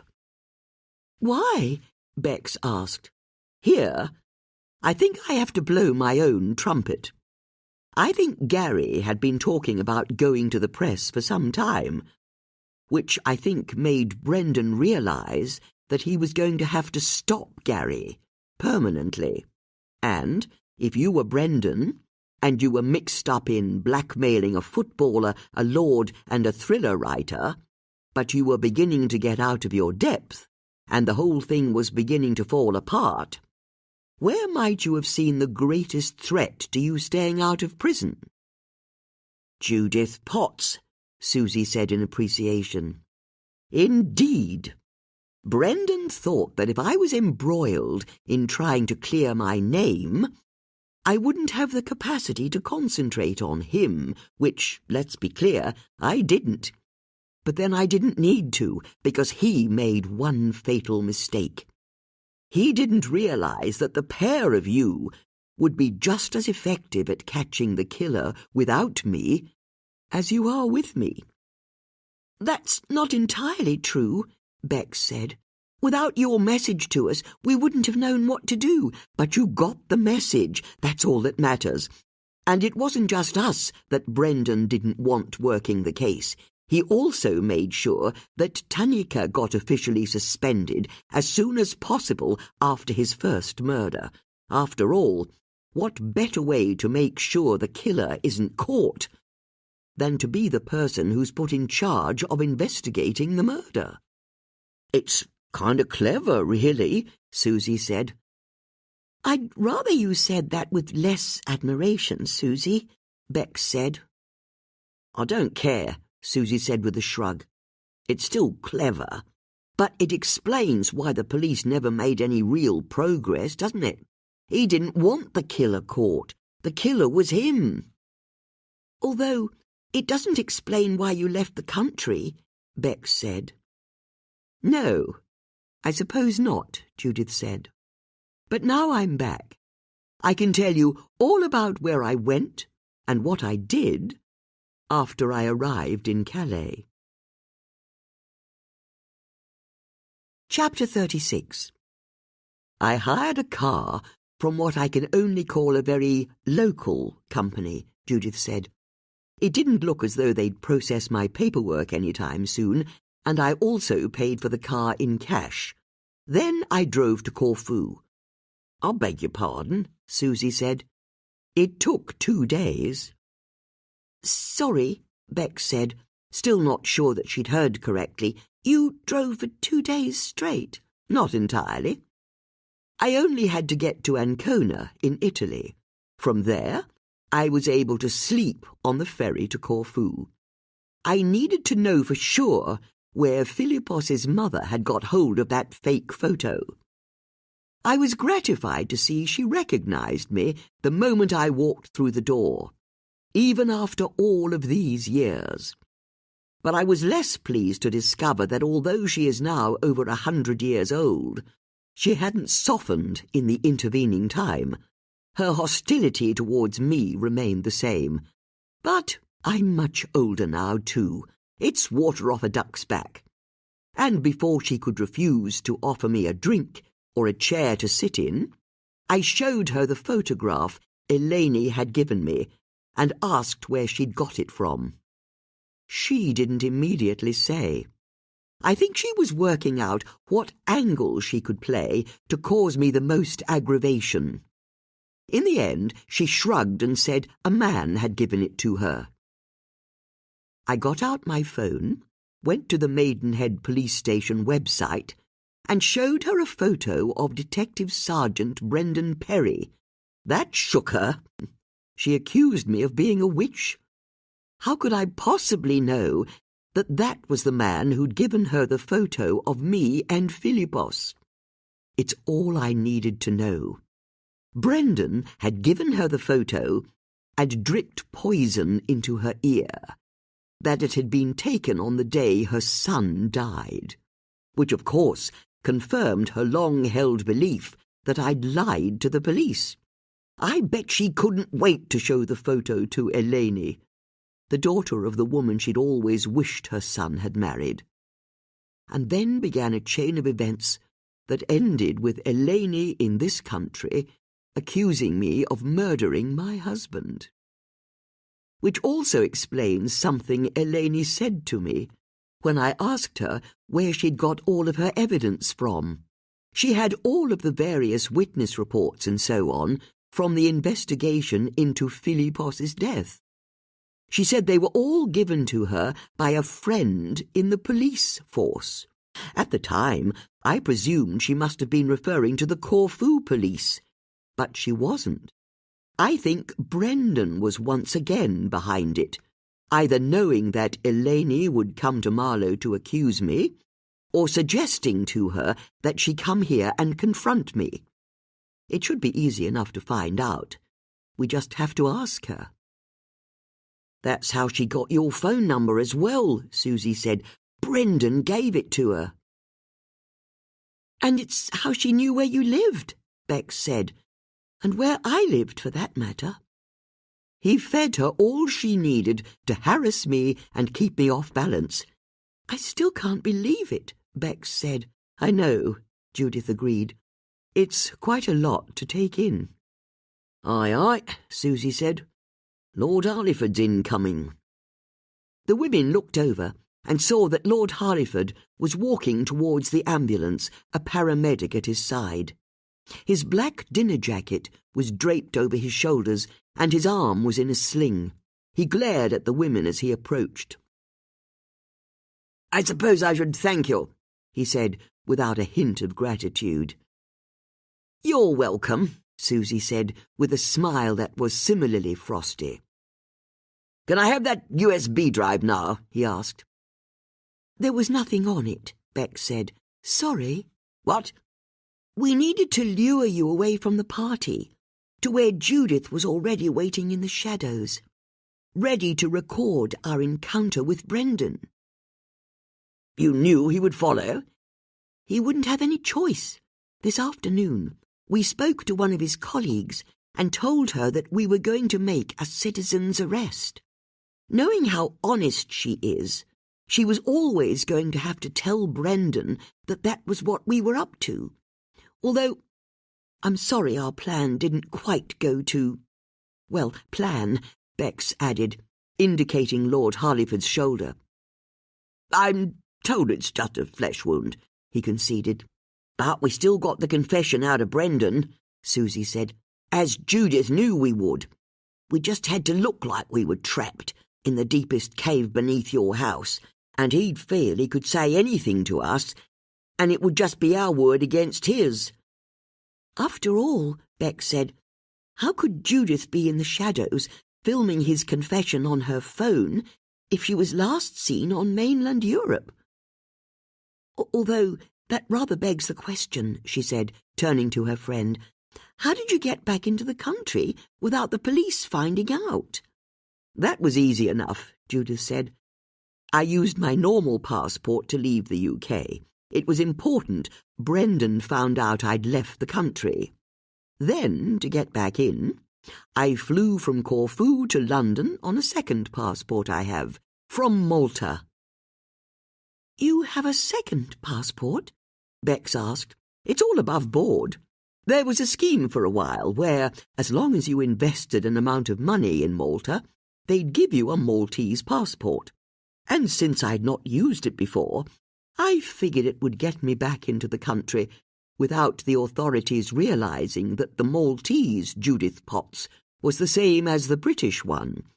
And I couldn't imagine that customs would put two and two together quicker than I could get to the party tonight." "Amazing," Susie said. "Tell me, Lord Harleyford," Judith said, "there's one part of this case I've not worked out. How did you find out that Brendan was also blackmailing Gary Wise and Mike Saxon?" "Because he was an idiot," Lord Harleyford said. "Cunning. Don't get me wrong. He was definitely that. And naturally devious. But an idiot. Last year, on one of the occasions I was handing money over to him to keep him silent, he bragged that I wasn't the only celebrity in Marlow he had under his thumb. As it happened, I was holding my winter ball a few weeks later, an event that has its fair share of local celebrities. I realized I could use it to my advantage. During the party, I went up to every famous person I could find and quietly told them I'd learned about their blackmail, and did they want to talk about it? Understandably, most people I spoke to were thrown or got angry, and I just laughed it off as a bad joke. But when I spoke to Mike Saxon, he started blustering in a way that I recognized all too well. He was guilty, even though he denied it, but I wanted to be thorough. So I started getting other famous people around to afternoon tea. When you've got a house like mine, most people say yes. Which is why you invited Angela Gulliver to visit, Susie said. When I spoke to her, she didn't respond positively to my questions at all. But I'd already picked up another one of Brendan's victims by then, Gary Wise. When I'd suggested to him that he was being blackmailed, he broke down right there and then. He couldn't wait to make a full confession. He even said he was considering going to the press, although I soon talked him out of that idea. After all, Brendan had made my little difficulty go away. I didn't want any of that coming out in a courtroom. But not long after, Brendan started to get more and more erratic, making more and more demands, and my patience snapped. I told him I wouldn't give him another penny. Brendan was furious, and immediately told the press all about, well, that I had what I believe my grandchildren would call a side hustle. Selling access to government ministers, Susie said, not wishing to let Lord Harleyford sugarcoat his crime. It made no sense, Lord Harleyford said, ignoring Susie's interjection.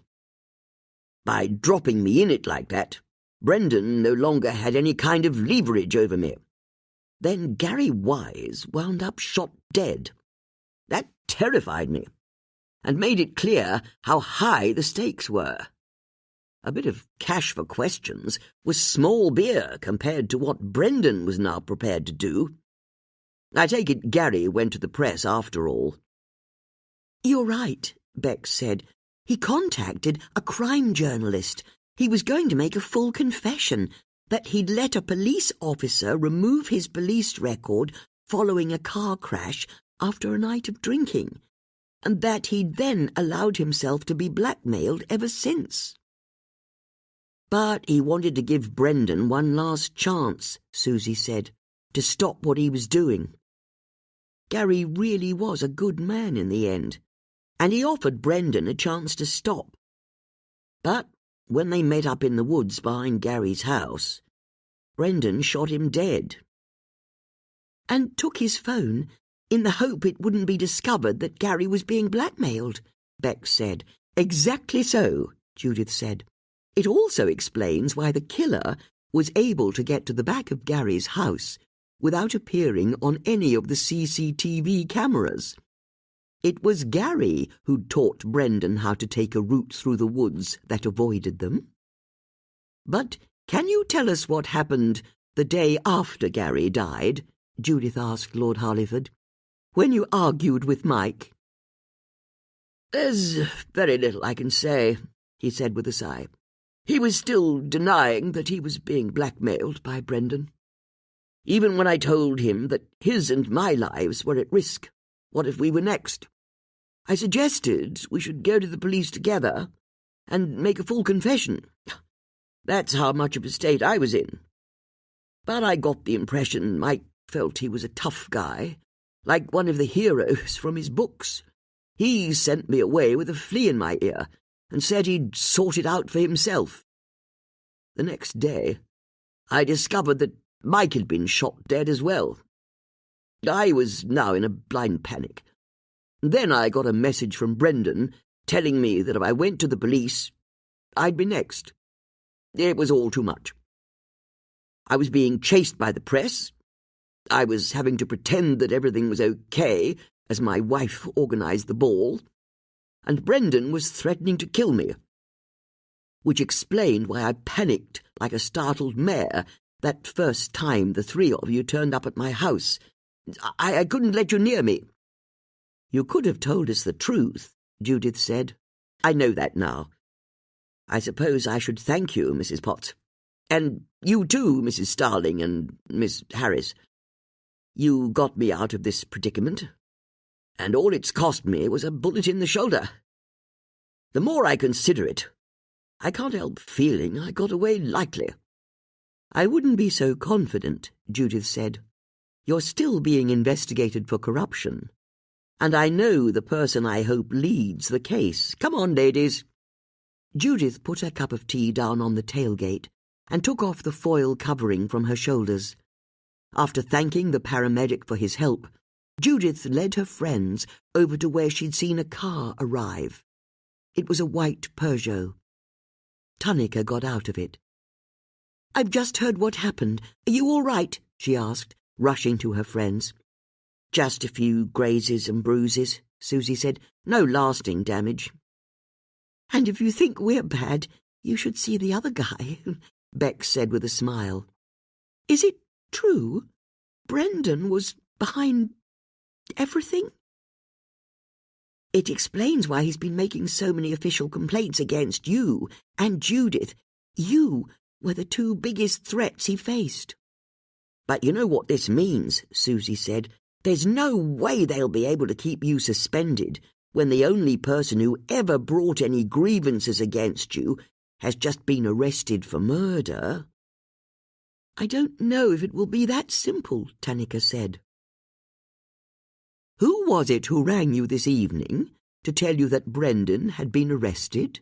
Judith asked. "My superintendent," Tunica admitted. "Then I think it could well be that simple," Judith said with a smile. "You'll have your job back. And better than that, the first criminal you put behind bars will be Detective Sergeant Brendan Perry." The four friends looked at each other and couldn't help but smile. "I'm sorry we asked you for your handcuffs," Bex said. "We had to get Brendan to the ball without him realizing he was being set up, and we knew you'd have to tell him what we were planning to do." "I don't care about that," Tunica said. "But how did the pair of you know what Judith was planning?" "She left us a message after all," Susie said. "That's not possible. The three of us went through her house together. There was no message." "Oh, there was a message all right. It was there all along." "Where was it?" "In the Marlow Free Press," Bex said. "As we should have remembered sooner, Judith was still setting the crosswords in it. But that's why she'd been so keen to make sure we were up to speed on solving cryptic crosswords." "I had an instinct, quite early on," Judith said, "that I'd maybe have to vanish suddenly. There had to be a way for me to communicate secretly with my friends. I couldn't leave them in the lurch." "Just like we said," Susie said, "although things weren't helped when Judith gave us that message about the man with ruddy cheeks. I felt I had no choice. All I'd worked out at that stage was that Lord Harleyford was very possibly the person who'd argued with Mike Saxon on the day he died. I had to give you what I had. It was then, during the long hours of my drive to Corfu, that I compiled the crossword that was my real message to you, where I revealed who the killer was and how I wanted you to trap him." "Not that it was even close to easy trying to solve it," Bex said. "Took us all day." "And evening," Susie added. "I had to make it work as a real cryptic crossword," Judith said. "It was about the hardest thing I've ever done," Bex said. "How on earth could you pass on messages in a crossword?" Tunica asked. "It was amazing," Susie said. "My favourite bit was when we had to lure Killer Perry deepest tunnel.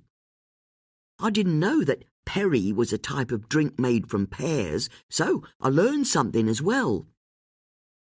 "We nearly gave up when we realised she was saying that Brendan Perry was the killer," Bex said. "It was just so impossible to believe." "I never found it impossible to believe," Susie said, correcting her friend. "No, wait," Tunica said, wanting to make sure she understood correctly.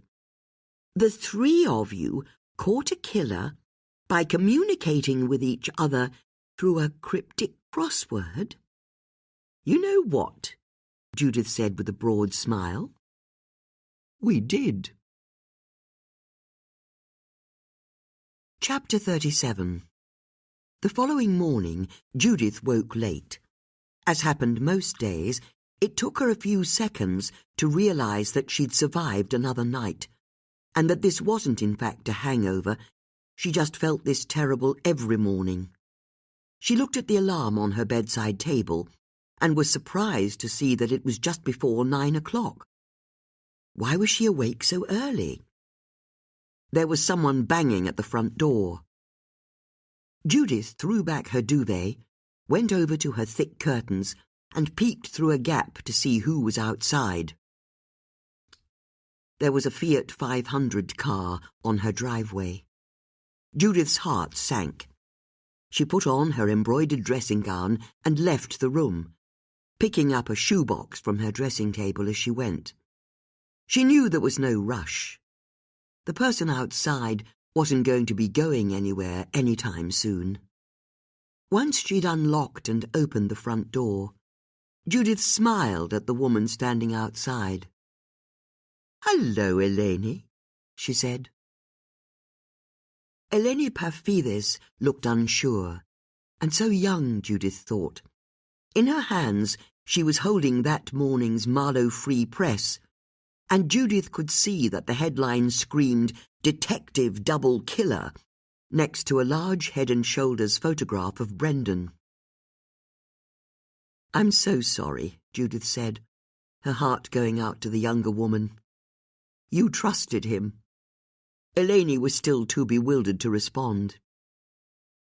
"The photo he gave your grandmother was a fake," Judith said as kindly as possible.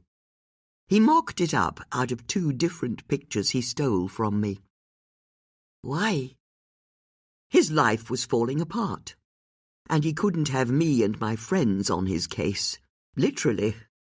So he used you and he used your grandmother, Sophia."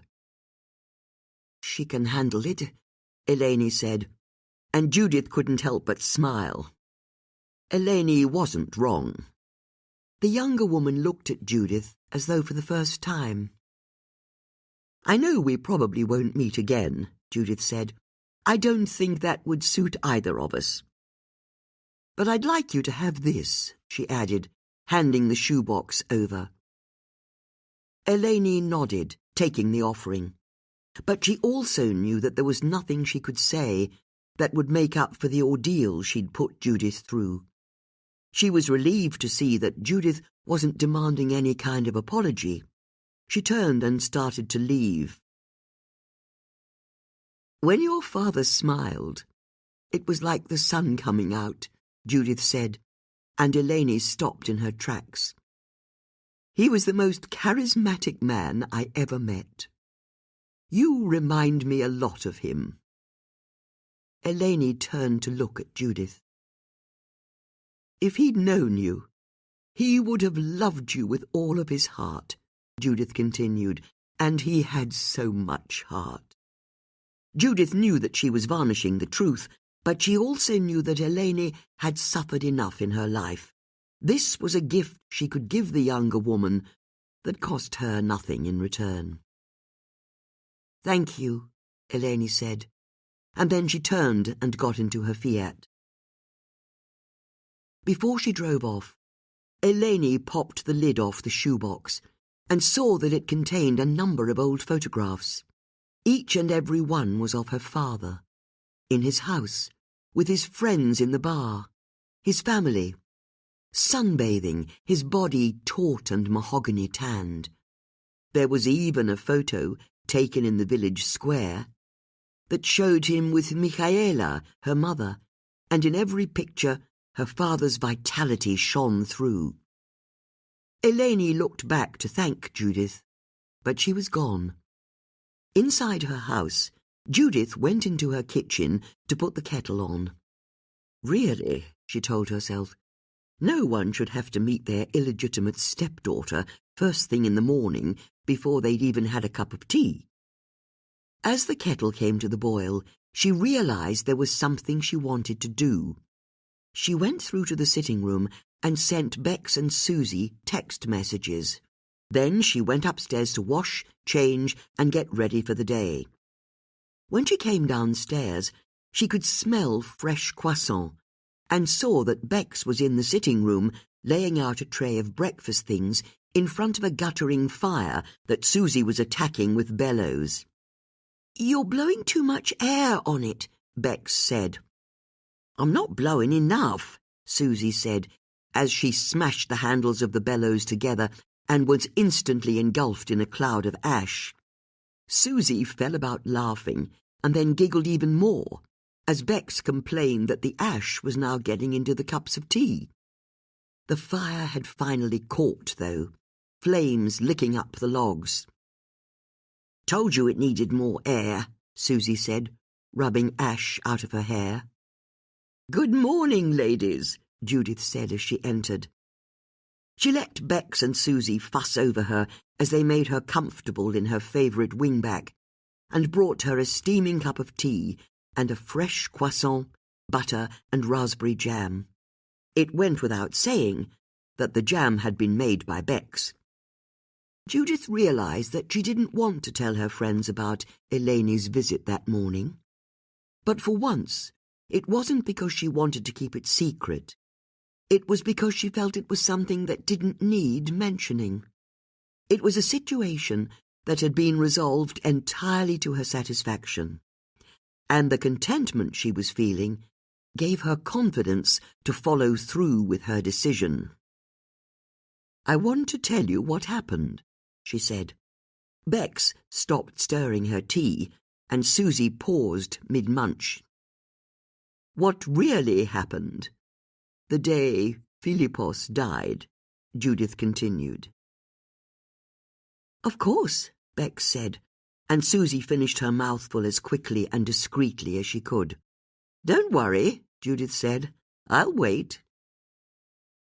"There, all gone," Susie said, as she picked up a napkin and wiped some butter from her chin. Judith took a moment to decide how to begin, but then she realised how simple the task was.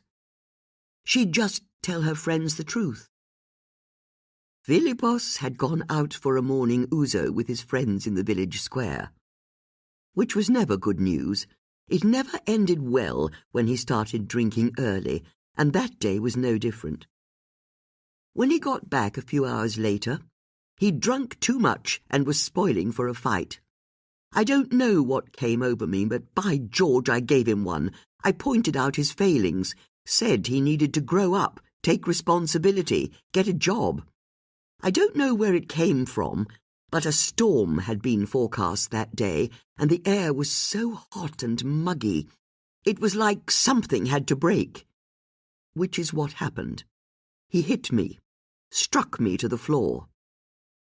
Before her friends could offer their sympathy, Judith said, "You don't have to say anything. It wasn't the first time." But that was the day I decided it would be the last. I told Philippos he'd better not go out sailing, because a storm was coming in. He hated being told what to do, and doubly so if that person was me. So I had a fair idea how he'd react. He said he'd go out on his boat, storm or no storm. And then I followed him all the way down to the jetty, telling him he couldn't go out, while knowing that it was the one thing that would make him go. I baited him, even when he slipped and fell onto the foredeck. He really was very drunk. I just stood there, telling him how it was too dangerous for him. But I needed to know I'd be free of him, truly free. So when he pushed past me to fill up a canister with water, I got onto his boat and went below deck.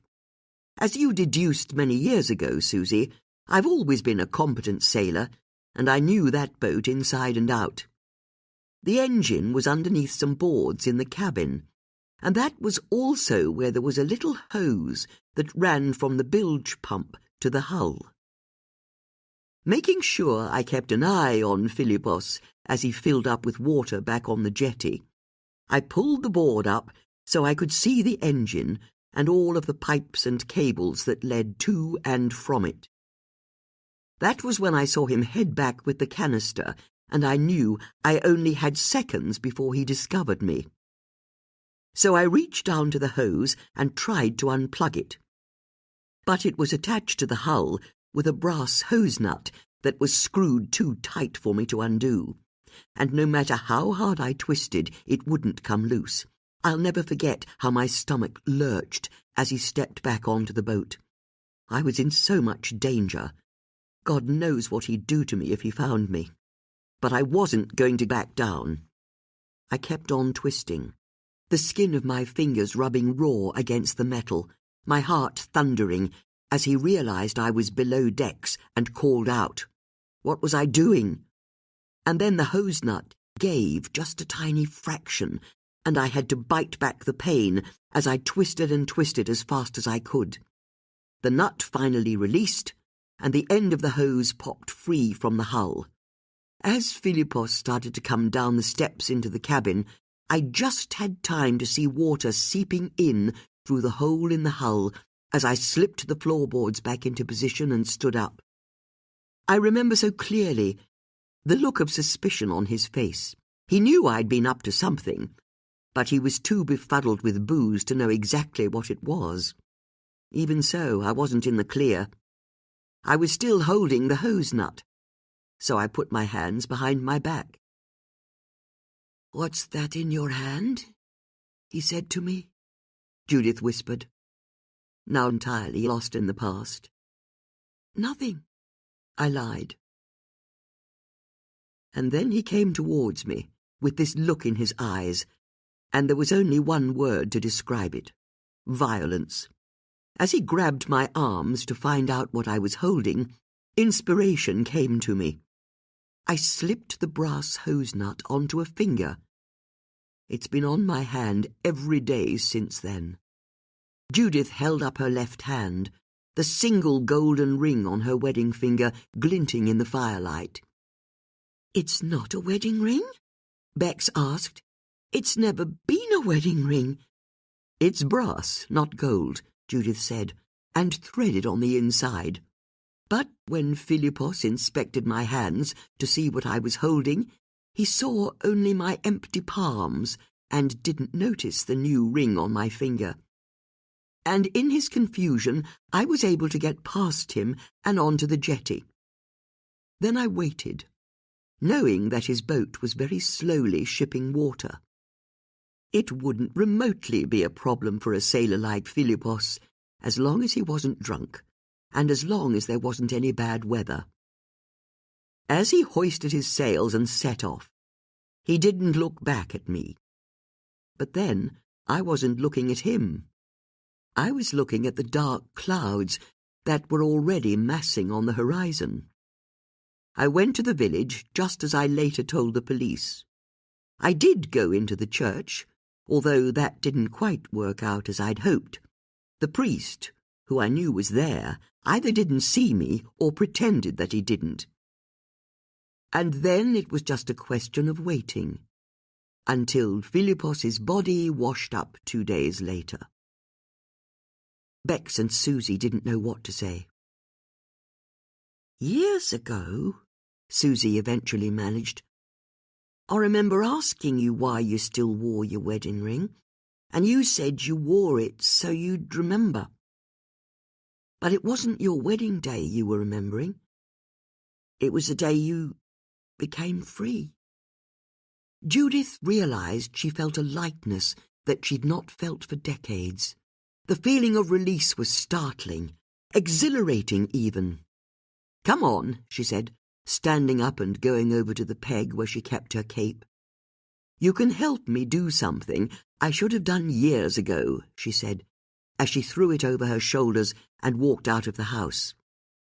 Bex and Susie followed their friend, but struggled to keep up with her as she strode through the long grass. Although there was a chill in the air, it was a day of bright sunshine, the sky a clean blue, not a single cloud to be seen. And Judith smiled as she reached the edge of the Thames and started to twist at the ring on her wedding finger. "The threading isn't helping," she said when Susie and Bex joined her. "And my finger's not as thin as it once was," she added, as she gave the ring a particularly hard twist and then finally managed to pull it off. She held it up, and it glinted in the sunshine. "Can I see?" Bex asked, and after the briefest of pauses, Judith handed it over. Now she was looking at it closely. Bex could see that it really was just a little brass ring, with a threaded inside, as could be used to screw a hose to a fitting on a bulk's hull. "All of this time," she said as she passed it to Susie, "I just thought it was a wedding ring." "You're amazing," Susie said. "Thank you," Judith said, "but if I am, it's only because I found the pair of you."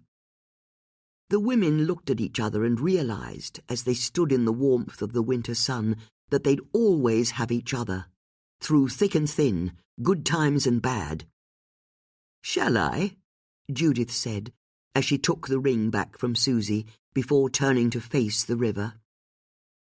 "I think that's a very good idea," Bex said. "Yup," Susie said. "Do it." Judith threw the ring as high and far as she could. It landed with a satisfying plop, and then she saw it wink once in the sunlight, and twice as it spun down into the depths, where it was lost forever. That was The Mysterious Affair of Judith Potts by Robert Thorogood, read by Nicolette Mackenzie. Produced for RNIB Talking Book Studios with post-production by Stephen Little, an audiobook from HQ, an imprint of HarperCollins. Text copyright 2026. Production copyright 2026 by HarperCollins Publishers. All rights reserved. No part of this publication may be reproduced, stored in a retrieval system, or transmitted in any form or by any means, electronic, mechanical, photocopying, recording, or otherwise, without the prior written permission of the publishers. Without limiting the author's and publisher's exclusive rights, any unauthorized use of this publication to train generative artificial intelligence, AI, technologies is expressly prohibited. HarperCollins also exercise their rights under Article 4(3) of the Digital Single Market Directive 2019-790 and expressly reserve this publication from the text and data mining exception. Robert Thorogood asserts the moral right to be identified as the author of this work. Thank you for listening.